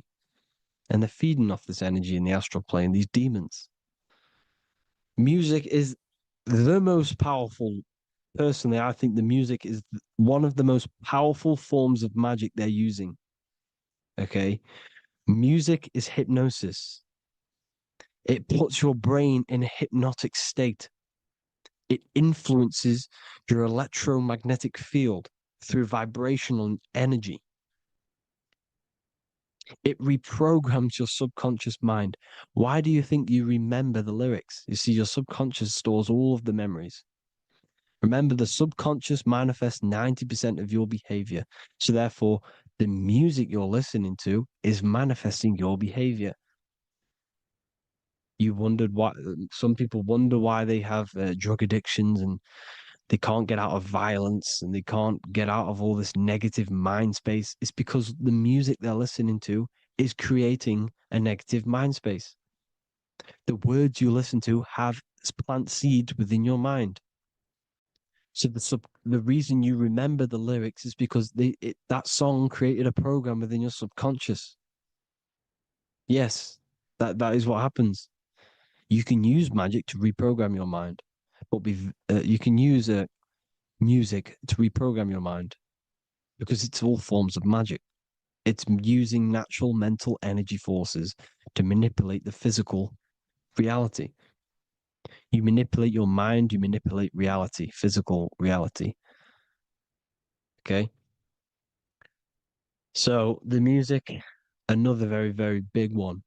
When you turn on the radio, it's just all talks about alcohol, drugs, and sex because they want you down in the lower three chakras. They want your mind attached to matter when it's mind over matter. Your mind's not physical. You see, the word spirituality is the new trend. It's not about your spirit. It's not about your spirit. It's about your mind. It's not about, uh, spirituality and looking after your spirit. And they've got you focused on your spirit. Why? Because they hide your mind from you. You see, a lot of people think their mind is their brain, but the mind is everything. There is no physical reality without mind. You can have a brain. Imagine if you had no mind but a brain. It wouldn't work. The mind is everything. The mind controls your avatar.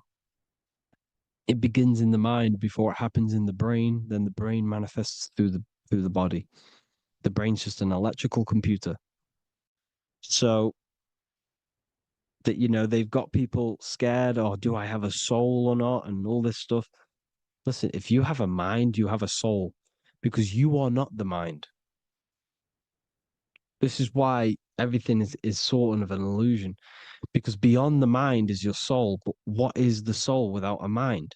You can't have a soul without the mind. But if the mind didn't exist, the soul doesn't exist. You are the person listening to your mind. I shouldn't say person, because you're not the body. You're the entity behind the mind. But if you didn't have that mind, you couldn't understand what you even were. You would just be an observer who couldn't think.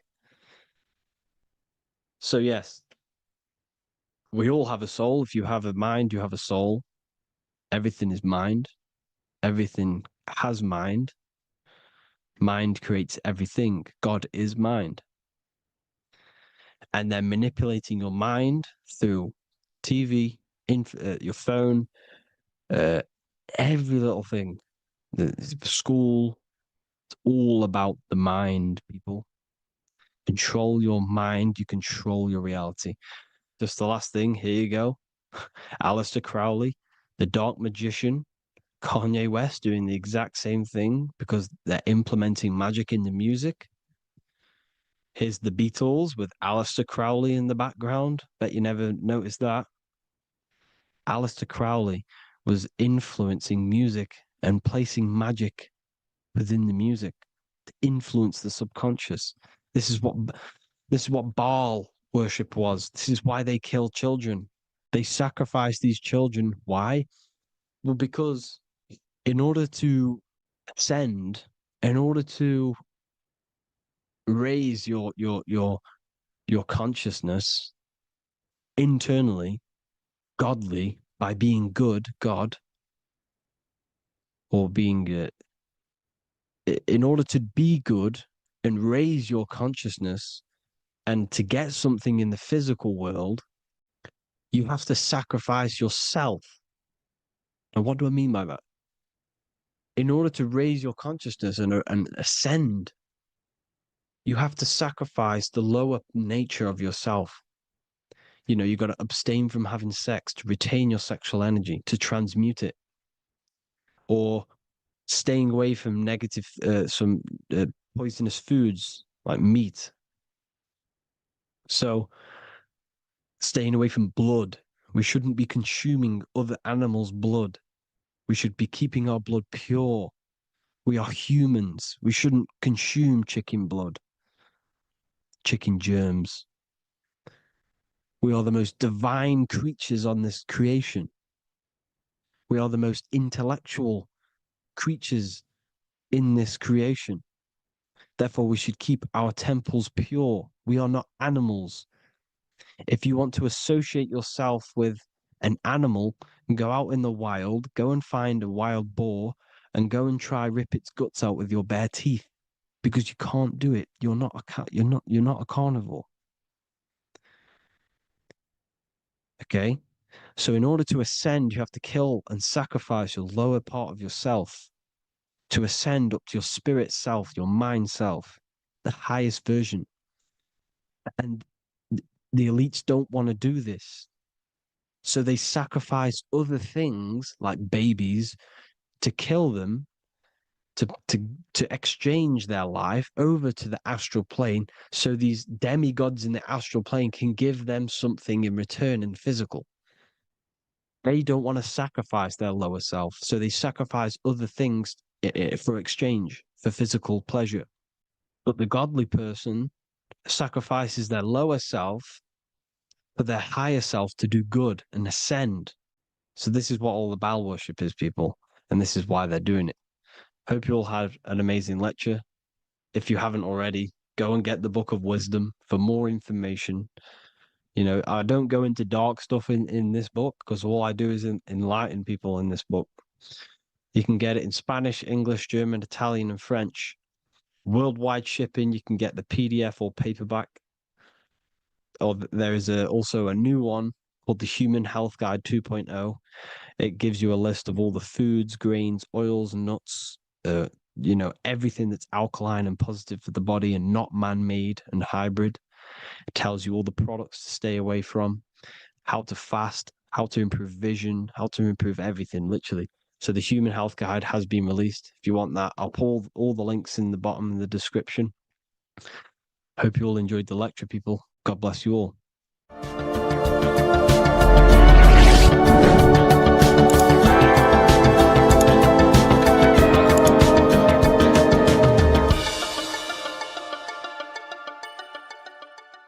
Welcome to Revival of Wisdom. Welcome people, we're back with another video. Please make sure to hit the like, the subscribe button, and turn on notifications to never miss a video. The Vatican is a giant key from a bird's eye view, and it also contains an 8-pointed star. The Anunnaki Sumerian gods also depicted this 8-pointed star. The sky god Anu from the Anunnaki also uses the 8-pointed star for his symbol. And even Freemasons depict an 8-pointed luminary with a ladder and a key. This is symbolizing the key to ascension up to the 8-pointed star, which is Polaris. Polaris is always depicted as an 8-pointed star. Polaris is the standstill star at the very center of our realm, which is perfectly aligned with the North Pole. The Earth is a giant torus field, and at the center is where the most electromagnetic energy is stored. This is why all compasses point to the north. Hence why a compass is an 8-pointed star, because it points you to Polaris, which is the North Pole, the center of this realm. The 8 points of the 8-pointed star symbolize the 8 points in space and time. So yes, Polaris is the portal which you ascend through if you outgrow this consciousness by aligning your chakras. Our earthly realm is a macrocosmic reflection of us, and we as humans are the micro reflection, with the earth containing its 7 chakras as well as us. The North Pole is the 7th chakra, which is the crown chakra. So the key to ascension is held by the Vatican, hence why it's a giant key, because they mislead the masses through their religions, which teaches the masses to look outside of themselves. As stated in the 20,000-year-old emerald tablets, written by the Egyptian god Thoth. On Earth, man is in bondage, bound by space and time to the Earth plane. Encircling each planet, a wave of vibration binds him to his plane of unfoldment. Yet within man is the key to releasement. Within man may freedom be found. So the 7 planets are associated with each 7 chakras. The lowest chakra being the root chakra, which is associated with Saturn. This is why the elites love Saturn and reflect it in all of their symbols. Because the chakras are an ascension of spiritual principles, starting from the material and ascending up to the spiritual, the crown chakra. However, evil love bondage, and they are trapping souls in the physical realm by stopping and provoking the ascension process. They do this by abusing the energy of Saturn, and Saturn is associated with the lowest chakra. The lower 3 chakras are associated with survival mode, which keeps the consciousness in a constant state of fear and only aware of its surroundings. Once you start to ascend up your chakras, you become more consciously aware of spiritual deeds. And this is the process of returning back to your true spiritual form. Going back to Polaris and its connection to ascension, Kanye West symbolizes this on his music video 24. As you see him rise up into the sky, you see an 8-pointed shape around him, which symbolizes the 8-pointed star as you see the beam of light.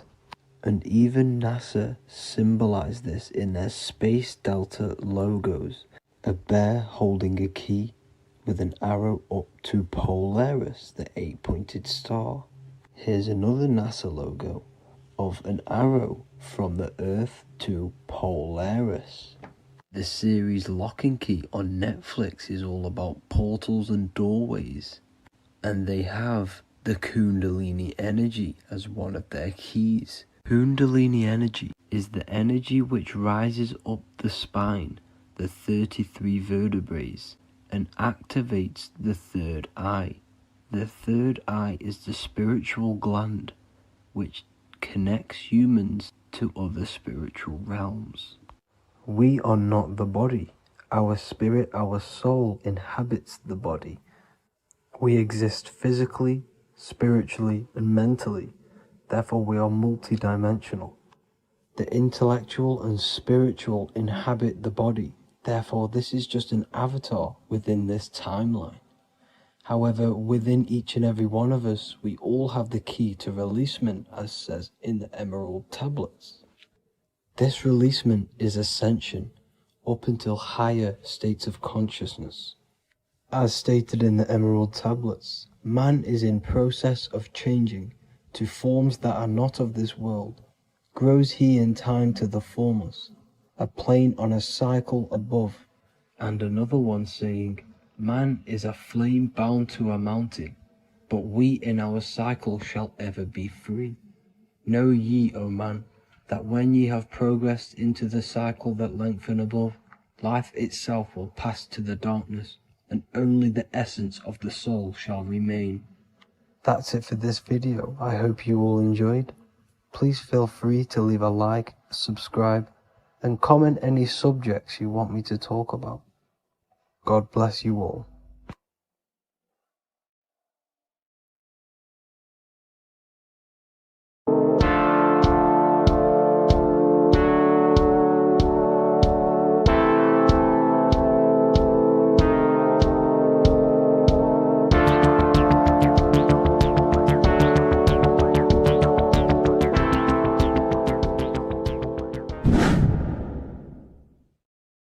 Welcome back, people. We're back with another video. Let's jump straight into this. Make sure to tune in till the end because this has got so much information in this video. So sit back and enjoy. So everything's torus fields. The Earth's a torus field. Everything's torus, which is electromagnetic field, electric and magnetic. The center of the torus field is where the two opposing forces meet in the center. And this is what creates the plane of inertia, the dielectric plane of inertia. Okay? You got red shift, blue shift, positive, negative, south and north pole, right? This is what the ancients were showing with the tree of life. As you can see here, this is the plane of inertia and this is the torus field. Everything consists of this. Everything is a torus field. A atom is a torus field. Okay, now the inertia is the 0 point. So this plane is a 0 point. It's the balance between two poles. Okay, now this creates matter because matter is two opposing forces in motion equalized. So these two forces coming together is what creates matter on this physical plane. And this is why we can't see the electromagnetic field, because it consists of one of the elements, which is either electric or magnetic, but when they combine together, it's what creates this physical plane, which is physical matter, which is light in motion. Now, everything is one. Don't get confused by duality. Duality is two opposing forces, but them two opposing forces are created by the same substance. It's two aspects of the same substance. So, for example, water and ice are the same thing, you know what I'm trying to say, but it's two aspects of the same substance because all is one. The whole universe is one. All goes back to the one, which is God, the creator, or magnetism, whatever you want to call it, because magnetism pulsates. Electricity has two poles, redshift, blue shift. Okay. So redshift, blue shift is electricity, and electricity vibrates, and all vibration always comes back to a standstill point. But magnetism is what pulsates. This is why your heart pulses. You breathe, which is a pulse. This is the breath of the universe, magnetism. Now, this is why the earth is green, okay? Earth can be spelled heart. If you just move the H to the beginning, it spells heart, okay? Because the heart is the center of the torus field, which is the heart chakra for us humans, okay? We consist of the same field, as you already know. Heart being the center, which is green, which is the center of the seven colors. The center of the seven colors. This is the most powerful chakra in your body. People think it's the crown chakra, but it's the heart chakra because it's the center of the torus field. You must align them all and combine them all into one, which is the heart chakra. Now, earth is green. Nature's green. Okay, this is because we live on heart chakra, the plane of inertia. It's the center of the torus field.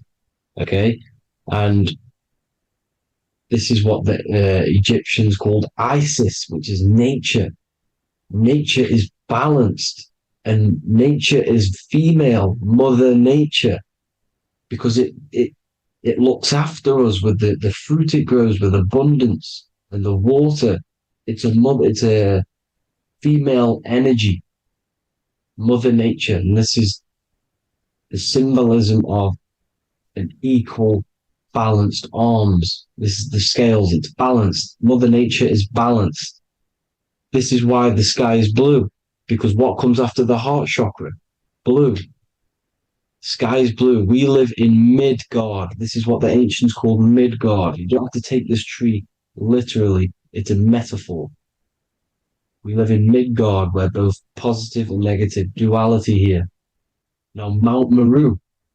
Mount Meru was known as the center of the earth, okay, or known as Hyperborea. And this is the North Pole, the electromagnetic North Pole. But when I say Mount Meru, it's not an actual mountain. They weren't saying there was a real mountain in the center of the earth, a magnetic rock. No. The plane of inertia, okay, there's something called a hyperboloid. That's what it's called, a hyperboloid. And this is the center of the torus field. And this hyperboloid is what is in the shape of a mountain, you see? So if I go to this next one, they say Hyperborea on this map. Why did they call it Hyperborea? Because this is the hyperboloid in the center of the torus field. And this is the electromagnetic mountain, a metaphor. Mountain, what they're metaphorically saying, this is the electromagnetic mountain at the center. The double vortex, the center of the torus field, which is the North Pole. Pole of electromagnetic energy. So this is why they call it Hyperborea. It comes from the word hyperboloid. And the center of the earth is so sacred. And they symbolize this with, obviously, the North Star, which is Polaris. And this is where the swastika comes from, because it's the four seasons moving around the North Star. This is the Big Dipper constellation moving around the North Star, which is Polaris. There's that pole again. Pole. Magnetic pole of the torus field. And this is where the green, emerald green, aurora borealis comes from. It comes from this center hyperboloid at the center of the earth, where the most electromagnetic energy is stored. The center of the plane of inertia. The center of the plane of inertia. This is the all-seeing eye as well. As you can see, they got the sun, the moon, the This is the Masonic cosmos, the sun, the moon, and the all-seeing eye, because the eye is Polaris, the eye of the stars. It's all the big eye. Now, the eye means a lot more as well. It's not just that. There's different ways you can interpret symbols. Now, this is the emerald tablets. Deep in Earth's heart lies the flower, the source of the spirit that binds all in its form. Okay?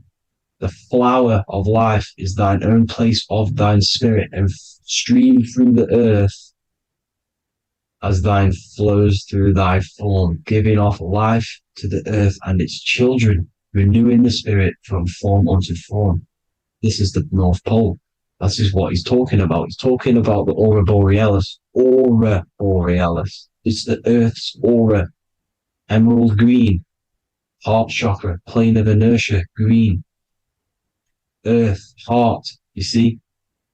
All related.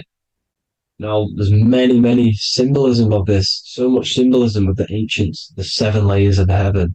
7 layers of heaven, which are the 7 planets. Okay? These planets are the solar system.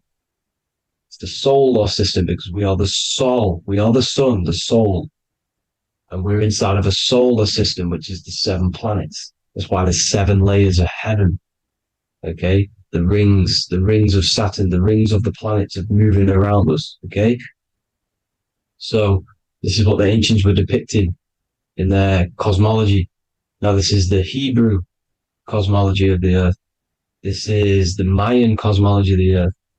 You see, it's all an enclosed system. We live inside of a giant torus field. All is atum. It's what the ancients said, ancient Egyptians said. All is atum. Atoms are torus fields.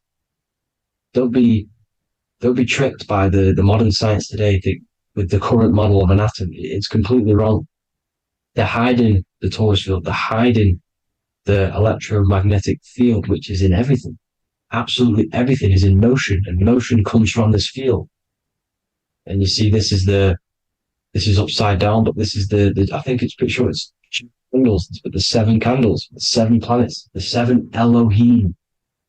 You see, it all goes back to the stars and the heavens. Now, this is how the earth really works, with the stars on the outside of the cosmic egg, and then the torus field spinning around the sun and the moon, the positive and the negative charge. The sun gives you energy, the moon takes your energy. The moon controls monthly cycles. Moon is mon. This is etymology. Mon, month, money, demon, monster. Stir is star, moon star.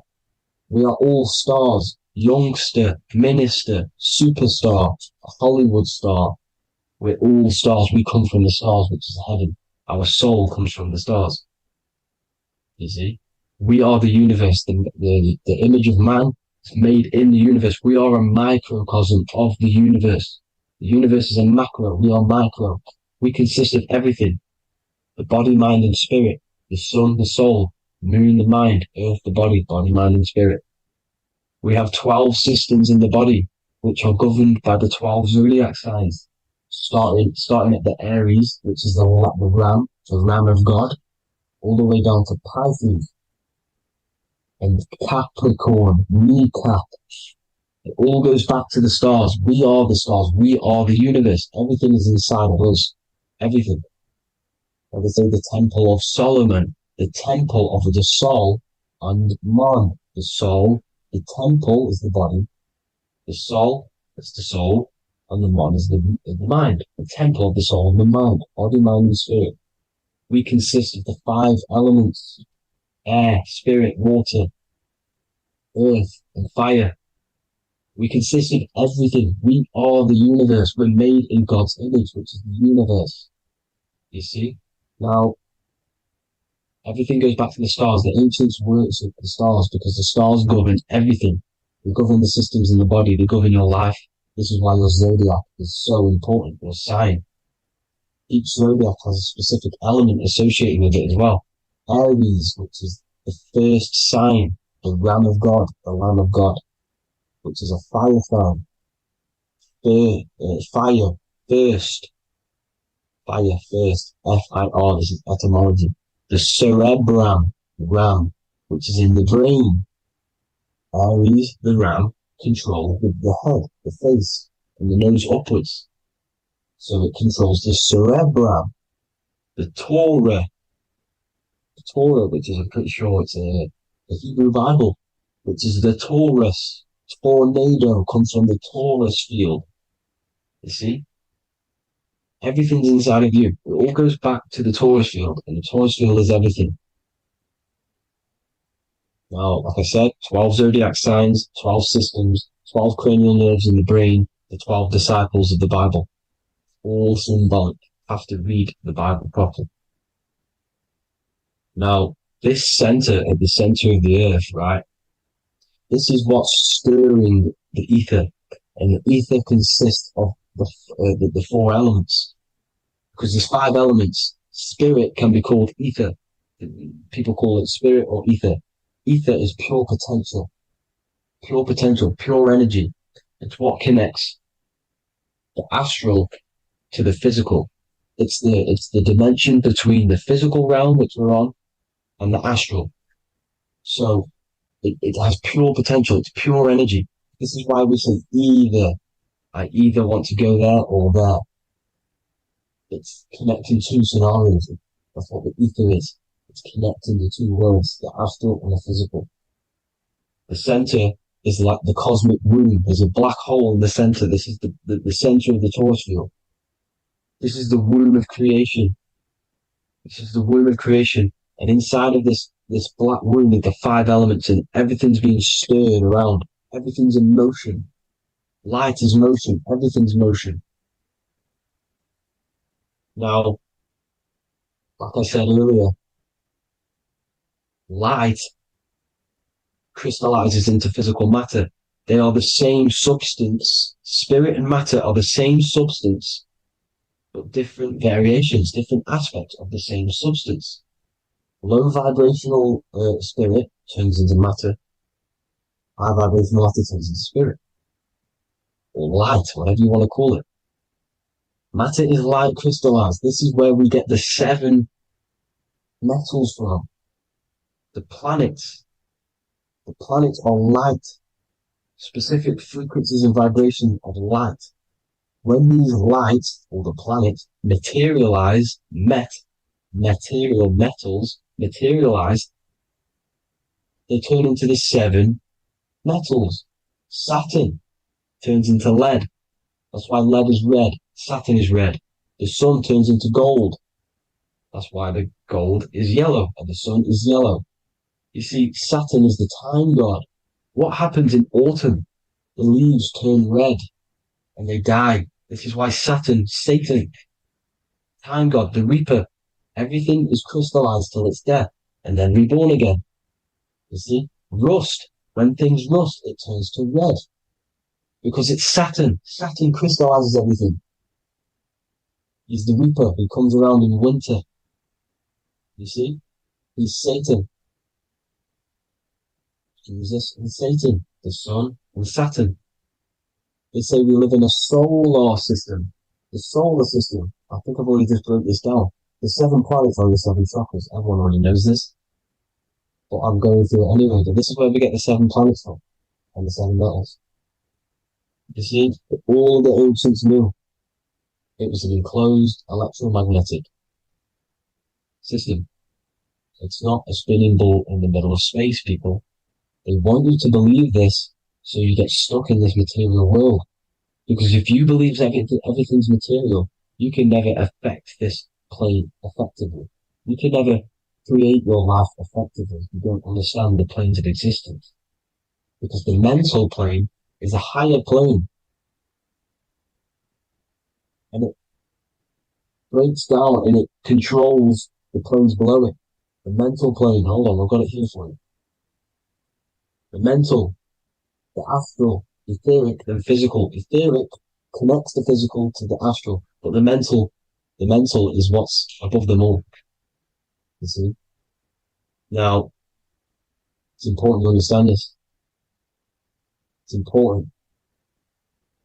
However, the ancients always talked about the enclosed system. Only NASA, which is introduced around the Roman times, not NASA, but the globe Earth was introduced around the Roman times. Okay, by these Masons. These Masons introduced this because they wanted to take over the minds of the masses and control them.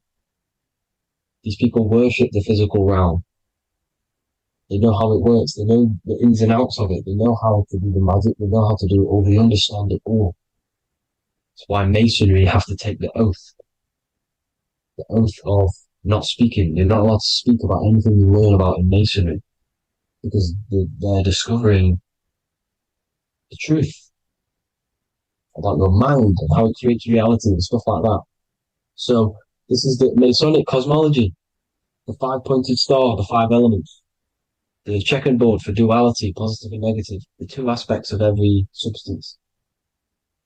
This is another ancient painting depicting the firmament, the stars inside the firmament, the sun. You see, the ancients worshipped the sun because it's so important for sustaining our life. It's the only reason we're alive is because of the sun. But then people think it gives you cancer today. They brainwash you to think the sun gives you cancer when it's the number one source of all life. They want you to believe it's a big, spinning, dangerous ball and says, it's not. It's here to give us life. It's God's son. That's why Jesus is known as God's son. It is the Son of God. God created that to sustain us. You see? So it's important you understand the true cosmology of where you are, because if you don't know where you are depleted of all of your morals. You're depleted. You're demoralized. You're lost. You don't know where you are. You don't know where you exist. Okay? Once you accept the globe model, the heliocentric model, you will subconsciously think that you come from nothing. This is why they implemented the evolution theory just after the globe model was introduced by Charles Darwin. Charles Darwin came in after the globe model. He's a Mason. He was another Freemason, and implemented evolution where we came from monkeys because they want you thinking less of yourself so they can manipulate your mind. You see? They want to manipulate your mind, and they have done since you got here. Since you came through that portal, you were manipulated from that day to believe this, believe that. The true cosmology, the truth will set you free. You'll understand things better.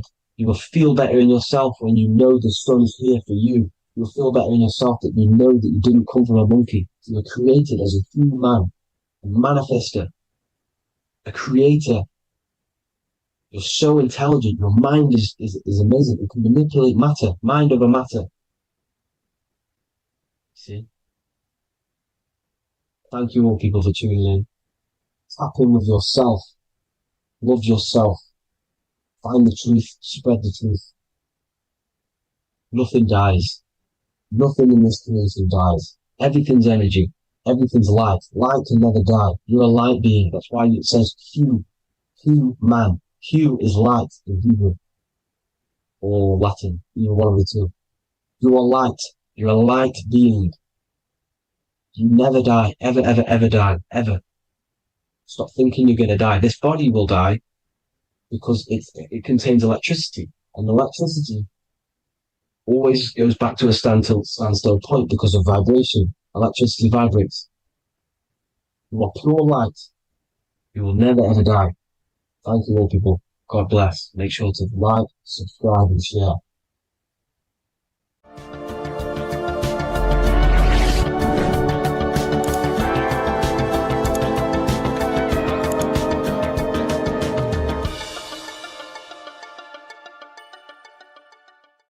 In this video, we're going to be talking about the evolution of consciousness.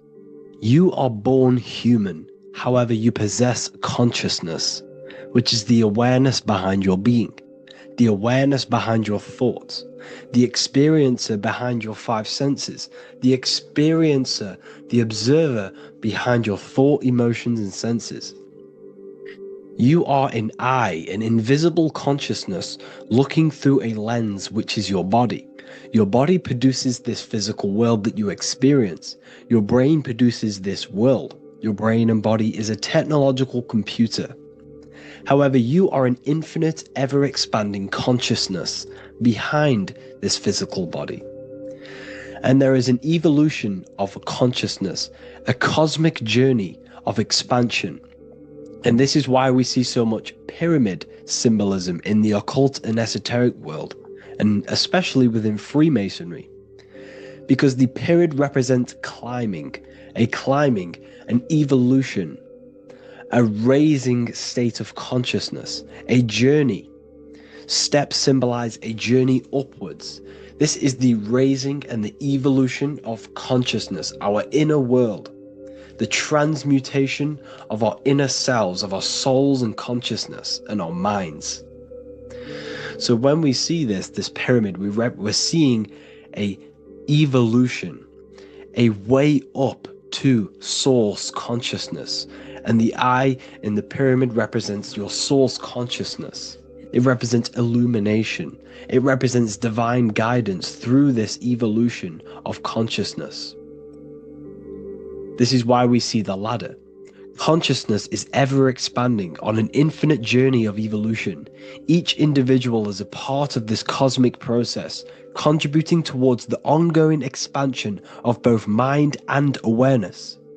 As we evolve, we collectively explore deeper levels of existence, expanding the boundaries of thought and consciousness. The mind has the ability to expand infinitely into new realms of thought, into new dimensions of mind. The mind cannot be filled up. It is not a physical substance. The body can be filled up because it is a physical thing, but you cannot fill the mind. Therefore, the mind is constantly expanding, ever expanding into new fields of thought. So what we see in Freemasonry, the ladder, is again a journey, an elevation of consciousness.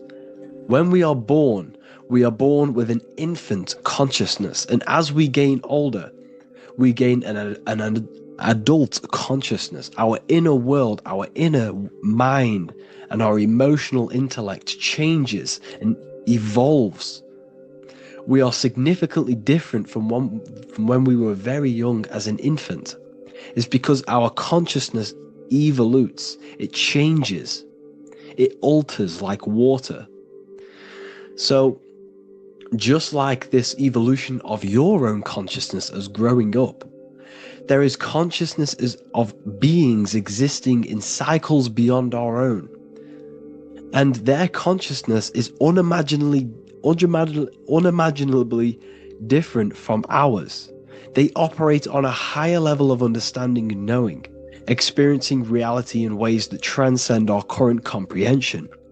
Our minds right now cannot comprehend the highest states of consciousness. There are entities, there are beings beyond our own, existing in higher dimensions of consciousness that we cannot comprehend because they have expanded. They are on a further way up the ladder of consciousness. However, we are all on the same journey. None of us can take the same journey. There is one ultimate goal, reaching source consciousness. However, this is always ever expanding. However, we are all on a different journey. There is one truth, one source, one goal. However, there are billions in different ways of reaching it, and we are all on these different paths to source consciousness, to this ladder, this evolution of universal evolution. Okay? Their awareness is attuned to new dimensions of existence, reflecting a more advanced stage in the cosmic journey of consciousness evolution. So when you take DMT, you are shot into these higher realms of consciousness where you meet these beings who look similar to these images. They are not speaking to you physically. They don't speak to you three-dimensionally through vibration and words. They speak to you mentally. If you have done DMT, then you know this. And if you have met these beings, then you know this. You might have even met some of these types of beings on mushrooms or any psychedelic drugs. Because ultimately, when you take these mind-altering substances, it's altering your consciousness. It's merging your consciousness with the spirit of that substance. And you are essentially attuning your mind to higher dimensions of consciousness. That's why we say we're getting high when we take these substances. Therefore, when you meet these beings on DMT, you are essentially meeting beings who are attuned to higher dimensions of consciousness, and they speak to you mentally. They speak to you telepathically through thought, because the universe is mental. Everything exists within the mind. The way you are now, your physical existence, is a state of mind. Mind, thought creates matter. Spirit and matter are two opposing ways of thinking.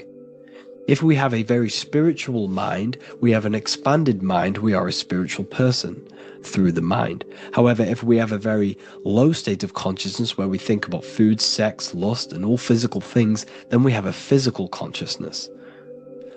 Matter and spirit are two opposing forces, two ways of thinking. The mind attunes itself to different levels of understanding in different dimensions. So, essentially, this is what we're looking at. The body is a vessel for the fluidic, formless consciousness, a temple that houses the essence of our awareness. While the five senses are limited to perceiving only the physical plane, the mind transcends these limitations, capable of perceiving the full scope of reality. It is through the mind that we access deeper truths beyond the material, tapping into boundless nature of existence. Physical existence is a thin band, a thin layer of reality. It's like 0.001% of reality. And your five senses are only tuned into this layer of reality. But the five senses are, by design, only allowed to perceive physicality. But the mind has the power to expand beyond this physical five sense state. The mind has the power to expand and evolute. It is a conscious decision whether you want to take this path or not. You can stay in a three-dimensional way of thinking, or you can expand your consciousness from within. It's not an external journey. There is no God going to save you. You must save yourself.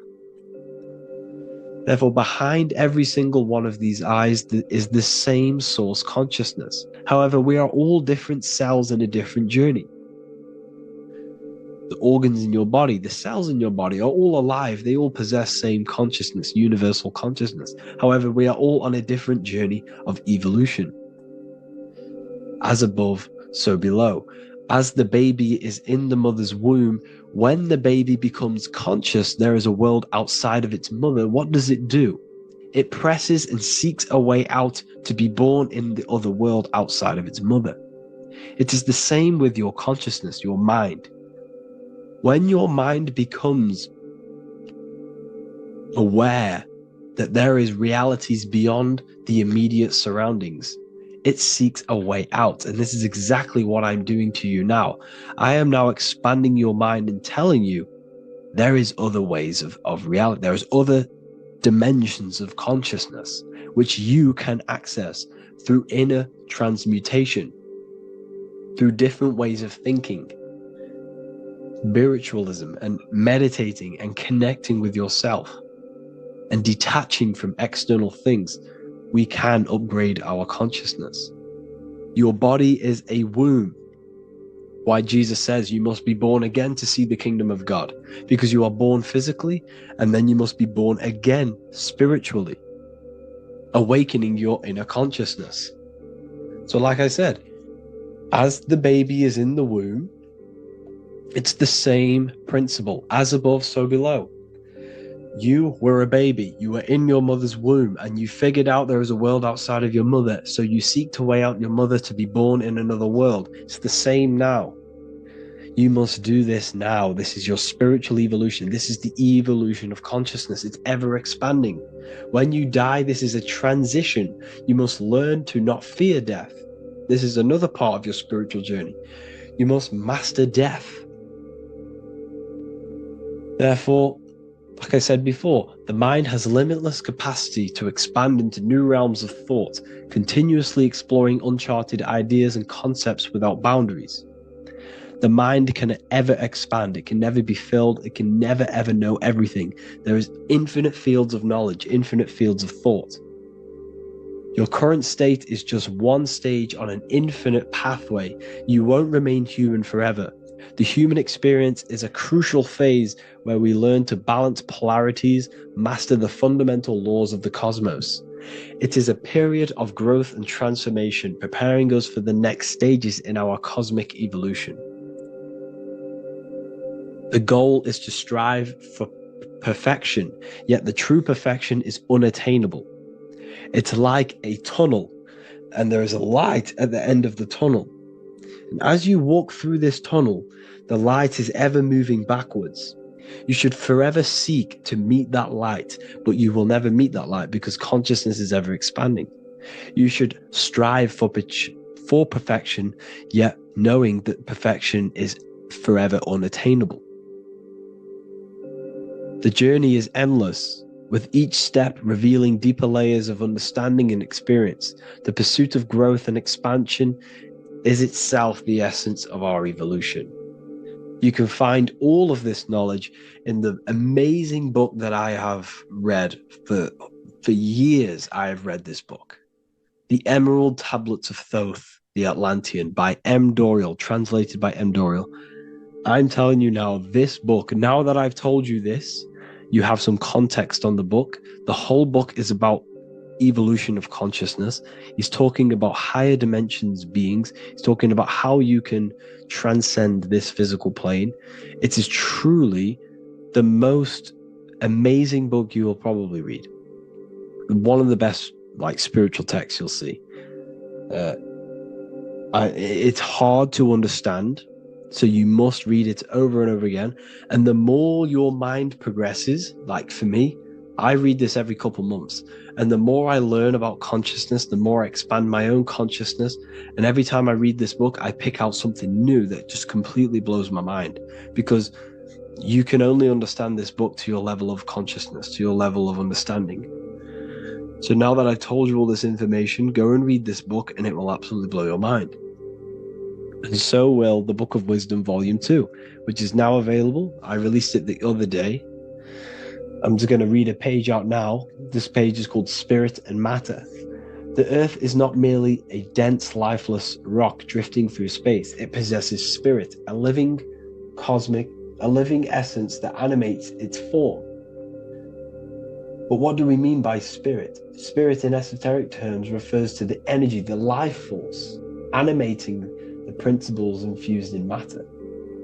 So essentially, what this page is talking about is how everything has spirit, consciousness within it. You are the middle, you are spirit and matter. You have the ability to expand your mind to the God self and raise above our animal instinct, our material self, and know the divine and expand. Animals cannot do this. Animals are not self-aware. Humans possess self-awareness. We can observe our consciousness. We can say, why do I exist? We can look in the mirror and know that we need growth. And this is what Anunnaki means. Anu means above. Anu was the supreme god of the sky, which is a metaphor. He represents spirit above, heaven. Anu came down to earth and married Ki, the goddess of the earth, which represents matter. It's a myth, it's an allegory. Anu married Ki and gave birth to the Anunnaki. Spirit came down and infused with matter and gave birth to the human, which is you. You are spirit infused in matter, Anu and Ki, Anunnaki. You are the Anunnaki. And this is just one of the teachings in my book. Honestly, this book is absolutely amazing. If you truly, truly want to expand your consciousness, give this book a read. And obviously, if you're inside the university, I give you this book for free. A paperback version. If you join the university, follow the steps inside of the general chat, you'll be able to download this book. Not download it. Order a paperback for free. All you have to do is pay for the shipping. You'll also gain amazing knowledge inside of my library, where your mind will just be overblown with the amount of esoteric books. There's over 45 rare occult books, plus you get a PDF of the Volume 1 and Human Health Guide. You get reoccurring updates where I expand on symbolism, occultism, where you will just feel absolutely amazing once you understand esotericism in yourself. You'll also learn how to create the dream reality that you want with the Manifestation Mastery course, where I teach you how your consciousness creates reality. You'll have a real lectures where I post lectures on symbolism, occultism, esotericism. There's a conscious community and live calls and Q&A where you can ask me questions and I'll answer your questions. I just want to say thank you to everyone who has joined the university. Thank you for even liking and watching this video. Any support I just appreciate every single one of you. Please, if you can, leave a comment and a like on this video and let me know any videos you want me to make in the future. And I will start uploading a lot more to the YouTube. So yeah, thank you all for tuning in today. Have an amazing day.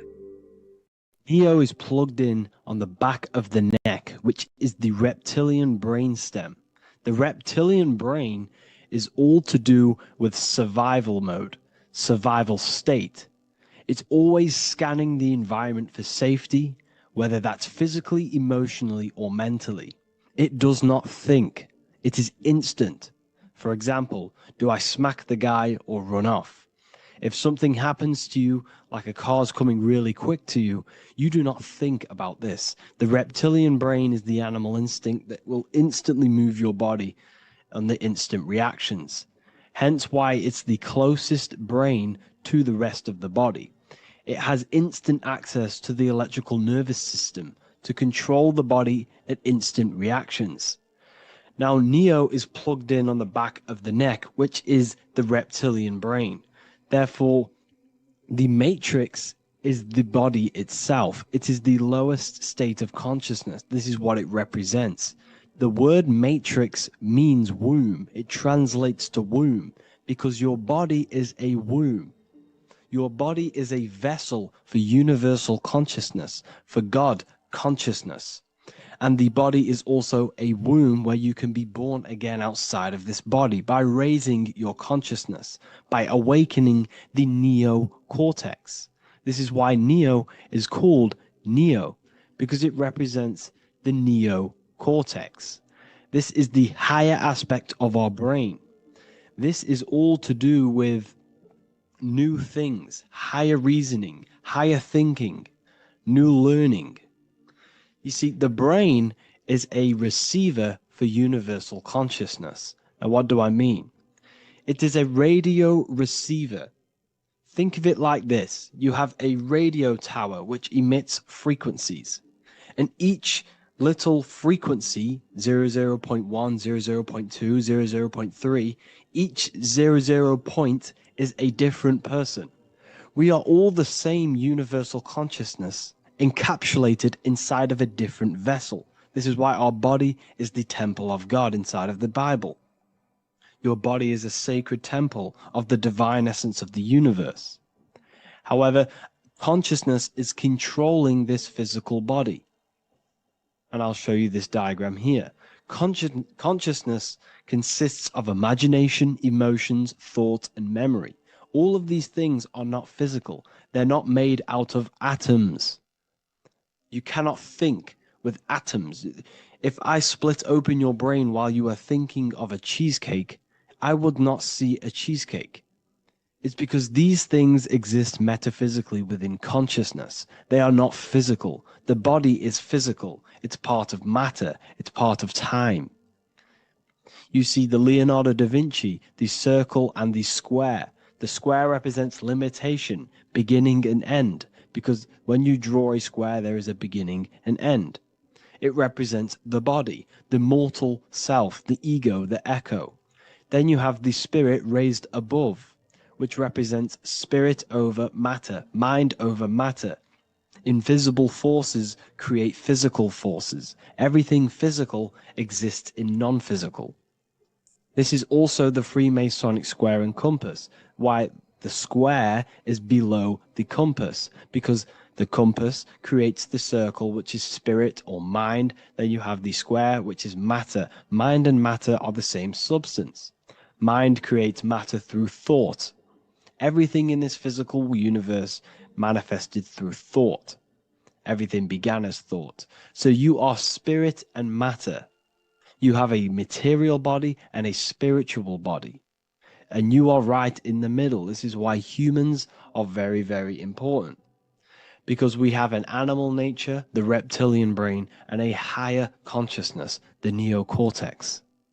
And we must awaken out of the matrix, which means womb, which is the body. And neo is waken up from the lower self, the reptilian brain, and moves into the neocortex.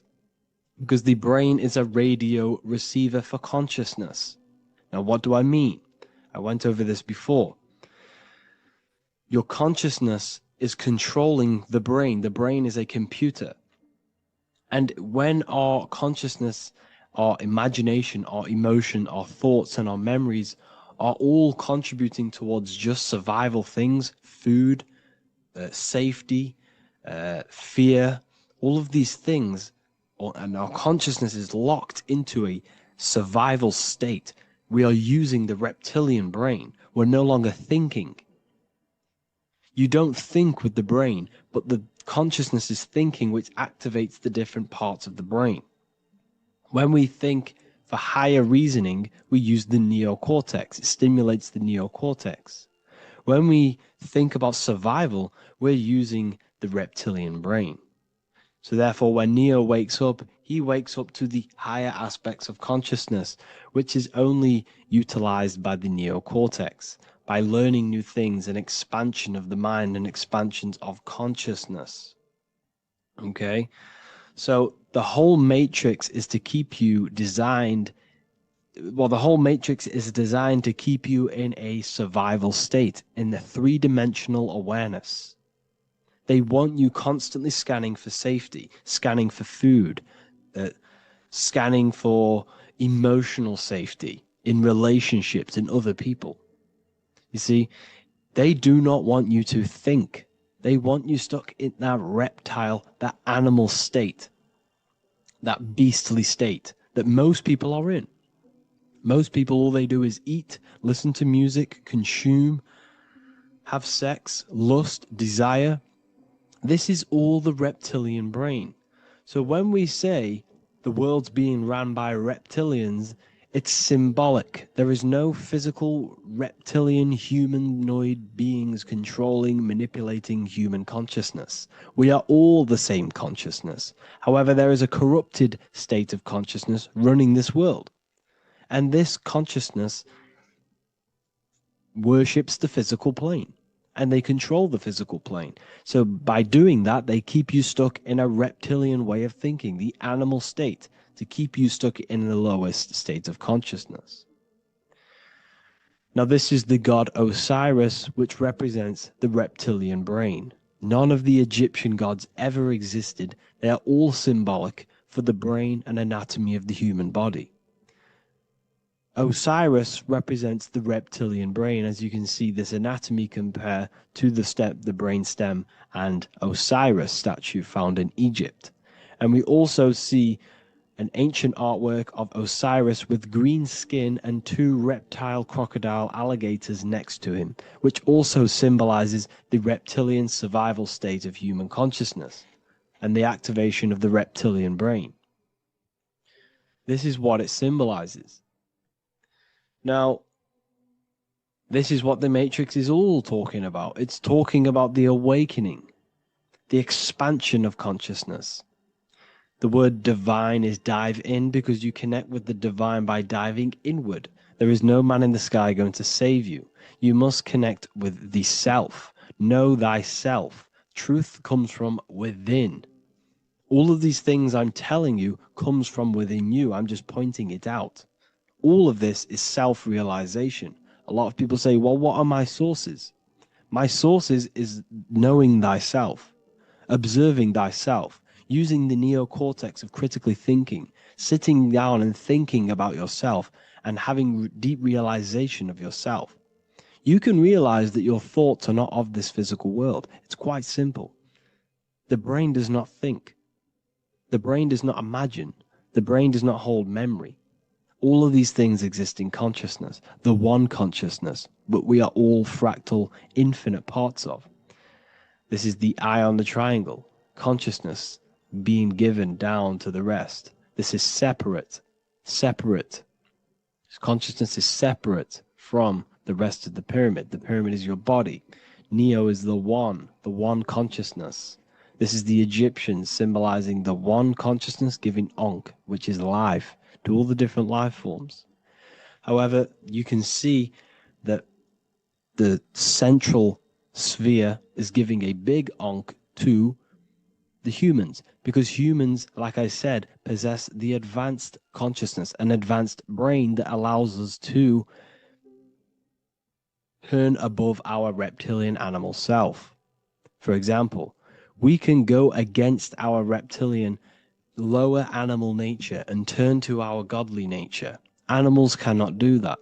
They are stuck in instinct. They are stuck in a reptilian animal way of thinking and operating.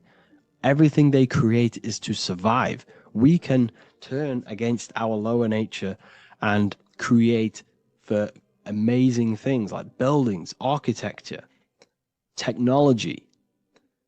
We can use our creative consciousness for anything we wish, not just survival needs. And it's the same with your spiritual journey. You can raise your consciousness beyond this animal state that they try to keep you in through fear, consumption, food, and the reptilian brain. We must awaken, start to think critically, and awaken to our divinity, because the mind, the consciousness within you has infinite potential to expand. There are infinite fields of knowledge that you can explore. The mind can never be filled. It can never ever be full of knowledge. It always expands, and that's why you are alive. That's why you are part of this universe. That's why the science always says the universe is always expanding, because the universe exists in your mind, and the mind is always expanding into new fields of thought, new fields of knowledge and information. And that is your whole sole purpose, of expansion of mind and expansion of consciousness, and the exploration of the mind of God. We are living in the mind of God. You are a thought in the mind of God. You must awaken out of this body. This is why Jesus says you must be born again to see the kingdom of God. You must be born again. You must raise your consciousness beyond physical limitation and awaken to your divinity. And this is pretty much it for this video. I hope you all understand this, that this is all symbolic for consciousness.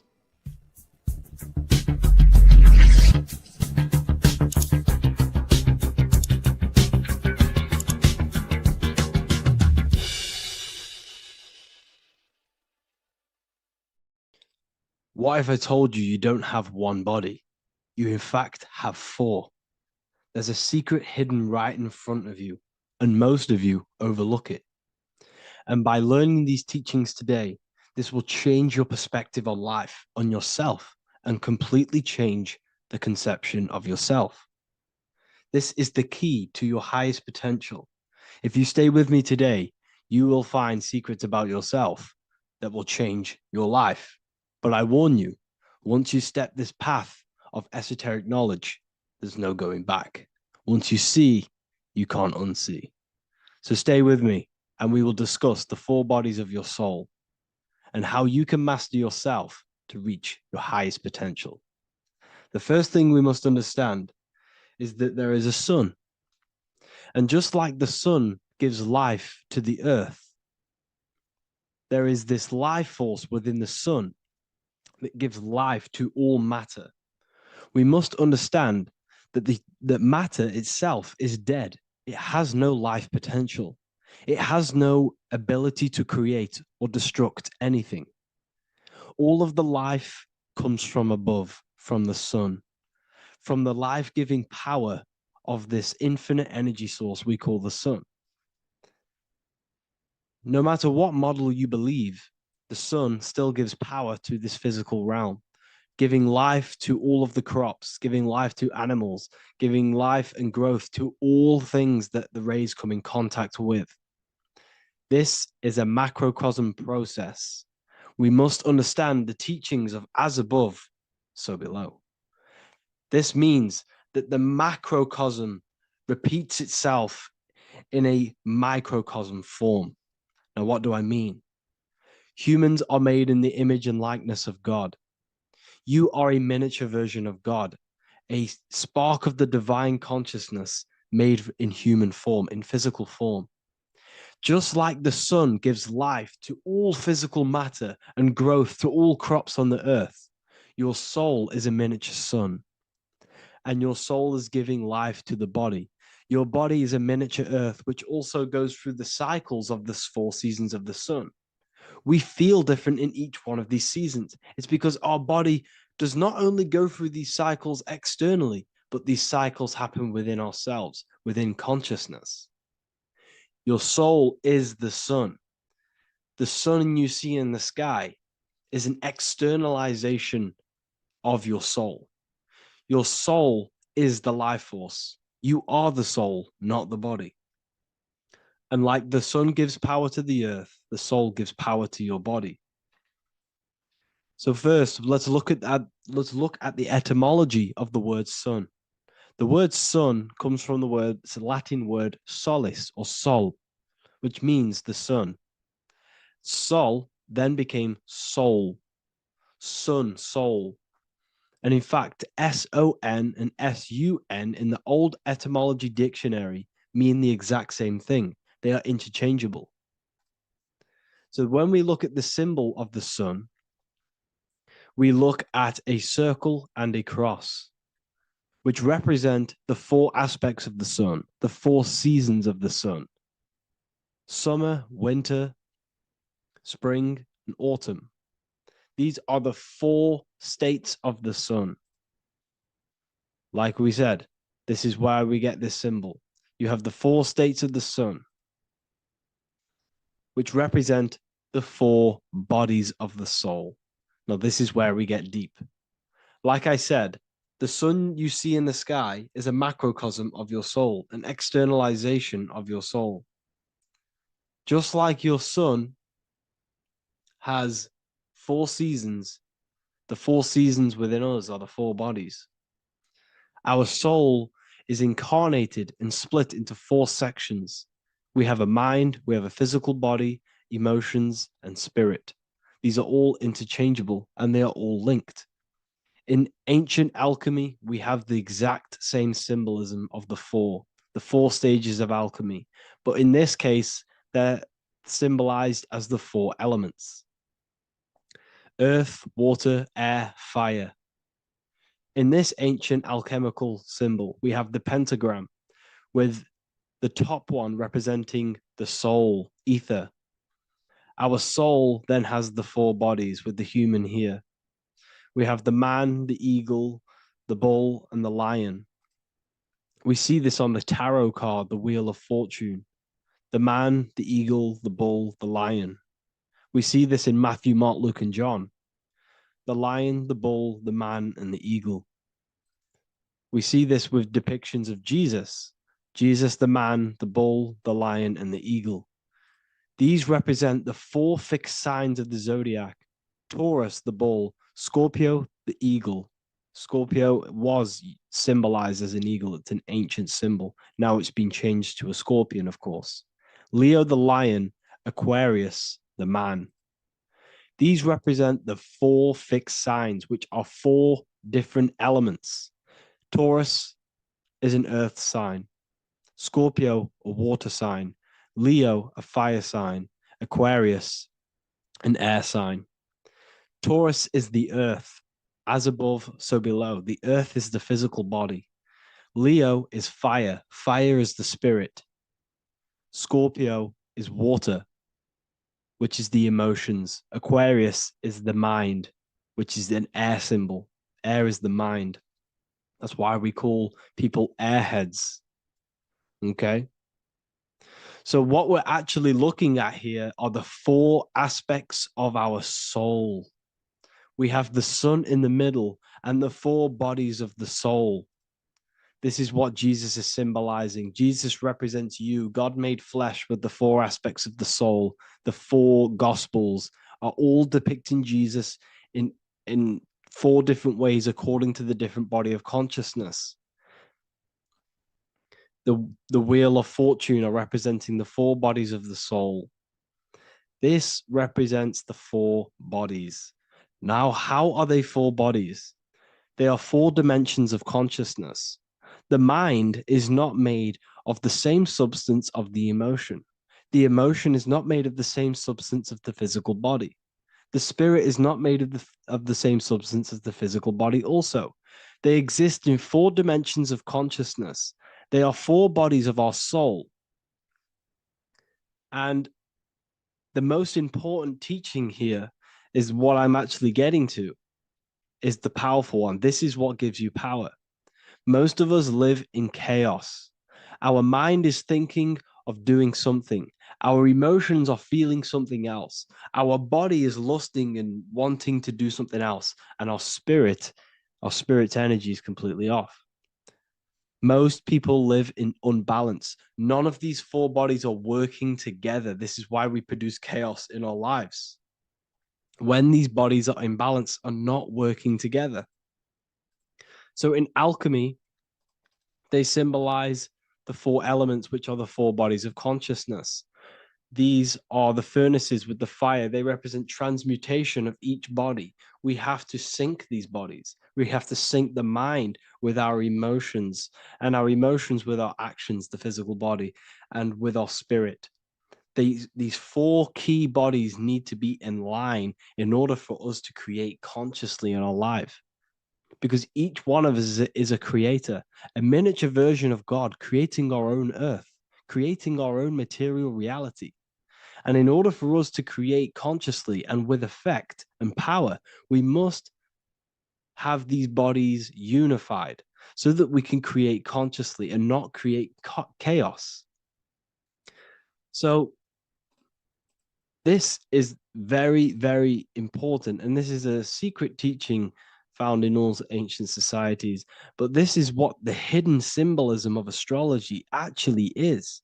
The sun is our soul, and the 12 zodiacs are 12 aspects of our soul.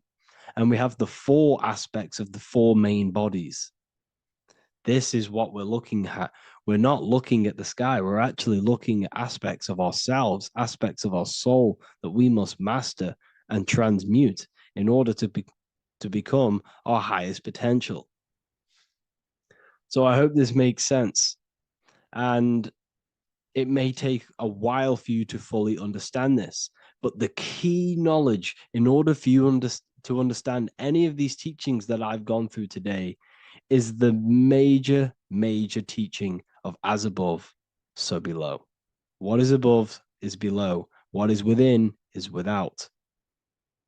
Your inner reality projects the outer reality. What is inside of you is outside of you in some form or way. Whatever trees, whatever roots that go down will always shoot up. When you throw a bouncing ball, you shoot it down, it will go up. As above, so below. As within, so without. God did not make a creation separate from himself. We are all extensions of the divine made in physical form. And we are incarnated into four sections. Our soul is separated into four sections. These are the four corners of reality. These are the four pillars of reality that we must control. So in order to access our soul in meditation, we must turn off these four things. Turn off the mind, the emotion, the spirit, and the body. And then we access the soul. So I hope this video helps today. And you can learn all about this in the Book of Wisdom, Volume 2. This book is a revolution in consciousness.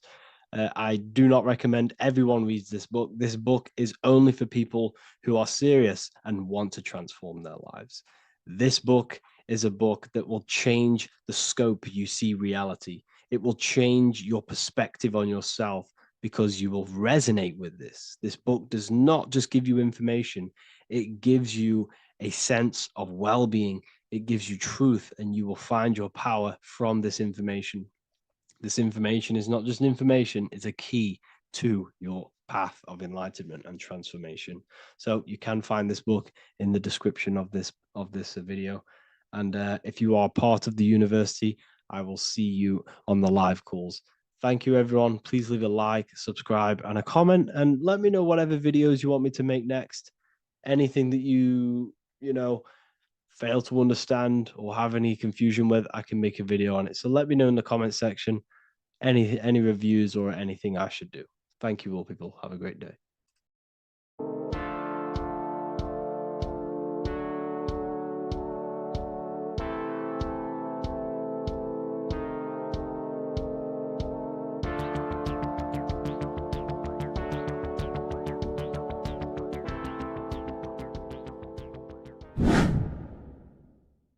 What is good, YouTube? Today we're going to be talking about the astral plane and how the cosmology fits into the astral plane. Okay, so first let's go over the astral plane and go over the different layers of reality so that you can understand reality more.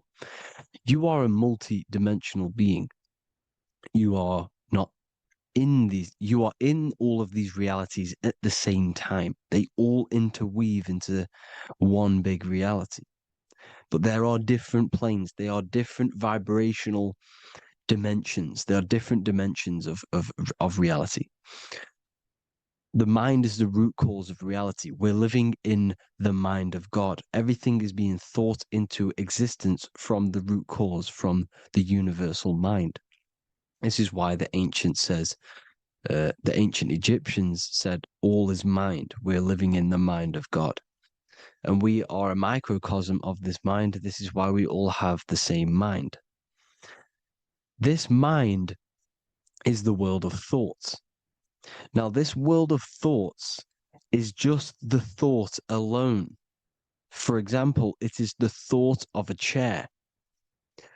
But then when you start to imagine this chair and you start to mentally see the chair, you're now manifesting the thought, the singular thought, into some sort of form.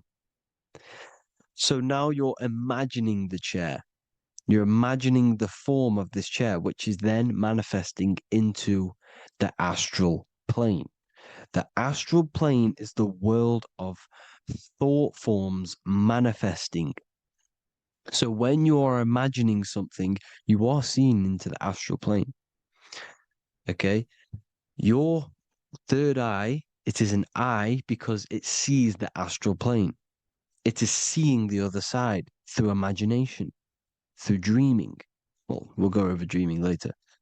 So the thought of a chair is a singular thought. The imagination of the chair is the manifestation of the chair. And in the astral plane, it's basically the world of all the chairs that could ever exist.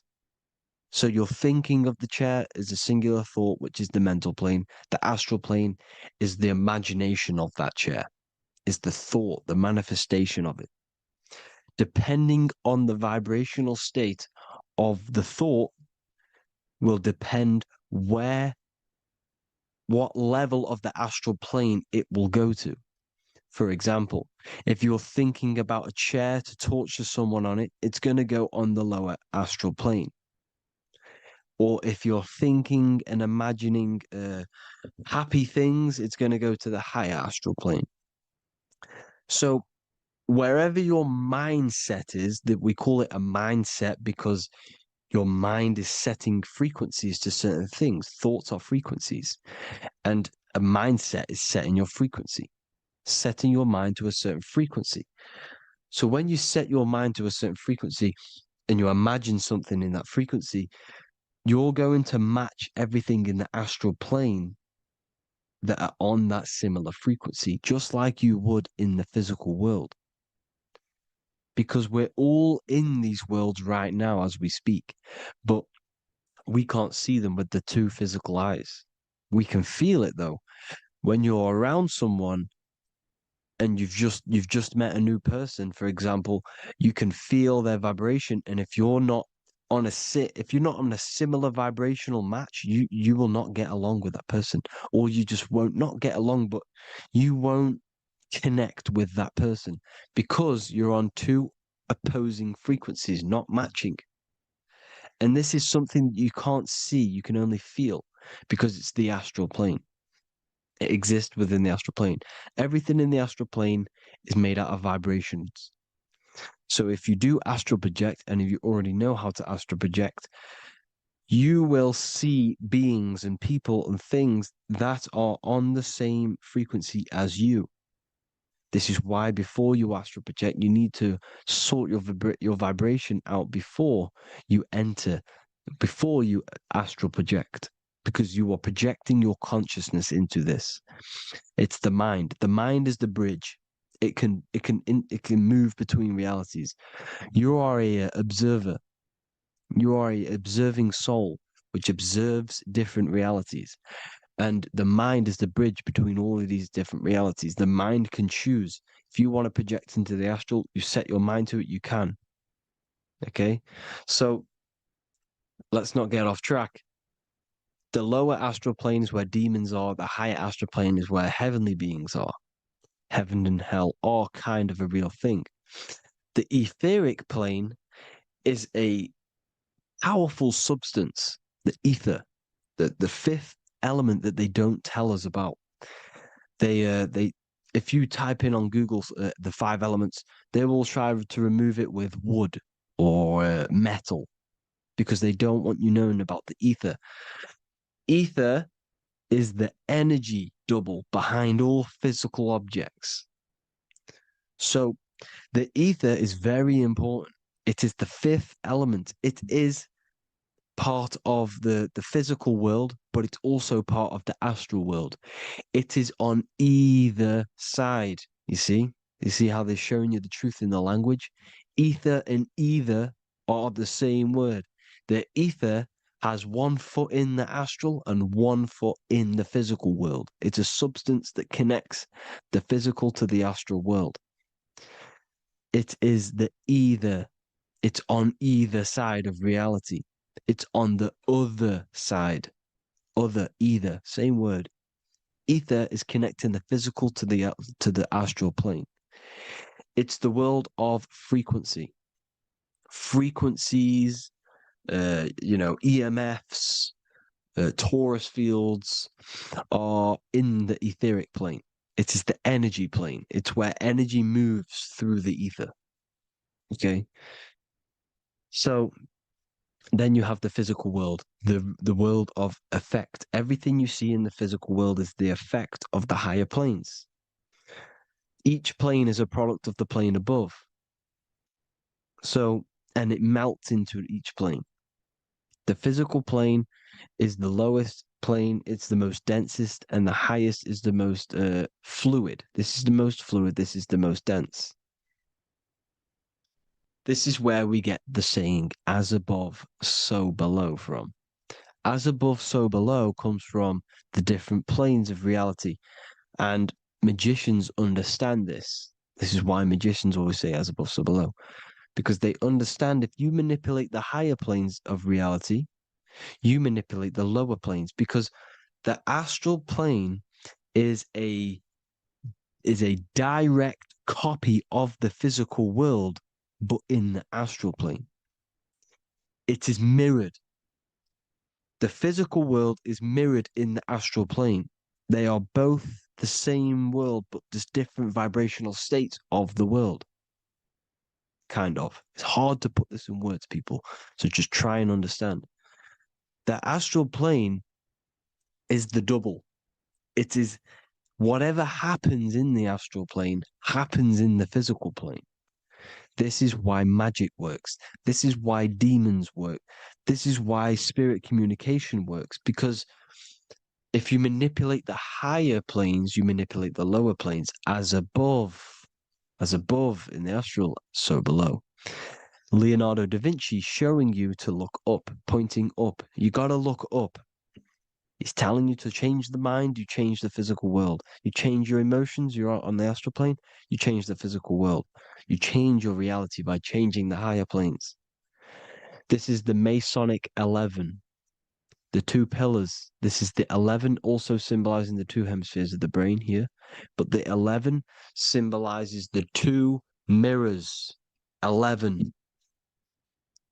11. 9, 11. 9, 11 adds to 11. 9 plus 1 plus 1 equals 11. The Twin Towers were in 11. Flight 11 was hijacked because it's a mass ritual within the astral plane. Now, we're going to go deep into that later, and I'll show you these rituals they do in order to manipulate the astral plane. So, this is what the 11 is. It's the mirroring of reality. If you contact spirits and conjure spirits, you can either summon or attract demons and spirits. Summoning is creating a spirit. You create demons. Okay? Like I said here, the mind is the root cause of reality. If you think of if you think of a traumatic event that happened in your life over and over and over and over again for years and years and years, where attention goes, energy flows. The mind is the director of energy. If you are directing energy into the specific emotion, the specific thing that is torturing you in your mind, that will manifest as some sort of being in the astral plane, which is called an elemental. And this elemental being that you have created through your thought forms and emotions will latch onto you and feed off this energy. So it's important that you get your mind right, okay? It's important you sort that you file the mind and you discipline the mind. Make sure it's only entertaining positive things, because you are quite literally creating your own demons. The word demon has the word mon in it. And if you've watched my videos, to know mon means moon. The moon is your mind. The sun is your soul. The earth is your physical body. Demon is mon means mind. Moon is mind. You create demons with your mind. Summoning. Now, this is where the rituals come in. 9/11 was a ritual because everyone was thinking about this big fearing, the death of 9/11. Everyone was thinking about it. And all of their minds thinking about this horrific thing will manifest and summon a negative energy spirit elemental within the astral plane. That's how all of this works. This is why it was a mass ritual. Okay, Chris Brown, new album name 11/11, release date on the 11/11. This will be my 11th album and contain 11 songs. All of these people know the occult. This is Hermes Trismegistus with the star of Saturn, the six-pointed star, as above, so below. The mirroring of reality, physical and astral, the two Masonic pillars. So as above, so below. What's above us? The stars. The stars are connected to the astral plane. This is why we call them stargates. When we dream, we are experiencing these different realities. And what are stars? They tell in the Bible, it says Genesis 1:14. And God said, "Let there be lights in the firmament of the heaven to divide the day from the night, and let them be for signs." Signs translates to things to come. Why things to come? The stars tell the future. Why? And why do we say as above, so below? As above us is the astral plane and the etheric plane. As above, so below. Whatever happens in the stars happens on Earth. The stars are connected to the astral plane. Above us is the astral plane. We are a star in a physical body. This is why we say Mr., sister, stir equals star. The E and the A are interchangeable. We are stars, and the stars are the start of our incarnation. We start in the stars, same root word, and we descend through the seven energies, which are our seven chakras. Then we enter the heart of the soul system. Heart rearranged spells earth. And this is the the true cosmology. Here's the Masonic cosmology. This is Masonic now. Here's the firmament. Let there be a firmament in the midst of the waters to divide the waters from above, from the waters that below. Genesis 1:6. The firmament, firmament comes from the word firma, Latin, I'm pretty sure, which means firm. When something is firm, meaning it's stable, it does not move, it is firm. The firmament is firm. So, is the firmament Genesis 1:6. Let what does he say? Genesis 1:3, sorry. Let there be light. This is before the sun and the moon was created. Let there be light. Before the sun and the moon was created, light was appeared. So what's that tell you? This is a holographic projection from some sort of light being, some sort of projector. And that projector is the all-seeing eye you see in the Masonic cosmology. This is the all-seeing eye projecting the light beams. Let there be light. Everything is made out of light. The universe is created out of light waves. The torus field is one unit of light. The light projecting this reality is Polaris. Okay, the famous all-seeing eye. Now, what else? Then we have after let there be light in Genesis 1:16, and God made the two great lights. This is the sun and the moon, electric, magnetic, male and female. Then we have the Masonic checkerboard, the black and white symbolizing dualities within the dualistic reality we're in, spirit and matter, light and matter, rest and motion, positive and negative, good and evil. Everything's dualistic here. Okay? And it's a dance. The universe is a dance between flickering of white and black light, which is the torus field. We're not going to go over that, but this is all connected to the astral plane. This is the true cosmology. The astral plane cannot work on a spinning monkey ball in the middle of space. Does not work. Cannot work. It's impossible. Okay? Impossible. So, even in the Quran, it says, Allah has made the earth for you as a carpet, flat. Quran 15:19. And the earth we have spread out like a carpet, set there on mountains, firm and immovable. It is immovable. In the Quran, it also says 65:12, it is Allah who has created the seven heavens of the earth. The seven heavens meaning the seven layers of heaven, the seven planets. And Psalms 104:5, he set the earth on its foundations and it can never be moved. Never. So here you see in Isaiah 40:22, he sits enthroned above the circle of the earth and its people are like grasshoppers. He stretches out the heavens like a canopy and spreads them out like a tent to live in. We live in a tent. This is the tent. The projection of light. Here you see an ancient picture here. Here you see the ethereal barrier, meaning the firmament, the etheric barrier. And here you see his head popping out. Why is his head popping out? Because your head is heaven. Your heel is hell. Your head has access to the astral plane. This is why your head is heaven. The pineal gland, when stimulated, has access to project itself, project consciousness into the astral plane. Here you see another ancient picture here with the Masonic Royal Arch, with the zodiac here, the zodiac on the top, arching, because there's a firmament above us. Here's God in the brain. Consciousness is God. Here you see the Masonic Royal Arch, symbolizing the firmament.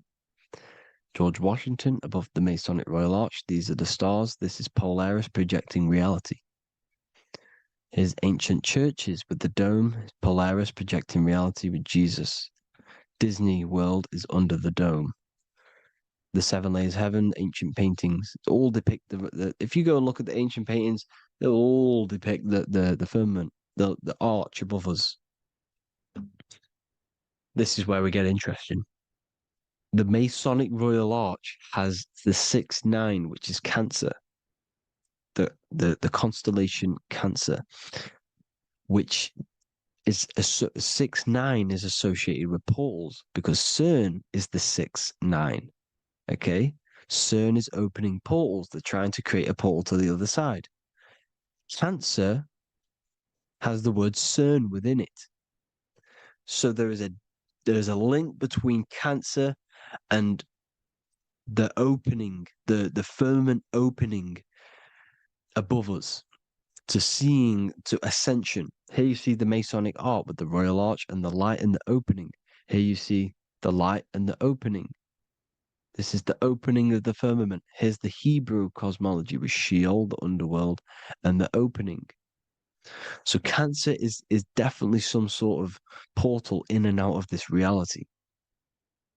I'm just connecting dots here. Now, we're going to go change a bit now. These celebrities that you are seeing they have not sold their soul to Satan, okay? They have not sold their soul to Satan. Satan is a demonic, low vibrational energy that has been summoned over the thousands and thousands and thousands of years of evil occult arts. So since Babylon was summoning this demonic energy, and this demonic energy in the astral plane will grow and grow and grow. It has no form. It has no physical form. Okay? But you can see it in the rappers. If your third eye is open, you can see clearly that these people are demonic. You can sense the energy that they're manifesting. Selling your soul is not what you've been told. It is gaining, because your soul is pure love, okay? Your soul does not want to do anything bad. So when you sell your soul, you're gaining physical gain. You're gaining physical wealth, for example, like for these rappers. They will be given millions of pounds because the people in control of the music industry, which is the dark occultists trying to brainwash the masses, the people in charge, they're dark occultists. They understand Satan and the energy. They are satanic energy, which has been summoned in the astral plane. They see that they have influence over the masses, so they will go to them and say, "I'll give you this amount of money forever if you manifest this satanic, demonic energy through the music and through social media to blind the masses, to brainwash the masses into this demonic energy." Because when you listen to music is frequency. Whatever you listen to, you become that frequency. So if you're listening to these people, they're throwing energy, this demonic, satanic energy that they sold out to. Soul, same word. When you sold something, you've got your soul involved. They have exchanged money, physical gain, so that they manifest this satanic energy within the astral plane and through the music, through the videos, through social media, to keep us in this vibrational frequency, in this low state of consciousness. This is what it actually is. It's not, you're not selling your soul to some sort of devil. This satanic energy has no physical form it is formless in the astral plane. It's a summoned energy. Now, the root chakra is red. This is why the devil is red, because it symbolizes the animal nature of man. When you are operating off your root chakra, you will kill, you will fight, you will do anything to survive, because it's all about survival mode in the root chakra. They want you keeping in that fighting mode, that surviving mode, so that you are manifesting this low vibrational frequency, this satanic energy, this demonic red energy. This is why the devil is red. And the devil has a tail with the red arrow pointing down because it symbolizes your light body. This is your Merkaba. Your Merkaba is your light body. Mer equals light, Ka equals spirit, Ba equals body. Merkaba, this is the devil's tail pointing down, the descension, your heel, up to your heel, hell. Ascension to heaven, head. You see? This is the all-seeing eye with the illumination coming off it, your head, when you're illuminated. The Merkaba is your celestial sphere to portray different planes of reality. It is the vehicle of ascension. It's your light body. It's in the word Kabbalah, Kabbalah, Ka, spirit, Ba, body, La, light. Same thing, Kabbalah, Merkaba. Same thing. It's all about the light body. This light body sees different realities. So when you see the goat in the music industry, it's this satanic summoned energy that's been summoning for thousands of years within the astral plane. When it becomes to the physical plane, it will manifest through different things. A goat, an owl, Satan, Moloch, Baal, same deity, same demonic energy that's been summoning in the astral plane. And this is why the Baphomet has a goat head. Drake's new album is the goat. The Polo G, the Masonic G, with the goat. And here's Rilo Rodriguez in the mirror, with the goat in the mirror and him in his physical body. It symbolizes, the mirror symbolizes the astral plane, because he's manifesting the goat, the demonic energy. He's sold out to the demonic energy. And in the physical plane, he's his physical body. The mirroring, the Masonic 11, the mirroring of reality, the astral and the physical. And what do you call them when they're an amazing rapper, the best rapper? You call them the goat. Because you're the goat because you're manifesting the goat energy, the satanic, demonic energy within the astral plane. So Baal, Moloch, all the same thing. Because in the astral plane, if you want to gain spirits to come to you and communicate you in the physical world, if you want to communicate with spirits, you have to gain their attention. You can either gain their attention or come together and agree to create some sort of being, which is Satan. Okay. You can, like I said earlier, you can create these beings, you can summon them or attract them. One way to attract them is sacrificing. In order for you to become God, man, to turn to God, you have to sacrifice your life. You have to sacrifice, not drinking, not doing things, not doing anything demonic, not doing anything bad, not eating meat. You have to sacrifice yourself to become the light. However, if you want quick, instant gains in the physical world, you can sacrifice something else to communicate with these spirits, because these demonic energies feed off demonic energy, your demonic energy. So these dark occultists will give away babies, they'll sacrifice, torture babies so that they gain, so that they can communicate with these spirits for physical exchange. Yes, you can do this. These powerful spirits, these powerful demons can give you powers. They can give you certain things. And this is what they are doing. They're summoning and attracting these demonic energy. This is why, trafficking is one of the most, Balenciaga. Baal is the demonic energy in the astral plane, which requires child sacrifice for his presence. Balenciaga, and they were trafficking children. They were trafficking, killing them, and offering them to the spirits. This is what they are doing. Balenciaga. It's in the name. Here you can see here a stick man with two horns. The goat, obviously, it's all the same deity. Baal, the goat, Moloch. Here's Moloch, the owl, the Egyptian owl, because it comes from the owl of Moloch, which is Baal, which is Satan, all the same demonic energy. and it's on the dollar bill, a tiny dollar bill, tiny on the $1 bill. All the same thing. Bohemian Grove, they worship the big owl, Moloch. It's all the same thing. It's all one big demonic energy which has been summoning in the astral plane. And it's trying to take over Earth, the physical plane. That's what it's doing. So I hope you all gained a deeper understanding of the astral plane and what's actually going on in the world. Please leave a comment if you can to help the algorithm. Drop a like if you like this content.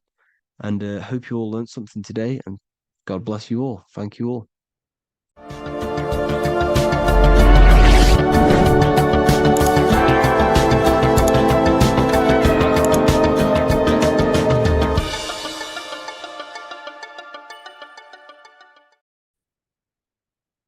Hello and welcome to another video and another lecture from Ethereal University. Today we're going to be breaking down in detail the Freemasonic 33rd degree symbol. Now, of course, this is a complex symbol and it's composed of many symbols put together to create a greater meaning. So, as you should know from my previous videos, a bit of context behind Freemasonry, what it particularly is, and I will give you a brief overview before we go into this. It's definitely important to know what Freemasonry is before we break down this symbol, okay? Because without the knowledge of Masonry and what it is, it's difficult to understand what the symbol truly means. So Freemasonry is all about building. The word Mason means to build. And we're either building with light or we're building with darkness. So that we have good Freemasonry, we have good Masons, people who want to spread the truth, people who want to help people awaken their mind and liberate them and bring them up to higher consciousness. Or we have Masons who want to divide, keep the knowledge to themselves, create walls, build walls in people's minds, construct illusions in people's minds for their own personal gain. Okay, so we're either building with light or you're building with darkness. You're either building with light or bricks, spirit or matter. God and the devil, same thing. You're either uplifting people or dividing people. Each and every single one of you is a Freemason. Well, a Mason. Not a Freemason, but a Mason. You are a builder. And you're either constructing division in you and other people, or you're either creating oneness. Everyone is doing this. Everyone is building. Everyone is contributing towards the world and building our reality. So Masonry is a craft, and that craft is to craft a better mind and heart, a higher consciousness, a higher understanding of the self, building a higher perception of yourself, getting to know who you actually are, why you are here. Every action, behind every single action, behind every single cause is choice. You chose to be here. Whether you know why you are here or whether you do not know. You chose to be here in this time, in this period of life on the earth, on this physical dimension. You chose, the mind of yours chose to be here in this body at this specific time. You are playing a role, you are building in this world at this specific time. So Masonry is all about getting to know the self, to know what you actually are through gnosis. Gnosis is direct knowledge obtained and extracted from direct experience. Knowledge extracted from direct experience. Knowingness. You know you have hands. You don't believe you have hands. You know you have hands. That's what knowing thyself truly means. to go within the self, to dwell in meditation for long periods of time. Not even meditation, to dwell, closing your eyes and thinking internally. Not thinking externally about anything outside you, but thinking and questioning internally, and you shall find answers. Seek and you shall find. If your heart is truly set on knowing, on getting to know true knowledge and knowing yourself, then you will find it. Okay, so because that's what the heart is. The heart is where we find our treasure. That's why it's inside of our chest. Our chest holds the treasure. What is your treasure? Your treasure is your physical manifestation. And whatever you act, whatever your heart cares about, your body follows. Your body takes action towards what you care about in life. This is why we say follow your heart, because your body follows the heart, what you care about. If you do not care about something, you do not take actions towards it. Whatever your heart loves and has that love energy for, the body follows. If you truly want to become enlightened and truly want to reach higher consciousness, then you will. You truly care for that, then you will find it. You have to go within. Okay, so this is what Masonry is about. It's about going within and finding out your true nature and constructing a higher consciousness by dissolving walls and blockages inside your mind and heart, purifying the self. Because you can care about sick and twisted things. Okay? We can see that in society. People like killing people. It's psychotic, but I know. So we can be corrupted. Okay, so going into this symbol, what does the symbol mean? What is it trying to portray? Okay? Before we go into this symbol, particularly, we're looking at the Scottish Rite Freemasonry. So we have the first degree all the way up to the third degree is Blue Lodge Masonry. Then from the fourth degree of Freemasonry to the 32nd degree is what we call Red Lodge Freemasonry, the Red Lodge degrees. So again, that is that symbolism of that red and blue, the left and right, masculine, feminine, water, fire. It's that symbolism again of the two polar opposites of reality, of masculine and feminine qualities, solar and lunar. The left and right hemispheres of the brain, the inner and out world, inner and outer world, the brain and the heart. These are all polarities, okay? Spirit and matter. We have to unify these. But we're looking at the 33rd degree. This is the end of the Scottish Rite of Freemasonry, and it's considered the illuminated degrees. Illuminated. This is when one gets to know the true self, the true knowledge, when one has gone within, mastered the self, got rid of mental blockages, blockages in the heart, purified the self, and they know who they are. They have higher consciousness.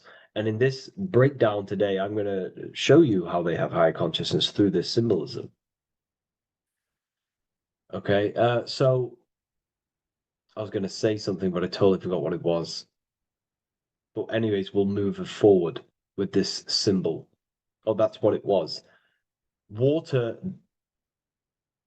melts, well, ice melts at 33 degrees, symbolizing ice represents solid matter, ego, the physical body, left brain thinking, physical reality identification, identifying self with the ego, the name, the job, the reputation. That's the ice, that's solid, that's ego thinking, left brain thinking. When we identify ourselves with the body, our ego, our name, our job, our reputation, our family. That is ego. That is pure earthly survival base level consciousness. This is the degree, this is the level of state of mind that we need to rise out from and figure out what we are, what you actually are inside you. When you turn off your thoughts, what are you then? If you do not think, you are not your name, your job, your reputation, your family, your beliefs. Because when the mind is turned off, there is still something left. That is you. And that is the substance that we have to get to know through gnosis, through going within and thinking internally and dwelling within. Okay.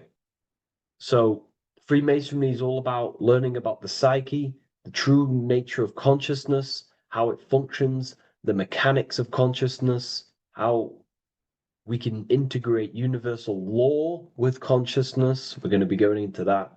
Natural law.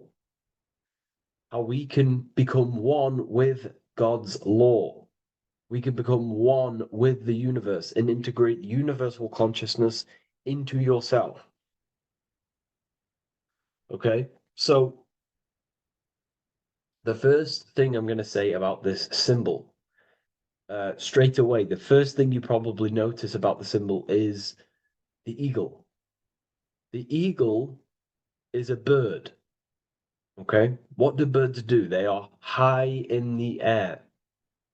They are above the earth, which represents rising consciousness, rising the mind out of the lower mind, earth-based survival, impulsive, reactive, egotistical mind. And we're pulling us out, we're rising from that. The earth represents that lower base survival consciousness, ego-driven thoughts. And we're rising up. The bird is free. It's free from the earth. Okay? It's free. It's elevated. It looks down upon the earth. So the eagle is a bird which represents higher view of self, a higher understanding of the self. It's elevated. We have a higher view of myself when I reach the 33rd degree. That is what it's showing you. That is what it's symbolizing. Okay? It's above the earth. It is free. It looks down. When you have higher consciousness, you become enlightened. It's impossible not to look down. You do look down on people, but not in a bad way. Not in a bad way. That sounds bad. I understand if that sounds bad, but that's not a bad way. I don't mean that in a bad way or a bad-hearted way. I mean that as when you have higher consciousness, you can see people who are living and dwelling in zombie mode, low-level earth-based consciousness. They think they're the body, they think they're their name, their job, their reputation, their family. So it represents looking down because I have higher awareness of myself. I know what I truly am. The water is flowing at the 33rd degree. The water melts at the 33rd degree, representing the flowing of consciousness, the flowing of the mind, flowing of light energy entering the body. Because when we reach higher consciousness, when you raise your consciousness, which is just an easier way of saying mastering thoughts, mastering yourself, we no longer give attention to negative thoughts because we understand what thoughts are. And why would you let your own mind take away your own power? So again, Freemasonry is about gaining personal power, not in a bad way. Well, it can be used for bad. Gaining mental power, a strong mind. Most people have very, very, very weak minds in this world. Very weak minds. This world is a mental world. We have to gain strength in the mind. It's a mental universe. The stronger the mind, the better your reality. The less affected you are by external things. Nothing external should ever bother you. Okay?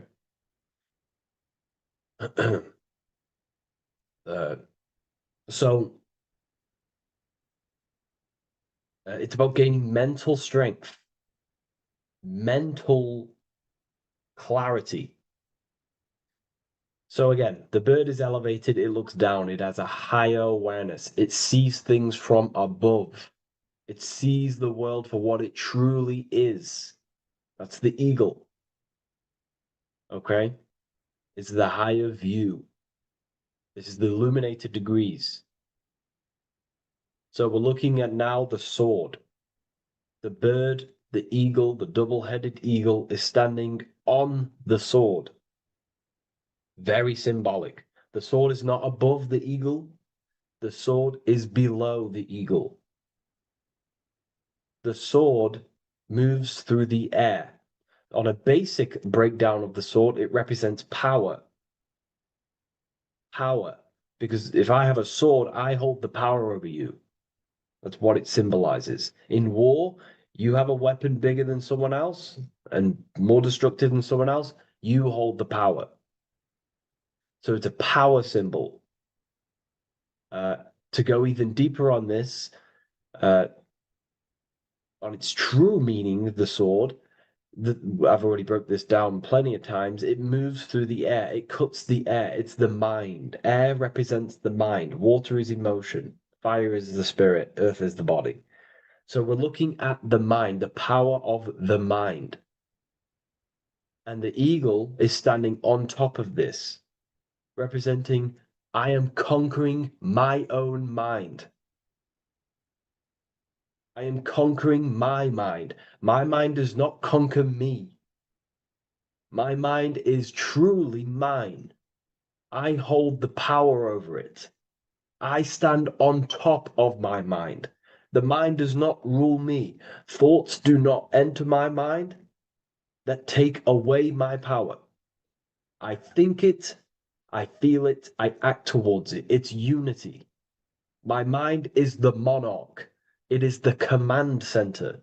It is mine. I'm above the mind. That's what it's showing here. I hold full control over this mind. I hold the power. Okay? And I have an elevated view of the mind. The eagle is elevated. It looks at the earth from above.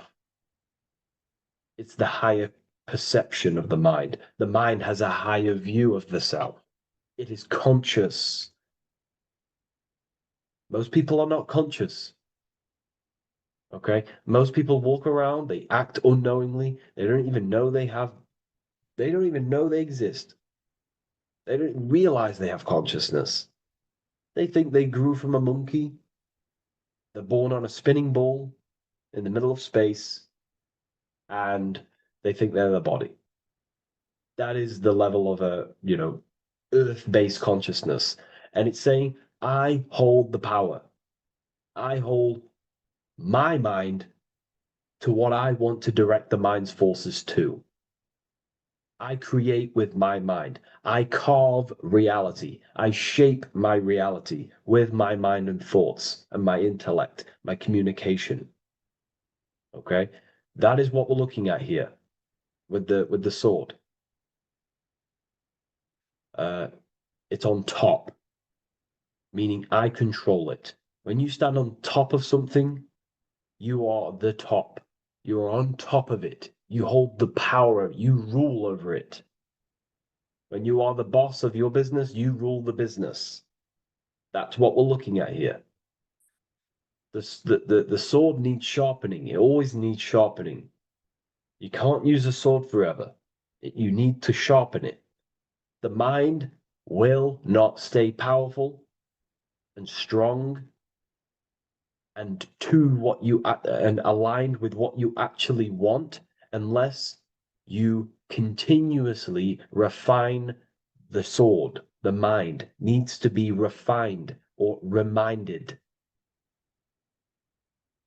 If you stop doing affirmations, the mind will fall back to old ways of thinking. If you constantly meditate, you constantly implant the messages into your subconscious mind, you constantly visualize, you are keeping the mind sharpened with what you want in life, what you are trying to create. And the mind will continue to think with that power, with them words, with them visualizations. If you fall off, if you stop meditating, you will lose control of your own mind. Okay? This is symbolizing you have to keep on top of the mind. You have to keep control. This is what the world is. The world is like Minecraft. You ever played Minecraft? You're a builder. Okay? What do? You control the man in the world. That's what you are. You need to control this body in the world. It's all about control. You are in a game. It's like Grand Theft Auto. You don't know how to use the buttons. You're going to create chaos. And you're not going to have that much fun in the world, in GTA, if you don't know how to work the buttons. Same with this world. You are in a world and you need to learn the buttons of the body, the mind, the soul, the heart.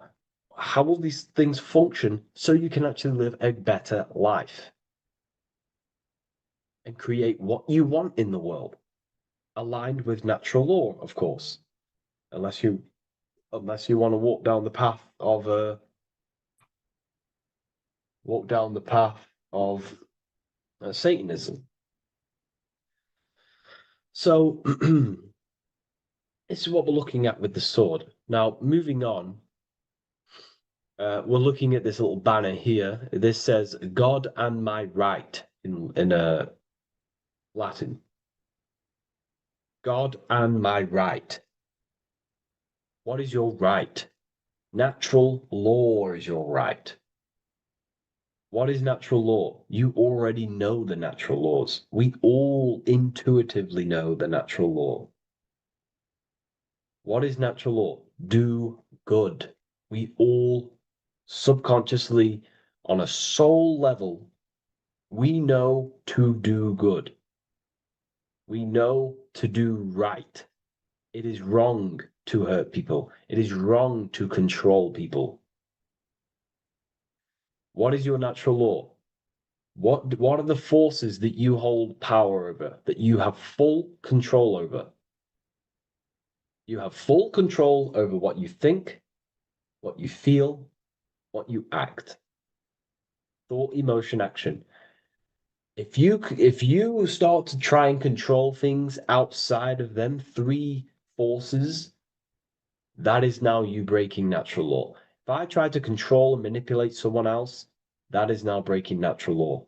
I'm going against my inner law. My soul tells me what is right and wrong through emotion. So it's about aligning the self, my actions, my thoughts, with my emotion, my intuition, my natural law. These are your rights. Your rights is to think, feel, and act with the law, with good, with God, with love, with care for one another. Am I building with light to bring good things to the collective? You see, most people are stuck in their left brain, and the left brain only sees me, ego-driven thinking. That's why they trap us in our left brain. They train us to be left brain. They tell us to write with our right hand to strengthen the left brain. They call it writing. Everything in this matrix is to activate your your left brain. Why? They need you in ego consciousness so you can be controlled and manipulated. So you do not recognize patterns. That's the right brain. The right brain recognizes patterns, symbolism, metaphors. They don't want you reading between the lines. They want you logical. They want you divided, because the right brain sees the whole. The right brain sees the woods. The left brain sees the trees. And that tree is your ego. And the woods is the collective consciousness. They want you only thinking about you. Because that way you are divided from the collective consciousness. And we're all one consciousness family. We're all God. We're all God experiencing himself. And we are all building this world. So it's about aligning the self with my right, with God, with natural law. It's what Freemasonry is about. True Freemasonry, light Freemasonry, not dark Masonry or evil Freemasonry, whatever you want to call it. The crown, royalty. Royalty wear crowns. And what do the royalty have? Again, this is another power symbol. They hold control. Yes, royalty hold control. And that's why this crown is at the top of the image, not at the bottom of the image. It's at the top, representing I control the left, I control the right. I control my left brain and my right brain, the two eagle heads, the two views. The eagle has one eye on each side. It's looking, it's seeing. And that's symbolic of the left and right brain. We see, not physically see, but I mean perceive. We perceive reality with the left brain and we perceive reality with the right brain. And it's about unifying these two brains so we can see and perceive reality from a true lens. Because if we see reality only from the left brain, and a left brain dominated brain, we see everything as divided. But if we see everything from a right brain perspective, we see everything as whole. When everything is in the middle, you need to see reality from the middle. Yes, I have my own personal consciousness, and yes, there is a collective consciousness. So I need to balance between that. I need to see reality between the line, between the left and right brain, and align this worldview, and align my thoughts, align my actions with this. Because if you're left-brained dominated, you're only going to take action on ego. You're only going to take action on me. You're only going to think about me, me, me. But if you're right hemisphere brained, you're only going to take action for the collective, which is, yes, that's good, but you also need to think about yourself. Why did you come here? Your life has a meaning as well. It's not just about the collective, it's about you as well. But we need to balance this. You see? This is what we're looking at. The crown is in the middle, representing the balance, the power over the two. Okay? It's the balance, it's mastery, it's control. Royalty hold control over society, royal families. So it's about controlling the self. It's control over the eagle, control over the sword, over the mind. It's about personal power we're looking at here. Self-control. Now we're looking at a upright triangle, which represents the element of fire, which is masculine. Masculine is all to do with action. Action, the physical body. We're looking at fire, which represents spirit or transformation. Fire is a very transformative element. It transforms things. Okay, so we're looking at self-transformation through action. This is what we're looking at here. Fire is a very, very masculine force. A very penetrating and transformative force. So we're looking at transforming the self, not through knowledge, but through action. We have transformed the self, 33rd degree. I've reached the 33rd degree and I have now fully transformed. Now there are higher degrees than 33rd degree, but we're just breaking down the symbol. That's a whole of a lecture. But this represents full transformation. 3, another, if you watch my video on numerology, you know 3 is all about what? Transformation. thoughts, emotions, actions. These are the transformative forces that turn and create reality. Jesus dies and dies and resurrects after 3 days. Transformation from dead to the awakened. Brahma, Vishnu, Shiva. God is threefold. Three. Electricity, magnetism, dielectricity. The three forces that pretty much create physical matter. Transformation is 3. So we're looking at transformation through action. Action is a very transformative force. There's no point learning this knowledge if you're not going to act upon the knowledge. A lot of people join the university, they learn a lot, but they leave because they don't want to take the action. They don't want to do the hard part. They don't want to act towards higher consciousness. They want to dwell in their lower mind. That's fine. That's your path. That's their path. But if you truly want to raise your consciousness, you have to act upon it. You have to actively not take the action. It's about what you do and do not do, because not doing something is also an action. If you are not participating in the low-level pleasures like sex, casual sex, masturbation, going out and getting blind drunk. These are low-level pleasures. It's going to keep you on a low-level frequency and a low-level consciousness. That is also an action, not doing that. It's about what you not do as well, which is very important. You have to act upon it to reach this degree. You will not reach this degree if you have not taken a lot of action towards reaching higher consciousness, reaching self-mastery over the mind, controlling the mind. This is what, again, it's about taking action on actually controlling the mind, controlling the self, gaining your power. Okay? Okay. This is another fascinating part about the eagle head and wings. It also represents the past, present, and future.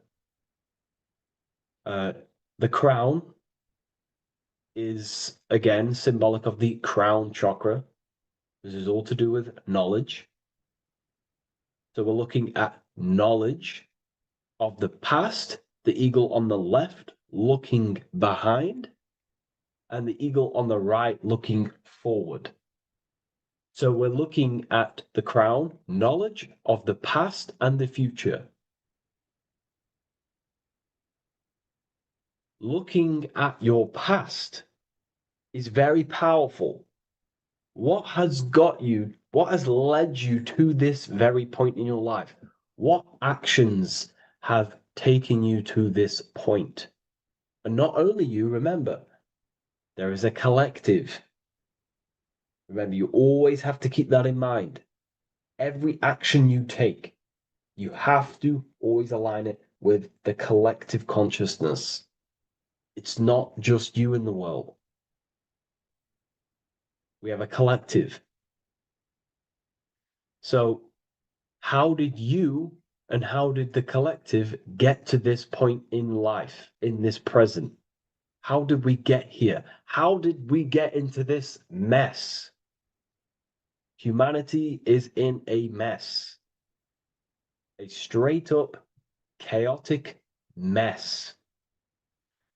And if you think everything is perfect and everything's divine and everything's just, there's some people out there in the spiritual community saying, everything's divine, everything's meant for this purpose.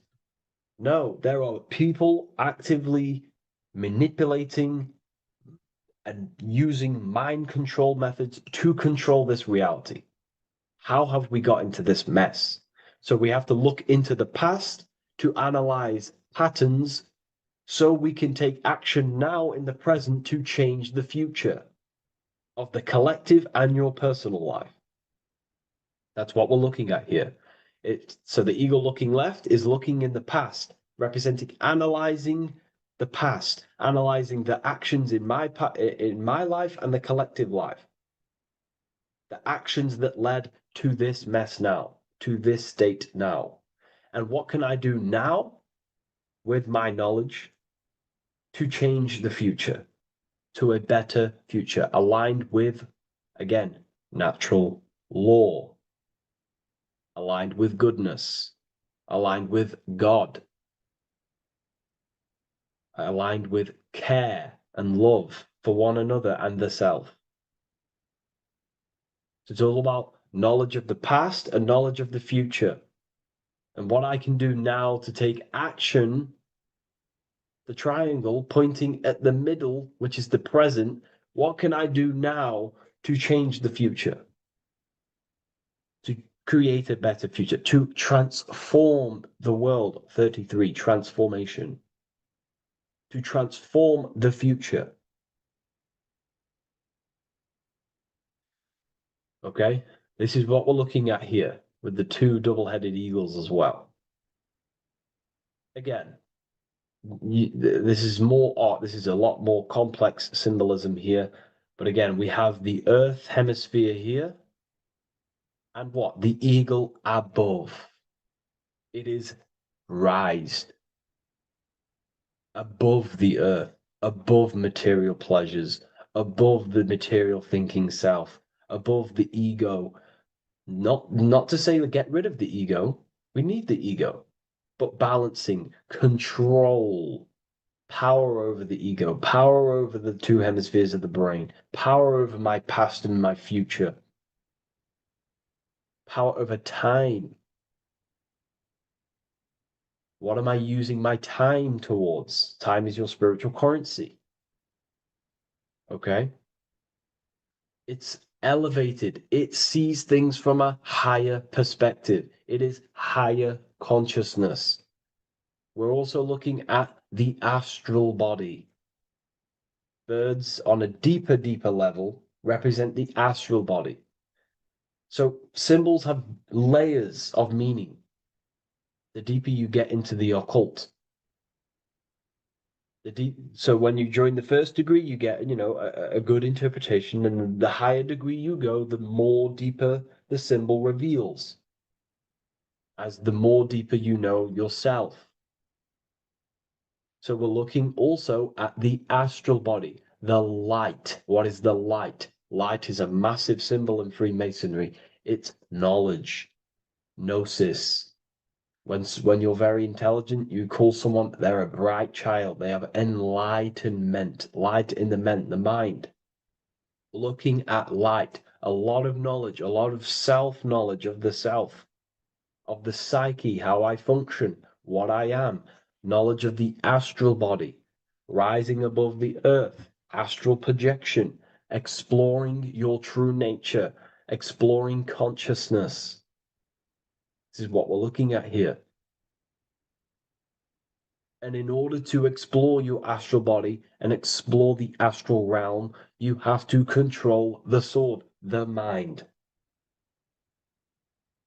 And you can then explore. You are free like a bird to fly. This is all symbolic of rising consciousness. All symbolic. So I hope this video has gained a bit more clarity on this symbol and given you some insights. And I will see you in the next one. Thank you for tuning in today.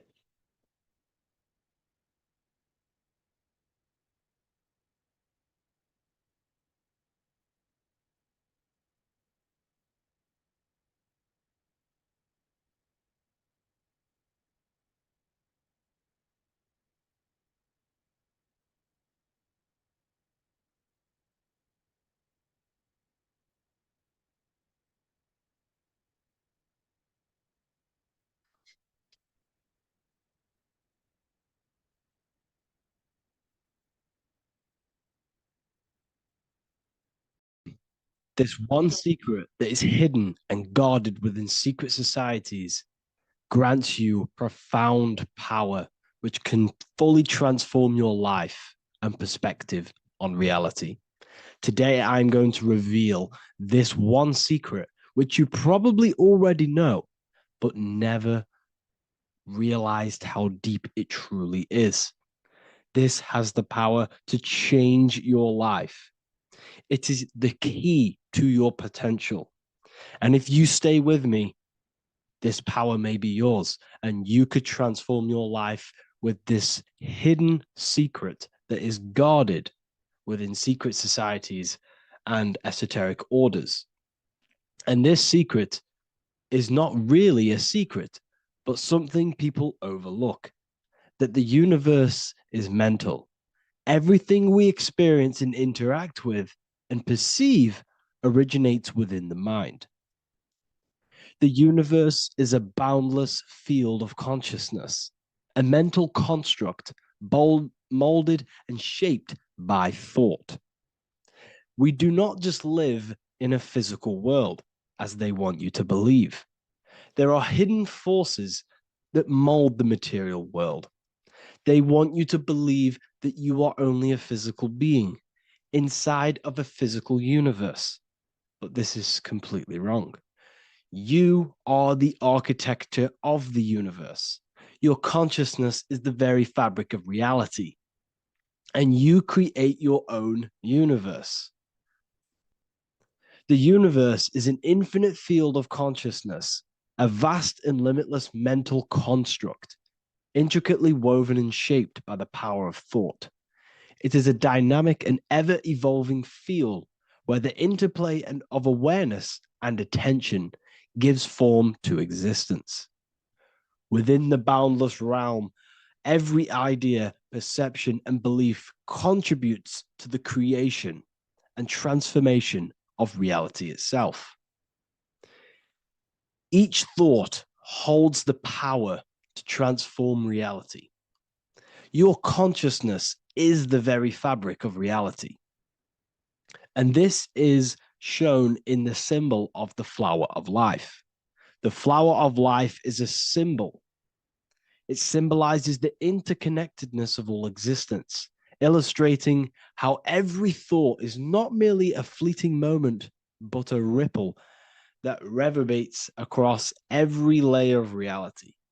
Each action, like the intricate overlapping circles of this pattern in the symbol, extends its influence far beyond its origin, weaving a web of interdependence where every choice impacts the whole. It serves as a profound reminder that everything is connected, bound by an unseen field of consciousness.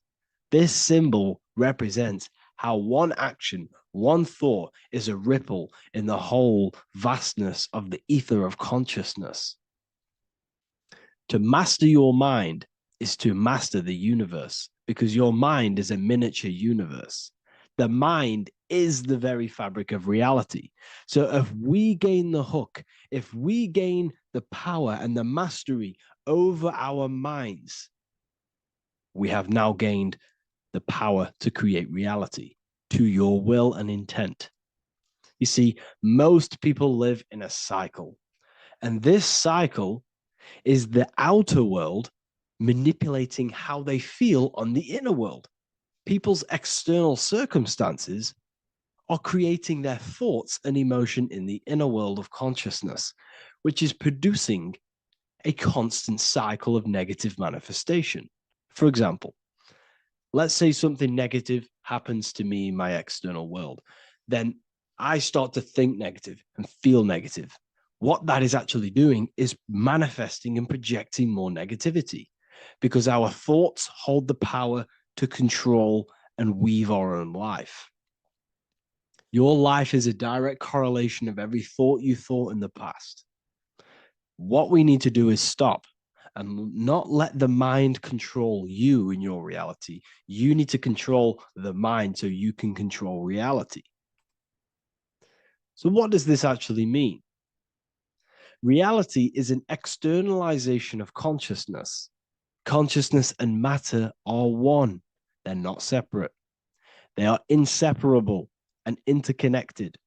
Everything we see, experience, and observe is a manifestation of thought, beliefs, and consciousness, shaping the world around us. Now, this ties in with the secret fifth element that they have hid from you.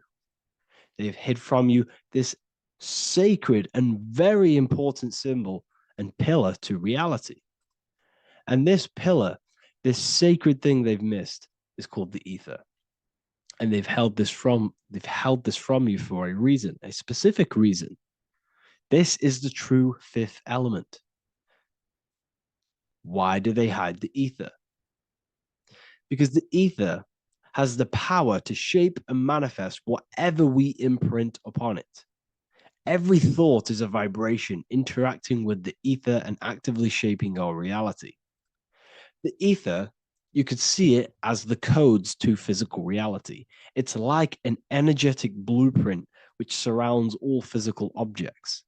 It is the life force that gives life to all things. All energy comes out of the ether and returns back to the ether. Energy, it's 0-point energy, and it is an infinite source of energy.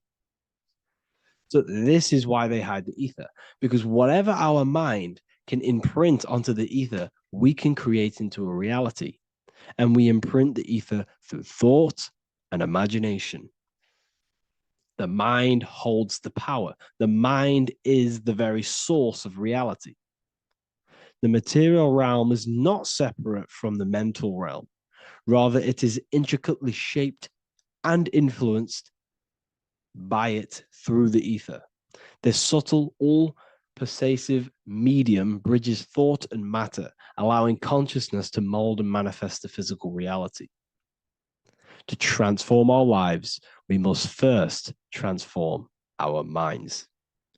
True change begins within, as our thoughts, beliefs, and perceptions shape the reality we experience.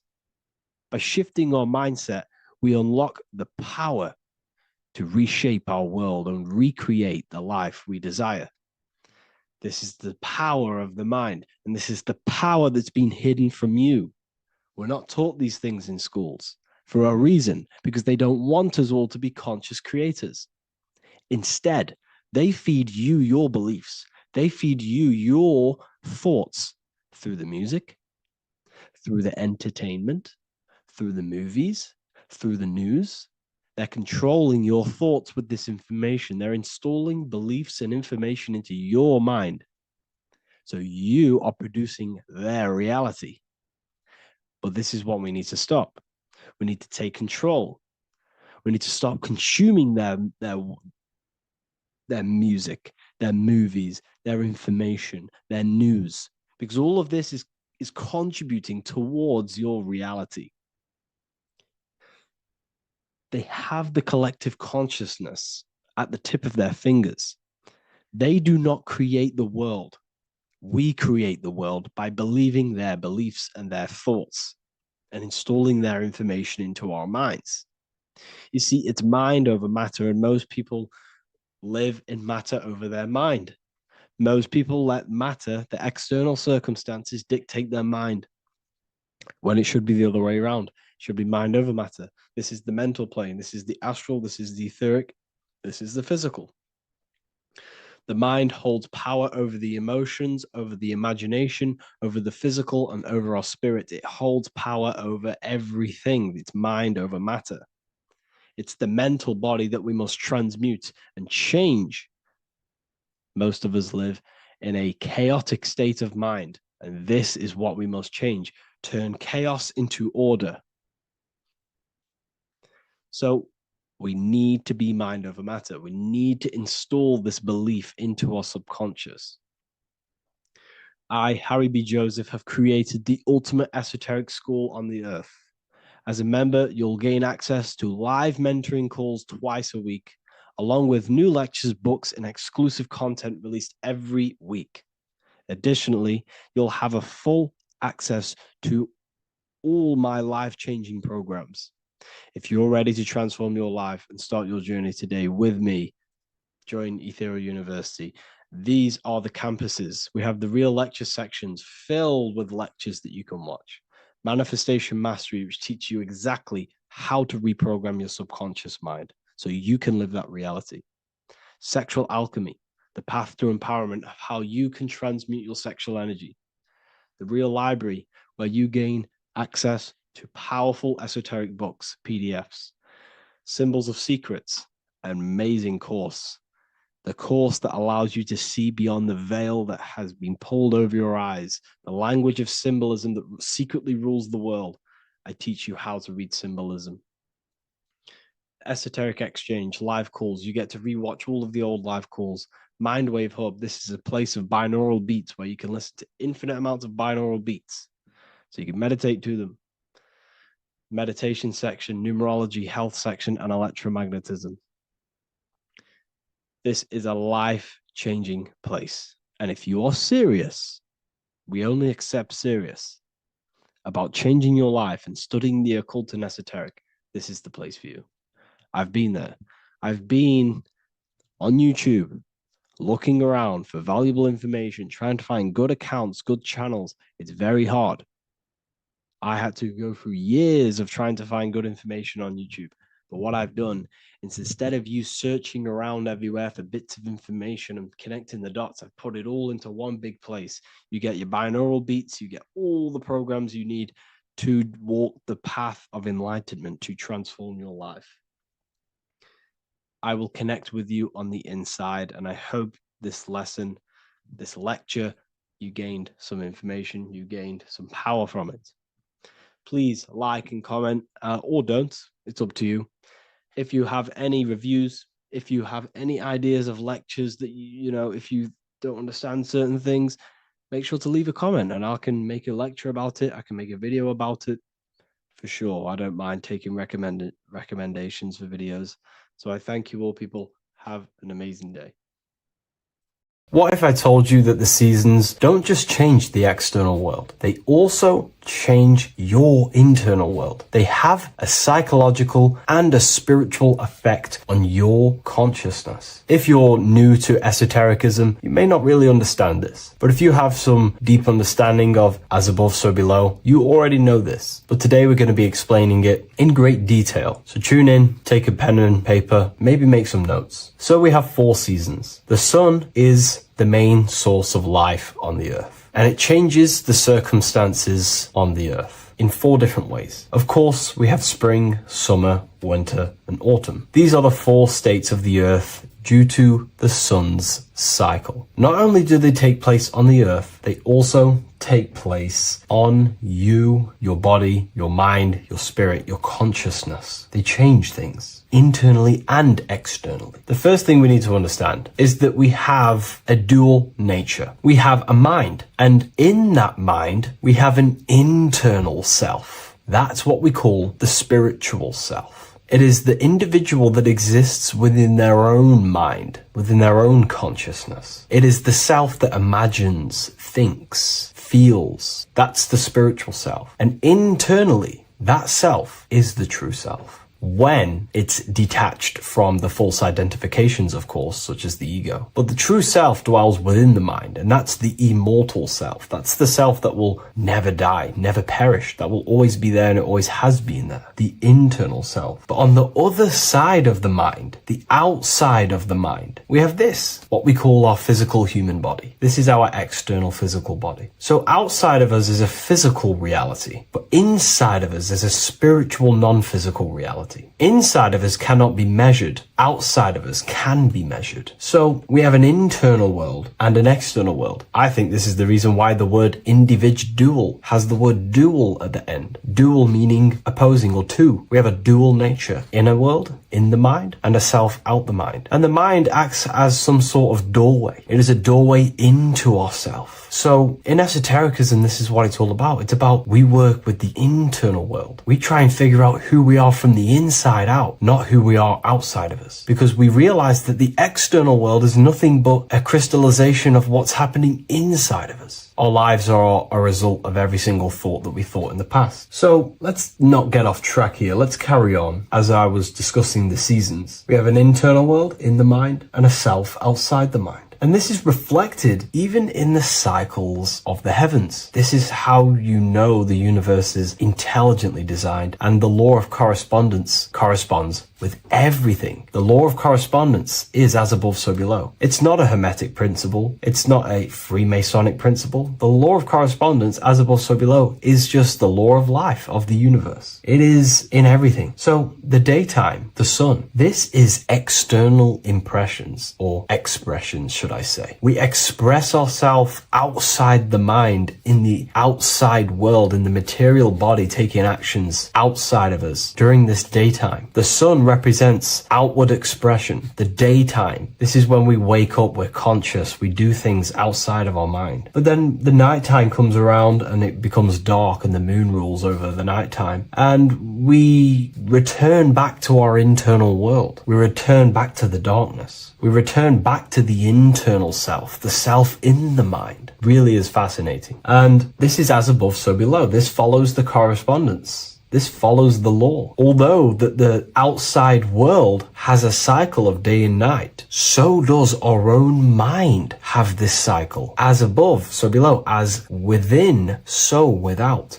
What's happening outside of us is also happening inside of us. The mind is also going in a cycle. Because in the daytime, the mind wakes up and we express things externally. But when the sun goes away and the electromagnetic rays of the sun are not very strong, our brainwave decreases, our body activity decreases. It slows down and we return to the internal self. The body switches off and we return to the internal self in the mind. We enter in the doorway of the mind and return to the internal, the spiritual self. And when the body is less active, this is when we are more connected to the internal world, our spiritual true self. So as above, so below corresponds with the day and night, the sun and the moon. The moon represents our internal world, the world inside our mind, the self inside the mind. And the sun represents the external self in the external world. So not only are these cycles happening in nature, the darkness outside of us when the sun goes away is the same darkness that we go within ourselves when we go to sleep. It's the same cycle. Our bodies are in the cycle of the external world also, as above, so below. But then we can even take this even further. This fractals down even further. If we look at the cycle of the yearly cycle of the sun, which is what we call the 12 zodiac signs, we notice that these 4 seasons also take place in every single cycle of the day. So a yearly cycle can be seen as a big version of a daily cycle, or a daily cycle can be seen as a smaller version of a yearly cycle. For example, if we look at Aries, which is spring, this is when the sun springs everything back to life in the spring. This is when the crops start to spring up and start to grow again. But we could see that at 6 a.m. in the morning, when the sun rises and just cracks over the horizon and starts to bring light into our day. Aries is associated with the morning time also as spring. Morning time is a smaller version of spring. Then we look at the summertime. The summertime is midday, when the sun is at the top of the middle of the sky. This is when the sun is most powerful, most radiant in our day. This could be seen as the summertime. Then when the sun starts to set, this is associated with autumn. Autumn time is the sunset. Then the winter time is associated with the nighttime, the midnight, when everything's very dark. So a daily cycle is basically a smaller version of a yearly cycle. And just how I explained how the cycle of the sun outside of us also happens inside of us with our consciousness falling asleep when the sun goes away, is also happening to us on a yearly cycle also. So the daytime is associated with the summer and the nighttime is associated with the winter. The winter is like the inhale. The summer is like the exhale. It's the breath of the universe, just like how we breathe in and out of our lungs. Everything takes this rhythm and polarity, okay? So winter is associated with the self and the world inside of ourselves, inside of our mind, the spiritual self, the internal. Because the winter is when the sun's rays, electromagnetic rays, are not very powerful. And this decreases brainwave activity, making us more connected to our internal world, inside the mind. But the summer's the complete opposite. The summer is when the sun is very, very powerful.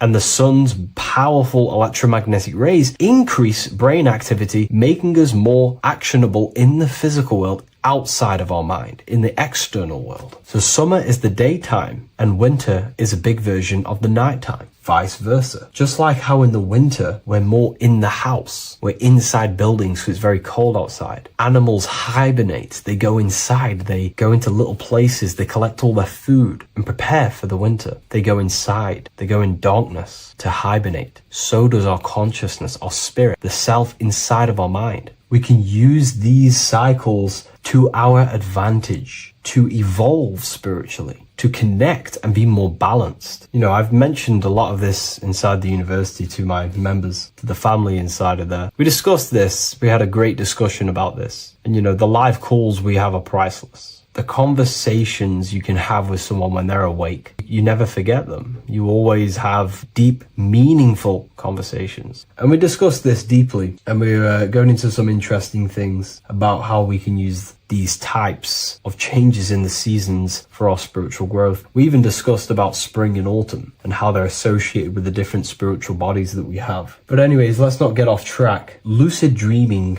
dreaming itself, and astral projections, I find are more easily accessible during the winter and the night times. Like I said, because the brain activity is decreased due to the sun being not powerful, we are more reconnected with the self inside the mind, the spiritual self, the immortal self. Wintertime is a great time to work on yourself, to start to gaining discipline, to meditating, to really working on the subconscious. Because spiritual work is harder than any physical labor. You really got to dig deep within yourself and be honest and true with yourselves. I think this is the reason why, you know, a lot of people convert to spirituality from religion. They come into spirituality and then they go back to religion because they realize spirituality is it's difficult. You have to be honest with yourself. You have to really face the traumas, the negative aspects of yourself, the dark side of yourself, and bring it to light and transform it. And that sort of work is a lot more difficult to do than any physical labor. So the winter time is the time that we go inside ourselves. We reflect a lot more. We need to work on ourselves, on our mind, on our negative habits, on our dark traits, on our things that we have been pushing away and not controlling. The winter time is that time we can really start to connect with the internal self, work on our imagination,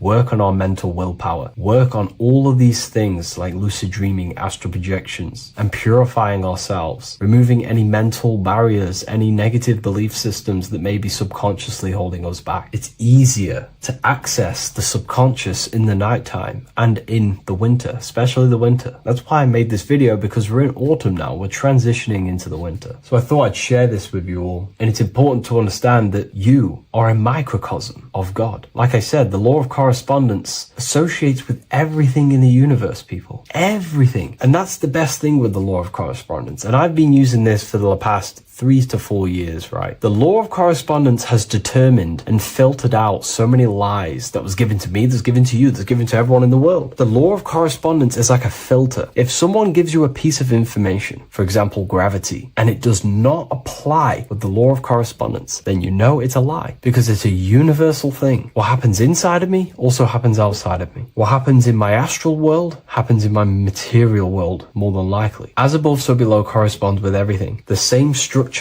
in my veins, in my nervous system, is the same structure in the trees, in galaxies, in everything. As above, so below, the universe is a fractal universe. Therefore, the point that I was getting at is that you are a microcosm of God. The same mind that God manifested things through thinking. He thought the stars, the earth, nature, the human body, designed everything with the God mind. He thought everything into existence. And that mind then powers that God used to manifest everything into physical existence through the power of thought is the same mind that you possess, but on a smaller scale. God manifested the macrocosm through thought, as the universe is a mental universe. Everything you see around you was thought, then manifested into physical reality. God manifested the macrocosm, the world, through thought, and that same force of thought you use to create the microcosm, to create your own world. You think your life into reality, your world into reality. Your body is a microcosm, a miniature universe. Every thought you think commands 50 trillion cells in your body, and your cells religiously execute on every command that you give it. You're in charge of 50 trillion cells. You're literally commanding a whole civilization inside your body.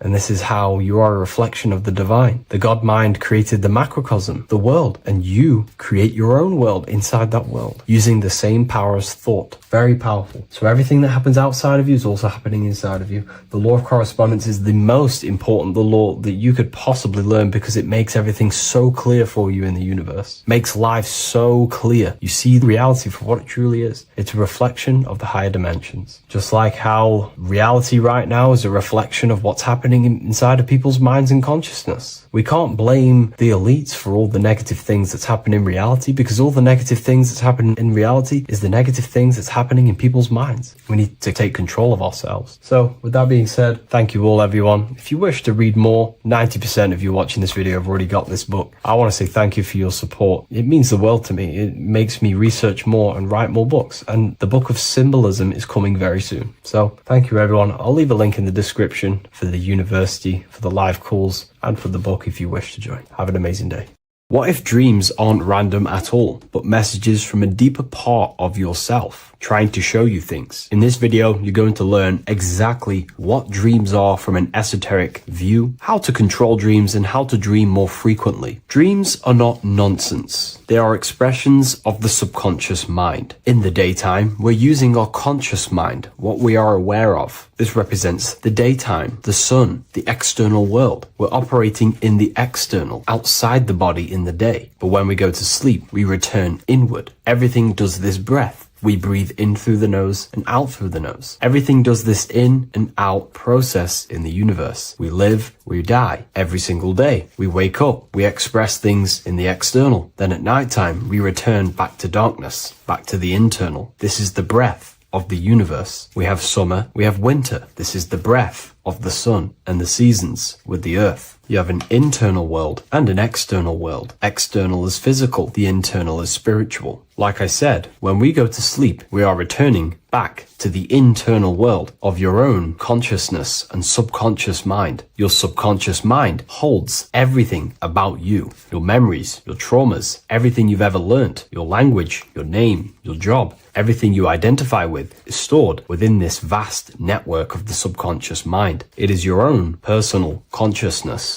Therefore, when we dream, we return back to the subconscious mind, and we are in fact thinking, but in a subconscious way. The subconscious does not speak the same language as the conscious mind. The conscious mind uses language, thoughts, and all things that are very logical and very easy to understand. The subconscious is the complete opposite. It is very indirect, metaphorical, and symbolic. The subconscious communicates and works in symbols. Ultimately, symbolism is the language of consciousness. This is why in occultism and esotericism, it is filled with occult symbols, because symbols are used to communicate directly with the consciousness within the subconscious mind, and the subconscious mind is ultimately connected to the collective consciousness. We are all connected and tapping into the mental plane, where we receive thoughts, ideas, depending on what we attune our mind to. That's why we call it a mindset. But getting back on topic, the subconscious mind is your own personal network. It is like a net, an interconnected web of your thoughts, memories, traumas, emotional blockages, and all the things you identify with and have experienced in your life is stored within this network. It can be seen as a web. One example of the subconscious mind using symbolism is this next story I can tell you. Let's say I was in a very traumatic car crash as a young child. I experienced a lot of emotional trauma in that car, and that deeply impressed my subconscious mind with that trauma of emotion that I felt. Therefore, every time I see a car in my external world, that car is now a symbol that represents the state of consciousness I was feeling in that particular time of the traumatic car crash. The car is a symbol for a state of consciousness within my subconscious mind. Just like when you see a word, that word triggers what you believe that word to be in your subconscious mind. Symbols are the language of the subconsciousness. Therefore, when we dream, we are basically seeing symbols of our own personal subconscious mind. Our higher mind, which is basically our subconscious subconscious, the higher version of you that exists beyond your human thinking mind, communicates using symbolism. The higher mind does not speak human thoughts, human language. It speaks the language of symbolism. Therefore, when we dream, every event, every person, everything that happens, and everything you see is your own personal subconscious mind materializing within the plane of the astral plane. This is a dimension that sits just above the physical world that everything is pulled out of. For example, look around you. Everything you see around you was thought, then imagined. Imagination is the astral plane, and this astral plane sits above the physical world. As above, so below. These objects were thought, imagined within someone's mind, and then pulled into a physical reality. Therefore, the imagination is what you're experiencing within a dream. It is your subconscious mind thinking and materializing within the imaginative plane. For example, let's say you are a Christian, you believe in Jesus your whole life, you have lots of emotion towards Jesus. This deeply impresses your subconscious mind. You believe in him so much, you go to sleep, you have a dream that you meet Jesus. You did not meet directly with Jesus. You met with your own belief. It was your own belief materializing within the imaginative plane and revealing itself to you. Dreams are materializations of your memories, your subconscious beliefs, traumas, and anything that could be inside the subconscious mind. It is your subconsciousness revealing itself to you in a material form. Let's say you have a nightmare. There is a big dark figure chasing you and you are running away in fear, away from this dark figure chasing you. That dark figure is not an external entity. It is not a spirit or a jinn or a demon. It is in fact an aspect of your own mind. It is a symbol that represents maybe a fear, a trauma, or something you are running away from internally, inside your subconscious mind. Something that you are not addressing, but something that is fearful, something that can be controlling you on a subconscious level. Let's say you have a fear to address something in your personal life. You want to address someone who is getting on your nerves at work. You continuously put this off and you fear doing that situation. Over a long period of time, this can slowly control you subconsciously. You start to avoid the person, avoid any contact. It is subconsciously controlling you. This is not the best example, but you can see what I mean. Hidden fears and traumas in the subconscious mind can subconsciously control your actions and ultimately lead you to low states of consciousness, keep you from reaching your higher potential, and ultimately create blockages within your own consciousness. That figure in the dream is a materialization of something that you are fearing and running away from and not addressing. This is why people always have dreams of traumas that they have experienced as a child or when they were younger, or maybe from a year ago or two. It's because that emotion is deeply impressed in the subconscious, and the subconscious is always trying to reveal things to you, communicate to you that you need to change, purify, and maybe heal within your own consciousness. This is how the higher self communicates to you, through the language of symbolism. Once you understand this, dreams can become a very powerful tool, not just entertainment at nighttime. Your consciousness never rests. Your consciousness is eternal. It is the very spark of the divine. Your body needs rest. Your consciousness is not physical. It does not need rest. So this is a way you can identify what your dreams are trying to show you is by writing them down. A dream journal. Every single dream that you have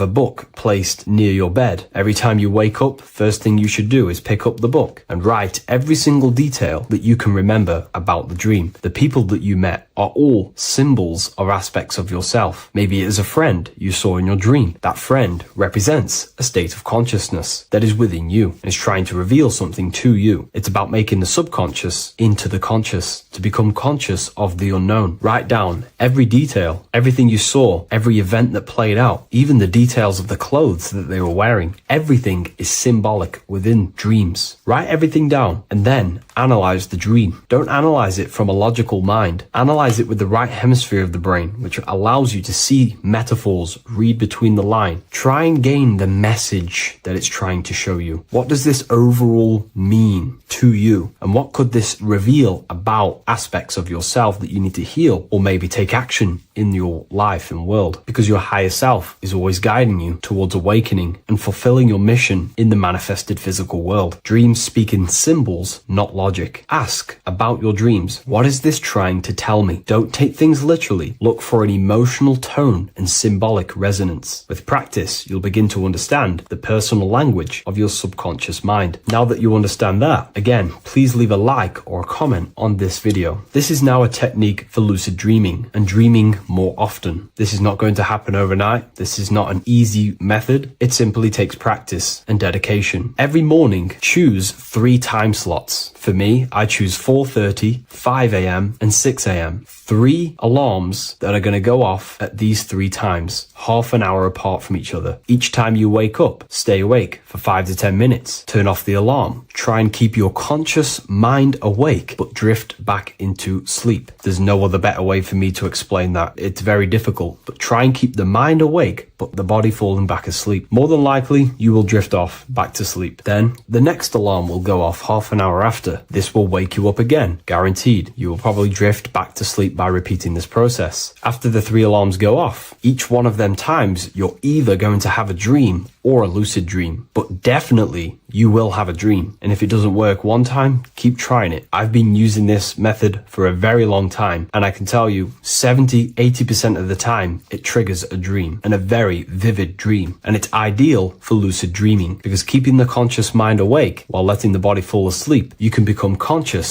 within these subconscious realms of your mind. But when you are conscious inside the dream world, you can do what you want, but you also want to let the dream naturally unfold. If you try and take too much control, then you will wake back up. If you feel any fear in your dream, you will wake back up into the material world. Another tip to dream more often is to meditate before bed. Simply close your eyes and think about nothing for 5 to 30 minutes. Detach from everything outside you, your name, your job, work, thoughts. Mentally detach from the world and the physical pleasures and become pure awareness before you try and go to sleep. This will help you become conscious while being within the self. If you wish to learn more about consciousness yourself, the Book of Wisdom Volume 2 can definitely help you. I'll leave a link in the description. Thank you for watching this video, and I'll see you in the next one.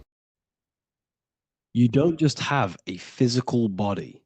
You have a physical, mental, spiritual, and emotional body.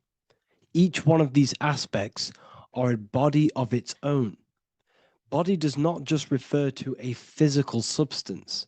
You have a mental body for thinking, an emotional body for your emotions, a spiritual body for your energy in your astral form, and a physical body to encapsulate all of these. Each 4 of these aspects are essential for the human experience and essential to balance. Now, today we're going to be syncing the 4 aspects of your consciousness with the 4 seasons and the 4 elements and how this ties into the Bible. So we have 4 physical elements. We have 5 elements in total, spirit being the most important, but spirit is pure invisible. We have 4 physical elements. We have air, fire, earth, water. Earth and water are feminine. Air and fire are masculine. Air and fire are active. Water and earth are passive. The air corresponds with the mental body of consciousness. This is where your intellect, this is where your communication, this is where your thoughts, intuition all comes from. This is the mental body of consciousness that allows you to think, allows you to process, figure things out, and have intellect and gain knowledge. This is your intellectual aspect of your consciousness, located in the head region. We have a fire nature, a spiritual nature. This is our astral body. Our astral body is all to do with the subconscious realms, the higher realms of consciousness. This is the body that allows us to be free from the physical body. Our spirit is more of our energy. Water is our emotional body. This is what allows us to feel things, that allows us to gain intuitive feelings of conscience. So emotion allows us to understand what is right and what is wrong. When we feel something bad, we know that this is wrong. When we feel something good, we know that we are doing good. Emotions are a creational force that allows us to feel certain things to bring them into existence. Our emotional body is a creational force and should not be reactive, and it should be controlled. Most actions are stemmed from emotions. Actions bring thought into physical existence. Emotions are the driving power. They are what drives your actions. The thought, then the emotion, then the action. Earth is your physical body. This is your physical state that allows you to take mind and emotion into action, into fruition, into physical matter.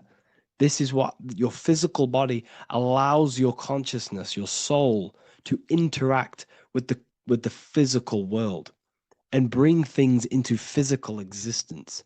The physical body, the physical world, is an outcome and an effect of the thinking mind. All physical substance comes from the thinking mind. The pen, the phone you're holding, the microphone I'm speaking into, all began as a thought in the thinking mind, then it was brought into physical reality.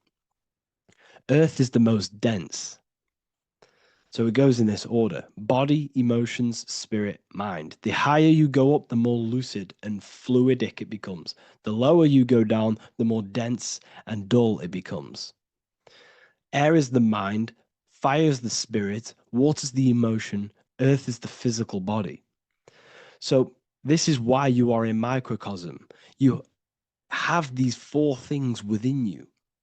You contain of these four elements, which correspond to the four bodies of your consciousness, the four bodies of the soul. You are the soul. You are the spirit. So this is why in Theologians 4:17 it says, "Caught up together with them in the clouds to meet the Lord in the air." You don't meet God or the Lord in the physical air, in the clouds.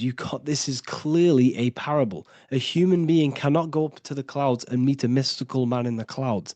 This is obviously a parable, a metaphor. The air is your mind. You must raise your consciousness beyond the body, beyond the emotions, beyond the spirit, and enter in the mind during meditation, turning the mind inward to connect with the Lord. The Lord is the highest aspect of your consciousness, the one that exists beyond the physical body, beyond your emotions, beyond the thought.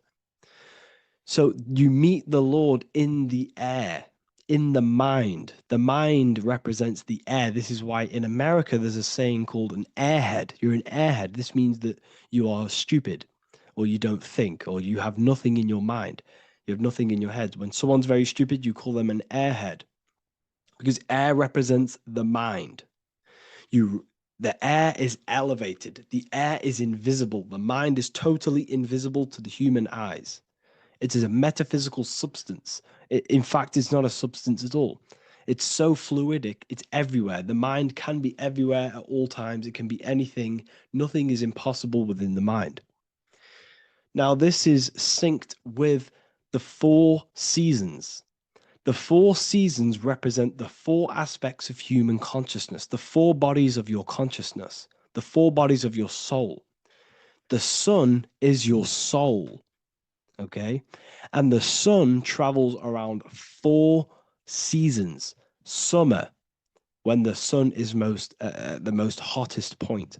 Autumn, when the sun starts to move away from the hottest point. Things start to die.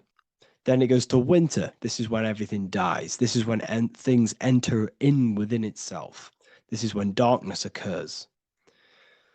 Then spring. This is the reignition of the sun. This is when the sun starts to bring back the warmth back to the summer. You have four seasons which correspond to the four bodies of consciousness. Fire is the spirit. This is when you are passionate. This is when you are taking action. This is when you are fiery. The sun is blazing. You're taking action. You're very passionate. You're very spirit. You're in the spirit. Autumn is water, emotion. This is when you start to become very reflecting. This is when you start to feel emotional, because in autumn there's lots of water. This represents the emotional body of consciousness. Winter is the mind. This is air. Winter, what happens in winter? Everything enters within itself. The leaves die, the trees die, everything dies and goes within. This is the mind. The mind is the darkness, remember. You close your eyes to enter within the mind. The winter represents meditation. In the winter, what do people do? They stay inside of their house. They research more. They read more books. They become more intellectual. They think more in the winter because we are so we're stuck inside. So we're more reflective. We're thinking more. We're more communicative. We're more intellectual. In the spring, this represents the earth, the body. This is when we start to come out of the mind and we awaken to the body, and things start to grow again. The plants start to grow. The earth is growing again and reborn again. This is the body. This is when you become more active in the spring. And then the summer, back to the summer, we then take action on these thoughts and these thoughts that we gained over the winter. Essentially, this is just a massive cycle. And this is a daily cycle also. The nighttime is the winter. The morning is the spring. The midday is the summer. And the evening time is the autumn. This is a microcosm. We have 4 bodies of consciousness. You are the sun, you are the soul, and the soul has 4 bodies: summer, autumn, winter, spring. Emotion, air, body, spirit. Sorry, emotion, mind, body, spirit. So you are the soul. You are the pure essence of consciousness. The sun is your soul in the heart. And the seasons are inside of you because you are a microcosm. Okay? You are a microcosm. The word sun is son. The Latin word for sun is sol, which is soul or solo, because the sun is solo. It's on its own. You are the soul, and the soul has the 4 different bodies of consciousness. So before we move on any further, if I've blown your mind, please, if you can, leave a like, a comment, a share, and a subscribe. Let me know what videos you want me to make in the future. Please drop a like. It definitely will help me. You are a microcosm of the macrocosm. Man is a miniature universe that goes through its own cycles. The seasons of the summer, winter, spring, and autumn do not occur merely outside of him, but within him as well. The summer is within you. You feel different in the summer. You feel different in the winter. You feel, depending on the body of consciousness, it's your soul's interacting with. So the sun in the sky is your soul inside, and the sun goes through these cycles, which is affecting your bodies of consciousness, because the cycles represent your bodies of consciousness. Now, this ties in with the Bible. This is why we have 4 Gospels. This is why Matthew, Mark, Luke, and John are always seen with the 4 different zodiac sign animals or symbols. So you always see each one of the Gospels. If you just type in on Google Matthew, Mark, Luke, and John, type in ancient pictures, paintings or pictures of them, and you will find these 4 zodiac signs are always standing with each one. Taurus, the bull; Leo, the lion; Scorpio, the eagle. An old symbol for Scorpio was the eagle. And a man for Aquarius. Here you see very, very ancient paintings and artwork. Here we see Matthew, the man, Aquarius. Here we see John, the Scorpio. The same here. We also see it on the tarot cards, on the world card. We see the 4 fixed zodiac signs. Here we see it as well. These are called the 4 fixed zodiac signs. Now, when we look at the zodiac, we're no longer looking at the sky, because what you must understand is as above, so below. What is above you is inside of you. What is above is what is below. What is outside of you is within you. The zodiac is inside of you. The zodiac revolves around the sun. The sun is your soul. These are different energies of your soul. Like I said earlier, the 4 seasons are the 4 bodies of your consciousness. And in each body of consciousness, you have these different energetic energies that you can work with.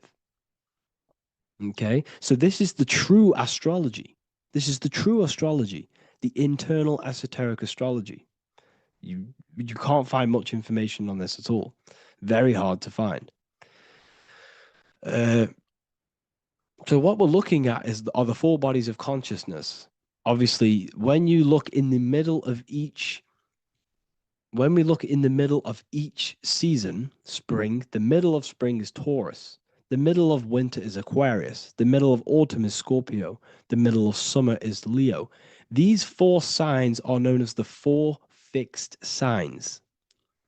Okay, Scorpio is fixed. It's the middle of autumn. Scorpio is a water sign, emotion.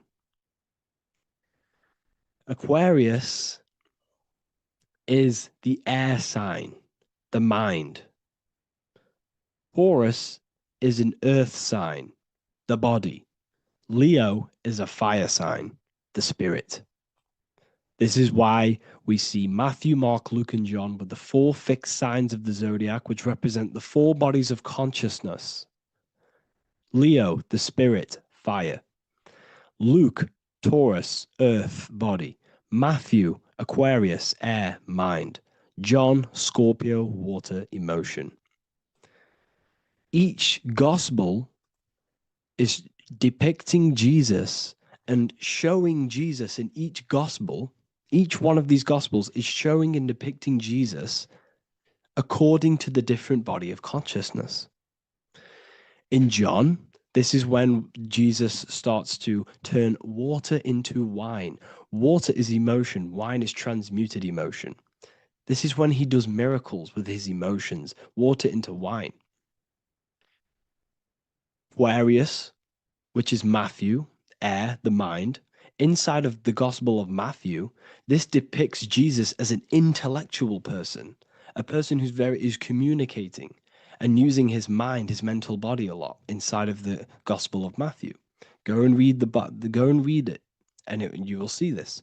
Luke, Taurus, earth, the body. Luke shows and depicts Jesus according to the body of consciousness, the physical body. He shows Jesus as a human, being a human being, helping people physically and helping people's physical needs, like giving away food and doing all sorts of good things for other people. Leo, Mark, inside of the Gospel of Mark, this shows Jesus as a spiritual teacher, a passionate person who is taking action. Each gospel is showing Jesus according to the different body of consciousness. And Jesus represents you, the sun. That's why it's called the Son of God, the light of the world. Jesus represents your soul, and your soul has these 4 gospels, the 4 bodies of consciousness, the 4 fixed signs, the 4 elements and the 4 seasons. These things all correspond to your consciousness. So this is Leonardo da Vinci showing you the exact same thing. Jesus is the I am, the sun, the soul, in the middle, on his own. Luke, spring, earth, body. There are 3 people in each group. There are 4 groups and there are 3 people in each group. 1, 2, 3. 1, 2, 3, 1, 2, 3, 1, 2, 3. Fall, winter, summer, spring. These are according to the 4 bodies of consciousness. Here we see Aries, which rules the head region. He's on the head of the table. Gemini, he's holding up the 2 hands because Gemini rules the 2 hands, the 2 arms. Gemini is the 2 twins, which is the 2 arms and 2 hands, and the 2 lungs. Here we see the beginning of summer, which is Cancer. You see the big knife here. Cancer, him here, this grey-haired guy, holding a knife for the crab. Cancer, they pinch. You have a knife, symbolizing the crab. Leo, the middle of summer, showing dominance. The sun is very dominant. He's got his elbow on the table, showing dominance. Virgo has no Adam's apple. Cancer here is pointing at this woman's neck, saying there's no Adam's apple. This is Virgo, the virgin, the only woman. Jesus, the sun. This is Libra, the balancing. He's holding his arms out, balanced, showing the balancing of the sun. Because when the sun enters Libra, the sun is balanced between winter and summer. So it's balanced. This is all astrology, but this is internal. Okay. This is Ezekiel's vision. Ezekiel had a vision in the Bible, and he saw the face of a man, the face of a lion, the face of an ox, and the face of an eagle. The eagle, Scorpio, the ox is Taurus, the lion is Leo, and the man is Aquarius. He saw the throne of God, and he saw the different bodies of consciousness. This is all symbolic for the different bodies of your soul. So when we look at the zodiac, we are actually looking at a map and the energies of our soul, and the energies of our bodies, and the energies of our consciousness. This is what we are looking at. Each zodiac is an aspect of our consciousness and an energy that we can work with and that we must purify. Balance and purification is essential. Imagine playing a brand new video game. Let's say a brand new video game came out and you had to play it. What happens when you play that game? You don't know the controls. You cause chaos in that game. You can't really run properly. You can't do anything properly. You're getting destroyed by other people who are playing that game. It's the same with your physical body. When you are born, you must learn how to play the game. You must learn how to balance the mind, learn how to balance the spirit, the emotions, and the physical body. We must balance and purify each body of our consciousness. We must look after our physical body with our physical health by eating physical, electrical food like fruits and veg. We must look after our minds by being conscious of what enters our eyes, enters our ears, enters everything. Whatever enters our five senses is affecting our mind, our mental health, our environment, mental. We need to look after our thoughts. Control our thoughts by purifying our thoughts, only positive thoughts. Then we must purify our emotions, feeling only gratitude and love and not feeling these negative, dull emotions. Then we must look after our spiritual body through meditation and looking after our spirit. But remember, when we look after our mind, it all begins in the mind.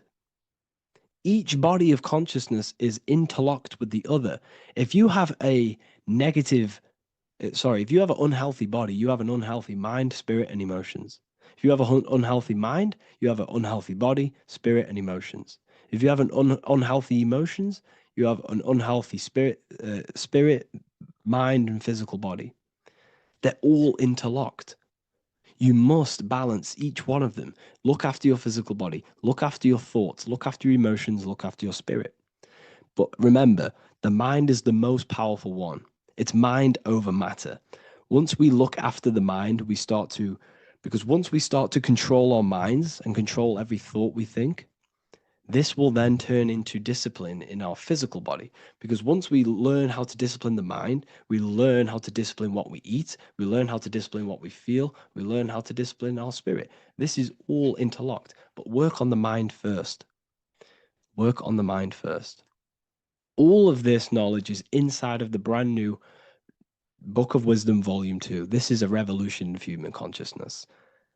If you've read it, please leave a review down below. If you've read Volume 1, leave a review down below. This is the next revolution. I don't see this information anywhere. This is the next revolution of human consciousness. And of course, if you are serious about this and you truly want to gain enlightenment and join an amazing community where you can connect with me on live calls, lectures, the Manifestation Mastery course, you can gain access to my library with over 45 PDFs plus my books. And if you do join the university, you can order a Volume 2 free of charge. All you have to do is to pay for shipping. If you truly take your knowledge serious and you want to take advantage of life, join the university. This is where truth seekers belong. Just want to say thank you all. Please leave a comment. Please leave a like. It's going to help me a lot spread this knowledge to the world. And yeah, share this with a friend and subscribe. Thank you all.